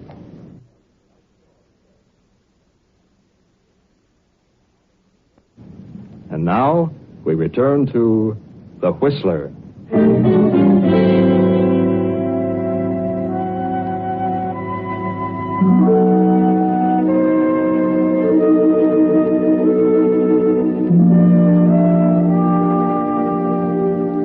Well, Albert and Carolyn, it was just too good to be true, wasn't it?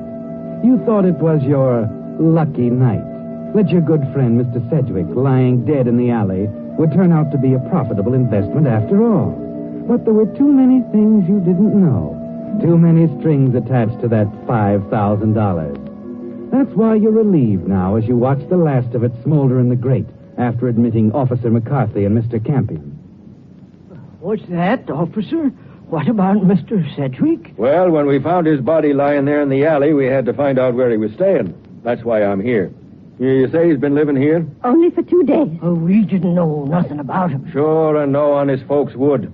Him with a record a yard long and more aliases than you could shake a stick at. Yeah, as soon as I read about the bank robbery, I said to Carolyn, that Sedgwick is the kind of man who looks like a robber. Sedgwick? Robber? That right, McCarthy? Lord, no, Mr. Campion. Small stuff was Sedgwick's line. Sneak thieving.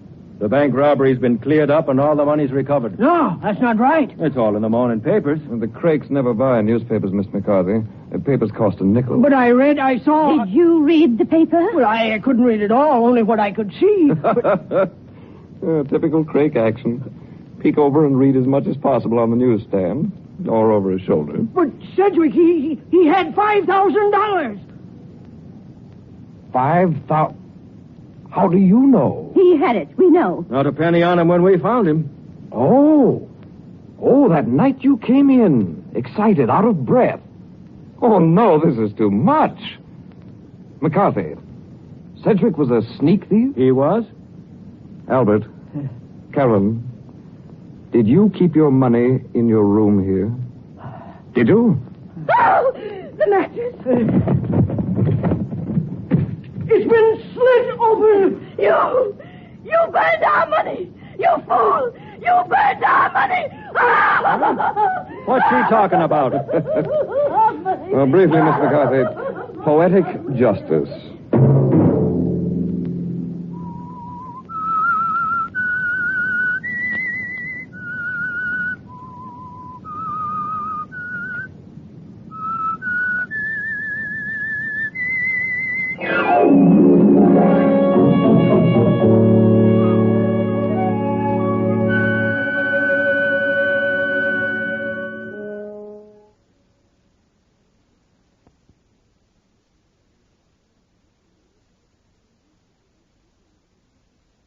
The Signal Oil Program, The Whistler.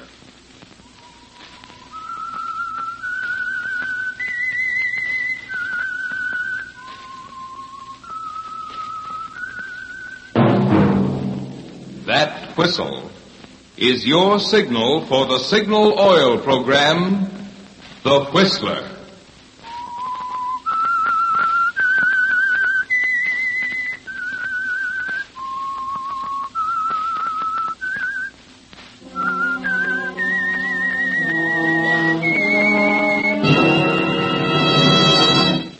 I am the Whistler, and I know many things, for I walk by night.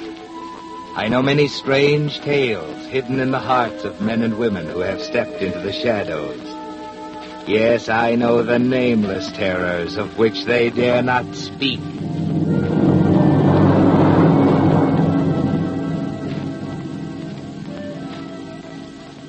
Yes, friends, it's time for the Signal Oil Program, The Whistler.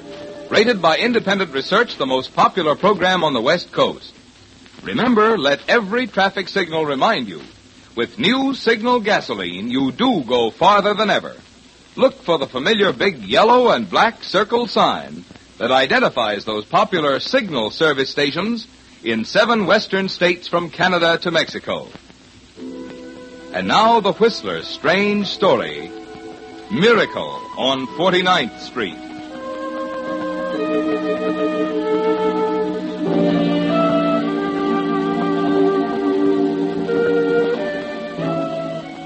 No one knew better than Eddie Steckles that it would take a miracle to save him this time. He'd been up on murder counts before, but this was going to be the toughest one he'd ever faced. The prosecution had drawn all the high cards. His old friend District Attorney Matthews had sworn to get him. And Matthews would never let this one slip through his fingers in a million years. Yes, it would take a miracle. and Eddie was smart enough to recognize it. For it was only by grace of luck and a brilliant lawyer that he was out on bail, with only 2 weeks until the formal indictment. But Eddie wasn't one to give up easily, even when the odds were 1,000,000 to 1 against him.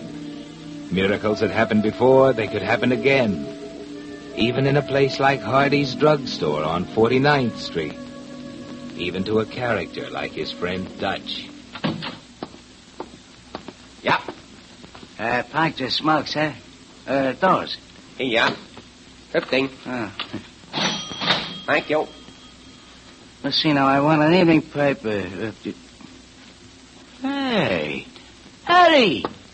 Oh, Eddie, I thought you were tied up with the lawyer. Having a sandwich, eh? I'll have a cup of coffee with you. Hey, Craig. Yeah, want a pass? Cup of coffee, huh? Gosh, Eddie, I saw Brandon yesterday. Sure looks tough. The DA ain't kidding this time. You know, I was telling Brandon that you... What's the matter, Eddie? Did I say something wrong? I'm sorry. Well, you see... I can't. Craig, huh? Here's your coffee. Cream? No, hey, there's a customer waiting over at the drug counter. Oh, I see you. Sorry, Eddie. Always opening my big mouth in front of all the wrong people. You can take off the whiskers now. What? What voice are we using? If I'd have closed my eyes, I'd have sworn it was someone else. What about Brandon, Eddie? He's a good lawyer. There's a way out, you can bet. He'll find it for you. I'm sorry, I don't understand. What's the matter? You ain't trying to kid me, are you? I'm afraid you've made a mistake. You see, my name is Oliver Littlefield. Now, wait a minute. You ain't trying to tell me. Listen, Eddie, I'm Dutch. Remember me, your pal, Dutch Watson? Oh, I'm happy to know you, Mr. Watson. This is rather embarrassing. You see, I am Oliver Littlefield. I don't know Eddie. I don't know you. I've never seen you before. Huh? Wait a minute. Come here. Look at me. Holy cow, you're right.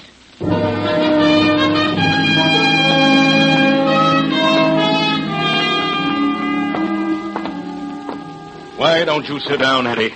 I told you it's all tied up in a hard knot. I couldn't get you out of it if you were the governor. You get 2 weeks, ain't we? Maybe. Why, Brandon, what do you mean, maybe? You're a $50,000 lawyer. So is the DA, Eddie. And he's not playing for peanuts this time. He could recommit you tomorrow if he wanted to. What do you mean? I'm out on bail. Yes, today. Tomorrow you go back in if Mr. Matthews decides he has a case. And I think he has. I'm sorry, Eddie. You're sorry? You shouldn't have shot that cop. Shut up. There's got to be a way.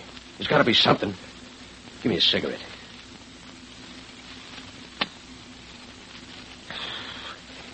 Well, there's always one thing left. Yeah. I can run for it. They'd be waiting for you with open arms in every city from New York to San Francisco. Looking for you on every freight. Pictures in all the post offices. No, you don't need a lawyer, Eddie. You need a miracle. Yeah? Eddie? Yeah. Eddie, you'll never believe it.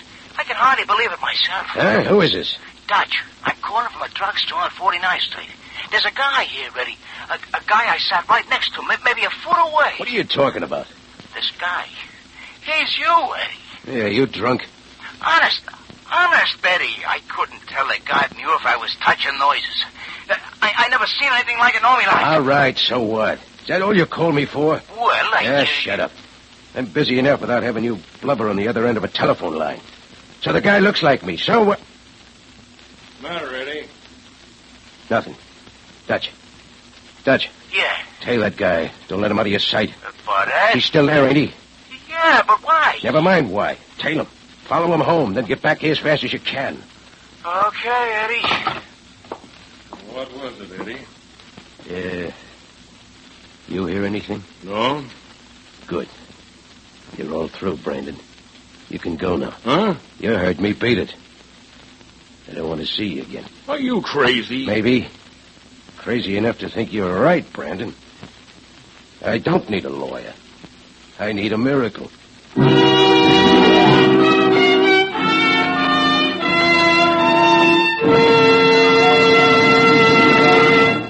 with the prologue of tonight's story, The Miracle on 49th Street, the Signal Oil Company is bringing you another strange story by The Whistler.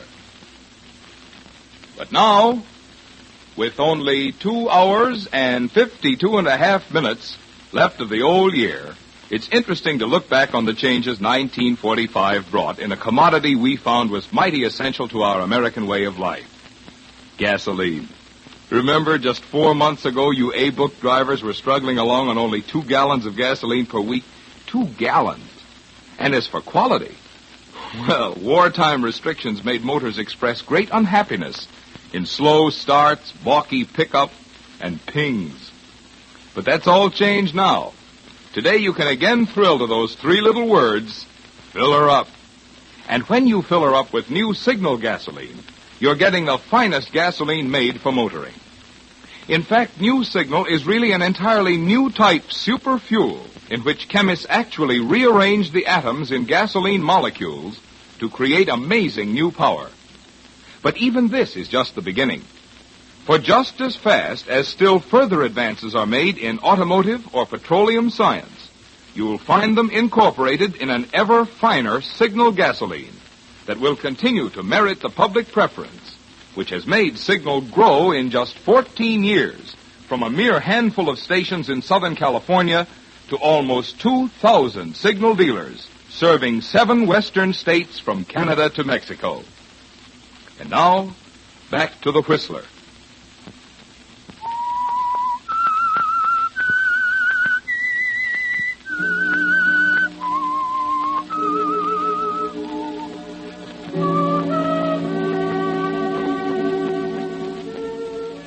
Yes, Eddie, you're right. Your lawyer is no good to you now, with District Attorney Matthews piling up a murder case against you piece by piece like bricks in a wall. What you need is a first-class miracle, like the one Dutch ran into in the drugstore on 49th Street. A miracle in a gray tweed suit, 5 feet 10 inches tall, 165 pounds, sitting up at the counter eating a ham sandwich. Oliver Littlefield is a miracle, isn't he, Eddie? He makes you remember the old wives' tale about there being a duplicate of everyone in the world. It makes you believe it.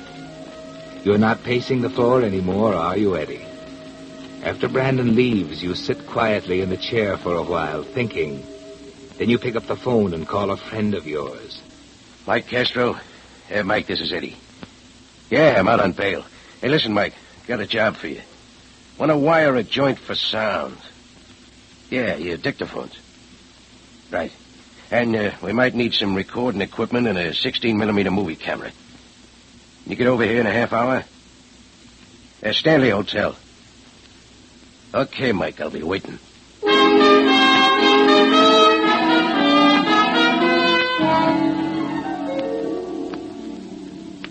That was a cinch, Eddie. He lives in a little house in Wilmot, 40 minutes out of town. You get the address, Dutch? Yeah, 2224A Euclid Avenue. Oliver Littlefield. 2214A Euclid Avenue, Wilmot. What's the matter, Eddie? Oliver Littlefield. I love him like a brother, Mike. I was thinking about it while I was telling him. It's quite a thing, ain't it?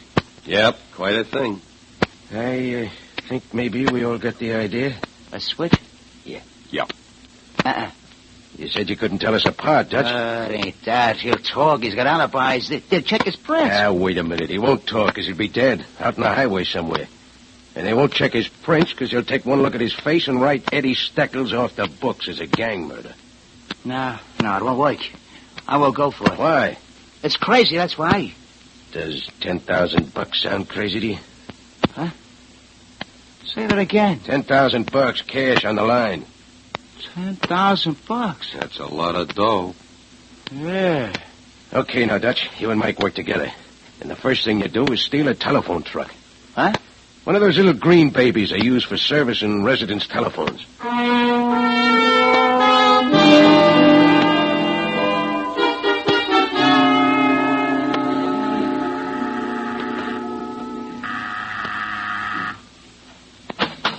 What do you want? How do you do? Are you Mrs. Littlefield? Yes. Telephone company. Came to check the wire. What? Why, I didn't call Part of in the service, madam. Every so often we have to check up. You know, connections get loose, insulation wears out. Well, that's strange. This has never happened before. You don't suppose you could come back a little later, could you? I was just leaving for the afternoon. No, it wouldn't work, ma'am. We have orders, you see. This is 2214A, isn't it? Yes. Perhaps if I called in and explained... No, you'd only get us in trouble. Yeah, trouble. Well, all right then. You can go on in. I'll have to leave you alone here, though. Oh, don't worry about that, ma'am. We'll find everything all right.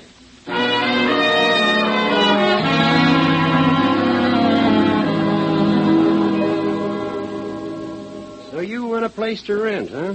Yeah. It's awful tough. Haven't got a thing on my books except a shack over on Acacia Street. $50 a month. It's not worth 50 cents. That the one you advertised? 2225 Acacia? Yeah, that's it.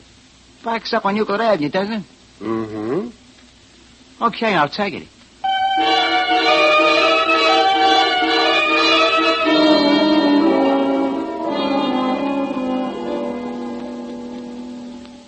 Look, Eddie.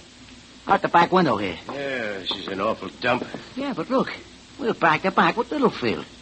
Mike ran the line from under the back porch to the fence and into the back bedroom. He's in there now, setting up that recording machine. Yeah, did you check on Littlefield? Sure, runs a hardware store just off the main drag. No other employees. Takes an hour and a half for lunch and hangs a sign on the door. You know, regular small-town operator.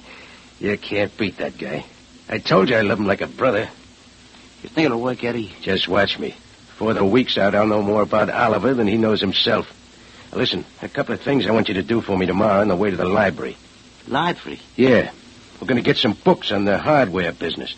On the way, I want you to stop in at the Bradshaw Bureau. Actually, what's that? They put out confidential financial reports. It'll cost you $20, but get one on Littlefield. It'll tell you what his investments are, how much he owes on his house, his earnings, all that kind of stuff. They won't ask questions. Yeah, just tell him he wants to borrow $1,000 from you on a personal note. Now, where's Mike? Oh, this way. Hey, how you like this broken-down joint I rented, huh? It's broken down, all right. How's it, Mike? Working perfect. Close the door, Dutch. Anything been doing? Yeah, they've been going at it. Quite a wife you picked out for yourself, Eddie. Give it a listen. I simply can't understand it. Why in the world you had to close the store for 2 solid hours this afternoon to take 3 gallons of paint out to that Marsden woman? You never make deliveries for your other customers. Why, for all you know, you might have missed a $20 sale. Please don't refer to her as that Marsden woman, Cynthia. Oh, you call her by her first name. I call her Miss Marsden. Well, I don't approve. I'm sorry, Cynthia. Now, put it down a minute, will you? Where are they? They're in the dining room. The microphone's under the table. What happens if they go out of their room? Just a minute. I'll show you. Well, what's he doing? Nothing coming through. Probably standing in the hallway in his bathrobe. It's his old brown bathrobe, Eddie.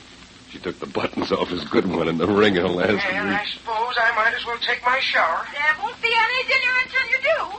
And you'd better take some kerosene to those hands. They're full of green paint. Yes, dear, right away. And don't forget to clean your fingernails. All right, Cynthia, all right. But now what do you do? Watch. We faded out the dining room. Now we turn this dial up. The deuce. Cynthia? Cynthia, where's the soap?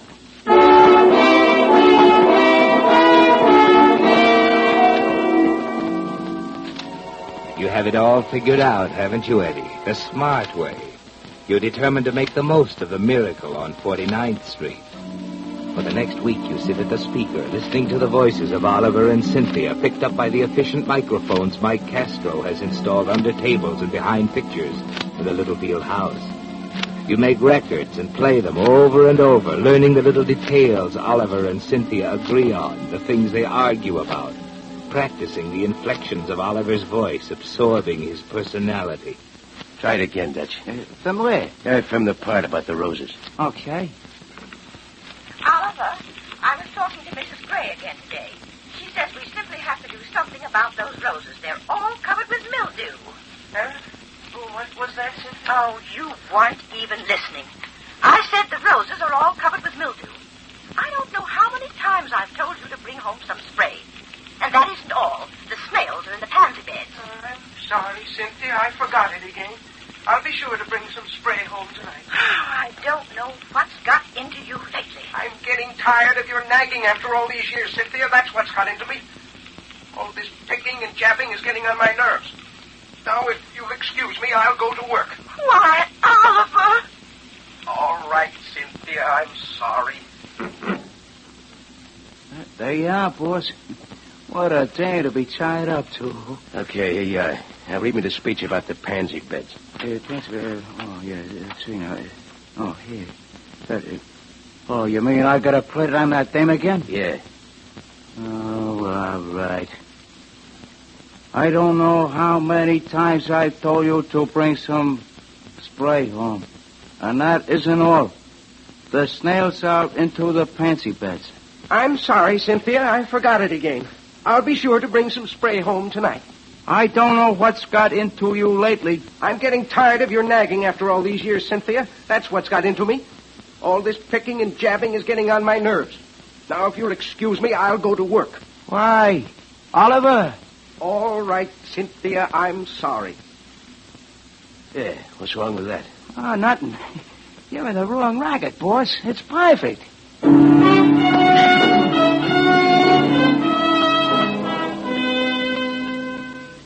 Yes, Eddie, it is perfect. But you don't stop there. At every spare moment, you're studying up on the hardware business, learning the details of Oliver's financial dealings from the confidential reports Dutch brought you. And Mike has been busy, too, with a movie camera, photographing Oliver from an automobile parked across the street from the hardware store, or while he stands innocently on a street corner as Oliver hurries off to lunch. You study the pictures carefully, Eddie, capturing his walk, his nervous little mannerisms. But there's still something missing. You know practically nothing about his friends and neighbors, the people they play bridge with on Thursday nights, the members of Oliver's Lodge, the things you'll have to know about. It worries you, doesn't it, Eddie? And then all of a sudden you get another big break. One afternoon as you're bending over your books, Mike comes into the room. Well, Eddie, I hope you can get by on the records we already made. Why? There ain't going to be no more. What's the matter? Machine breakdown? Cynthia left town last night on the 11:15 train. Going to visit her mother's. Huh? Heard Oliver telling the guy next door. Can't make records if you ain't got no one to talk to. Yeah. Tough break, huh? No, not exactly. Huh? What do you mean? Mike, did anyone except Mrs. Littlefield see you the day you came to repair the phone? No. You sure? Yeah, why? Did you find yourself a camera? A speed graphic like the newspapers use? Now, what's that got to do Could you with... find one? Yeah, sure. Okay, get one. And buy yourself a new suit. What? Tomorrow night, you're going to call on Oliver. You're from Snap, the photo magazine. And you're assigned to do a story on the typical American citizen. The average guy who lives in the suburbs. What he does in his spare time at home, who his friends are, what they do, his hobbies, the clubs he belongs to. You know, regular feature story. And the guy the committee selected as the average citizen is Oliver.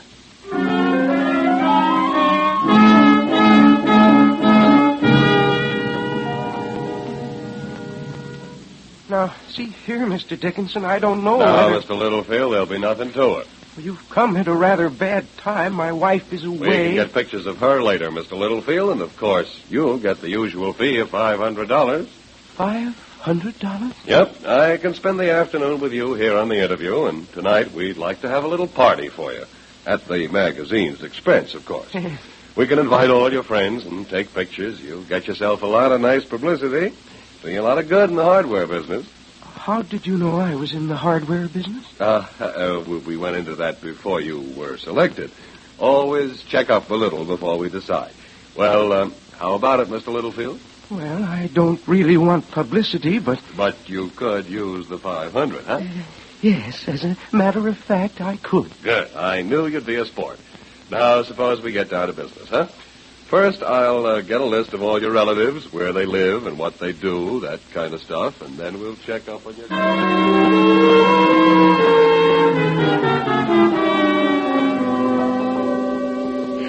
I'm Mrs. Lake. Live down the street a few doors. 2228 Euclid, that is. Known the Littlefields, well, ever since they came here in 1927. Oliver was working for the gross department store in the hardware department, and my husband, Clem, he was in the men's ready-to-wear. My name is Barton, pastor of the Congregational Church. Oliver's been a member for more than 10 years. I'm his Aunt Sarah. I guess when you get right down to it, I'm his only living blood relative.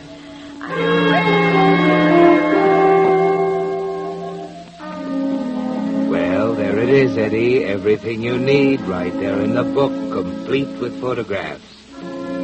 You were right, weren't you? In a matter of 10 days, you've learned more about Oliver Littlefield than he knows himself. And it's none too soon. Eddie! Hey, Eddie! You seen the papers? What's the matter? Look. Eddie Steckles, fugitive from justice. They record your bail. When did this come out? About an hour ago. Yeah, that's okay. Where's Mike? He's coming. Did he give Oliver the $500? No, he stole him off. Said he'd have a check for him tonight. Yeah, the guy's getting smart. Beginning to think for himself. We better get it over with, Eddie. It don't look so good. Huh? But the neighborhood's full of patrol cars. Maybe somebody called a magazine office or something. Yeah, you get the jitters. Uh-huh. When Mike came out of Oliver's house tonight, he says there was a guy standing across the street that he could have swore was a plainclothes dick. Well, forget it. We gotta take a chance. It's tonight or not at all. Call Oliver and tell him we'll be around about 8 o'clock to pay him off.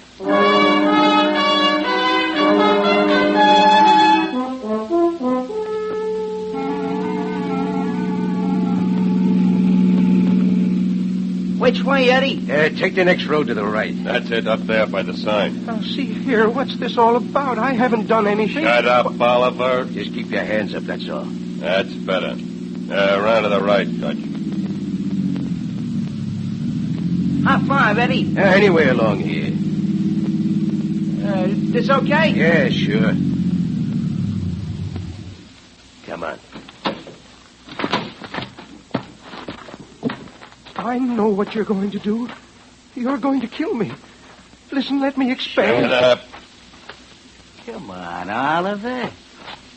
Eddie. Yeah, right behind you. It's all yours, Eddie. No, please don't kill me.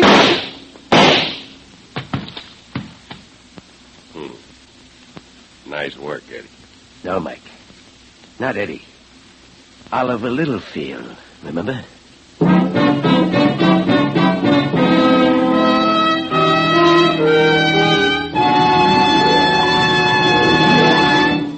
The Whistler will return in just a moment with a strange ending to tonight's story. But first, a word about the 248 people who were killed in auto accidents over the Christmas holiday. Reports already indicate that tonight's total will be even higher. Driving conditions are not good. Cars are old. Many people are at the wheel tonight who should not be. If you don't absolutely have to go out tonight, don't. But if you must drive, take it easy. I know that with new Signal gasoline in your tank, there's great temptation to step on the accelerator. But don't tonight. Keep the speed down. Keep a sharp eye on the other drivers and the pedestrians. You see, your Signal dealer isn't only interested in your business. Because he's your neighbor and your friend, he's also interested in you. That's why he's asked me to bring you this message, so that one of tonight's auto accidents may not mar the Happy New Year, which all of us in the Signal organization hope will be yours. And now, back to the Whistler.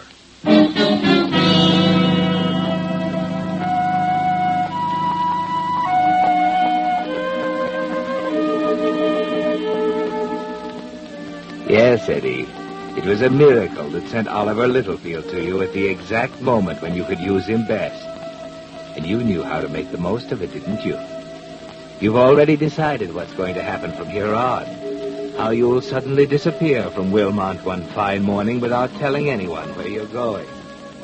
There'll be gossip about Oliver Littlefield finally wearying of his nagging wife. But after a month or so, it'll die down. South America, the Pacific Coast, Canada, there's lots of opportunity, isn't there, Eddie? Plenty of room for the smart ones. You abandon the car, Eddie Steckles' car, on the highway and hitch a ride back to town. Outside of a slight pinch in the shoulders, Oliver's gray tweed suit fits perfectly. Almost as well as your clothes fit him back there in the trees on that side road. It's 11 o'clock when you finally get back to 1214A Euclid Avenue and fit Oliver's key in the lock on the front door. And now there's that light switch. The way over the door. There. Now it. Who are you? Why, Oliver, don't you know me? Oh, I'm sorry. Of course I... Sure, you know me, Oliver. Your wife wanted some work done in the garden. She called. Left. Oh, yes. It was Fred. Yeah, that's right. And there was something else, Oliver. The spading. You didn't know about that, did you? See, here, My name's Bertoli, Oliver. From headquarters. What do you mean? You didn't know about the spading she'd ordered in the back of the yard. Or you wouldn't have buried her there the day before that car. Buried her? Sure. You shouldn't have killed her with arsenic, Oliver. Too easy to find in a post-mortem. Oh. That's it. Put down that gun. Yeah.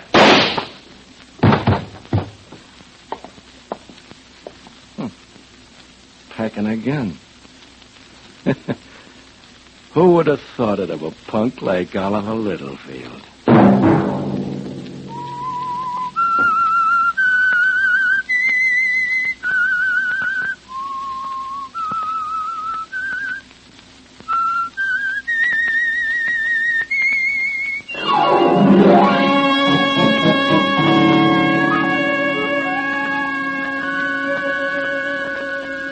Next Monday at 9 o'clock, The Whistler will bring you another strange tale. The Whistler is broadcast for your entertainment by the marketers of Signal gasoline and motor oil and fine quality automotive accessories, and by your neighborhood Signal dealer. This program, produced by George W. Allen with tonight's story by Harold Swanton and Charles Smith, music by Wilbur Hatch, is transmitted to our troops overseas by the Armed Forces Radio Service.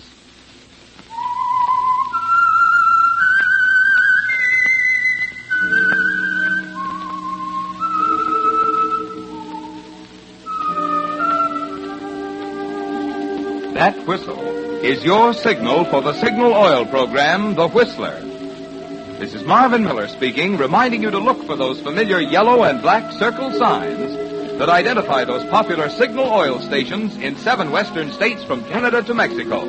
This is CBS, the Columbia Broadcasting System.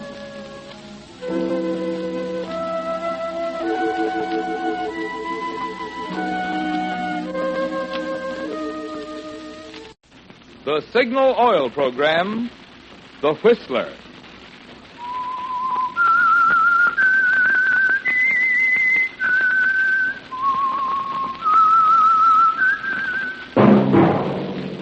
That whistle is your signal for the Signal Oil program, The Whistler.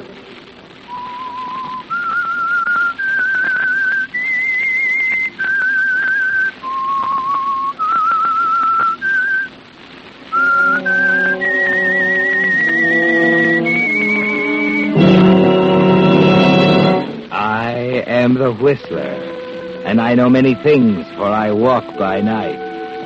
I know many strange tales hidden in the hearts of men and women who have stepped into the shadows. Yes, I know the nameless terrors of which they dare not speak.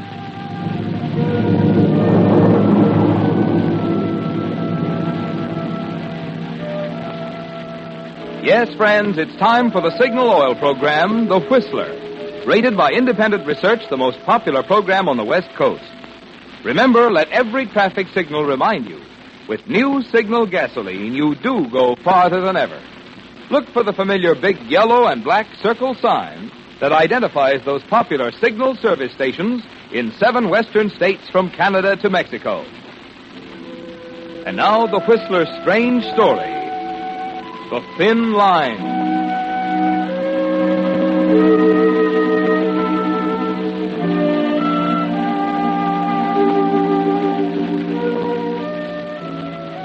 It's a thin line that separates infatuation from hate, so thin and fragile that one can change into the other in a split second. Mark Naylor would agree now that the line is a thin one, if Mark were alive. But he didn't discover it until too late. That was the trouble with Mark. He always discovered things too late. When he discovered that marrying an old woman for her money doesn't lead to happiness, it was too late. When he discovered he was in love with Artist Mayo, her pretty companion, it was too late. It's too late, Mark. There's nothing you can do. Of all the places people go for asthma, she has to pick this dried-up jerkwater town in the desert.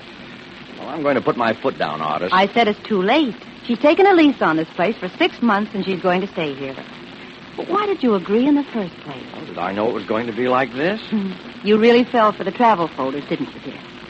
A romantic mining town, the essence of the Old West. Yeah, that's a laugh. Why didn't you say something? Well, you're the head of the family, darling. I only work here. Sand. Everywhere you look, sand. Sand in your eyes, in your ears, in your teeth. Oh, what a trap. Well, there's no use fretting about it. Emma won't leave. No, Emma won't leave. Her asthma. Always, day in, day out, her asthma. The climate's good for her. Ah, but you love her. Ah, but I don't. Don't needle me. I've had all I can take. Oh, I'm sorry. You're sorry. Well, there's one consolation. She can't last forever. And neither can you. I'll bet she hits 90. Is that par for the course? With women like Emma, it is. I thought I was being smart when I married her. Well, you met me, darling. Doesn't that mean anything? I know it. That does mean a lot. Well? Well, what? Well, what are you going to do about it? What can I do? Sometimes you disappoint me. Why? Oh, skip it. Oh, now look, Artist. Why do you keep complaining about it, Mark? That's all you've done for the past 6 months, and it won't do you any good. I'm open to suggestions. Well, it's time you started thinking for yourself. Maybe I'm not so bright. All I know is she wants to live here. And when I think of her bank account, I don't feel like arguing. Do you want me to draw you a diagram? Maybe you better. Now, you better think about it for a while. I've got to go into town and get a prescription. Oh, I'll go with you. No. Oh, why not? Well, it doesn't look right. But I don't see why. There's such a thing as being discreet. I'll go alone. Oh, great. The old brush off. Don't be stupid. Now, just relax and think. It'll be a new experience for you.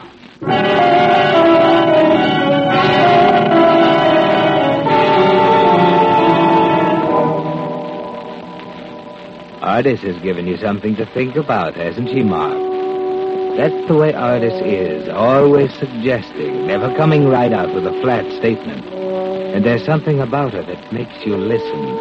Maybe it's the way she handles those foreign-looking eyes. Maybe it's the way she walks, the graceful, capable way she does everything. Maybe it's just because she's Artist Mayo and she can twist you around a little finger. She is beautiful, isn't she? Maybe that's it. She's such a complete opposite of Emma, your wife. That you, Mark? Yeah, it's me. Where have you been? Out riding. Alone? Well, who would I be with? Oh, you've been riding a lot lately, Mark. What else can you do in this blasted country? Oh, why do you talk like that? You know what upsets me? With my asthma... I thought this place was supposed to fix your asthma. We haven't been here long enough. You talk about me being unreasonable. You want me to stay here and rot just because you can't catch your breath once in a while. We've been over all this before. I'm going to stay until I've given the place a fair trial. Well, that could be years. You know what it's doing to me, don't you? Mark, I'd give in to you if I could. But I can't stand living along the coast. You know that. I wonder. You wonder what? I wonder if your asthma's the real reason we left California. There's no community property law in this state. Mark, how can you be so unfair? I'm ill. I am, too. I'm sick of this place.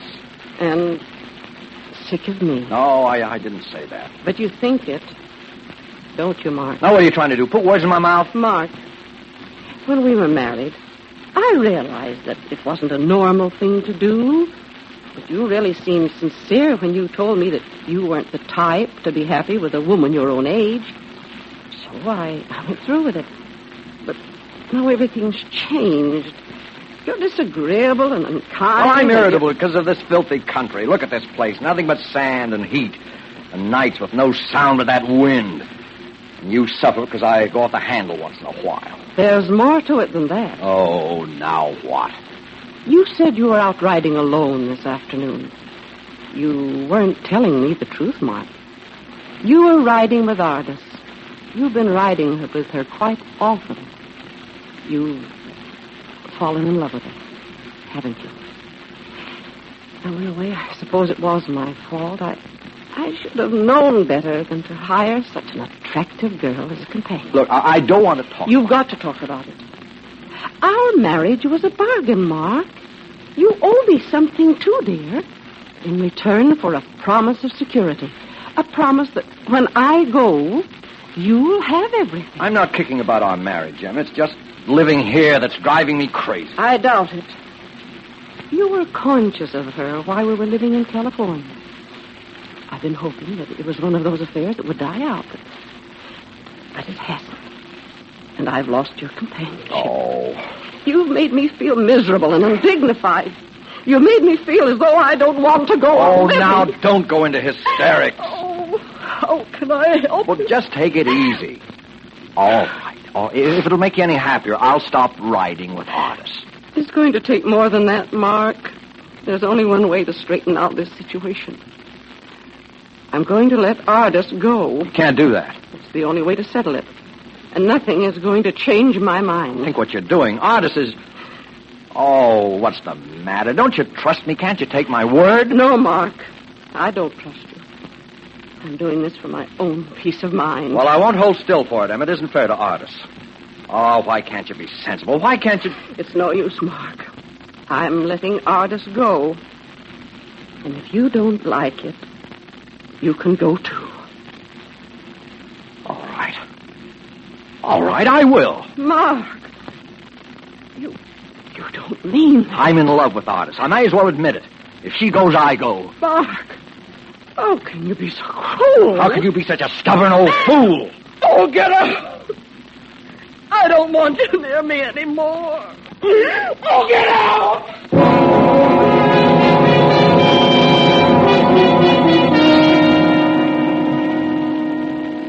Well, Mark, that does it. It's over now. The 2 years of your life you've gambled are wasted. Emma and her fortune are out of the picture, aren't they? You keep telling yourself it's just as well, that it was a mistake from the start, that you were a fool to think you'd get something for nothing. You can forget about your conversation with Ardis this morning. There's no need for that now. At least you're free. There'll be an efficient Nevada divorce, then you and Ardis can forget it.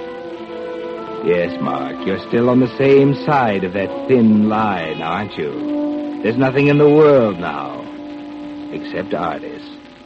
That's all she said? Yeah. Get out. Period. Well, what are you going to do? Get out. What do you think? Well, it seems rather foolish. You think she'll give you a divorce? Of course. Why not? You don't know her.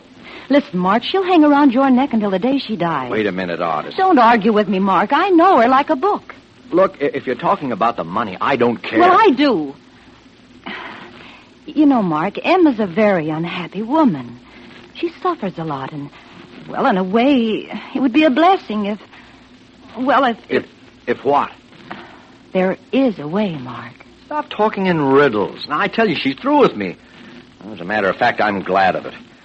She can take her pot of gold and find herself another husband. She will if you're stupid enough to let her. If you're suggesting I go back to her, you're just wasting your time. I'm not suggesting you go back to her. Huh? I said there's a way, Mark. She's old, infirm. You're her beneficiary. Ardis, you mean... Why, no, I couldn't, Ardis. Oh, shut up. But listen, well, murder's one thing. Oh, you listen. Now, you can take your choice. Emma can have a nice, respectable automobile accident on her way to town. Or I leave tonight, alone. You can't be serious. I was never more serious in my life. We never get away with it. There'll be questions, 1,000 of them. The whole town knows about you and So me. what? We'll throw it in their teeth. So we love each other. So Emma gets despondent and commits suicide. People don't commit suicide by running automobiles into ditches. Oh, you don't know what you're talking about. There was one last year, and I know the exact place. All right. What is it, Mark? Is it Emma or me? Well, Ardis, Well, give me time to think. There's no time to think. But killing her, All right. Goodbye, Mark. Oh, wait a minute, Artis. Well? All right. Good. When? Tonight.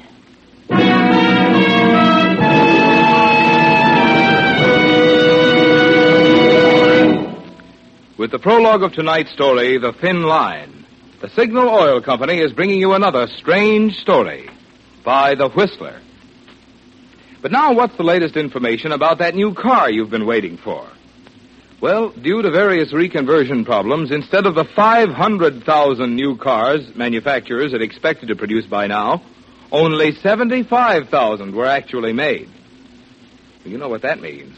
That old car will no doubt be with us much longer than we counted on.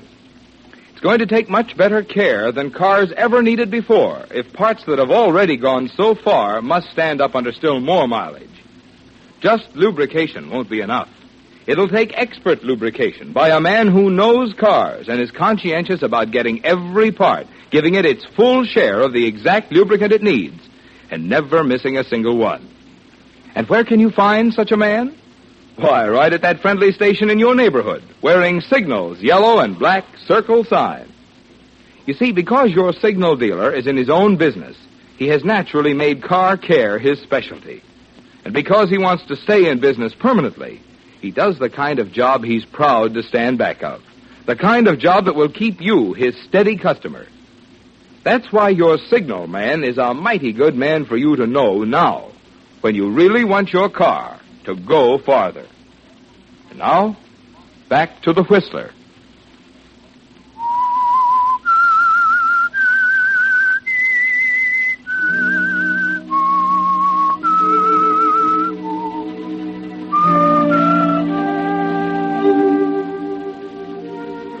Well, Mark, the combination was too much for you. The dull, dry monotony of a desert town, your complaining middle-aged wife, and Artis Mayo. That's the big reason why you agreed to commit murder, isn't it? You forgot about the money and the desert. Nothing seemed important except Artis. And you found yourself agreeing before you knew what was happening. But you're beginning to waver now, with the desert wind wailing outside the window as you stand over Emma's bed with Artis.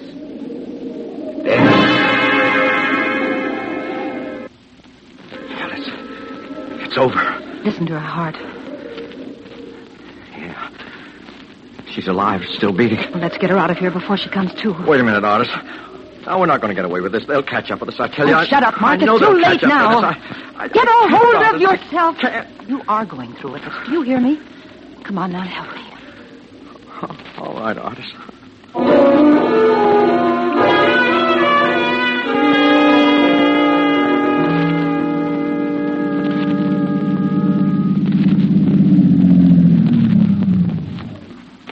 Well, is this the place? Wait a minute. Yes, it's a 100-foot drop over that bank. Come on, get out. All right. I'll take her feet. Okay. No, put your arm under her shoulders. Under. Yes, careful now. Land at the front seat. Easy. There. Don't let her fall on the steering wheel, you fool. Sorry. Okay. Now what? Fingerprints. Give me your handkerchief. Oh, here. There. Takes care of the steering wheel. Now, clamp her hands on the wheel in the driving position, so it'll be her fingerprints in case anyone should get snoopy. Hands are cold. Okay. All right, now put it in gear, start it rolling and jump. Look, are you sure everything's... Oh, of course I'm sure. Hurry up. All right. Okay, here goes.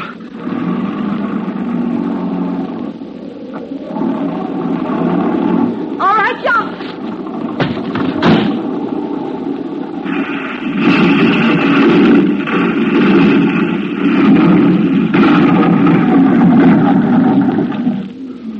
There.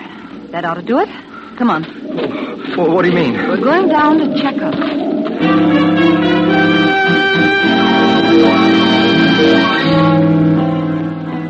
A very thorough girl, isn't she, Mark? The car is deep in the gulch. The one light still burning shows that. and you scramble down to it. The wreckage is quite satisfying, isn't it? And inside it is Emma Naylor. How about it? She's dead, all right.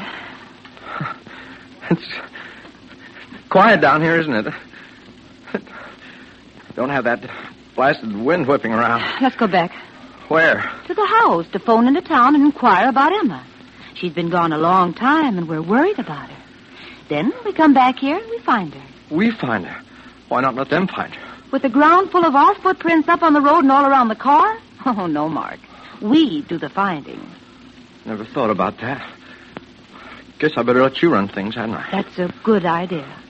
Oh, and Mark. Yeah? I'll be staying at the hotel for the sake of appearances. Well, but when can... That's going to take time, Mark. There'll be an autopsy, an inquest, and then, well, maybe in 6 months or so. Yeah.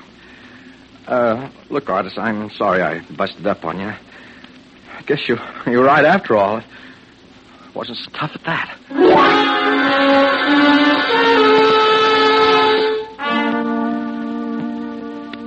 You're all set, aren't you, Mark? You've decided all your nervousness was imagination. You can hardly wait now to get away from the desert and start your new life with Artis. Even the sheriff is cooperative. He seems to feel genuinely sympathetic, and he's very quick to explain that the questions are merely for the record. You know how it is, Mr. Naylor, just routine. Sure, I know. I'll tell you everything I possibly can. How old was Mrs. Naylor? 57. I believe you said she came here for her health. That's right. How long had you and Mrs. Naylor been married? 11 months. Did you know her very long before that? About a year. Year. How'd you happen to meet Mrs. Naylor? Well, I was selling burial plots, and she was one of my prospects. You didn't continue with that line of business, did you, Mr. Naylor? Well, no. After we were married, my wife wanted me to devote all my time to her. I see. Now, Miss Mayo, how long were you in Mrs. Naylor's employ? Oh, it must have been about 5 months. You were working for her before she came here, then? Yes. Have you always done this line of work, Miss Naylor? Oh, I've done it for quite a while. How many other people did you work for before you were employed by Mrs. Naylor? Oh, there were several. Are you married, Miss Mayo? No, I'm not. Have you ever been married? Yes, I'm a widow. Well, I guess that'll do for now, folks. Well, you'll probably think up something else for us later on. Yeah. You'll probably be finding me quite a pest. But you know how it is. Oh, sure. We know how it is. Well, I better be getting back to town. I'll see you later, folks. Goodbye. You never told me you'd been married. Never occurred to me to tell you. Well, I thought I knew everything about you. This is a new slant. Oh, you're not going to pout about it, are you? You never told me you were a tombstone salesman. I sold burial plots. What an intriguing way for Emma to meet her future widower. Don't kid about it. I'm in no mood for jokes. Stop fretting, Mark. Everything is going beautifully.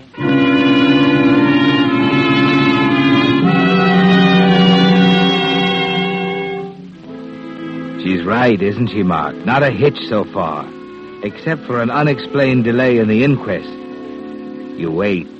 In the house you and Emma had shared on the edge of town, kept indoors by the heat and the desert wind. There are long hours to kill, all by yourself, with nothing to do but smoke cigarettes and think.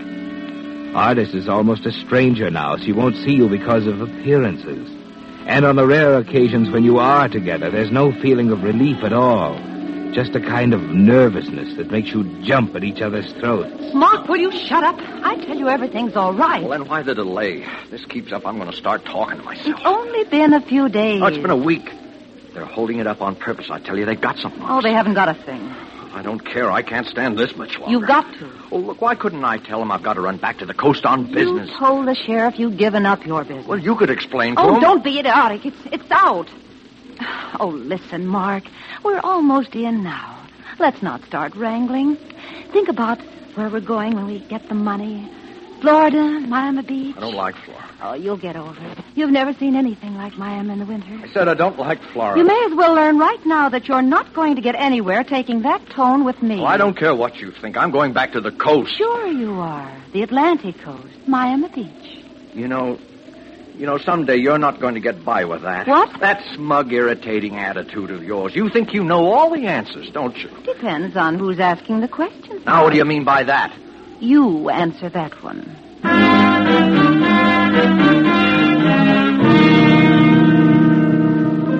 Yes, Mark, the line that divides infatuation from hatred is a fine one. And you don't realize you just crossed it. That the groundwork is all prepared for your discovery a few days later of an entry in one of Emma's diaries. January 18th.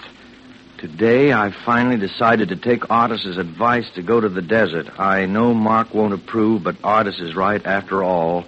My health does come first. That little liar.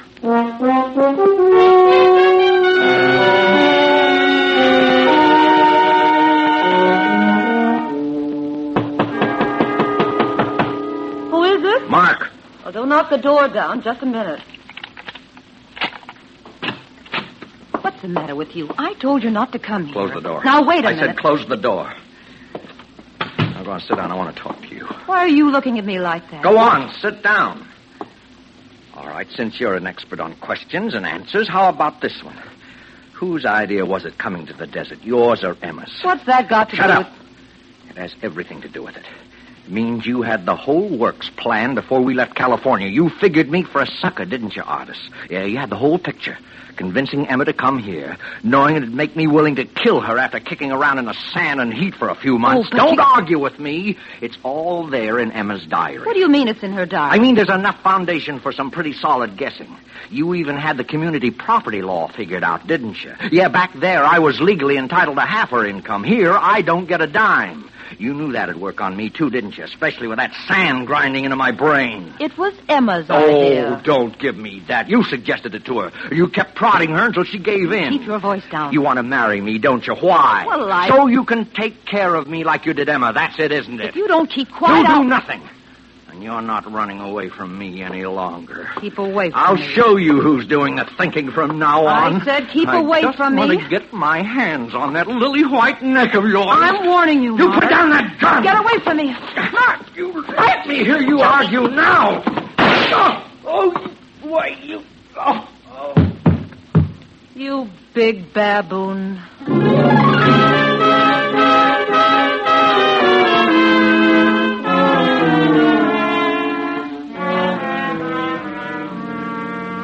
So it didn't work out, did it, Mark? The thing got a little too complicated for you.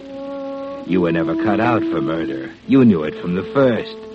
And now that it's over, even the sheriff is convinced that you'd be the last person in the world who'd ever think of killing anyone. But I'm telling you the truth, Sheriff. I shot him in self-defense. Yes, he came into my room in a rage, and he tried to kill me. Now, wait a minute, Miss Mayo. You're not trying to tell me that a spineless little guy like Mark Taylor... but you don't know him. Don't tell me I don't know him. Why, he'd pass out at the mention of murder. And you're trying to tell me he walked right up to you and tried to kill you with his bare hands while you held a gun on him without any reason? He had a reason. What? Well, I don't know what it was, but... Oh, you don't know what it was, but you're sure he had one. I guess that'll be all, Miss Mayo. But, Sheriff... I said that'll be all. You can save the rest for your trial in court. I'm holding you for the murder of Mark Naylor.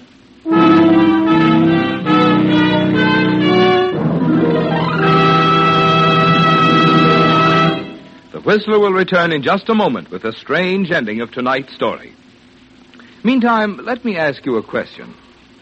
Why do you suppose it is that the new 1946 cars are putting so much emphasis on more miles per gallon of gasoline? Is it because folks today are interested in making dollars go farther? Well, yes. But even more, they're interested in the reasons back of that mileage. The improved engineering, the higher compression, and better carburation that make the new cars go farther on each gallon. And there you also have the reason why Signal Oil Company is so proud to announce that you now go farther than ever with new Signal gasoline. You see, that increased mileage is the result of power, amazing new power. The same power that gives new Signal gasoline quicker starting, faster pickup, and quieter, higher anti-knock. That's why we say look to your speedometer for the final measure of gasoline quality. You'll find that the super-powered gasoline that gives you peak performance is also the gasoline that now helps you go farther than ever. New Signal gasoline. And now, back to the Whistler.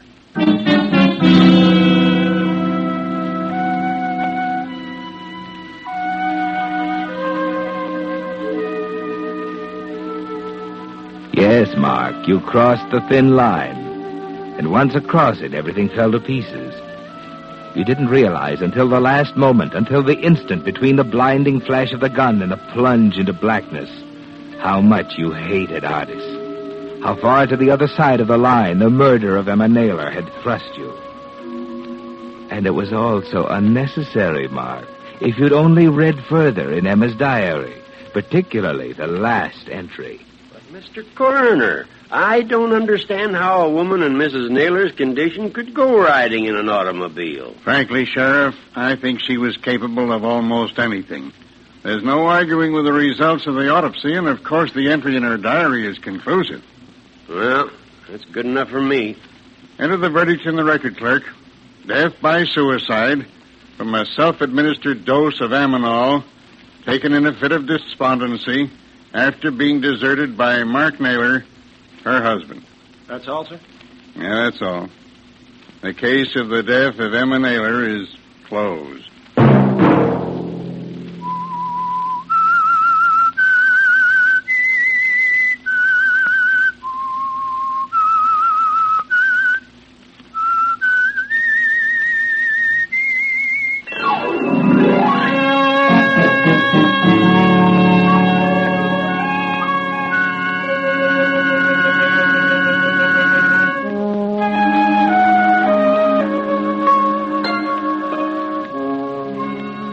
Next Monday at 9 o'clock, The Whistler will bring you another strange tale.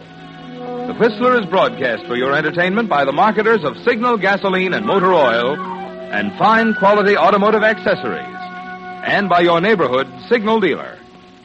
This program, directed by George W. Allen, with tonight's story by Buckley Angel, music by Wilbur Hatch, is transmitted to our troops overseas by the Armed Forces Radio Service.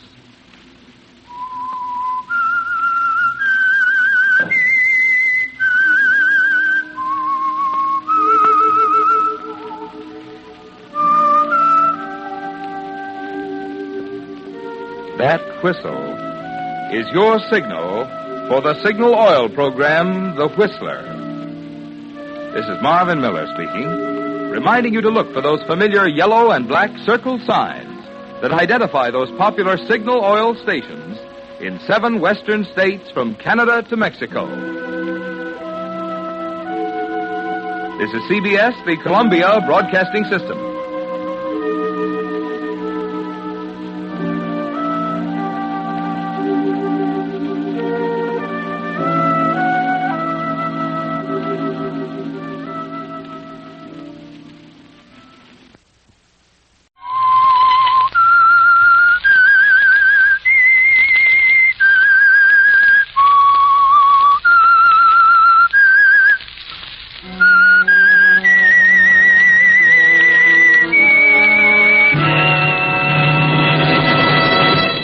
It was a quiet night for San Francisco, almost too quiet.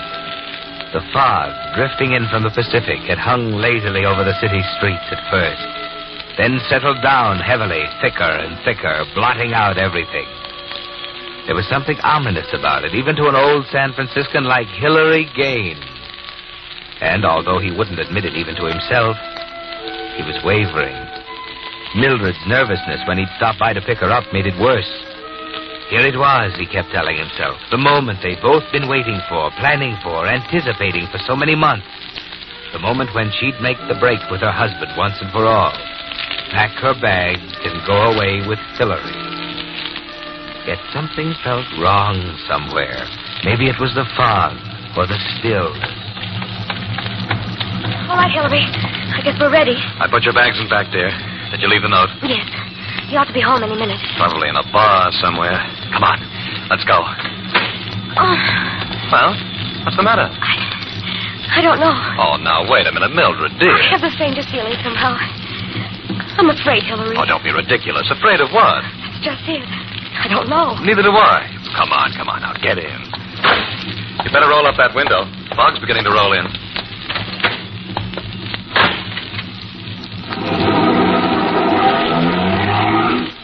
Now, darling, you've just had a case of nerves. You're excited. I don't know. I keep feeling something's going to happen. Something has happened. You've left that no-good husband of yours. You played nursemaid for 6 years, and now it's over. Yes, it's over. What a way to end it. Sneaking off like this, leaving a note on the dining room table. What's wrong with that? Well, I might have been more above board. Oh, forget it, Mildred. You don't owe him a thing. No, I guess I don't. Maybe I should have had it out with him. Told him I was leaving and wanted a divorce. Hillary, do you think we're doing the right thing? Oh, for the love of Mike. Mildred, we've had this out a dozen times. I don't want to go over it all again. I'm sorry, dear. I didn't know I was going to feel like this. You're still not sure, huh? No. Okay, if you're not sure you want to go through with it, if you want to go back to that no-good heel, I'll take you back. No, Hillary, I don't want to go back. Then what do you want? Can't we do it some other way? As long as you don't know what you want. You're going back? I'm taking you back. And if there ever is a next time, make sure you know what you want. This blasted fog, I can't see. Slow down, Hillary. What time is it? It's 5 to 7. What time does George get home? 7 usually. We might make it. Now that you're going back, I'd just as soon he didn't see that note. Oh, good heavens, I forgot all about it. He's probably home by now. I know it. Oh, Hillary, if he... Look out, that man! Oh, you hit him. Here he is, over here. Mildred, it's your husband. Tommy. Oh, Tommy. Shut up. We've got to get him to a hospital. Wait a minute. No, it's too late for that. He's dead. I told you. I told you there was something wrong. It was all my fault, Hillary. It's all my fault. Mildred. Now, shut up. And listen. There's nothing we can do for him now. We've got to get out of here. What? People know about us, Mildred. They'll never believe it was an accident. They'll say we killed him on purpose. Oh, come on. I've got to take you home.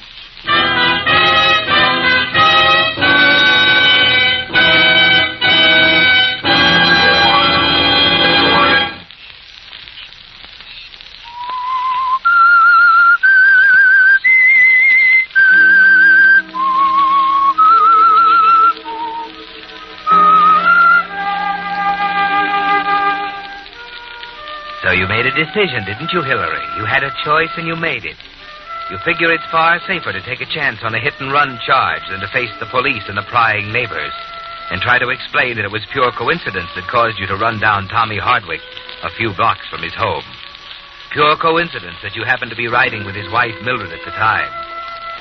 Yes, it flashes through your mind during the few seconds you and she stand there in the fog looking down at him. And you think it over carefully as you lead her back to the car and take her home. You'd better sit down for a minute. That's it. Did it really happen, Hillary? Did we do it? Is he dead? Take it easy, dear. It's going to be all right. Does it seem real? The fog, silence, looking down at him lying in the mud. Oh, Hillary. Mildred. I can't help it. What have we done? Listen to me, Mildred. I can't think about it I said anymore. listen to me. Please, Hillary, please don't. I know, I'm sorry. You may as well face it. There's only one way out. Somebody must have seen it. No one saw us. Now listen, we've got to play it straight. What? Here's what you've got to do.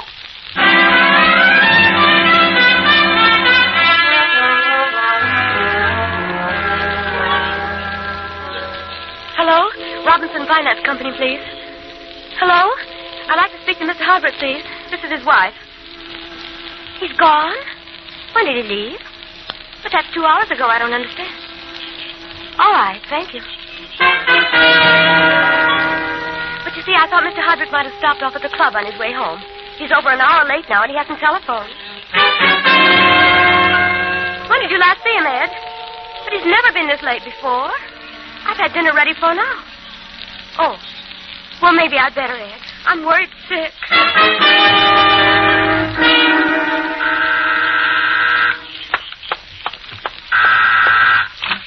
Mrs. Hardwick? Yes? Nolan, police headquarters. Oh, something wrong? Mind if I come in?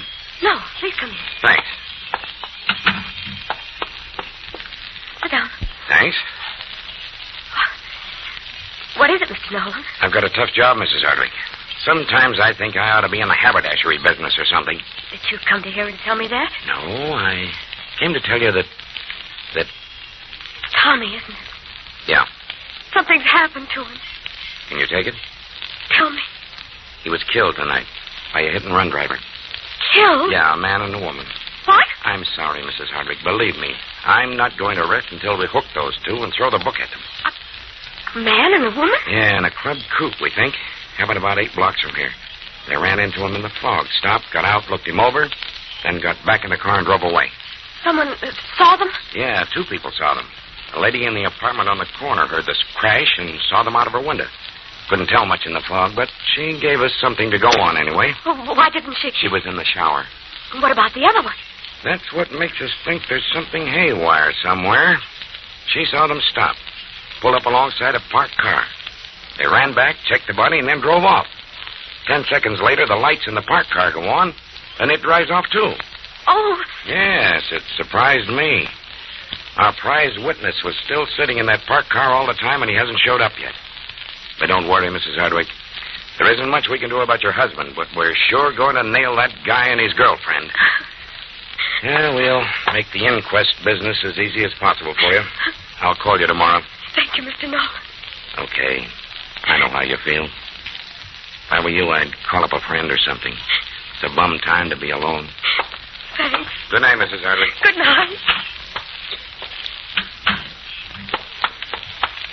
Hillary. Hillary! I heard it all. What are we going to do? The street was wet. Probably got tire tracks. Well, work. They know everything. Wait a minute. That woman in the shower, she couldn't have seen much in the fog. But what about Yes, the guy in the parked car. How will we ever find him? Don't worry about that, baby. He's probably going to find us.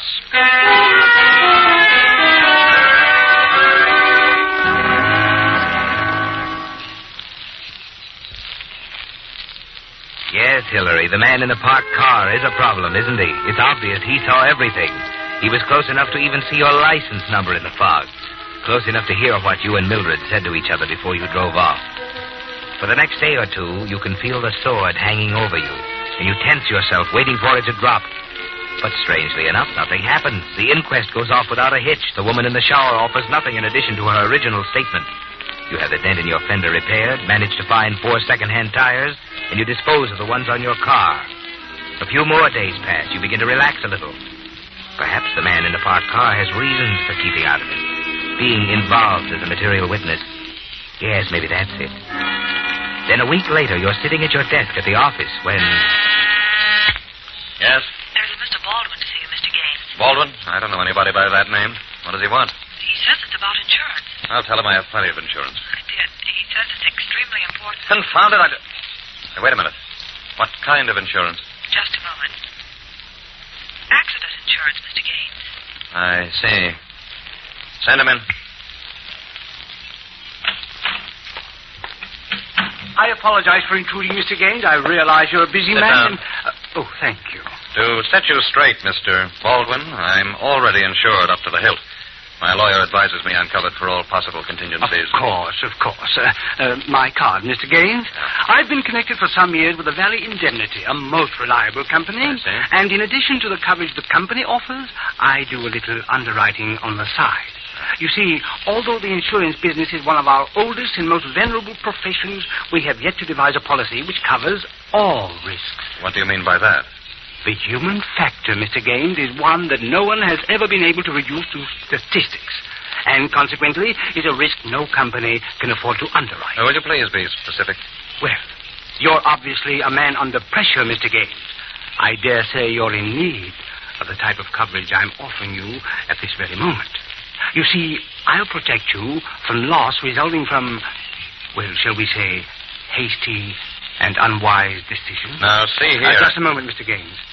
To be specific, the decision you and Mrs. Hardwick made the other night at 15th and Maple Street. I happened to be there at the time, and I said to myself, now there's a man who needs insurance. I see. And what's the premium? I thought you'd understand. Of course, I'll write up our customary public liability policy. That's about $30. And the premiums on the other coverage runs rather high, Mr. Gaines. Yes, I expect they do. Shall we say $470? That makes it an even $500 in all. And how long does the coverage last? Well, I've been thinking for some time about changing my connections. They tell me there's lots of opportunities in South America. When are you leaving? Very soon, I hope. So do I. All right, Mr. Baldwin. I'll buy your policy. And I hope you're not kidding about South America.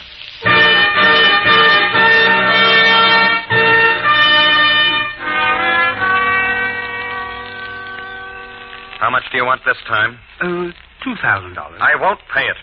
You would pay it, however, if you had my assurance that this is the last time? Yes, I expect I would. Very well. You have my word. I'll drop by this afternoon for the cash. Now, an oil well is one of the most profitable of investments, Mr. Gaines, and I'm sure you'll find this venture a wise one when you consider the future, of course.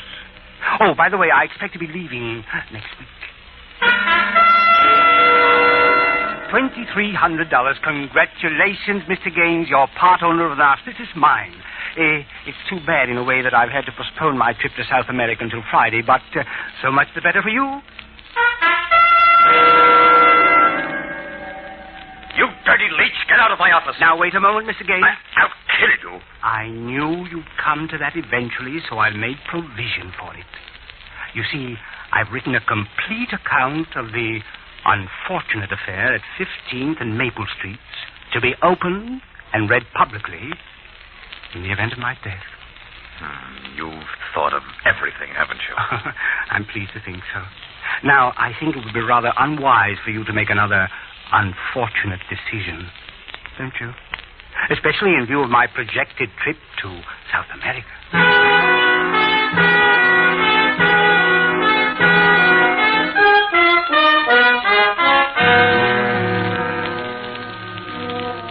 You're helpless, aren't you, Hillary? There's no way out now. You change inwardly as the thing goes on. What was anger and outrage have turned into fear.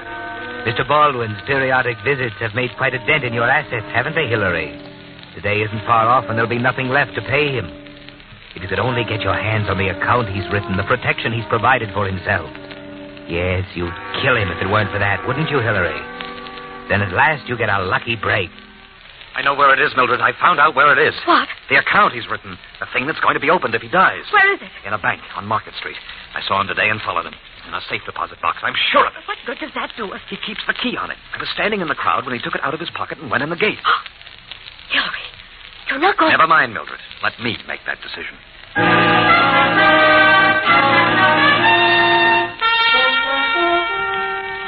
You've made that decision already, haven't you, Hillary? You've known for weeks that there was only one way out. And the moment you saw him walk into the safe deposit department in the bank on Market Street, you decided to take the chance. You follow him home a few days later. Note the garage where he keeps his car. Watch him as he walks the block and a half to his apartment on the other side of the street. That's important, isn't it, Hillary? He lives on the other side of the street from the garage. You were careful to notice he wasn't recognized at sight by the guard at the bank, and gather that he hasn't been in the city long enough to be known. That fits, too, doesn't it? So it's all planned carefully when he calls you a few days later. Now, first of all, Mr. Gaines, I want to impress on you that I have my reservations. I'm leaving Monday for South America. Yes, of course. Now, there are a few matters I'd like to clear up before I leave. I must deliver your insurance policy, of course, and then there's the matter of the radium. Oh, it's radium this time, huh? Yes, an exploration company I'm incorporating. I'm sure you'll be interested, Mr. Gaines. I'll call on you sometime tonight. Look, if you don't mind, I'd rather call on you. Will you be home tonight? I expect to be home later in the evening. What time? About 10 or so. Is there some reason for this, Mr. Gaines? Yes, a very important one. I'll explain when I arrive. I see. Very well, Mr. Gaines. I live at 2201 March Way, apartment 308. All right, Baldwin, I'll be there. 10 o'clock. 10 o'clock.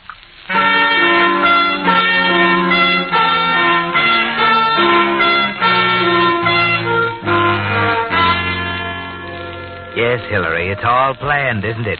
At 9 o'clock, you're sitting in the coffee shop across the street from the garage in which Mr. Baldwin leaves his car. You thank your lucky stars for the weather. The fog has rolled in again, making it difficult to see clearly more than 100 feet. Promptly at 9:45, you see his car roll into the garage entrance. And 2 minutes later, you're sitting at the wheel of your car, waiting for him to come out. Suddenly, you recognize him as he comes out, the plump figure, the rolling walk. You wait until he gets halfway up the block, about to cross, and then...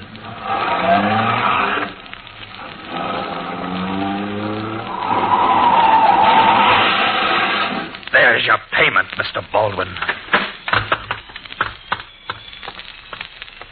Yeah, dead all right. Now, the keys. Yeah, his wallet. There we are.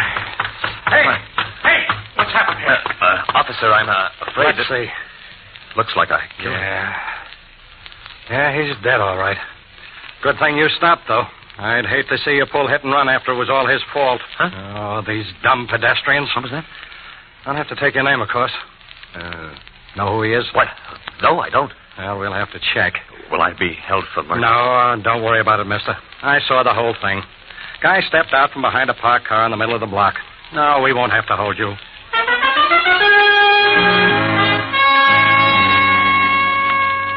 That was unexpected, wasn't it, Hillary?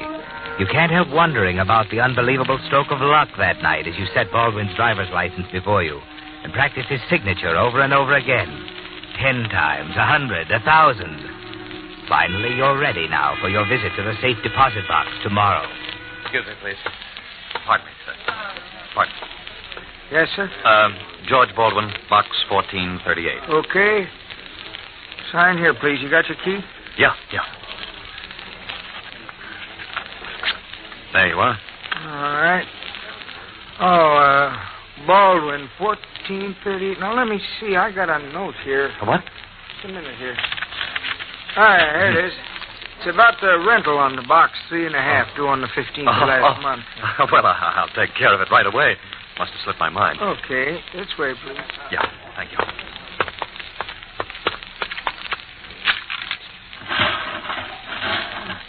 There you are. You can take it in any one of those booths over there. Oh, thanks.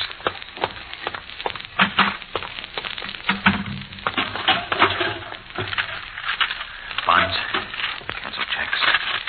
Ring. To whom it may concern to be opened in event of my death. Yeah, that's it. This is to certify that on the night of May 10th, I witnessed a hit-and-run accident at the intersection of 15th and Maple Streets in which, thank heaven, I got it. I'm in the clear. They can't touch us now.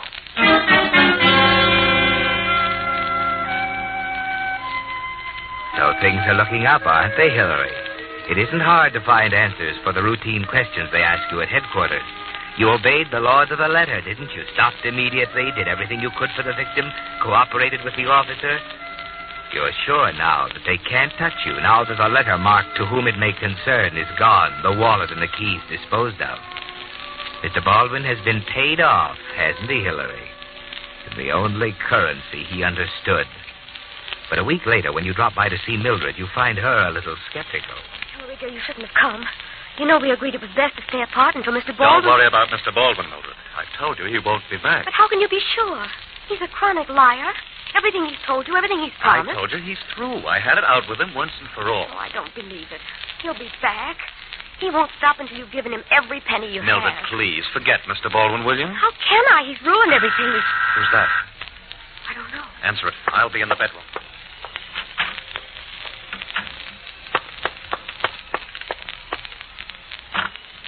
Hello, Mrs. Hardwick. Mr. Nolan. I'd like to talk to Mr. Gaines, if you don't mind. But Mr. Gaines... He's here. I saw him come in. Hillary?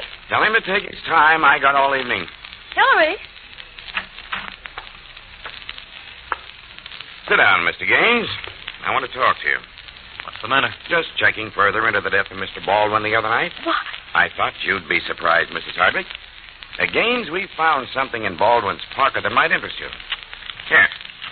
What? That's an insurance policy. The report said you claimed you didn't know him, Gaines.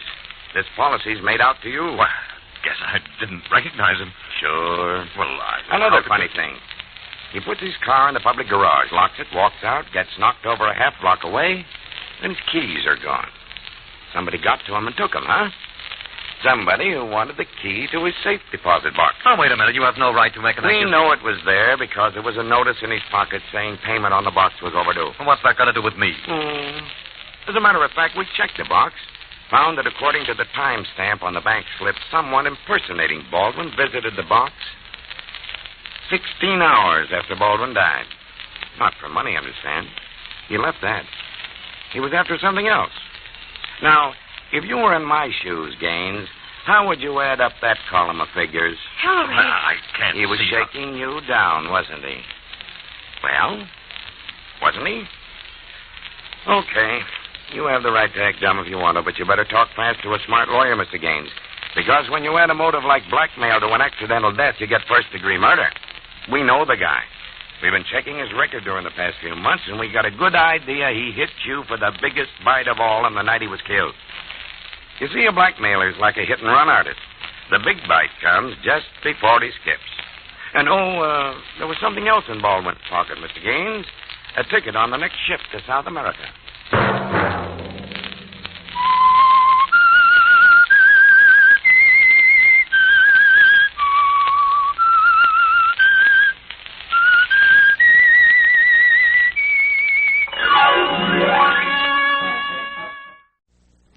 The Signal Oil Program, The Whistler.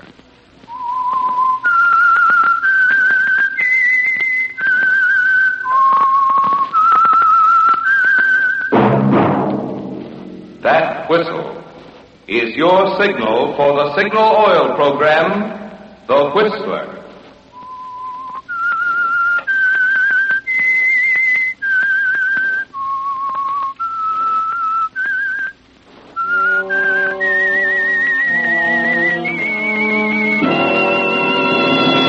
I am the Whistler, and I know many things, for I walk by night.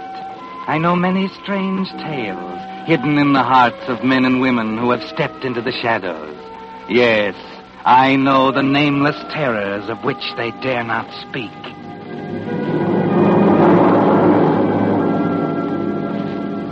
Yes, friends, it's time for The Whistler.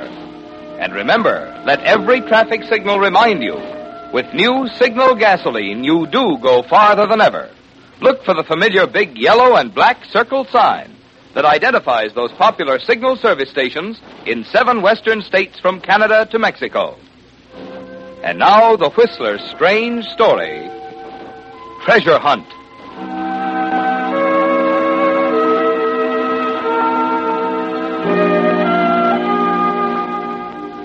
If it were possible somehow to stand at some point in the distant future and look back at the life of Robert Bolton, we'd find it neatly divided into 2 halves, divided by a matchstick. The first half was successful. Robert was an egotist whose egomania led him to believe that because he'd given the world the ecstatic pleasure of his company for 32 years, it owed him a living in return. He lived by his wits, and because they were extraordinary wits, he managed to dodge, double in his tracks like a smart halfback avoiding tacklers, and keep 1 jump ahead of the law. And then one day, shortly after the train he was riding on pulled into the little country town of Redmond, Robert, standing on the station platform, put a cigarette in his mouth and reached in his pocket for a match. The pocket was empty. He shrugged and strolled across the street to the general merchandise store to buy a box. It's $200,000 at least. That's what you've been saying ever since old Colonel Randolph died. They've been living on credit for 5 years. Oh, every soul in town. And I'm telling you, Gregory Mott, we ain't going to see 1 red cent. You mark my word. How do you know we ain't? Well, just you go back and look at them bills the Randolph sisters has got run up here. Flour and eggs and milk and everything. It's nigh on to $500. But Martha and Effie's bound to find that money any day now. Can't never tell. If I hear that again, I'll scream out loud. When we find Grandfather Randolph $200,000, we'll pay our bills. Well, they ain't found it yet, and they ain't gonna, if you ask me. Reckon the old colonel hit it good. And that's another thing. Why'd any man hide that much money around and leave a crazy poem to tell where it was hid? Is that reasonable? Oh, I know, Lou. It's just that Martha and Evie Randolph are such nice... I know. They're ladies, wearing them lace things like they was rich. I notice Martha's too much a lady to marry Sheriff Conway and get her bills paid. Maybe he ain't asked her. Evie thinks she's too good for him, and that's why. Ain't no excuse for letting their bills run. Why, they could take in boarders. They're willing to take in boarders, but who stops over in Redmond? Well, talking about it won't get us our money. I'm just getting tired of this whole... I beg your pardon. Oh, hello there, mister. Been here long? No, I just came in for a box of matches. Sure. Here you are. Thanks. You just passing through on the train? Yeah. You have a nice town here, Mr. Mott. I was on my way to Florida, but Redmond is such a charming little place. Might stay over for a while? Could be, Mr. Mott. Could be.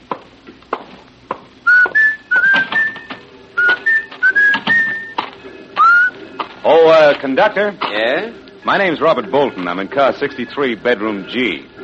Would you have the porter get my baggage, please? I'm getting off here.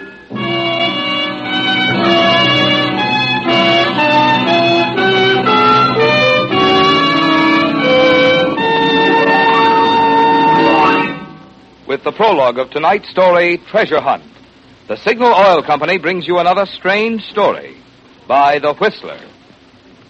But now I think you'll be interested in a letter I received after a recent Whistler broadcast in which I had told how the atoms in gasoline molecules are actually rearranged to put exciting new power into new signal gasoline. The letter read, Mr. Miller, you say they rearrange atoms in making signal gasoline. I thought atoms are the things scientists split to make atomic bombs. Well, it occurred to me that other listeners may have wondered about this, too, so I'd like to make this point clear. Splitting atoms to release atomic power is one thing, but rearranging atoms is a completely different branch of science, through which some of today's most remarkable new products are being created. Take nylon hosiery, for instance. Do you know how nylon was created? Why, by rearranging atoms. And that fine new synthetic rubber for tires, it too was made by rearranging atoms. So you see, in rearranging gasoline atoms, Signal is just using the latest scientific method to put tremendously increased power into new Signal gasoline. Just another example of the alert, progressive policy of Signal Oil Company, which for 14 years has been quick to bring you every latest scientific advancement in the fine quality petroleum products, wearing the name Signal. And now, back to the Whistler.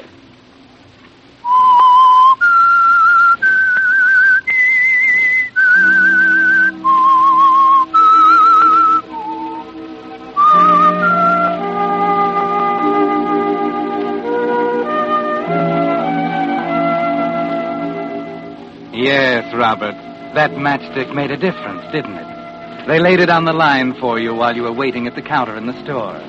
And you're thinking it over carefully now, as you sit in the parlor of the huge old Randolph home in Redmond, making your first impression on the Randolph sisters. It took you only a minute to analyze them. Evie, ailing, suspicious, jealous of the family traditions. Martha, 45, hungry for sympathy, color, laughter. She's made to order for you, isn't she, Robert? Your opening move is a triple play. You talk to Evie, your remarks are aimed at Martha, and your mind is on the $200,000 hidden by Grandfather Randolph. And so you see, Miss Evie, I just had to stop in here and inquire about a room. It's such a perfect place to finish my book. Oh, you're an author. Yes. I write poetry. Poetry. Oh, how beautiful. I have always considered poetry a frivolous way of expressing thoughts which might better be done in prose. I love it. Your judgment is not to be considered, Martha.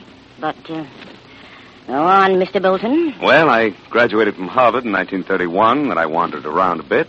India, China, Japan, even got as far as Tibet. Oh, how wonderful. You've really been to those places. Yes. Mr. Bolton, I am not interested in your wanderings. Oh, I'm sorry. But I've got to have some place in which to write. A place like this, Miss Randolph, with these lovely trees, these grand old rooms with their fine floors. That mahogany staircase. Why, that's a poem in itself, Miss Randolph. A sweeping curve ascending high to end its rapture in the sky. Oh, that's William Brown. Why, yes, Miss Martha. You know his poems? He that to the voice is near, breaking from your ivory pale. Need not walk abroad to hear the delightful nightingale. I think it's so lovely. And I think we have had enough of this grammar school recitation. Yes, Eddie. Mr. Bolton, you may have the room. However, I am not a well woman. Therefore, I must have it understood that should I change my mind at any time, I shall expect you to understand. Martha?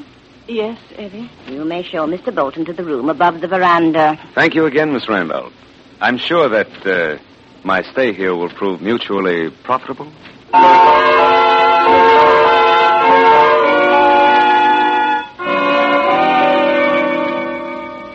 Well, you're established in the Randolph house, Robert Bolton. But there's work to be done if there are $200,000 hidden someplace. You know Evie Randolph is shrewd, almost as clever as you are. But again, there's Martha. Poor, homely, pathetically eager Martha, who hangs on your words. And you can be charming, can't you, Robert? It's not long before you've made a conquest, and such a simple one. Martha never has had such wonderful times, has she? Movies, poetry, a drive in a rented car. Oh, please, Mr. Bolton, you mustn't go so far. Why not? It's like living in another world, just flashes of the earth we know. Gone before you can see the ugliness, the gray drabness. Oh, yes, it is like that.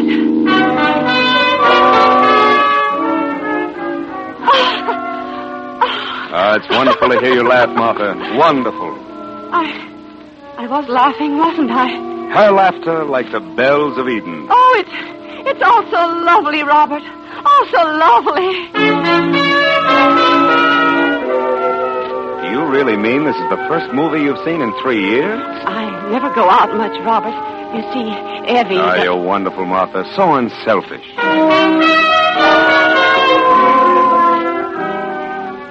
Yes, Robert. It takes only 3 days. Martha is hopelessly in love with you. But you've been very careful not to make love to her, haven't you? That you've been saving for a very important moment. A moment that comes one day as you walk with Martha in the garden of the Randolph place. Robert, is there anything wrong? Wrong? Is something troubling you? Well, the book isn't going so well. Oh, is that all? But you've got to expect times when you think things are all wrong. You told me that yourself, Robert. Yes, but this is different, Martha. Maybe I'm a failure. Maybe people are right when they say a poet is some odd kind of a freak. But I don't feel that way. I know that, Martha. And I'm grateful. No, I'm the one who should be grateful. And I am, Robert. So grateful. You? But what for? Oh, because you've made me laugh. You brought something here that... I shouldn't talk like this, Robert. Why not, Martha? Well, yes. No, I won't say it. Say what, Robert? Look here, well, for the first time in my life, I find myself unable to choose the right words. But, Martha, what would you say if I told you I loved you? Oh, please, Robert, no. I'm sorry, I shouldn't have said it. But you did. You did. I'm a fool. You said it. But you can't mean it. Look at me. Look at me, Robert. I am, Martha. There's nothing for you to fall in love with. I'm ugly, Robert. Ugly. Don't say that. It's true. It's true, Robert. No, it's not. Listen to me, Martha. What is beauty if it has no soul? What is loveliness if there is no heart? That's... Robert Bolton. Martha. Oh, Robert. No, I shouldn't have. What have I to offer you? Nothing. You and your sister have all this, the house, the garden, money. Money? Well, Robert, dear, we have no more than you. Oh, you're joking. No, my darling. No, I'm not. Abby and I have been living on credit. Everyone thinks we'll find Grandfather Randolph's money. Money? There is money? I don't believe it, but Abby does. She's looked for it so many times. Oh, treasure hunt, huh? You're making fun of it. Oh, no, dearest. But, well, things like that just don't happen, not in real life. But suppose there was money, and we found it. Then you wouldn't have to worry about staying here with Evie. She could have the money, and we could have each other. Do you mean that, Robert? Don't you believe me, Martha? Oh, yes, Robert. But Evie would never let us have the verse. Verse? I don't understand. Well, Grandfather Randolph left the secret of the money hidden in a little verse he wrote. Evie keeps it in her room. I've only seen it once. Oh, well, that's that. But I could make a copy of it when she's asleep. She wouldn't have to know. Oh, you're clever, sweetheart. You know, I never would have thought of that. And if we find the money, we shall taste the sweets of Araby and live but for the ecstasy that life shall bring to us.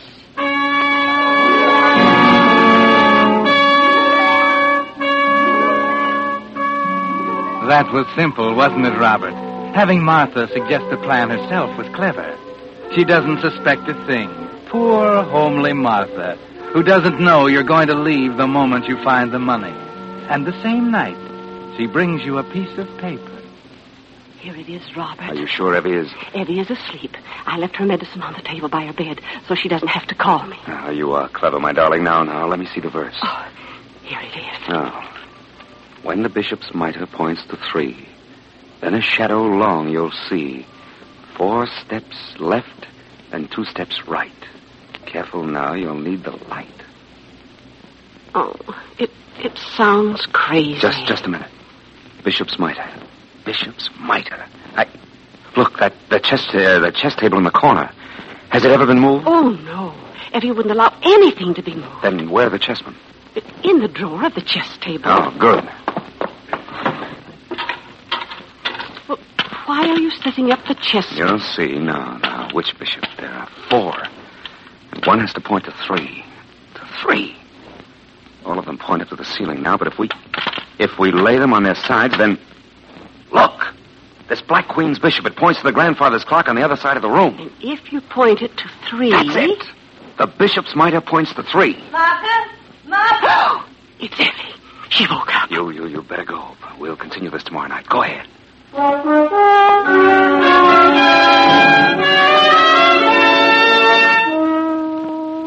She won't wake up tonight, will she? I don't know, Robert. But did you figure I think so, now. The bishop's mitre points to 3. Then a shadow long you'll see. Shadow. Let's look outside. At 3 o'clock, the shadow of that elm tree would be... Come on!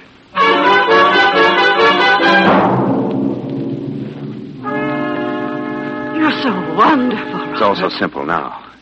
4 steps left.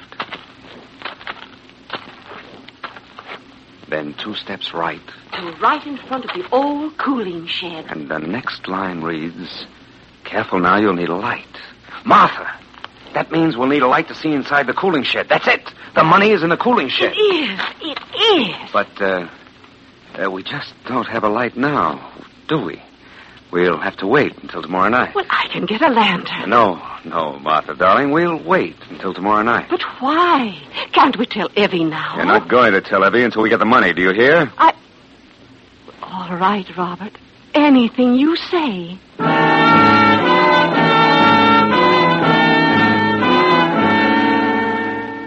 Of course, Robert. Wait until tomorrow night. Then you'll plan to sneak outside without Martha. And you needed time to pack, didn't you? Get ready to leave suddenly with the money and without Martha. So the next day you sit in the garden smoking a cigarette, smiling to yourself, thinking how easy it was. Then suddenly... Howdy, Mr. Bolton. Oh, hello, Sheriff Conway. You know me, huh? Why, of course.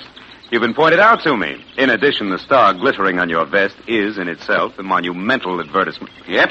Mind if I sit down a mite? Certainly not, Sheriff. Make yourself at home.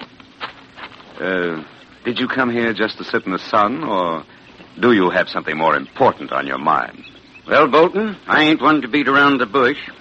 There's some talk going around about you and Miss Martha. Really?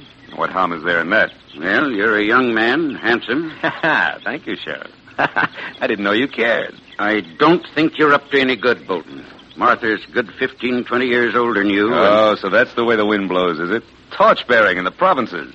You love her, don't you? Listen, I came here friendly-like, but I'm having a hard time now to keep from smashing that pretty face of yours. But you won't do it, Sheriff, because you'd look a great deal sillier and more stupid than you do now. You can't afford that, Sheriff. You're smart, ain't you, Bolton? Smart enough to know you haven't got a thing to say in this matter. Now you listen. I intend to remain here as long as I like. You're after that money. You can prove that, of course. He doesn't have to. Miss Evie, you hadn't ought to come out here. It was thoughtful of you, Sheriff Conway, to concern yourself with our affairs, Martha's and mine. However, I am quite capable of handling this. Miss Evie, don't go getting riled up now. You're hard, Please, you know. Sheriff Conway. Mr. Bolton. Yes, Miss Evie. I gave you to understand when you came here that any time I chose to ask you to leave, you would do so. So what? Consider this your last day here. You'd better reconsider that. You heard Miss Evie, Bolton. Sheriff? Yes, Miss Evie. Mr. Bolton, I'm a sick woman, but I'm not blind. My sister Martha is impressionable. She is infatuated with you, and you've done nothing to discourage her. Perhaps I love her. That's ridiculous, and you know it. Mr. Bolton, if you're not out of the house, in 1 hour, I shall ask Sheriff Conway to evict you. Martha might have something to say about that. I've already told her. You have 1 hour, Mr. Bolton.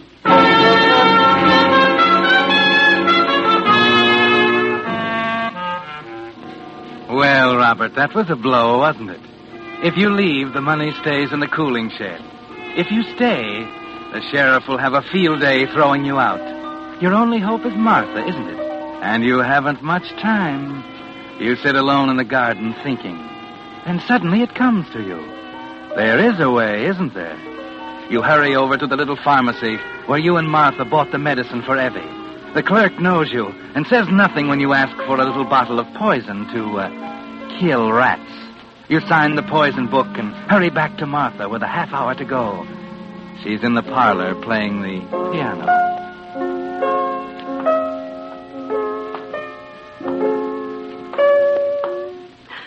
Robert. Please, Martha, go on, play. I want to remember you like this. It rather fits the mood. Please, Robert. I'll just stand here by the piano and... Oh, It's poison. Robert, what were you going to do with this? You weren't supposed to see that. Give it to me. You were going to kill yourself? All my life, I've had cherished and loved things taken away from me. I'm tired, Martha, tired and beaten. Misunderstood by the people I love the most. Your sister, you. Not me, Robert. I swear it, not me. You were going to stand by and let me leave, weren't you? But what could I do? Evie, You see? I love you, Robert. I love you so much. And does that solve the problem? No. What can we do? What can I do? You could marry me. And Evie would see that I do love you. Robert, marry? Don't you want to, my darling? Evie. Give me that bottle. No, I'll marry you, Robert. Now, today, we can go to Milltown right away. Yes, anything you say, Robert. Anything you say.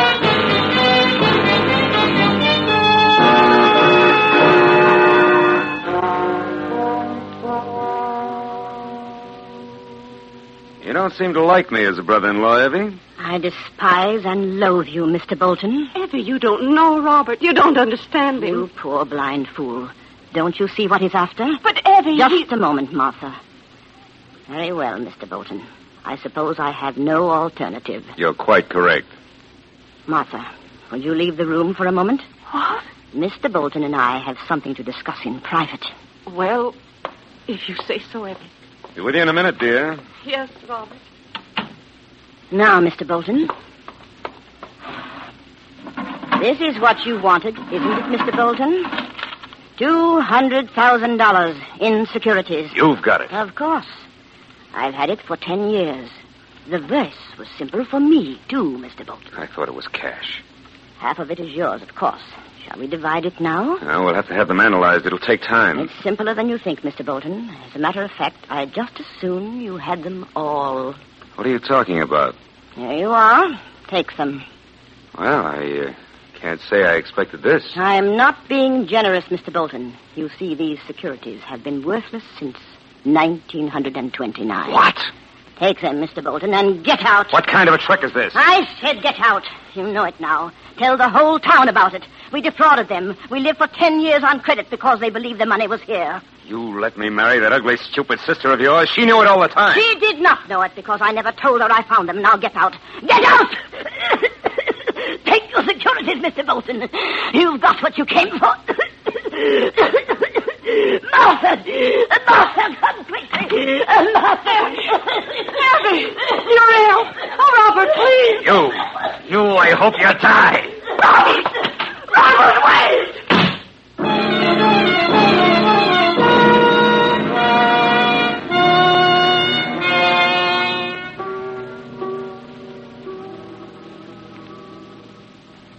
What time's the train leave, clerk? Little trouble up the line. Might be late today, maybe 5 o'clock. You can quit worrying, Mr. Bolton. You ain't taking no trains.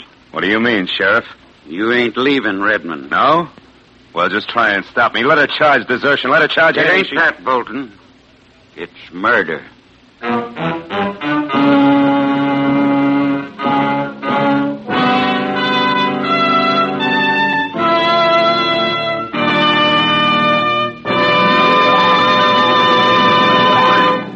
The Whistler will return in just a moment with the strange ending to tonight's story. Meantime, I'd like to bring you the solution to a little mystery that's puzzling a lot of drivers these days. Why are so many batteries going dead? Well, the answer is simple. Most batteries today have already seen a lot of use, and cold weather starting puts even more strain on today's tired batteries. That's why, if you don't like the experience of going out to start your car and finding your battery dead, it's just good insurance to make regular use of your signal dealer's complete battery service. He has the instruments and the know-how to determine the exact condition of your battery. If it's run down, your signal dealer has the latest equipment for charging. And if you do need a new battery, his rugged Signal batteries are built to Signal's own exacting specifications and guaranteed for long, long life. So stop in at your Signal dealer soon. You'll find he's much more than just a place to buy Signal's famous Go Farther gasoline and fine lubricants. Wherever you see Signal's yellow and black circle sign, there you will also find complete Signal service and accessories to help your car run better, look better, and last longer. And now, back to the Whistler.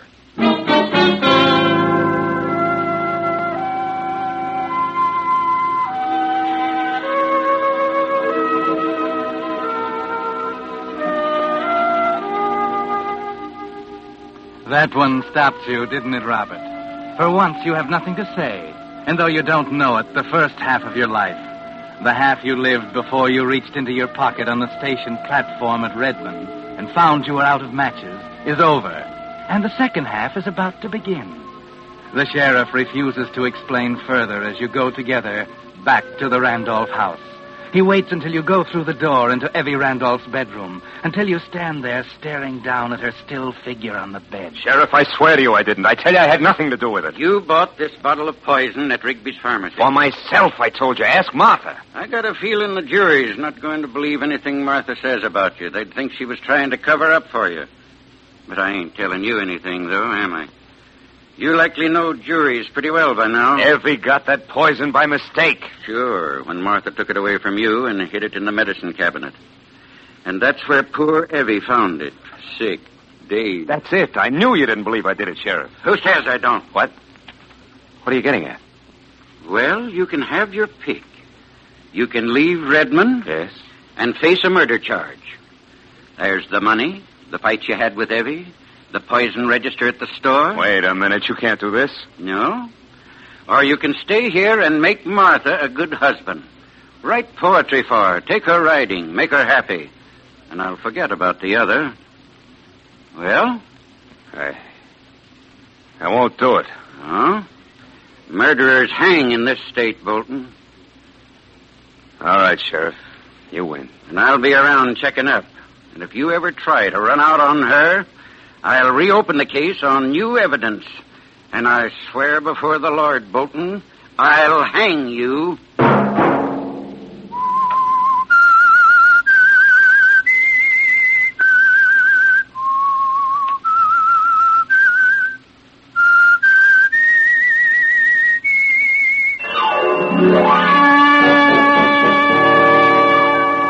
Next Monday at 9 o'clock, the Whistler will bring you another strange tale.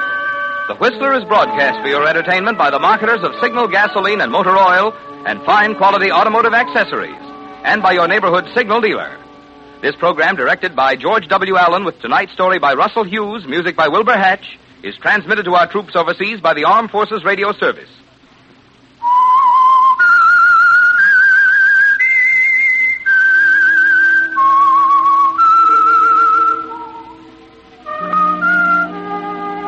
That whistle is your signal for the Signal Oil program, The Whistler. This is Marvin Miller speaking, reminding you to look for those familiar yellow and black circle signs that identify those popular Signal Oil stations in 7 western states from Canada to Mexico. This is CBS, the Columbia Broadcasting System.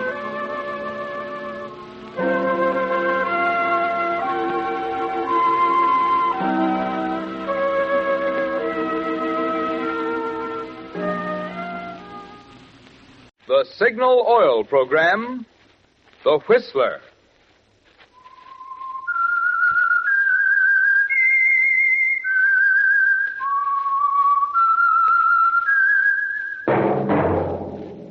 That whistle is your signal for the Signal Oil program, The Whistler.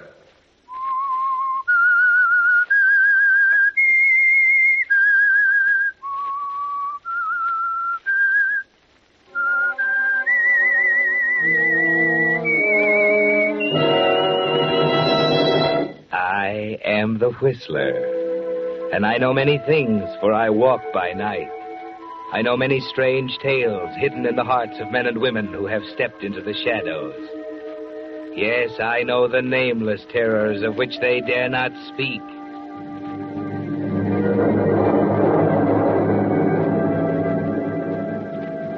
Yes, friends, it's time for The Whistler. And remember, let every traffic signal remind you, with new Signal gasoline, you do go farther than ever. Look for the familiar big yellow and black circle sign that identifies those popular Signal service stations in 7 western states from Canada to Mexico. And now, the Whistler's strange story. The Strange Sisters.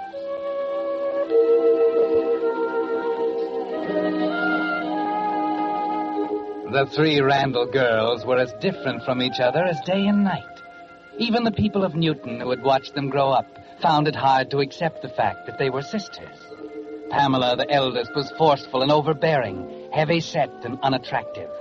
Kathy, the youngest, was a weakling. Life was a little too complicated for her, and she found the easiest solution was to let Pamela face it, to bring her problems to Pamela, to listen meekly to Pamela's instructions, and then to quietly obey. Yes, Pamela and Kathy were 2 extremes, and Sally, the 3rd sister, was in the middle, both in age and temperament. The combination of Pamela's strength and Kathy's frailty had produced in Sally a kind of radiance that had made life easy for her, that had made her sure of success where her sisters had failed. And the more she succeeded, the harder it became for Pamela and Kathy to face it.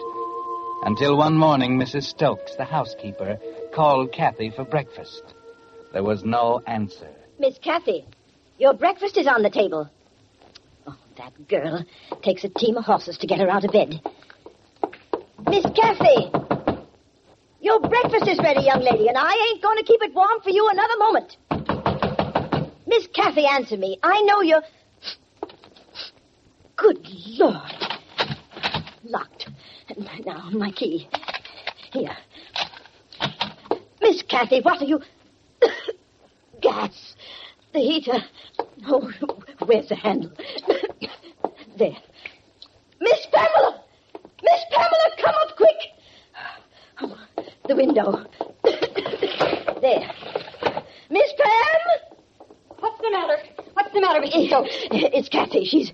Oh, Miss Pamela. Yes. Miss Kathy? Miss Kathy? Here like me. Yes. Kathy. Kathy, dear. Yes. Let me see. Her pulse. Oh, she's alive. Call Dr. Johnson quickly. Well, do you think she's... Don't stand there like an idiot. Call the doctor. Yes, Miss Pamela. Right away.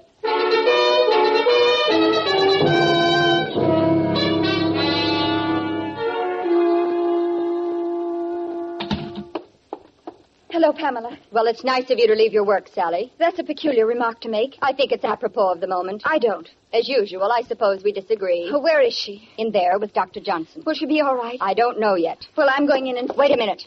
You're not going in there. You can't stop me, Pamela. I've got a right to know. And since you didn't choose to tell me over the phone, I'll find out for myself. I said wait. Kathy is my sister, too, Pamela. She doesn't belong to you. You've had her under your thumb for so long, the poor girl can't even think for herself. All right, go on in if you want to kill her. What do you mean by that? I've managed to convince Dr. Johnson it was an accident. It was an accident. She left the gas heater on and You've then... never been very clever, Sally. Kathy tried to kill herself. You're wrong. You're making it up. She didn't have a reason. I admit it wasn't a very good reason, but it's been used 1,000 times. Go on. It's a man, Sally, and a rather shabby specimen at that. She was in love? Yes. How long has it been going on? 6 months or more. You're sure? Of course I'm sure. Who is it, Pamela? Your fiancé. Henry? Why... Oh, you're wrong. You must be wrong. He never gave her any reason. He's hardly even spoken to her. You asked me, and I told you. Pamela, where did Kathy get the idea that Henry French was in love with her? Tell me, Pamela, where did it come from? I don't know. You stepped into that part of her life, too, didn't you? Answer me. Oh, come now, Sally. Don't distort that pretty finishing school face of yours. It's your biggest asset, you know. It's gotten you everything you ever wanted. There's no end to what it can do. How can you be so contemptible? Maybe I was wrong. Maybe you are clever. Insinuating your way into Father's confidence. Bowing and scraping. Playing the faithful daughter when he was ill. That's why Father left everything to you when he died. $50,000 and 2 sisters to provide for. If and when you felt like it. We're your favorite charity, aren't we? That's part of the act, too. Lady Bountiful. I've heard all I want to hear, Pamela.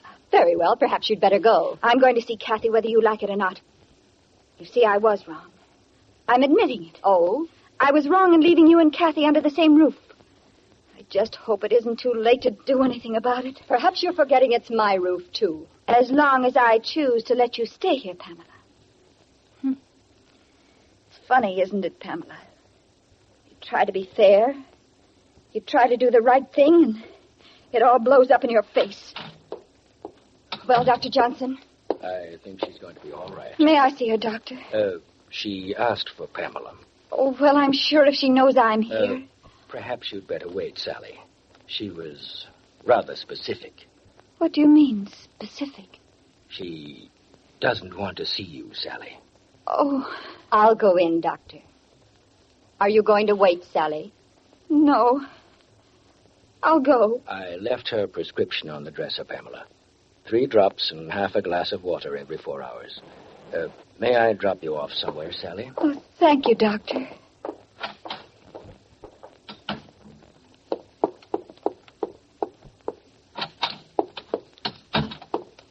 Kathy?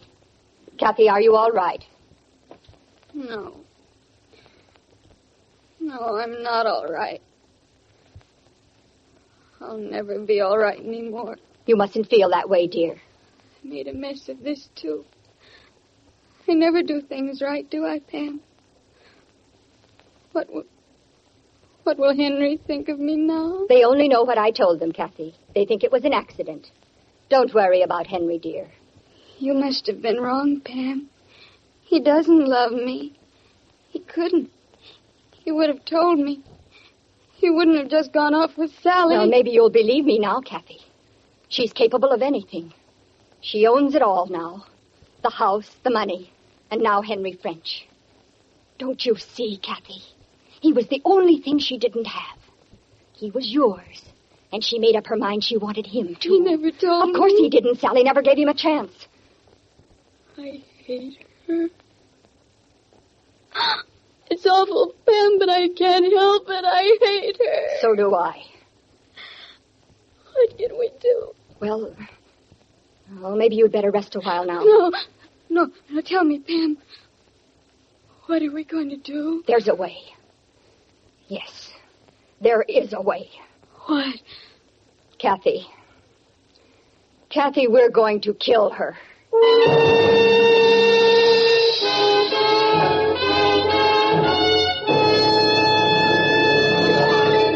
With the prologue of tonight's story, The Strange Sisters, the Signal Oil Company brings you another strange story by The Whistler. You've no doubt noticed those big red and yellow billboards that tell you now go farther than ever with new Signal gasoline. Well, that's important. But unfortunately, there isn't room on those billboards to tell the equally important part of the story, the finer performance in new Signal gasoline that makes this good mileage possible. Now, here's what I mean. New Signal's quicker starting naturally saves gas. Signal's smooth, fast pickup saves gas. And Signal's effortless anti-knock power that sends your motor purring up the steepest hills saves gas. So you see, the features in gasoline that make driving a pleasure are the very same ones that add up to more mileage. That's why we say your speedometer is the best proof of gasoline quality. If you want the tops in performance from your car, the logical place to find it is the new super fuel that now helps you go farther than ever. New Signal gasoline. And now, back to the Whistler.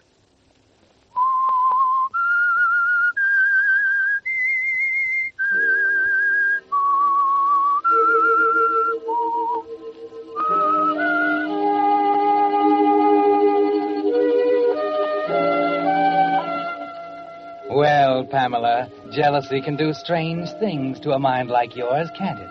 And it's a peculiar mind, filled to the bursting point with frustrated black hatred for your sister Sally, accumulated during the long years the three of you spent under the same roof with your father. She always had everything, didn't she? You and Kathy had to take what was left and like it. Yes, Pamela, that jealous hatred has brought you to the point where you'll stop at nothing. Lying, cheating, twisting the truth in such a way that your poor, gullible sister Kathy believes the very existence of Sally condemns her to begging for crumbs at Sally's table when the bread is rightfully hers. And you've thought of everything, haven't you, Pamela? You're confident that Kathy is prepared for the talk with Sally that's bound to come sooner or later. But, Kathy, I know I'm right about Pamela. Why must you always talk about Pamela? Pamela did this if it wasn't for Pamela. Oh, stop it, will you? I tell you, Pamela's the only one in the world I can turn to. Please, Kathy, please believe me, you're wrong. I'm not wrong. You are, dear. She's filled your mind with all sorts of hateful lies about me and Henry. Why do you keep throwing that in my face? Henry! He's yours now, isn't he? You've got him. You were smart. Just like she said. All right, take him. Marry him, I don't care. Doesn't make any difference now. Kathy, apparently there's nothing I can do or say that will make any difference in the way you feel. I promised Father I'd take care of you. Well, I'm leaving you the house and all the furniture. And I'm making arrangements for a trust fund that'll provide for you both. That's charitable of you. Under the circumstances, I think it is. I'll expect you and Pamela to be civil to Henry until we leave. Is that clear? Is he coming here? Yes. To live? Yes, for a week or so. I don't understand. It's very simple. We're going to be married tonight.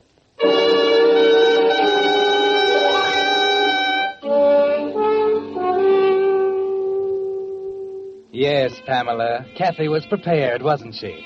Sally was right. Nothing she could do or say would make any difference, because Kathy is yours, isn't she? For too many years, she's depended on you for guidance, looked to you for advice, regarded everything you said as truth and everything else false. Yes, jealousy is a strange thing, Pamela. It's been there, deep inside you, for as long as you can remember. And it was convenient for you to find a cause for it. Sally and your father, the legacy, the house, the money. But that's gone now, isn't it, Pamela? Sally's been pretty fair about it. She and Henry are married now, and you have the house and your share of the money. That's what's strange about jealousy. The cause is gone, but it's still there, stronger than ever. And with it, your plan for murder. Did you get the key to their room from Mrs. Stokes? Yes. Here it is. She doesn't know you have it. No, she's gone to the store. I took it off the hook. Give it to me. What are you going to do? Just look around a little. Why? Henry's things are up there. He brought them in last night before they left. Well? I'm just curious, Kathy. Just curious.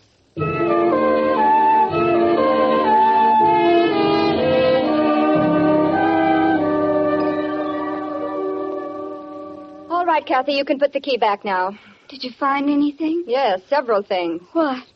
Kathy, I'll do the shopping tomorrow. Shopping? Pam, you never do. I'll tell you later. It seems Mr. French is a vicious man, Kathy. Perhaps you're just as well rid of him. Vicious? Of course. He must be, dear. Otherwise, why would he keep a loaded revolver in the upper drawer of his dresser?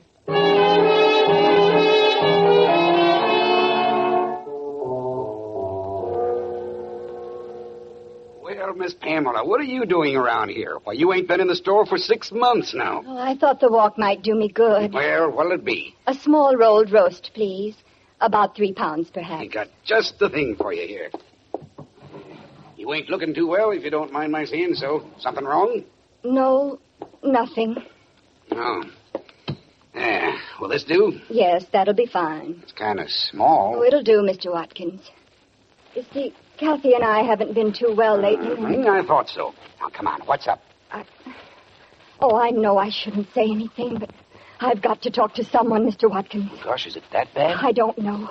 It's Sally and that husband of hers. You don't say. Oh, they've been quarreling dreadfully. It's been going on all morning, and I just had to get away from it somehow. They was only married night before last. You won't say anything, will you, Mr. Watkins? Promise me. Sure. Well, it's about the estate. Sally told him she was going to deed part of it to Kathy and me, and he flew into the most dreadful fit of temper. I could hardly believe my eyes. Here's your sugar, Miss Pamela. Thank you, Mr. Kennedy. I'm sure sorry about that. You won't say anything, will you? Me? Oh, no. Ain't there anything you can do? Let's see now. You wanted a shampoo and a finger wave, Miss Pamela. Yes. Gosh, I can hardly get my mind on my work after what you told me. You won't say anything, will you? Oh, of course not, Miss Pamela. Not a word.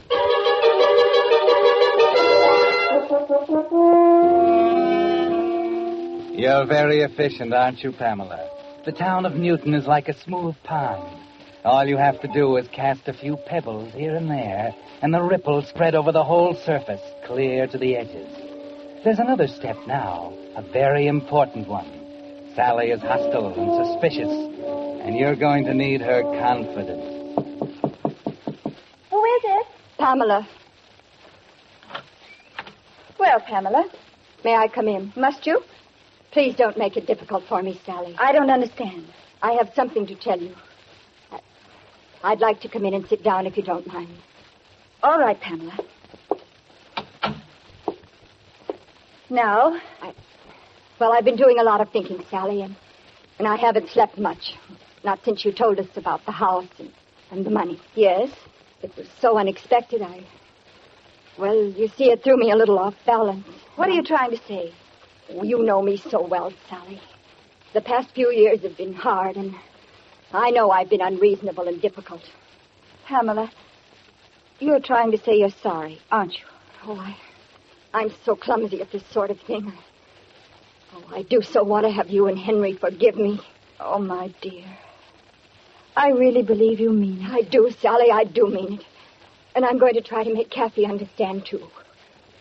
You're right, Sally. I've been such a terrible influence on the poor thing. Pam, darling, I'm so happy that it's working out. Oh, Sally, Come on now. Let's forget all about it. I'm sure Henry will understand. It's odd, isn't it? I had the feeling underneath that somehow it would work out. I just knew it, Pam. Thank you, Sally. Thank you. Now, you go on downstairs and tell Kathy. I've got to finish the packing. Packing? Well, but you're not leaving until the end of the week. Henry has to make a business trip to New York. Some things he has to settle up before we leave. When's he going? Tonight. He's leaving at 9. Oh, that reminds me, I must call the cab. He said to be sure to have it here for him promptly at 9. Now, you run down and tell Kathy it's all cleared up, will you? Oh, of course, Sally. Of course.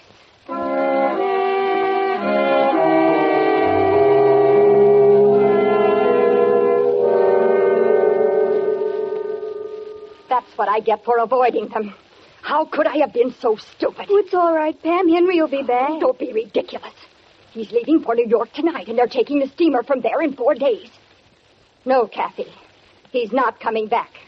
He'll send for her, and she'll meet him there. But isn't there some way? There's only one way.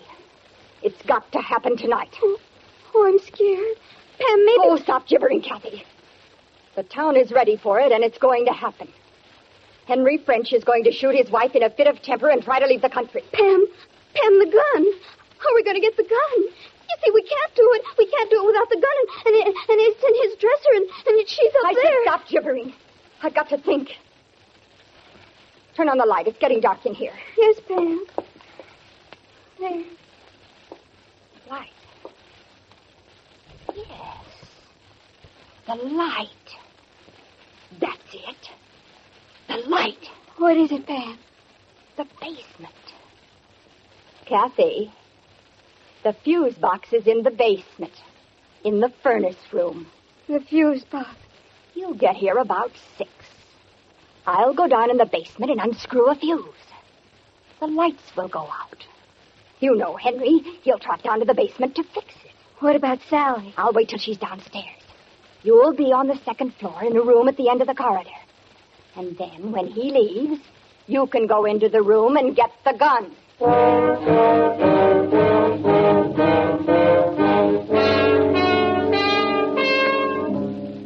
You can see it pretty clearly now, can't you, Pamela? The People versus Henry French, the charge murder. It's easy to think there in the basement as you wait in a dark corner after you unscrew the fuse and listen to the confusion upstairs as they stumble around in the dark. Then, as an afterthought, you find an old blown-out fuse on the shelf and screw it into place, just in case Henry might wonder how a perfectly good one could come unscrewed by itself. Then, when it's over, you return secretly to your room at the end of the 2nd floor corridor. Did you get it? Yes, here it is. I wore my gloves, Pam, just as you told me. All right, now listen. We haven't much time. He's down there now waiting for the taxi. Have you got your watch on? Yes. Now, let's see. Luminous dial, that's good. Now, listen carefully. The taxi is calling promptly at 9 o'clock. Understand, it's going to happen shortly after he leaves. About 9:05. Who's going to do it? You are. Oh, Pam. You've got to. I'll have to be upstairs. You'll be in the basement. Henry will leave in the taxi at 9, and I'll get Sally up on the 2nd floor on some pretext. At 9:05, I'll scream that you've fallen down the basement stairs. She'll run down. Yes, Pam. I understand. Now remember, not until after 9 o'clock. We've got to be sure Henry is gone. All right, Pam. I'll look at my watch. I promise. Good. Now you'd better get down there. It would be rude of me not to be there to say goodbye to him.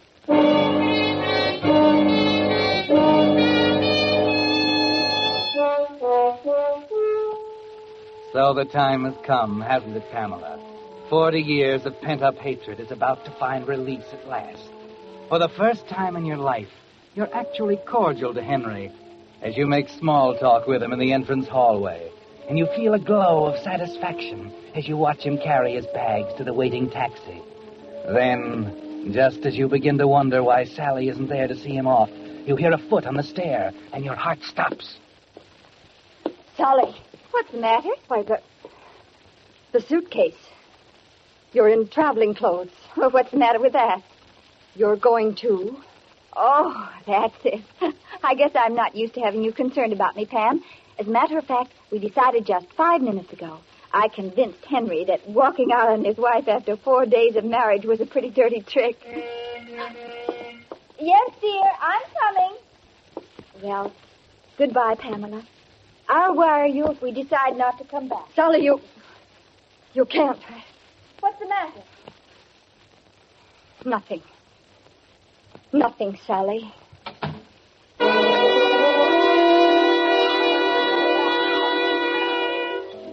You watch unbelieving as she walks down the steps to the taxicab. It failed, didn't it? Just like everything else you ever tried. Sally succeeded and you failed. There's a lump in your throat. You're all choked up with disappointment and bitter, corrosive hatred. Then suddenly, you realize there is another way. You've got to get to Kathy and tell her. You glance at the clock, 8:45. It's still safe. Then over to the basement door. Kathy! Kathy!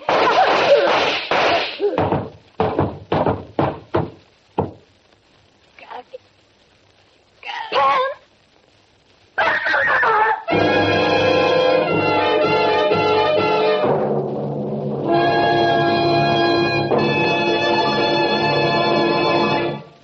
Whistler will return in just a moment with the strange ending of tonight's story.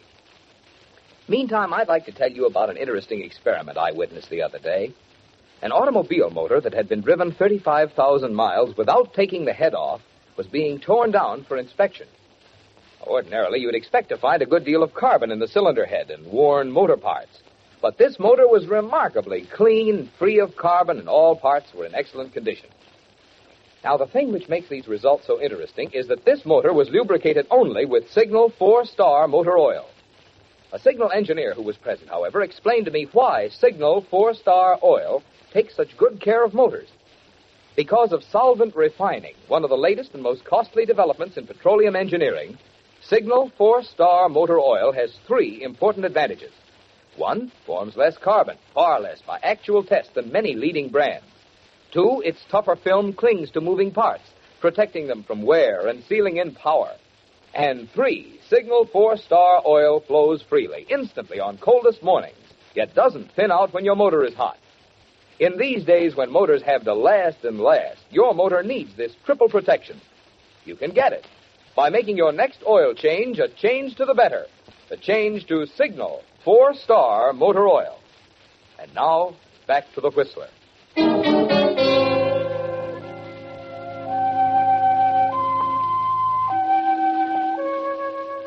So it didn't work out, Pamela.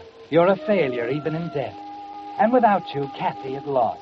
She's helpless now, cringing before the sharp questions the officers throw at her, trying futilely to lie her way out of a hopeless trap. And Sally stands there, unbelieving, as the hatreds, the jealousies come to the surface for all the world to see.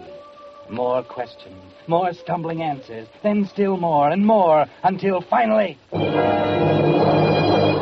right, we did it. We planned to kill her. Leave me alone. Take her away, Joe. Well, there you are, Mrs. French. I can't believe it. It's so fantastic. Yeah, it is at that. They knew Mr. French was leaving at 9. Planned to kill you with his gun. In the dresser drawer. That's where he kept it. Pamela was smart, Mrs. French, but she forgot one thing. The clock on the wall read 8:45, so she figured it was safe to open the basement door where Kathy was waiting to kill you. She forgot it was an electric clock. When she pulled the fuse down there and cut out the current, the clock lost 18 minutes.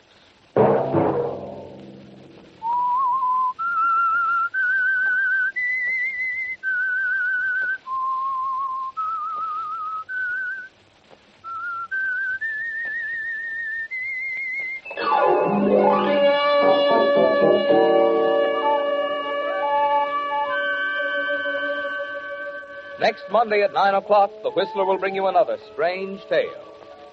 The Whistler is broadcast for your entertainment by the marketers of Signal gasoline and motor oil and fine quality automotive accessories, and by your neighborhood Signal dealer. This program, produced by George W. Allen, based on a story by Bernard Gerard and Zane Mann, music by Wilbur Hatch, is transmitted to our troops overseas by the Armed Forces Radio Service.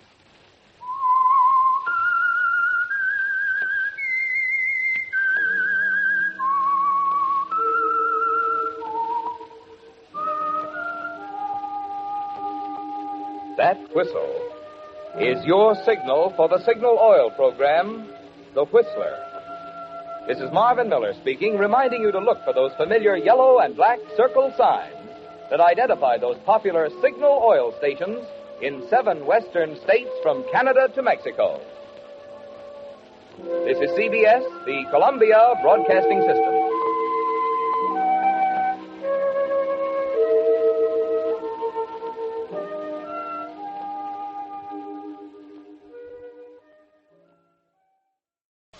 The Signal Oil program, The Whistler.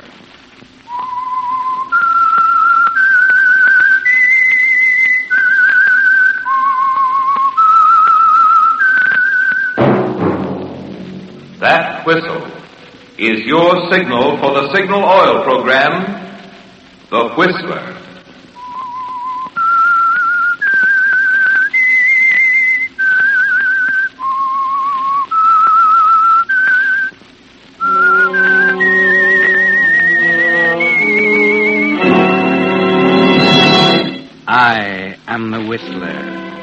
And I know many things, for I walk by night. I know many strange tales hidden in the hearts of men and women who have stepped into the shadows. Yes, I know the nameless terrors of which they dare not speak.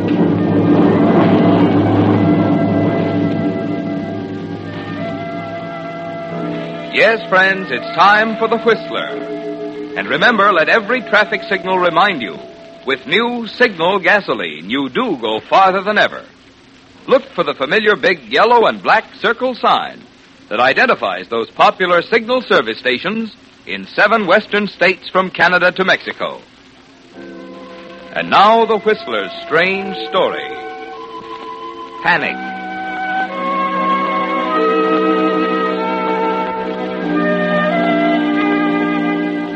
Leora had been on his mind all morning. He tried not to think of her, tried to throw himself into the office routine, dragged out all the things he'd set aside during the past month, told his secretary they were going to work late. Then, by 1 in the afternoon, he found himself slipping, letting his mind relax and settle on Leora again. And at 3, he discovered he was dictating nonsense to his secretary. At that point, he stopped suddenly and deliberately thought of Leora, of her leaving tonight, walking out of his life forever. An hour later, he was hurrying out of the passport office on his way to the steamship agency. Yes, sir? I believe a Mr. and Mrs. Charles Moffat are listed on tonight's sailing. Would you check it for me, please? Of course, sir. Midnight sailing Baratania. Yes, here we are. Mr. and Mrs. Charles Moffat, A-deck cabin 12. Is there any space left on that ship? Well, as a matter of fact, sir, I have a cancellation right here. I'll take it. The name's Kent Buckley.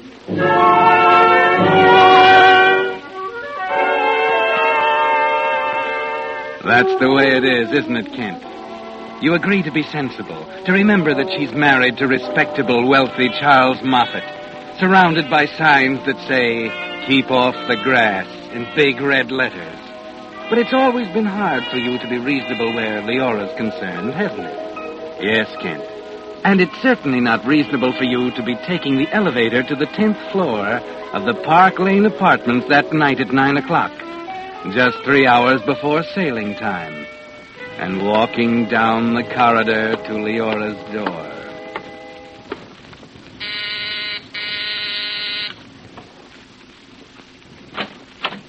Kent. Leora, darling, I had to come. Charles is back in the study. You've got to go. I don't give a hang where Charles is. I'd just as soon have it out with him right now. I couldn't get you out of my mind. But we agreed to forget it. Did you? No. Neither did I. There's no sense to this, Kent. We're leaving in an hour. That's why I came, Leora. I'm going too. What are you talking about? I got passage this afternoon. I'm not going to let him take you away. Oh, Kent. Kent, darling. Leora. Charles.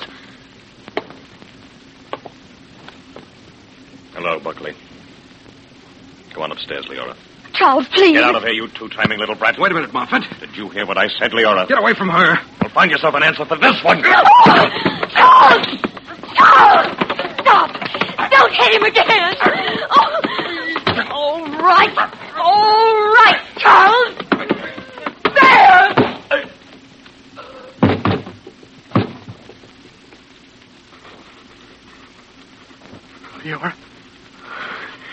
Leora, that poker, you... Wait a minute. He's not breathing. He's not... You killed him. Yes. I meant to kill him.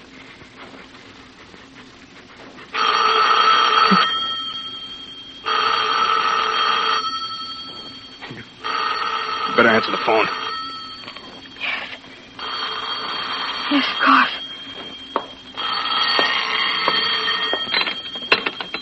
Hello? Oh, yes, the package. I'll call down when it's ready. The expressman's downstairs. Wait a minute. Let me think. I gotta think. Oh, Leora. Leora, please. What have I done? Ken, what have I done? Come on, you better sit down. There. Think. We gotta get rid of him some way. There's no way. We're on the 10th floor. We got 3 hours till sailing time. 3 hours. We'll never get away. There's no use trying. The baggage. Wait a minute. Leora, where are the steamer trunks? In the study. Come on. Oh, Ben. It's no use. Oh, we've got a chance. Whose trunk is this? Charles. His clothes. It's big enough. Yeah. Sure. He's going in it. Come on. Help me get it open.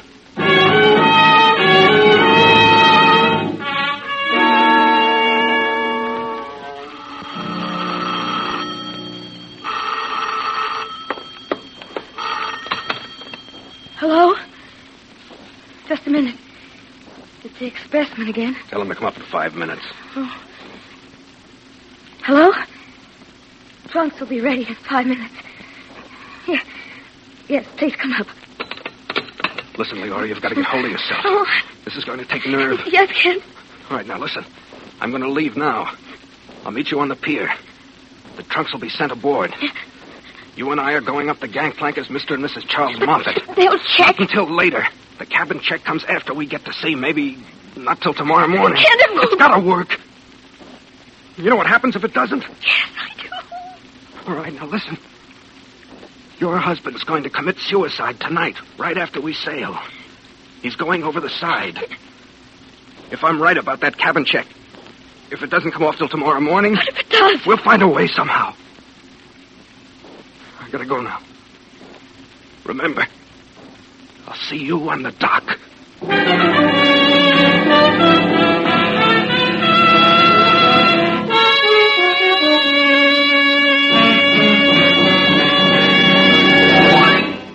With the prologue of tonight's story, Panic, the Signal Oil Company brings you another strange story by The Whistler. You hear people say there's a reason for everything. Well, there's certainly a reason why, in just 14 years, the Signal Oil Organization has grown from a mere handful of stations in Southern California to almost 2,000 dealers, serving 7 western states from Canada to Mexico. Briefly, that reason is quality of product. 14 years ago, it was Signal Oil Company that introduced the first guaranteed anti-knock gasoline at no extra price. And since then, Signal gasoline has been constantly improved to give you the benefit of every latest development in the automotive and petroleum industry. In today's new Signal gasoline, for instance, the atoms in gasoline molecules have actually been rearranged to create amazing new power. Power that not only helps you enjoy quicker starting, faster pickup, and quieter anti-knock performance from your car, but also helps you go farther than ever on each gallon of Signal. So you see, there's good reason for the swing to Signal. Good reason for you to get acquainted soon with the friendly station in your neighborhood displaying Signal's familiar yellow and black circle sign. And now, back to The Whistler.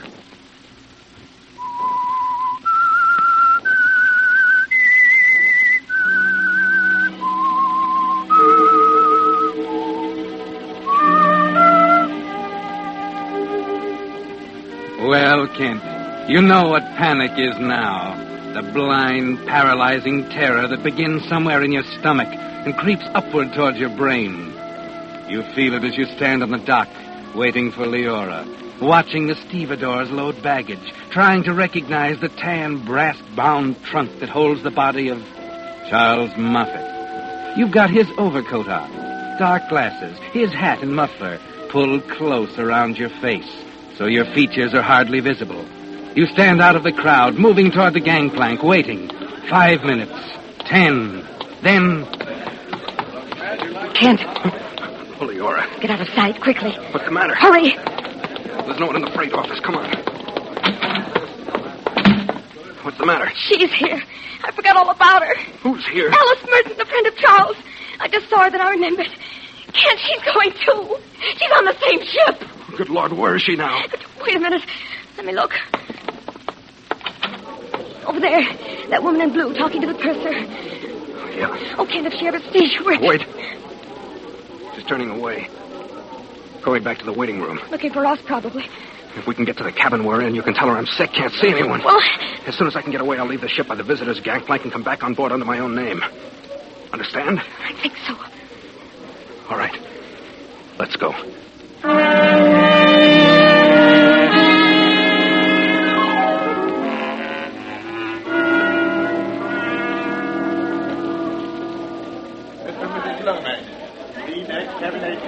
Remember what I told you.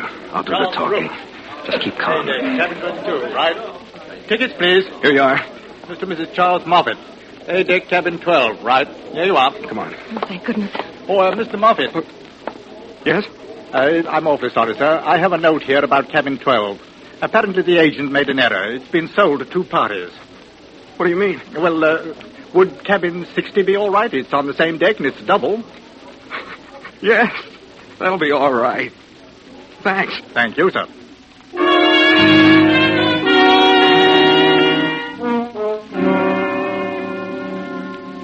This way, Mr. Moffat. Right down at the end of the deck. Your hand baggage is down there now. All right, Leora. What about the purser? I don't know. It was dark. He couldn't have seen my face. Oh, here we are. Cabin 60. Oh, darn it. The key's stuck again. I'm going to have it fixed, I keep telling myself. Kent, shh. Kent, look. Leora! Charles, darling. Mrs. Burton. Can't you hurry? This doggone key. Now, let me try. It's stuck. Charles, I've been looking all over for you. Hey, look out. Let me have that key here. Wait a minute, Charles. Right there. Get rid of her quick. Leora, darling, where have you been? Hello, Alice. About your trunks, Mrs. Moffat. They're on their way to the baggage room, but I can have Excuse me, Leora. I simply must see Charles. Wait a minute. Alice, Charles is quite ill. He's ill? I've got to get below, Mrs. Moffat, if you'll just tell me I'll about talk to you the later. Well, I'm sure Charles won't mind it. Please, Alice, please. I said Charles is ill. He doesn't want to see anyone now. You understand? Why, of course. If he feels that way. Okay, I'll send the trunks to the I'm sorry, Alice. He's been very low lately. I'm sure he'll feel better tomorrow. Why, of course. Good night, Leora.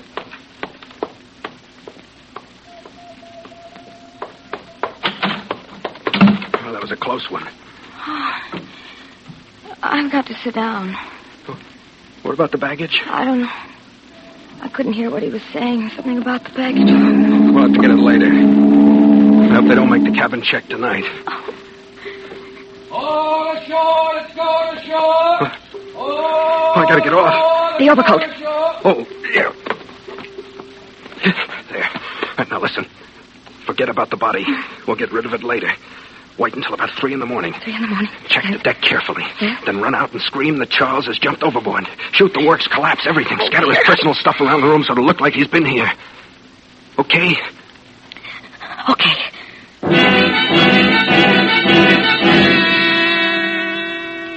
Yes, Kent. Panic is a terrible thing, isn't it?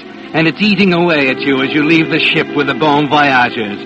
As you return and present your own ticket. Then, an hour later, after the ship is pulled out, you discover to your horror that they're making the cabin check. Who is it? Kent, open up, quick. They're making the cabin check right now. Be here in 20 minutes. We gotta do it now. That man outside. What man? He's hung around here ever since you left. Out there by the rail. Yes. He's back again. I'll have to get rid of him. You know what to do? I think so. Good luck, darling. I'll wait till he's looking the other way. There. Now. Okay.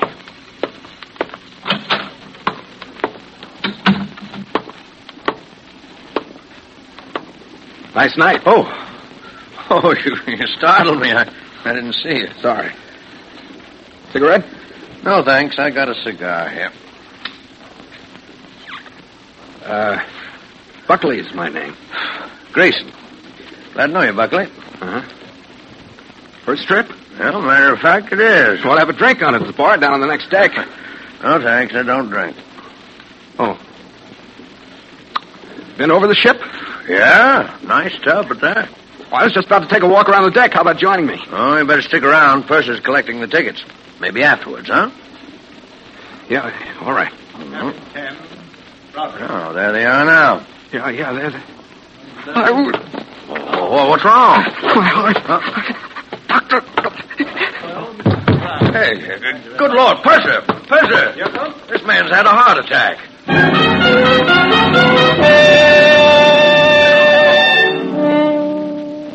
That was the only way out, wasn't it, Kent? Grayson and the purser carry you down to the ship's hospital, and the doctor examines your heart, then leaves you to rest on the couch. You can almost see the purser now, moving closer and closer to Leora in cabin 60. There's nothing you can do except wait, and your mind takes up the rhythm of the clock. He's at cabin 20 now. 22. 24. 26. 28. 30. 32. Man overboard! Man overboard! She made it.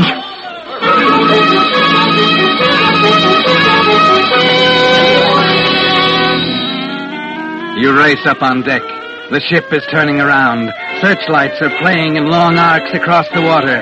The passengers, officers, members of the crew stand at the railings, trying to see through the blackness. And Leora's on deck outside the cabin, Quiet, please. following instructions. Now, Mrs. Moffat. I don't know. I don't know why he did it. He just got up all of a sudden and said he was going for a walk. I looked out the window just in time to see him climb over the railing. I see. That's rather odd, isn't it? Leora, darling. Well, Alice, dear, I'm so glad you're here. There was something wrong, wasn't there? That's why he acted so strangely a while ago. Pardon me, what's your name, please? Alice Merton. I'm a friend of Mr. Moffat. You would say he was acting strangely? Yes, he was ill. Yes, that's it. He wasn't himself all afternoon. He said he was ill. That's hardly a reason for suicide. I beg your pardon. Yes? Mr. Moffat had every reason for suicide. My name's Grayson. I'm one of his creditors. I see. I took passage on this ship because I suspected he was leaving the country to escape his financial obligations. Oh. Why, I didn't know. Well, I'm sorry, Mrs. Moffat. I'd better take you down to the dispensary, Mrs. Moffat. The doctor will give you a sedative. Oh, this is There, now. Everything's going to be all right.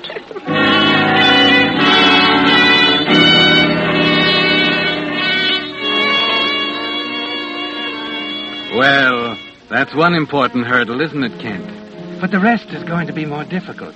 There must be no way for anyone to connect you and Leora, to link up your convenient heart attack with Charles Moffat's suicide. You have to take advantage of every moment the two of you are alone together. For example, as you are resting side by side on the beds in the ship's hospital, the doctor goes out for a moment. Did I sound convincing? Wonderful. Grayson was a blessing in disguise. We can take our time now. Yeah, 3 more nights. Get into Southampton in the morning of the 16th. If that trunk ever gets into customs... Don't even think about it. We gotta be careful. I'm worried about Grayson. I know. Look, I'll be in the lounge tomorrow morning after breakfast reading a magazine. You can come in. Here you are, Mrs. Moffat. Take 2 tablets tonight and a glass of water. Make you sleep. Thank you, Doctor. Mr. Buckley, I'm awfully puzzled about your heart. Oh, it's only happened once or twice. Seems perfectly normal. Strange, isn't it?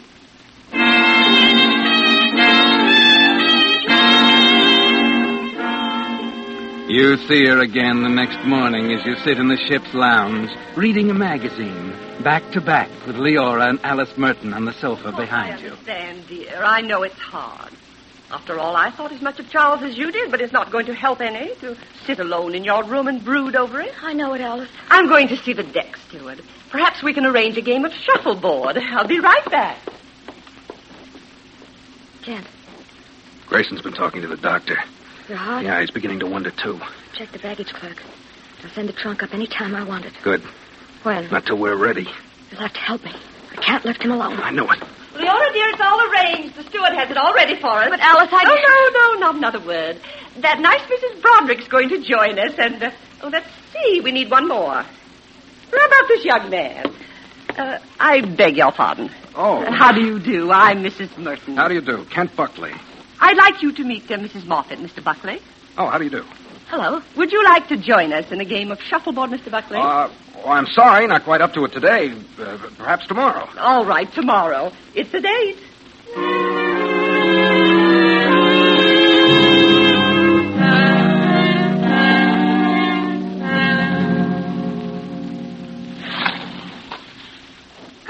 Leora. Your turn, Mr. Buckley. All right, here goes. The deck watches last night. Yes. And here comes another one, Mrs. Merton. All right. Oh, not bad. 10 points. Just getting warmed up. We'll do it during the captain's dinner. That's on the last night. Why are we doing What are you waiting for? Hurry up. Oh, just a second. It's our best chance. Everyone will be there. Nobody on deck. All right, here's the last one. How's that? Oh, you're too good for me. Another 10. Now, where'll I get going? Kent, I don't see why. Skip it for now. Look, leave your green purse in the dining room today at lunch. I'll pick it up. My goodness, you two seem to be old hands at this game. Oh, we've just had a run of luck. Kent's never played... Oh, it's Kent, is it? Oh, I'm sorry. Mr. Buckley. Oh, well, you're up, Mrs. Merton.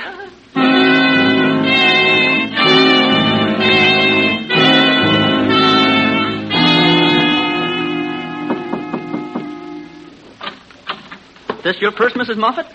Well, yes, it is. A gentleman found it in the dining room. Thank you very much. Here you are. Oh, thank you.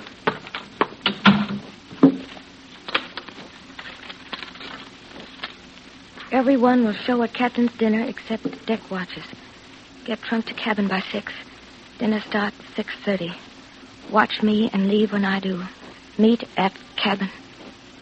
Kent.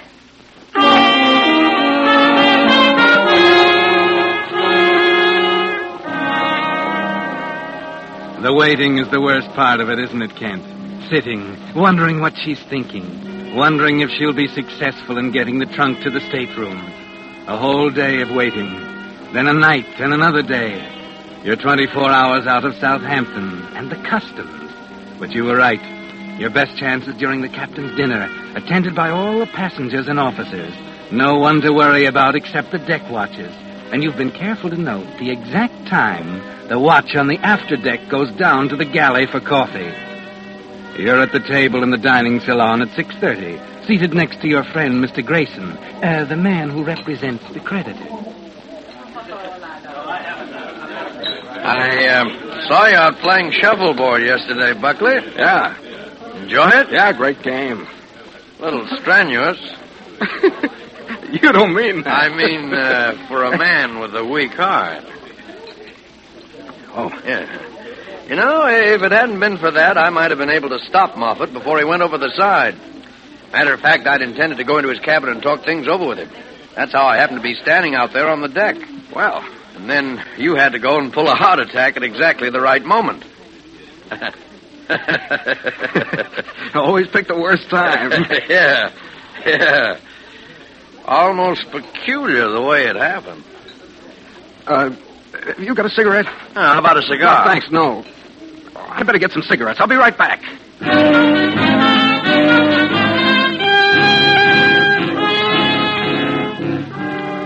That's right, Kent. Make sure Leora sees you leave, then head for the cabin. Once the body is gone, Grayson and the whole lot of them can be as suspicious as they choose. The decks are deserted. Everything is right, isn't it, Kent? Exactly right. Is the trunk in the room? I had an awful time. He didn't want to send us off. Never mind that. Is it there now? Yes, it's all there. Right. We can't be gone too long. Let's get going. Hurry. Don't touch the lights. Oh, sorry. Okay. Where is it? It's right over there. It's gone.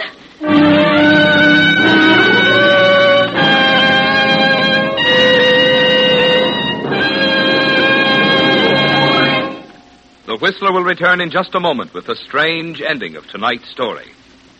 Meantime, a question. Have you forgotten anything lately? Just anything? Well, of course, we all forget occasionally. But consider what might happen if even one part were forgotten when your car is lubricated. Excessive wear, a damaged part, and your car laid up. That's why your Signal gasoline dealer never trusts to memory when he lubricates your car. Instead, he uses Signal's famous check chart, on which the maker of your car shows every lubrication point. And your Signal dealer checks each point against this chart not just once, but twice, which is why it's called Signal Double Check Lubrication.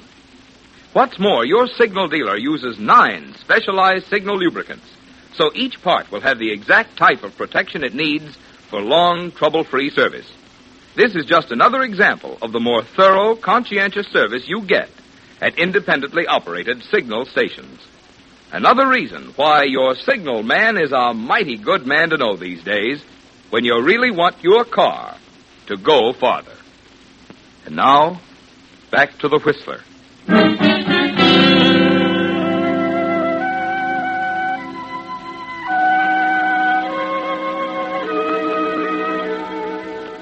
Well, Kent, the panic is back again, isn't it? The blind black panic you felt when you looked down at Charles, dead at your feet back in the apartment. The trunk with Charles's body is gone. Everything. All the planning, the careful meetings, the dodging and lying was useless. The trunk is gone. You forget about caution now as you and Leora hurry down to the baggage room on C deck and call the clerk to the window. Clerk! Yes, sir. What happened to the trunk Mrs. Moffat had sent up to her room this evening? Oh, I'm awfully sorry, sir. Where is it? Well, it seems... Well, come on, where is it? Perhaps the purser can explain. Excuse me, Mackay. Where is it, Purser? It was in my cabin at 6 o'clock. It was an error on my part, Mrs. Moffat. I neglected to inform the clerk. Inform him of what? Of the fact that due to Mr. Moffat's death, we have to impound all his personal effects as a matter of form. What? I'm sorry, Mrs. Moffat. It's simply routine. What do you mean? We'll have to hold the trunk here till we arrive. But it will be available to you after its contents are examined and itemized by the authorities. Oh. So you see, really there's no reason at all to become alarmed, is there?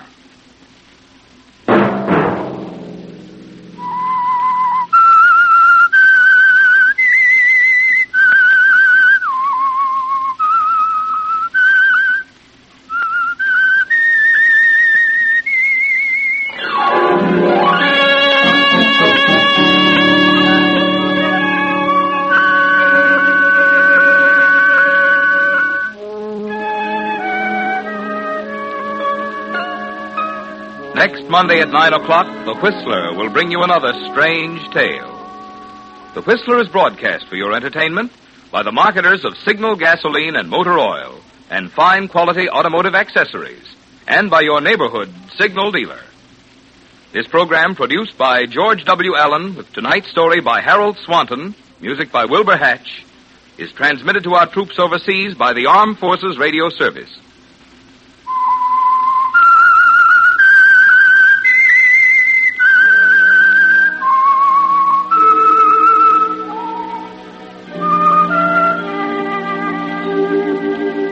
That whistle is your signal for the Signal Oil program, The Whistler. This is Marvin Miller speaking, reminding you to look for those familiar yellow and black circle signs that identify those popular Signal Oil stations in 7 western states from Canada to Mexico.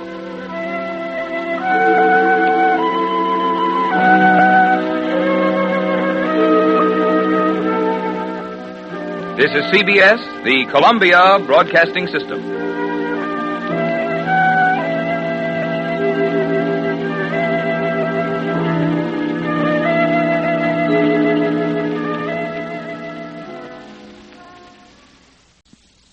Most popular radio program on the West Coast. And remember, let every traffic signal remind you, with new Signal gasoline, you do go farther than ever. Look for the familiar big yellow and black circle sign that identifies those popular Signal service stations in 7 western states from Canada to Mexico. And now the Whistler's strange story. 6-letter word for death.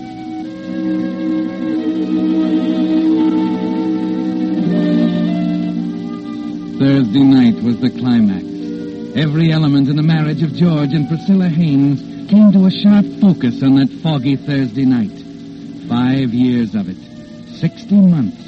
1,826 days, each adding a little pressure, each day contributing a little more water behind the dam that was destined to give way on that Thursday night, when the fog hung like a blanket over the campus of State College. George Haynes had known the marriage wouldn't work from the first. Yes, George, as far back as a month after your wedding, when you first felt the cold, sinking feeling in the pit of your stomach. And these 5 years have proven it. But no one but you seems to recognize it. No, George, not even Priscilla. George, George, I'm talking to you. Oh, I'm sorry, Priscilla. George, what's a four-letter word meaning former? Please, dear, I'm awfully busy and... Just this one. You say four-letter word meaning former? Yes. Let's see, try erst. What? Erst. E-R-S-T. That's a silly word. You sure? You might try it and see. E-R-S-T. Looks funny. Now, I've got to get to this lecture for tomorrow, dear. Let's see. Better open with the pages work on Cambodia. There's Angkor Wat, of course. Fundamentals first, general aspects. George. Distinction from South Chinese. Yes, of George. course. Yes, dear. I'm stuck again. There's a six-letter word. Priscilla, darling, I've really got to get at this. Would you mind, please? Oh, don't be a stuffed shirt, George. Just this one. All right, Priscilla. Just this one.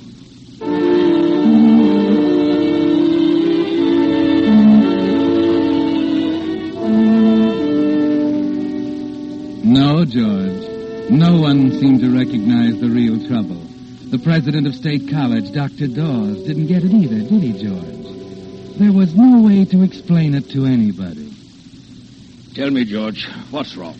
I'm afraid I don't understand, Dr. Dawes. Yeah, I'm afraid I don't either.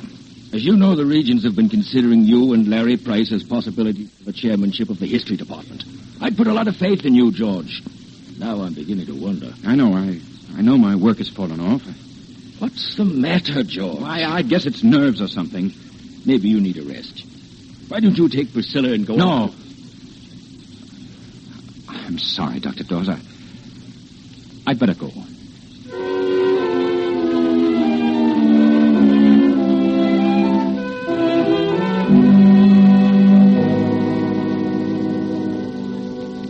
Darling, I'm glad you're home. Hello, dear. Larry tells me you've declined the faculty dinner. I told him there must be a mistake, George. Surely we're not... It's not a mistake, Priscilla. My work is in such bad shape that I've got to get down to business. But everyone will be there, dear. Larry and Ann and all the rest. They'll think something's the matter. But don't you see, Priscilla, my work is more important. Oh, so that's it. Your work is more important than my happiness. You don't care, do you? You just as soon wrap yourself up in those stuffy... All right, we'll go. I can't understand why we have to go Priscilla, through... please. Please.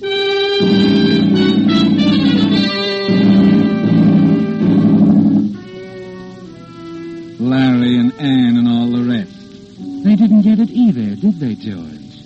They can't understand the terror you feel when you realize Dr. Dawes is right. Your work is slipping. George Haynes, full professor of history, candidate for chairman of the department, is slipping. You feel as if you're standing at the edge of a cliff, and Priscilla, with her inane remarks, her perpetual round of afternoon teas, faculty dinners, and 1,000 other distractions, is easing you over the brink. 5 years of it, George. 5 long years. And each day, each hour, building like a tower of blocks, designed to topple into ruins on that foggy Thursday night. The night Priscilla invited Larry and Ann to the house for an evening of bridge. George, of all the stupid plays, that one takes the prize. First you double them into game, and then... Well, he wouldn't have doubled if you hadn't bid clubs, Priscilla. Oh, that had nothing to do with it. He was I'm simply... sorry, Priscilla. I guess I wasn't paying much attention to the game. Lucky for you, we're not playing for 1/4%, George. That's enough, Larry. Huh? What's the matter, Ann? George is tired. Maybe we better go. Go? Oh, don't be ridiculous, Andy. The evening's just started. I really have got to admit that I am a bit bushed. Nonsense. Let's see, that's 120 below the line. Where's a pencil? Here, take mine. Oh, thanks. 120. 700 rubber. You are tired, aren't you, George? Would you think I was awfully rude if I... Don't be silly. Of course you're being rude.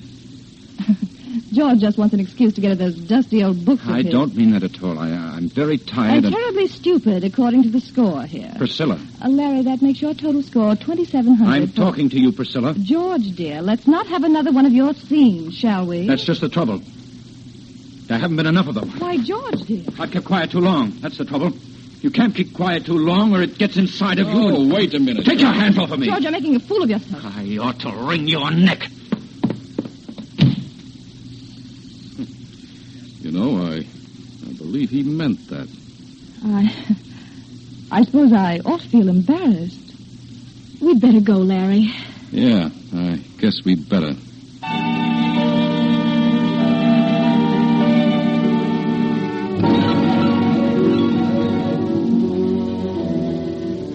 So the blocks toppled, didn't they, George? You've spoken your piece, told Priscilla you could wring her neck, and you almost feel as if you could, don't you? She won't speak to you now, and for the first time in 5 years, the house is silent. Larry and Ann have gone home to the house next to yours on Faculty Row. Outside, the fog is cool and clean, and you suddenly want to lose yourself in it, to feel it press around you and clear some of the haze out of your mind. 15 minutes later, you find yourself near the bell tower on the campus.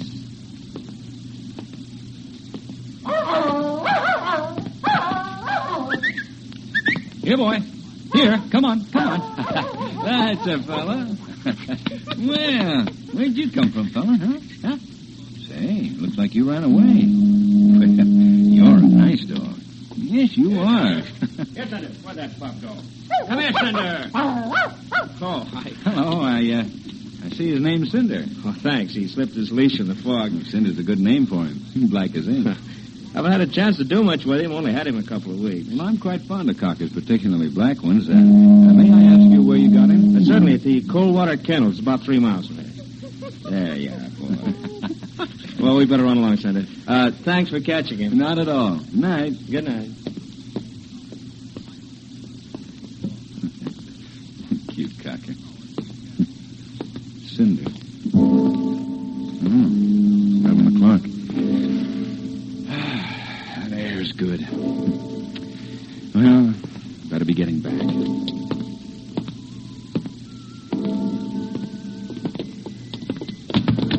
Oh, I'm so sorry. I didn't see you in the fog. Here, let me help.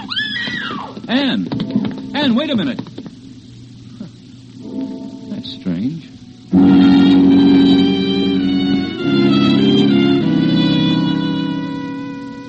Yes, George, that was strange, wasn't it? You're sure it was Anne, as sure as you could be of anything in that fog. But why should she run from you? Why should she scream when you reached out to help her? You're puzzled as you turn and start for home, and worried. The fog takes on an ominous quality, closing in on you, causing you to hurry faster and faster as you get closer and closer to home. Then a strange evening, the quarrel with Priscilla, Anne's terror when she ran into you. Then, 10 minutes later, as you arrive back at the house and open the door, it suddenly takes on a horrible meaning. Priscilla? Priscilla?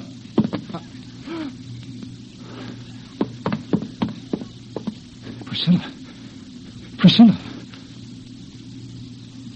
Dead. Strangled.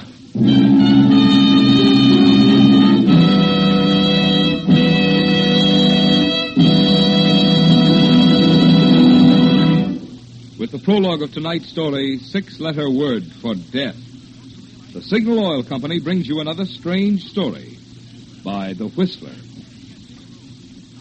A friend of mine, who was never too keen about babies, recently became a papa himself.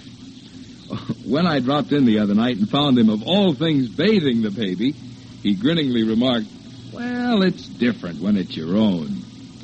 Well, friends, right there you have the reason why you just naturally get a different brand of service, more conscientious and more thorough, from a man who has his own money in his own business, such as your Signal gasoline dealer. It's why, for instance, when a Signal dealer lubricates your car, he takes no chance of forgetting some hidden part.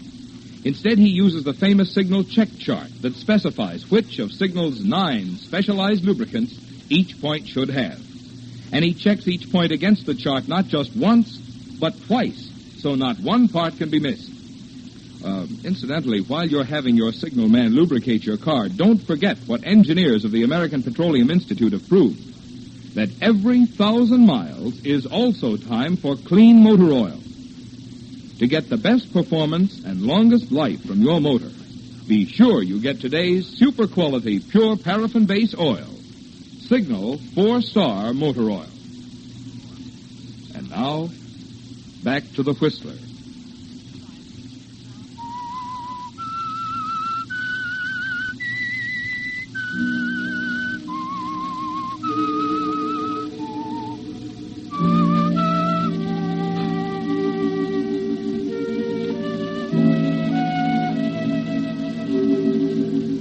Yes, George, Priscilla is dead, strangled, lying on the floor by the window, a crossword puzzle and pencil beside her. For 15 seconds, all you can do is stand there staring at her. Then, terrified, you pick up the phone. Operator, get the police. Hurry.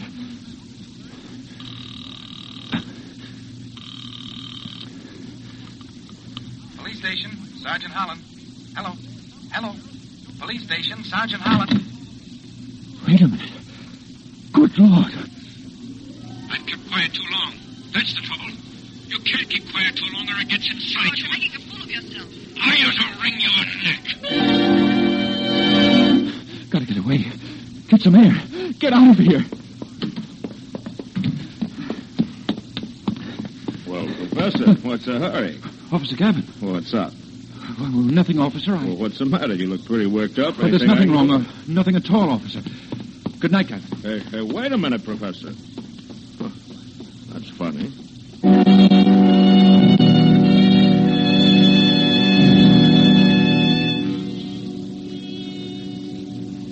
The fog, George.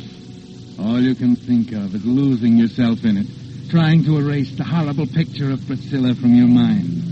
Gavin, the campus policeman, saw you rush blindly from the house, saw the terror on your face that came with the realization that less than an hour after your exasperated statement at the bridge table, your wife Priscilla lies dead on the living room floor, strangled. You walk aimlessly in the fog for several minutes, trying to get a grip on yourself. Then finally you realize you can't go on this way, and you force yourself to go back to the house, back to the living room and the chair by the window.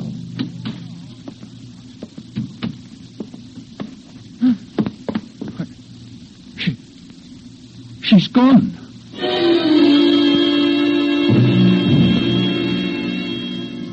It's like a nightmare, isn't it, George? The body's gone from its place by the living room window. Frantically, you search the house and finally discover it in the bedroom, stretched out on the floor. And something new has been added, George. One of your silk neckties is tightly knotted around her neck.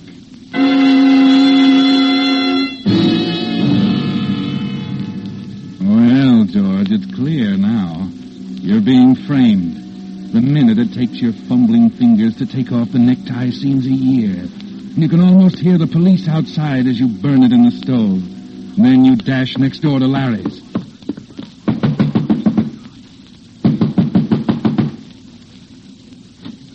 Larry. Well, George. Larry, you've got to help me. I don't know what's behind it, but... What's the matter? What are you staring at? What's that in your pocket, Larry? Huh? Oh, this? Yes. My pencil. Why? Your pencil? Yeah. What's wrong with that? Say, what's happened, George? Tell me. Nothing, Larry. Nothing.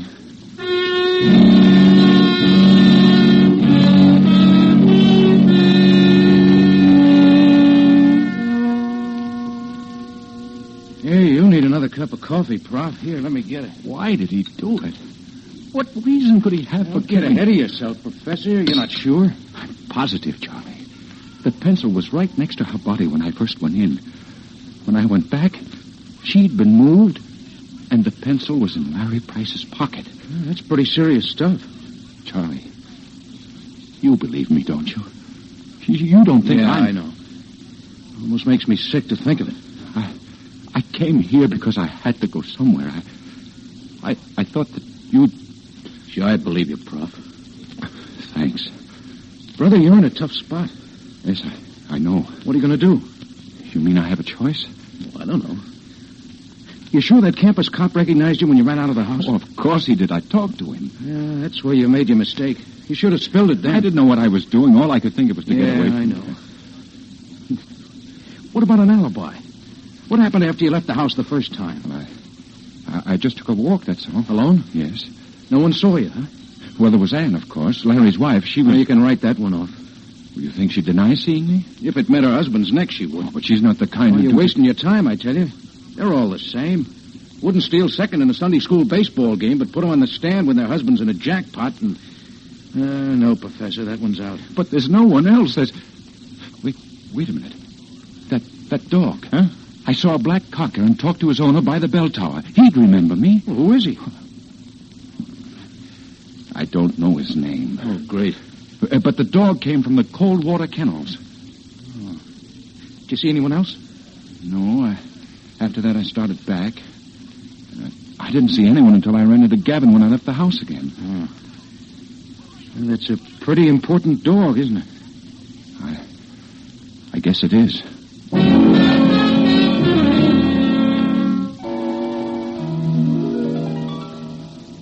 I'm awfully sorry. I would have telephoned, but the telephone... But the telephone was disconnected. Now, look.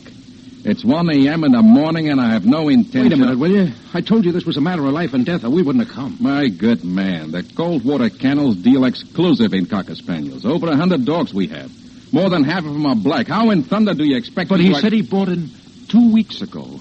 Look, we've sold 30 dogs in the last 2 weeks. You don't know the man's name, don't even know what he looks like. You come here and get me out of bed at 1 a.m. in the morning and expect me to make miracles with a sales record. It don't make sense. All right, Mr. Coldwater. Come on, Professor. Believe me, I'm sorry, but if you only had something else to go on... Wait a minute. The dog's name was Cinder. Does that help? Yeah, there was a man. Wait. Call him Cinder. I remember now. Uh-huh. Who is it? Got it here. A man by the name of Morgenstern.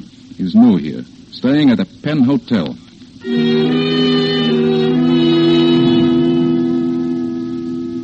Morgenstern? Let me check the register. Morgenstern. Where have I heard that name? Morgenstern. We had him here a couple of weeks ago. Kendrick P. Morgenstern. Yeah, I remember him now.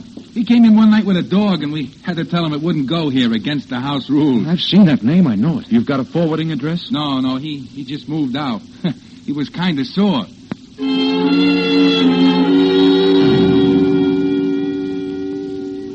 It's 3 o'clock, Charlie. Yeah. Kendrick P. Morgenstern. I remember seeing the name. It's such a funny handle. Well, try and picture it. You sure you saw it? Oh, yeah. Well, was it printed or written? Maybe a sign on a store window? It was written. I remember the K was funny. Well, it was a signature then. You saw him sign his name? It was a check. That's right. He came here to cash a check this morning. Wait a minute. You sent the deposits? No, I didn't. Where is it? In the safe. And it's got his name and an address on it.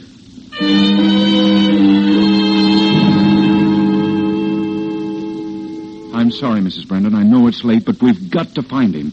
You say he was staying here? Well, it was funny. A nice man, Mr. Morgenstern, but odd. He come here from the hotel with his dog about 2 weeks back. Thought the world and all that. But dog. You said he's gone now. Where is he? Well, I'm getting to that. He only took the room for 2 weeks, being he's due to go east tonight on the plane. East where? Well, I don't know. When? What plane? Left at midnight. But come 11 o'clock, he decides to take his dog walking. Well, I don't see him for over an hour. 12:30 it was. But then the plane's gone. Well, then he's here. Oh, no. Left in an awful hurry. Think he was going to catch the next plane at 2 a.m.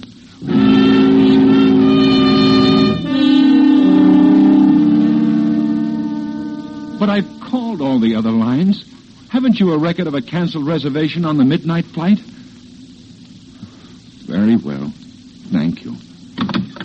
Something's haywire somewhere, Prop. Oh, it's useless, Charlie. Nothing else I can do. What time is it? 4:30.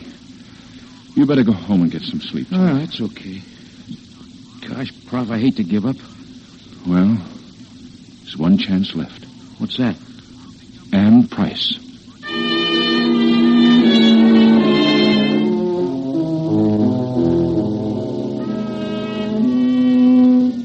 It's a slim chance, George, but it's the only one you have.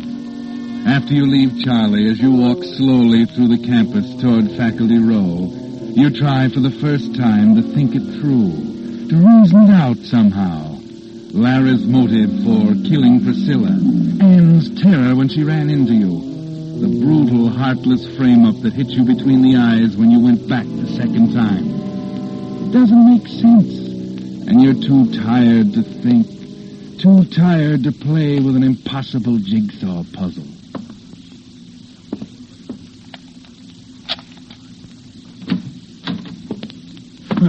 Professor Haynes? Oh, yes, Schultz, Homicide Squad. You know Mrs. Price, I believe. Hello, Anne. Hello, George. And Gavin, the campus policeman? I saw Professor Haynes earlier this evening. Nice of you to come back, Haynes. There are 9 squad cars out looking for you right now. All right, I'm here now. What do you want? Why did you burn that necktie? Well, I didn't know that... It was used to kill your wife, Haynes. We found some of the ashes. Some of the threads were left on her neck. You tossed it in the stove, didn't you? Well, I'd rather... Did you burn that tie? Yes. Yes, I did. All right, Haynes, that's all we want to know. No, wait a minute. You can't. I can explain. Listen, Lieutenant, please. Anne, you're my last chance. You've got to help me. Tell them. Tell them you saw me on the campus. You know, Anne, by the clock. You've got to help me, Anne. Tell them, will you? Oh, George, I don't know what you're talking about.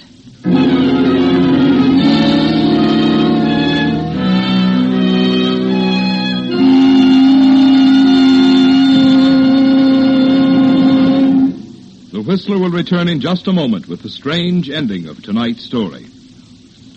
But now, in honor of the Boy Scouts of America, our sponsor, the Signal Oil Company, has asked me to bring you a special message.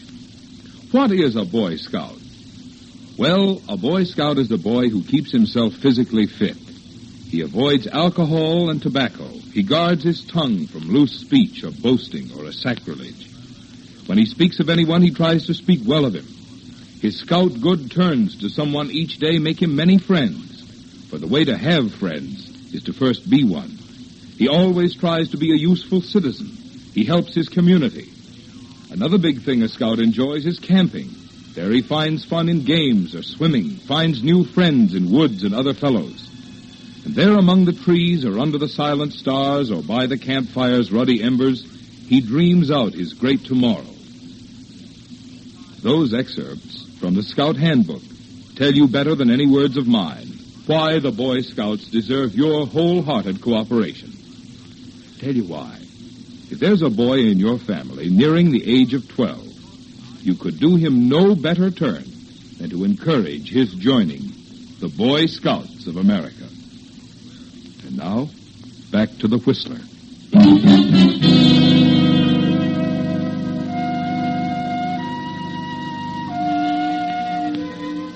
So that's it, George. Anne denies it. She didn't see you. Charlie was right, wasn't he? Women are wide-eyed and righteous until the chips are down, until something close to them is at stake. Then it doesn't seem to matter. You stand there quietly, looking at her for a minute. Then your knees begin to get weak and you sit down.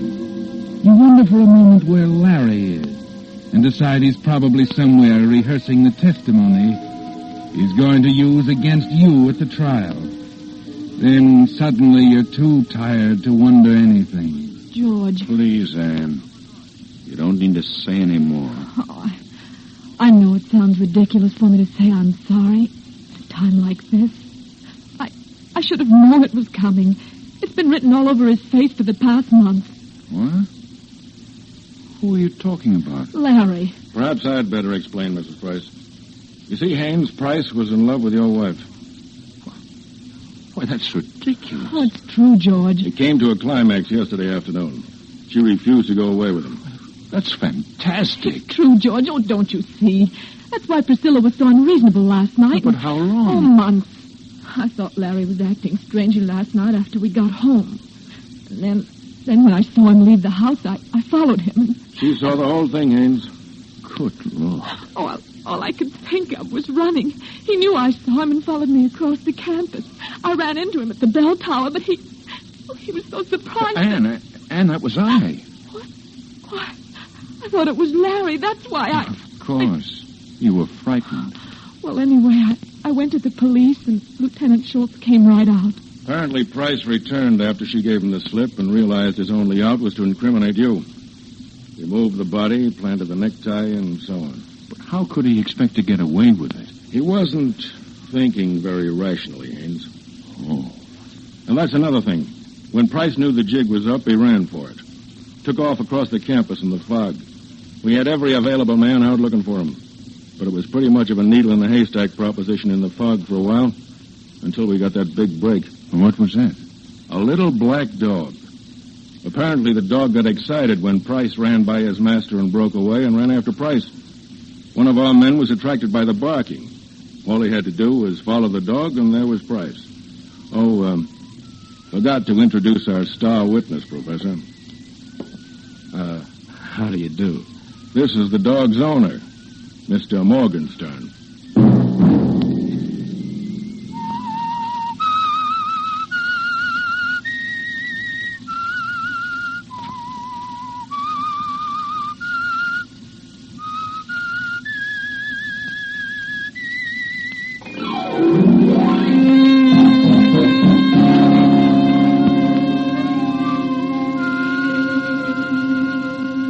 Next Monday at 9 o'clock, The Whistler will bring you another strange tale.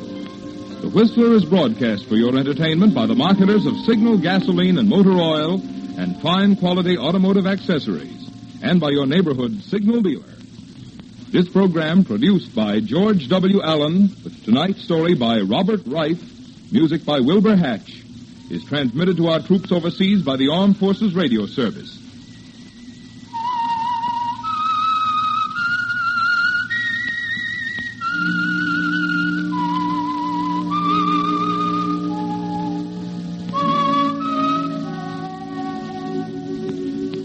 That whistle is your signal for the Signal Oil program, The Whistler. This is Marvin Miller speaking, reminding you to look for those familiar yellow and black circle signs that identify those popular Signal oil stations in 7 western states from Canada to Mexico. This is CBS, the Columbia Broadcasting System.